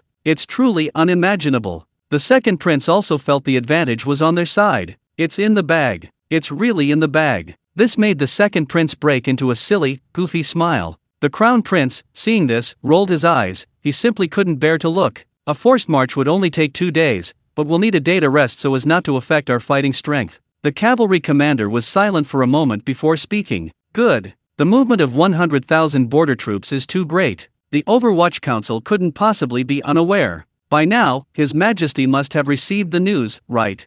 The Crown Prince turned to look towards the palace. After all, if they didn't leave now, they truly wouldn't be able to leave. The second prince finally understood why His Highness the Crown Prince had come with him to this hunting trip outside the capital today. It was escape. That makes sense. 100,000 troops marching from the border towards the capital. The commotion along the way was simply too great. The Overwatch Council isn't blind. How could they not know? In other words, the 100,000 border troops moved suddenly, without any warning, and at a rapid pace, with heavy cavalry as the vanguard and light cavalry providing support, all under the orders of Emperor Qing. Therefore, their march was unimpeded, and they were allowed to pass through any city gates they encountered. The Imperial Palace. The Imperial Study. What? What did you say? 100,000 border troops are marching towards the capital. Emperor Qing, who had been sharpening his arrows, was stunned by Din Chen's words. He looked up abruptly, his eyes filled with surprise and disbelief. Even as a grandmaster, Emperor Qing was dumbfounded, unable to recover for a long time. My God, what did I just hear?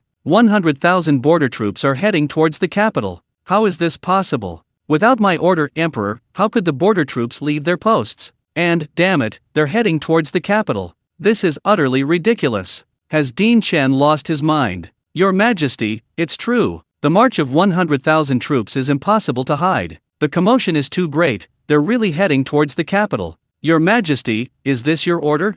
That border army is the one defending the Qi Kingdom's border. Din Chen repeated himself several times. Seeing Emperor Qing's bewildered and incredulous expression, he understood. It seemed this wasn't His Majesty's order. This is troublesome. This means that the 100,000 border troops have betrayed us, and they're attacking the capital. They've rebelled against the heavenly generals. At the same time, he couldn't understand why the border troops, who were firmly under His Majesty's control, would suddenly betray them. This was truly bizarre. However, no matter how strange it was, the facts were undeniable. 100,000 border troops had rebelled and were heading towards the capital. Faced with 100,000 elite border troops, even Din Chen felt his scalp tingle. Fortunately, there was a grandmaster in the palace. A grandmaster was enough to single-handedly control a nation. Therefore, Din Chen wasn't panicked at all. Moreover, he wanted to confirm whether the grandmaster in the palace was indeed His Majesty. He only had some guesses and couldn't be certain. Currently, Liu Yun wasn't in the capital and couldn't return in time.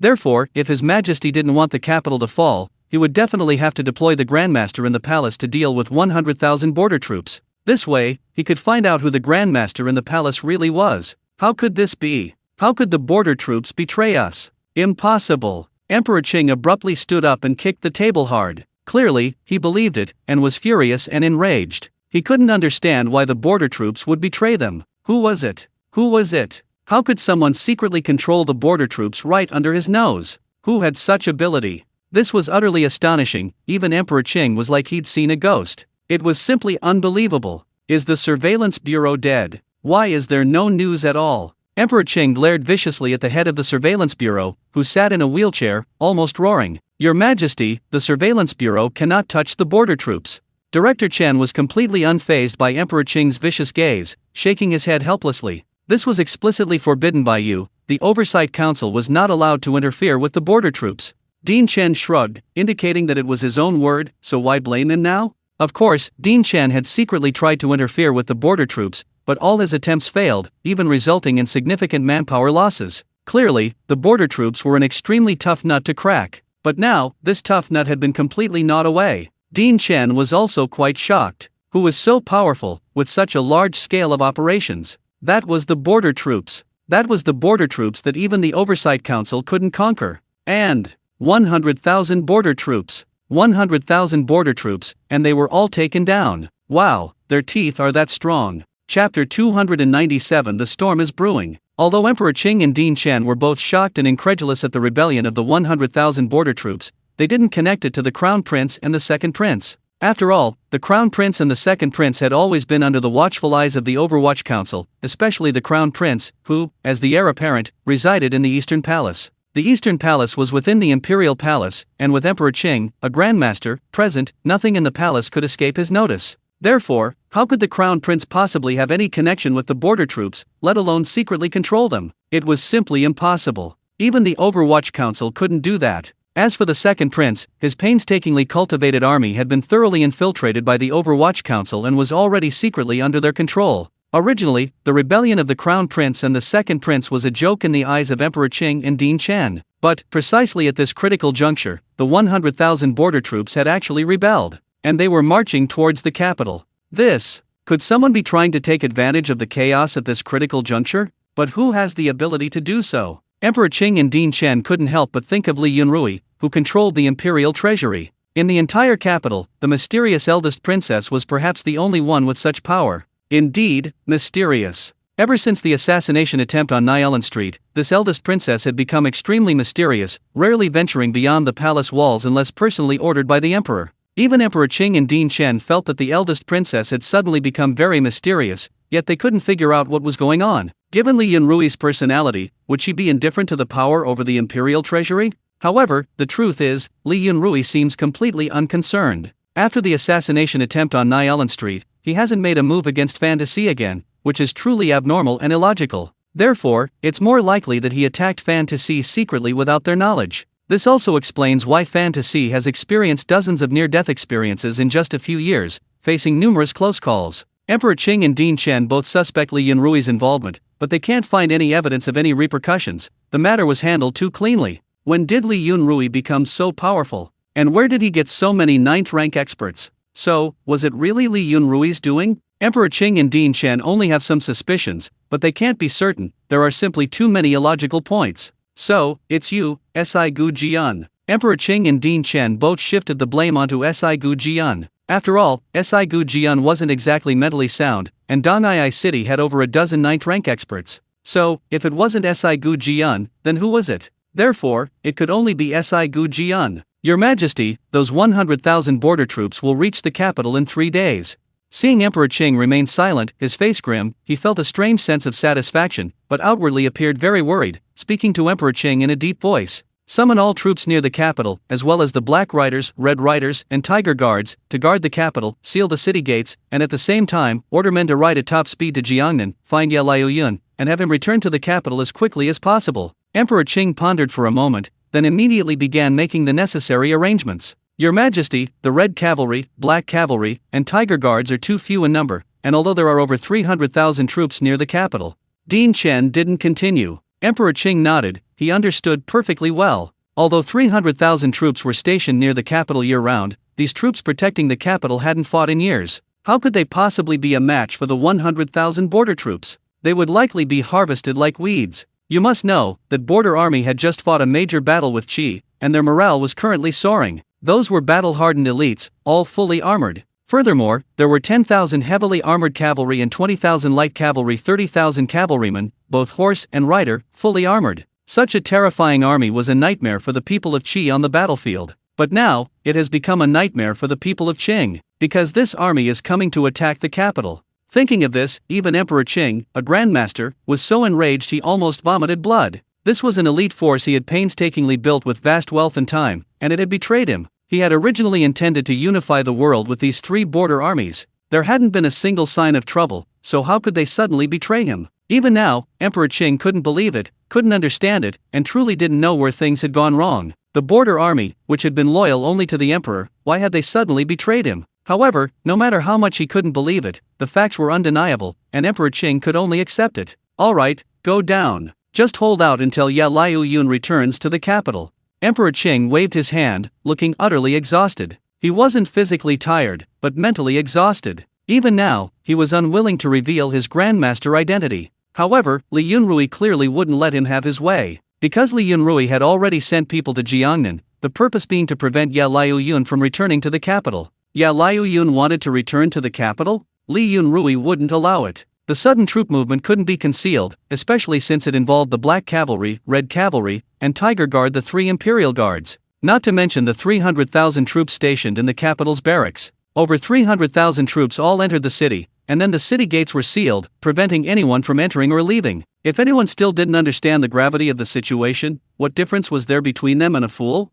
Especially those court officials with a few hundred shrewd minds? Like a bomb dropped into water, it caused a huge uproar, and the entire capital began to stir. Moreover, news of 100,000 border troops marching towards the capital reached Kyoto as well. This caused an uproar in the already agitated capital. Everyone was terrified. Even the shrewd and calculating Prime Minister Lin was completely stunned, even believing that the Qing kingdom was doomed. Fortunately, there was still the Grandmaster. As long as the Grandmaster was there, the Qing kingdom wouldn't be finished. 100,000 border troops were terrifying, but in front of a Grandmaster, they were nothing special. Didn't you see how badly the Qi kingdom was beaten? In the end, they only ceded a few cities with negligible damage. The Qing kingdom clearly had the strength to destroy the Qi kingdom in a single battle, but it couldn't because the Qi kingdom possessed a Grandmaster. It's that simple. Before a Grandmaster, no matter how elite or numerous the army, it's useless. How can mortals possibly overcome a natural disaster? A Grandmaster, in the eyes of mortals, is a natural disaster.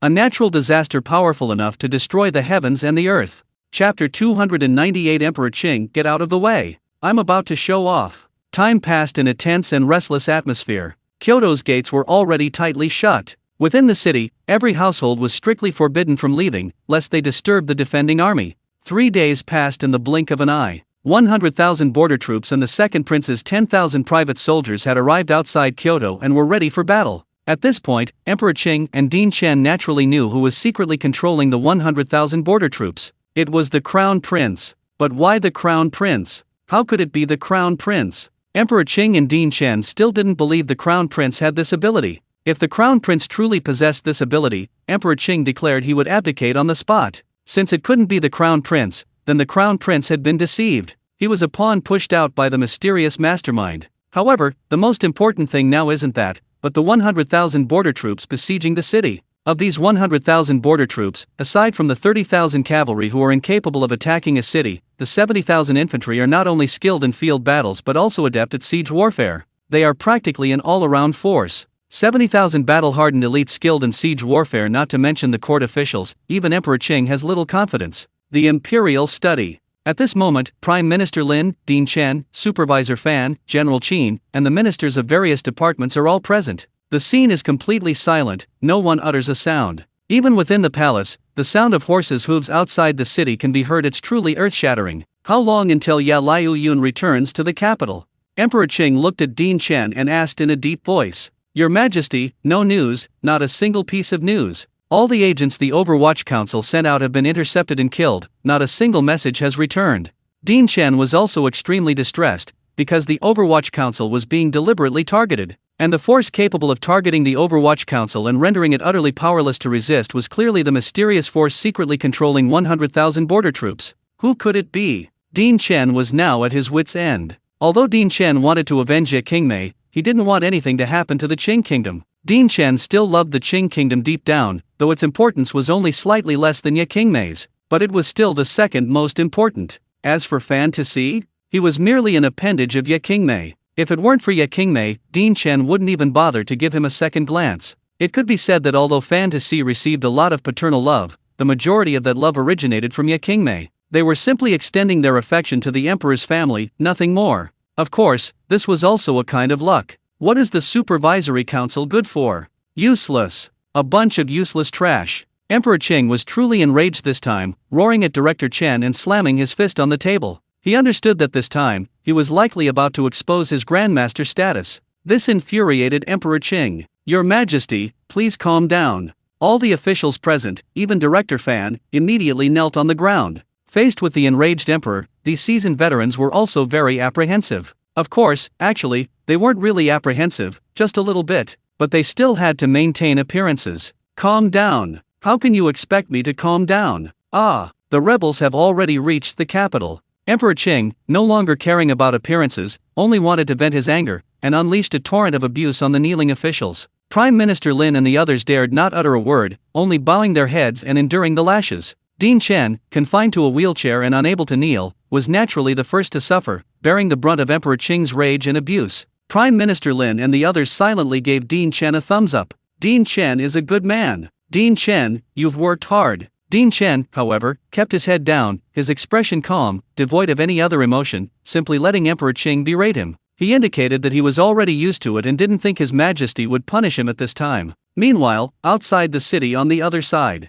the Crown Prince, looking at the 100,000-strong army behind him, was full of vigor and confidence, as if everything was under his control. To be honest, at first glance, he did possess a certain imperial air. The second prince looked at the Crown Prince before him, a flicker of envy and complex emotions in his eyes. At this moment, he had already lowered his proud head, bowing to the Crown Prince in submission. At least, this subservience would save his life. Attack the city. The Crown Prince drew his sword, pointed it at the towering walls of the capital, and shouted the command. Attack the city. Attack the city. Charge. Kill. Instantly, the sounds of battle erupted, the clang of swords and the clashing of horses echoing through the sky. After issuing the order, the Crown Prince fell silent. He had never led troops or fought a battle before, so it was best not to make any minor adjustments at this point. The walls of the capital were very tall, but before an army of 100,000, they appeared so small. The sounds of the siege echoed throughout the entire capital. Smoke from the battlefield billowed into the sky, hanging over the capital like a dark cloud, filling the air with dread. In the imperial study, Emperor Qing had stopped his tirade, for he could already hear the sounds of battle raging outside the city. The siege had begun. Although they held the advantage of the city walls, the Black Riders and Red Riders were both cavalry. Though strong, they were of little use in defending the city. The Tiger Guards were only skilled in close combat, not in siege warfare. Therefore, the only force defending the city was the 300,000-strong garrison. Clearly, it was impossible to hold out. Furthermore, they couldn't contact Ye Liuyun, and even if they waited, Ye Liuyun wouldn't appear. So, there was only one way now: he had to take action himself. Otherwise, did he really want to let the rebels breach the city gates, storm the palace, and force him to abdicate in favor of the Crown Prince? If it really came to that, the royal family would truly lose face, and he, the emperor, would be utterly disgraced. He aspired to be an emperor for all time. How could he possibly lose face like that? How would future generations view him? Wouldn't he be infamous for eternity? Thinking this through, even though Emperor Qing desperately wanted to avoid revealing his Grandmaster identity, he had no choice but to take action personally. Having figured this out, Emperor Qing's expression suddenly softened. His anger subsided, and he even revealed a smile, a cold, chilling smile. Dean Chen, seeing this, lowered his eyes slightly, knowing in his heart that His Majesty was going to take action personally. Therefore, His Majesty was indeed a Grandmaster. Otherwise, he wouldn't be so fearless. Only the identity and power of a Grandmaster could allow His Majesty to remain so calm and collected even in this predicament. The siege was raging fiercely. Strangely, the casualties on the attacking side were relatively low, while the casualties on the defending side were extremely high. This was truly counterintuitive. It demonstrated just how elite these 100,000 border troops were. In just a few hours, the defending side was already on the verge of collapse, even with a continuous influx of reinforcements. The Crown Prince, witnessing this scene, was not only amazed by the strength of the border army but also extremely excited and invigorated. Soon, it's almost here. The throne. It was already beckoning to him. Yes, it was almost here. Emperor Qing, dressed in black, had already left the palace and was heading this way. Chapter 299 Emperor Qing's manifestation in public. Having decided to take personal action, Emperor Qing decided to stop waiting for a turning point. There was no other way out except for a grandmaster's intervention. Of course, mobilizing the other two border armies would be a different story. However, it was clearly too late. Moreover, Emperor Qing couldn't be entirely certain of the loyalty of the other two border armies. If the other two border armies also defected, it would be enough to shake the very foundation of the nation. Therefore, after resolving this matter, Emperor Qing would still need to investigate the loyalty of the other two border armies. In short, it was extremely troublesome. Emperor Qing didn't understand how things had come to this. It was completely unexpected. Adding to this, a host of troubles over the years. Aside from obtaining the approximate location of the temple from Shan, practically nothing had gone smoothly. It was truly a mess. Not only Emperor Qing, but Dean Chen was also extremely exhausted. Now, Emperor Qing has already set off for the city gates, accompanied by Dean Chen, Prime Minister Lin, and a host of other ministers. Since he's personally taking action, this public display that enhances the imperial prestige naturally needs an audience.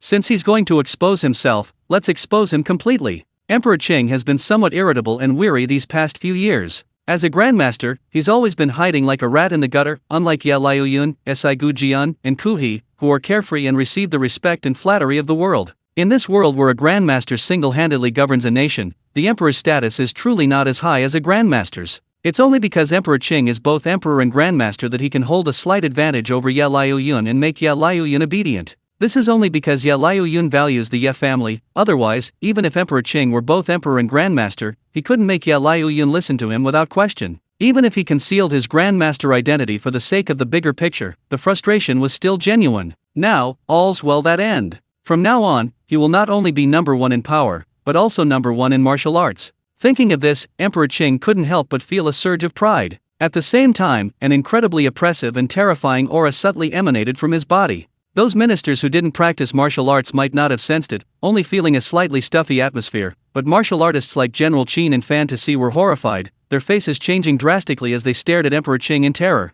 A grandmaster. The grandmaster in the palace is actually His Majesty. This is somewhat shocking. They all thought the grandmaster in the palace was that old eunuch Hong Xiang, but they never expected it to be His Majesty. Good heavens! Truly good heavens! His Majesty had been hiding this so well? His Majesty had actually kept the whole world in the dark. Fan Tasi was also startled. He hadn't expected that His Majesty, already the Emperor, arguably the most powerful person in the world, would still be so cunning. This guy is a real sly fox. However, he only dared to think this to himself. Sensing the terrifying aura emanating from His Majesty, he himself felt a chill run down his spine. A grandmaster? This was the first time he had ever seen a grandmaster. This was the first time he had experienced the power of a grandmaster, and it was truly terrifying. The mere aura emanating from him forced him to bend over, leaving him utterly powerless to resist. The mental strain terrified Fan Tasi. He understood that the grandmaster's aura might also carry a subtle pressure on the mind. Otherwise, how could he, a modern man who held little reverence even for imperial power, be so utterly devoid of resistance because of a grandmaster's power?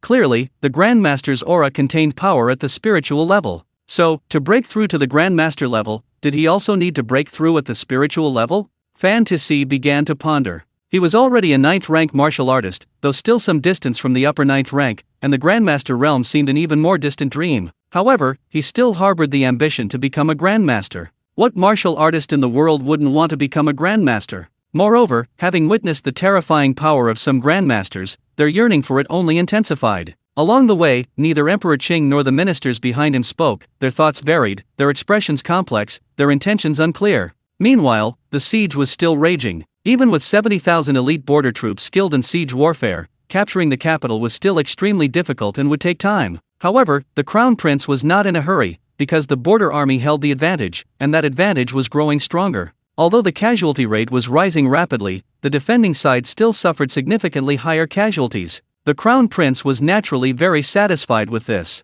Furthermore, the second prince's 10,000-strong private army was surprisingly fierce, which somewhat surprised the Crown Prince. Not only the Crown Prince, but even the second prince was somewhat alarmed. Wait, are my private troops really this powerful? Indeed, I too possess the potential to become a great general. Unfortunately, I was born into the royal family.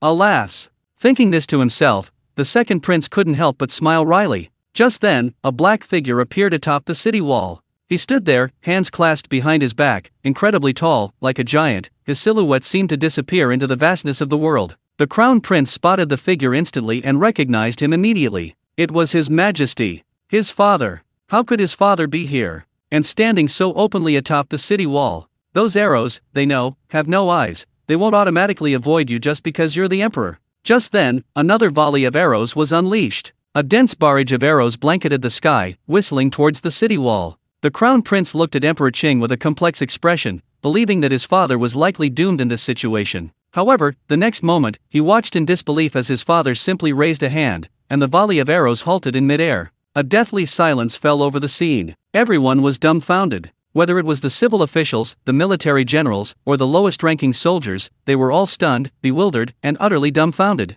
It was truly like a mortal seeing a god, a mayfly seeing the clear sky. The shock at that moment was unimaginable. The crown prince was also dumbfounded, staring blankly, his heart pounding, his mind in turmoil, his heart aching unbearably. True Qi, released. True Qi released. Grandmaster. Grandmaster, father is actually a grandmaster. Damn it. How could father be a grandmaster?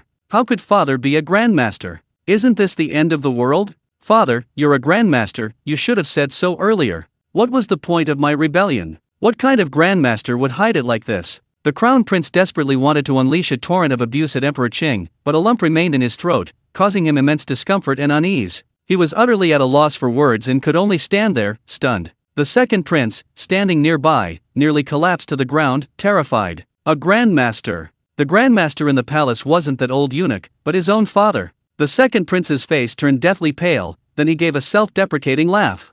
So, all along, I only had one path: death. Father, I am your own son. Why are you so cruel to me? Has the grandmaster truly lost all humanity? Even his own son's life is no longer at stake. Chapter 300: The Power of a Single Palm Strike. The terrifying power of a grandmaster. Dean Chen stared at Emperor Qing, who appeared like a demon. While he knew a little about the power of a grandmaster after all, Wu Zhu was a grandmaster, and he had witnessed Wu Zhu's power. He still couldn't help but tremble with fear. This power was simply not human. This was the power of a demon. Fantasy, especially, with his modern memories, was terrified. Although Uncle Wu Zhu was a grandmaster, he had rarely seen him fight seriously, and he wasn't entirely aware of the terror of a grandmaster. Now, seeing this scene, he was completely dumbfounded. Wait, is this still a martial artist? Are you sure this isn't cultivation? Fantasy had been influenced by Jin Yong and Gu Long's martial arts novel since childhood, so he had a fixed mindset about martial artists. Below the grandmaster level, even a 9th-rank martial artist fought with single, precise moves. Although their true energy was terrifying, it was still within the realm of martial arts. But now, the scene before him was a slap in the face to Fantasy. Damn it, this is what you call a martial artist? This is something true Qi can do? So, those below the grandmaster level practice martial arts, but the grandmaster level is directly cultivating immortality? No wonder they need to break through to the spiritual level. Spiritual power is something that martial arts novels shouldn't have. Although Emperor Qing couldn't read minds, he could somewhat guess what everyone was thinking. Since he decided to display his power before everyone, he naturally wanted to create the greatest possible shock. Moreover, his true Qi was extremely abundant. This little expenditure was nothing. Then, with a gentle wave of his hand, the countless arrows, under the control of his abundant true Qi, suddenly changed direction and shot towards the attacking border troops. Cries of terror and screams rose and fell. Of course, the border troops were mainly terrified. Even seasoned veterans would be terrified by this godlike power. They had all heard of grandmasters single-handedly suppressing a nation, but few had truly witnessed their power. Now, however, they had seen it for themselves, and naturally, they couldn't remain calm. This volley of arrows inflicted heavy casualties on the attacking border troops. Emperor Qing, however, didn't stop, offering to spare those who surrendered. He was currently enraged, and if it weren't for these traitorous border soldiers, he wouldn't have revealed his grandmaster identity. The furious Emperor Qing raised his hand again, and like a hand that blotted out the sky, dark clouds covered the heavens, and boundless true energy transformed into a gigantic hand, visible to the naked eye, like a cloud of mist. This terrifying hand formed from condensed true energy stood upright in midair. This scene was even more chilling than the previous one. Fantasy's defenses were completely breached. You still call this a martial artist? You're telling me this is something a martial artist can do? Damn it, so grandmasters really are cultivators, aren't they? My goodness, can a Barrett really headshot a grandmaster? Now, even Fantasia is starting to doubt whether a Barrett can actually headshot a grandmaster with a single shot. The power a grandmaster is displaying is just too terrifying. The border troops attacking the city, looking at the overwhelming hand above their heads, were utterly terrified. How are we supposed to compete like this? Tell me, how are we supposed to compete like this? Because Li Yunrui only controlled the lower-ranking and mid-to-high-ranking officers, not all the lower-ranking soldiers of the border army. Even though the lower-ranking officers fought to the death, they could no longer completely control the lower-ranking soldiers in the face of this terrifying scene. Large numbers of lower-ranking soldiers began to retreat and flee. The disparity was simply too great. This was tantamount to suicide. It was like mortals challenging gods. What was the point of fighting? Even battle-hardened elite soldiers, being elite did not equate to being fearless. They were soldiers, not suicide squads. Faced with certain death, human nature would make a choice. The fear of death is human nature. Seeing this, Emperor Qing remained expressionless, only revealing a cold smile. Then, his slightly raised right hand suddenly pressed down. The enormous hand formed from true energy in the sky also fell. Despite its large range, the hand of true energy was surprisingly fast. In the blink of an eye, it landed on the ground. Boom! A deafening roar echoed through the sky, the earth trembled violently, and the dust billowed up, obscuring the sun. When the dust settled, the scene was one of utter devastation. The earth was ravaged, as if several layers had been ripped away, leaving it riddled with craters. Outside the city, rivers of blood flowed, staining even the yellow soil red. Flesh and blood were scattered everywhere, yet not a single intact corpse could be pieced together. The stench of blood was incredibly strong, even forming wisps of crimson mist. This showed just how horrific the scene was. Even those accustomed to the smoke of battle felt nauseous and wanted to vomit at the sight, eventually vomiting violently. The prestige of a grandmaster continues to rise. The prestige of a grandmaster single-handedly ruling a nation continues to rise. This was the most elite border army of the Qing kingdom. A single slap turned them into mincemeat. One slap alone caused tens of thousands of casualties. And this was because the area affected by the true energy slap only encompassed those 10,000-odd people, not just a handful. If this happened on a battlefield with densely packed troops, one can only imagine the outcome. A few slaps would probably clear the entire battlefield. Truly terrifying. Too horrible. Absolutely too horrible.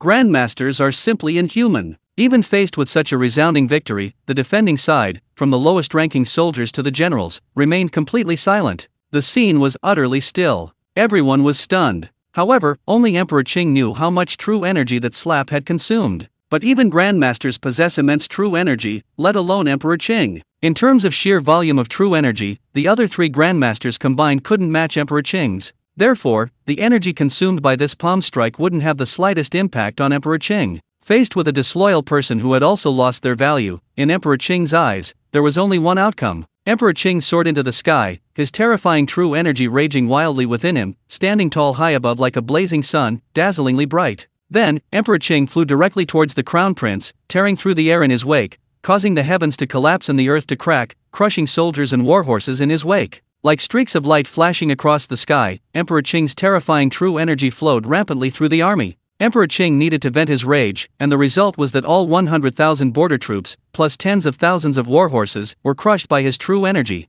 The power of true energy was vividly displayed in the hands of a grandmaster. In less than the time it takes to brew a cup of tea, only the crown prince and the second prince remained standing outside the city. Emperor Qing stood before them, spotless, hands clasped behind his back, his face calm and composed, his eyes as unfathomable as an abyss. He didn't speak, simply watching the crown prince and the second prince silently. A gentle breeze carrying the stench of blood brushed against their cheeks. The second prince lowered his head, not daring to look directly at the godlike figure before him. The crown prince, though terrified, remained defiant, glaring directly at Emperor Qing with those sinister eyes.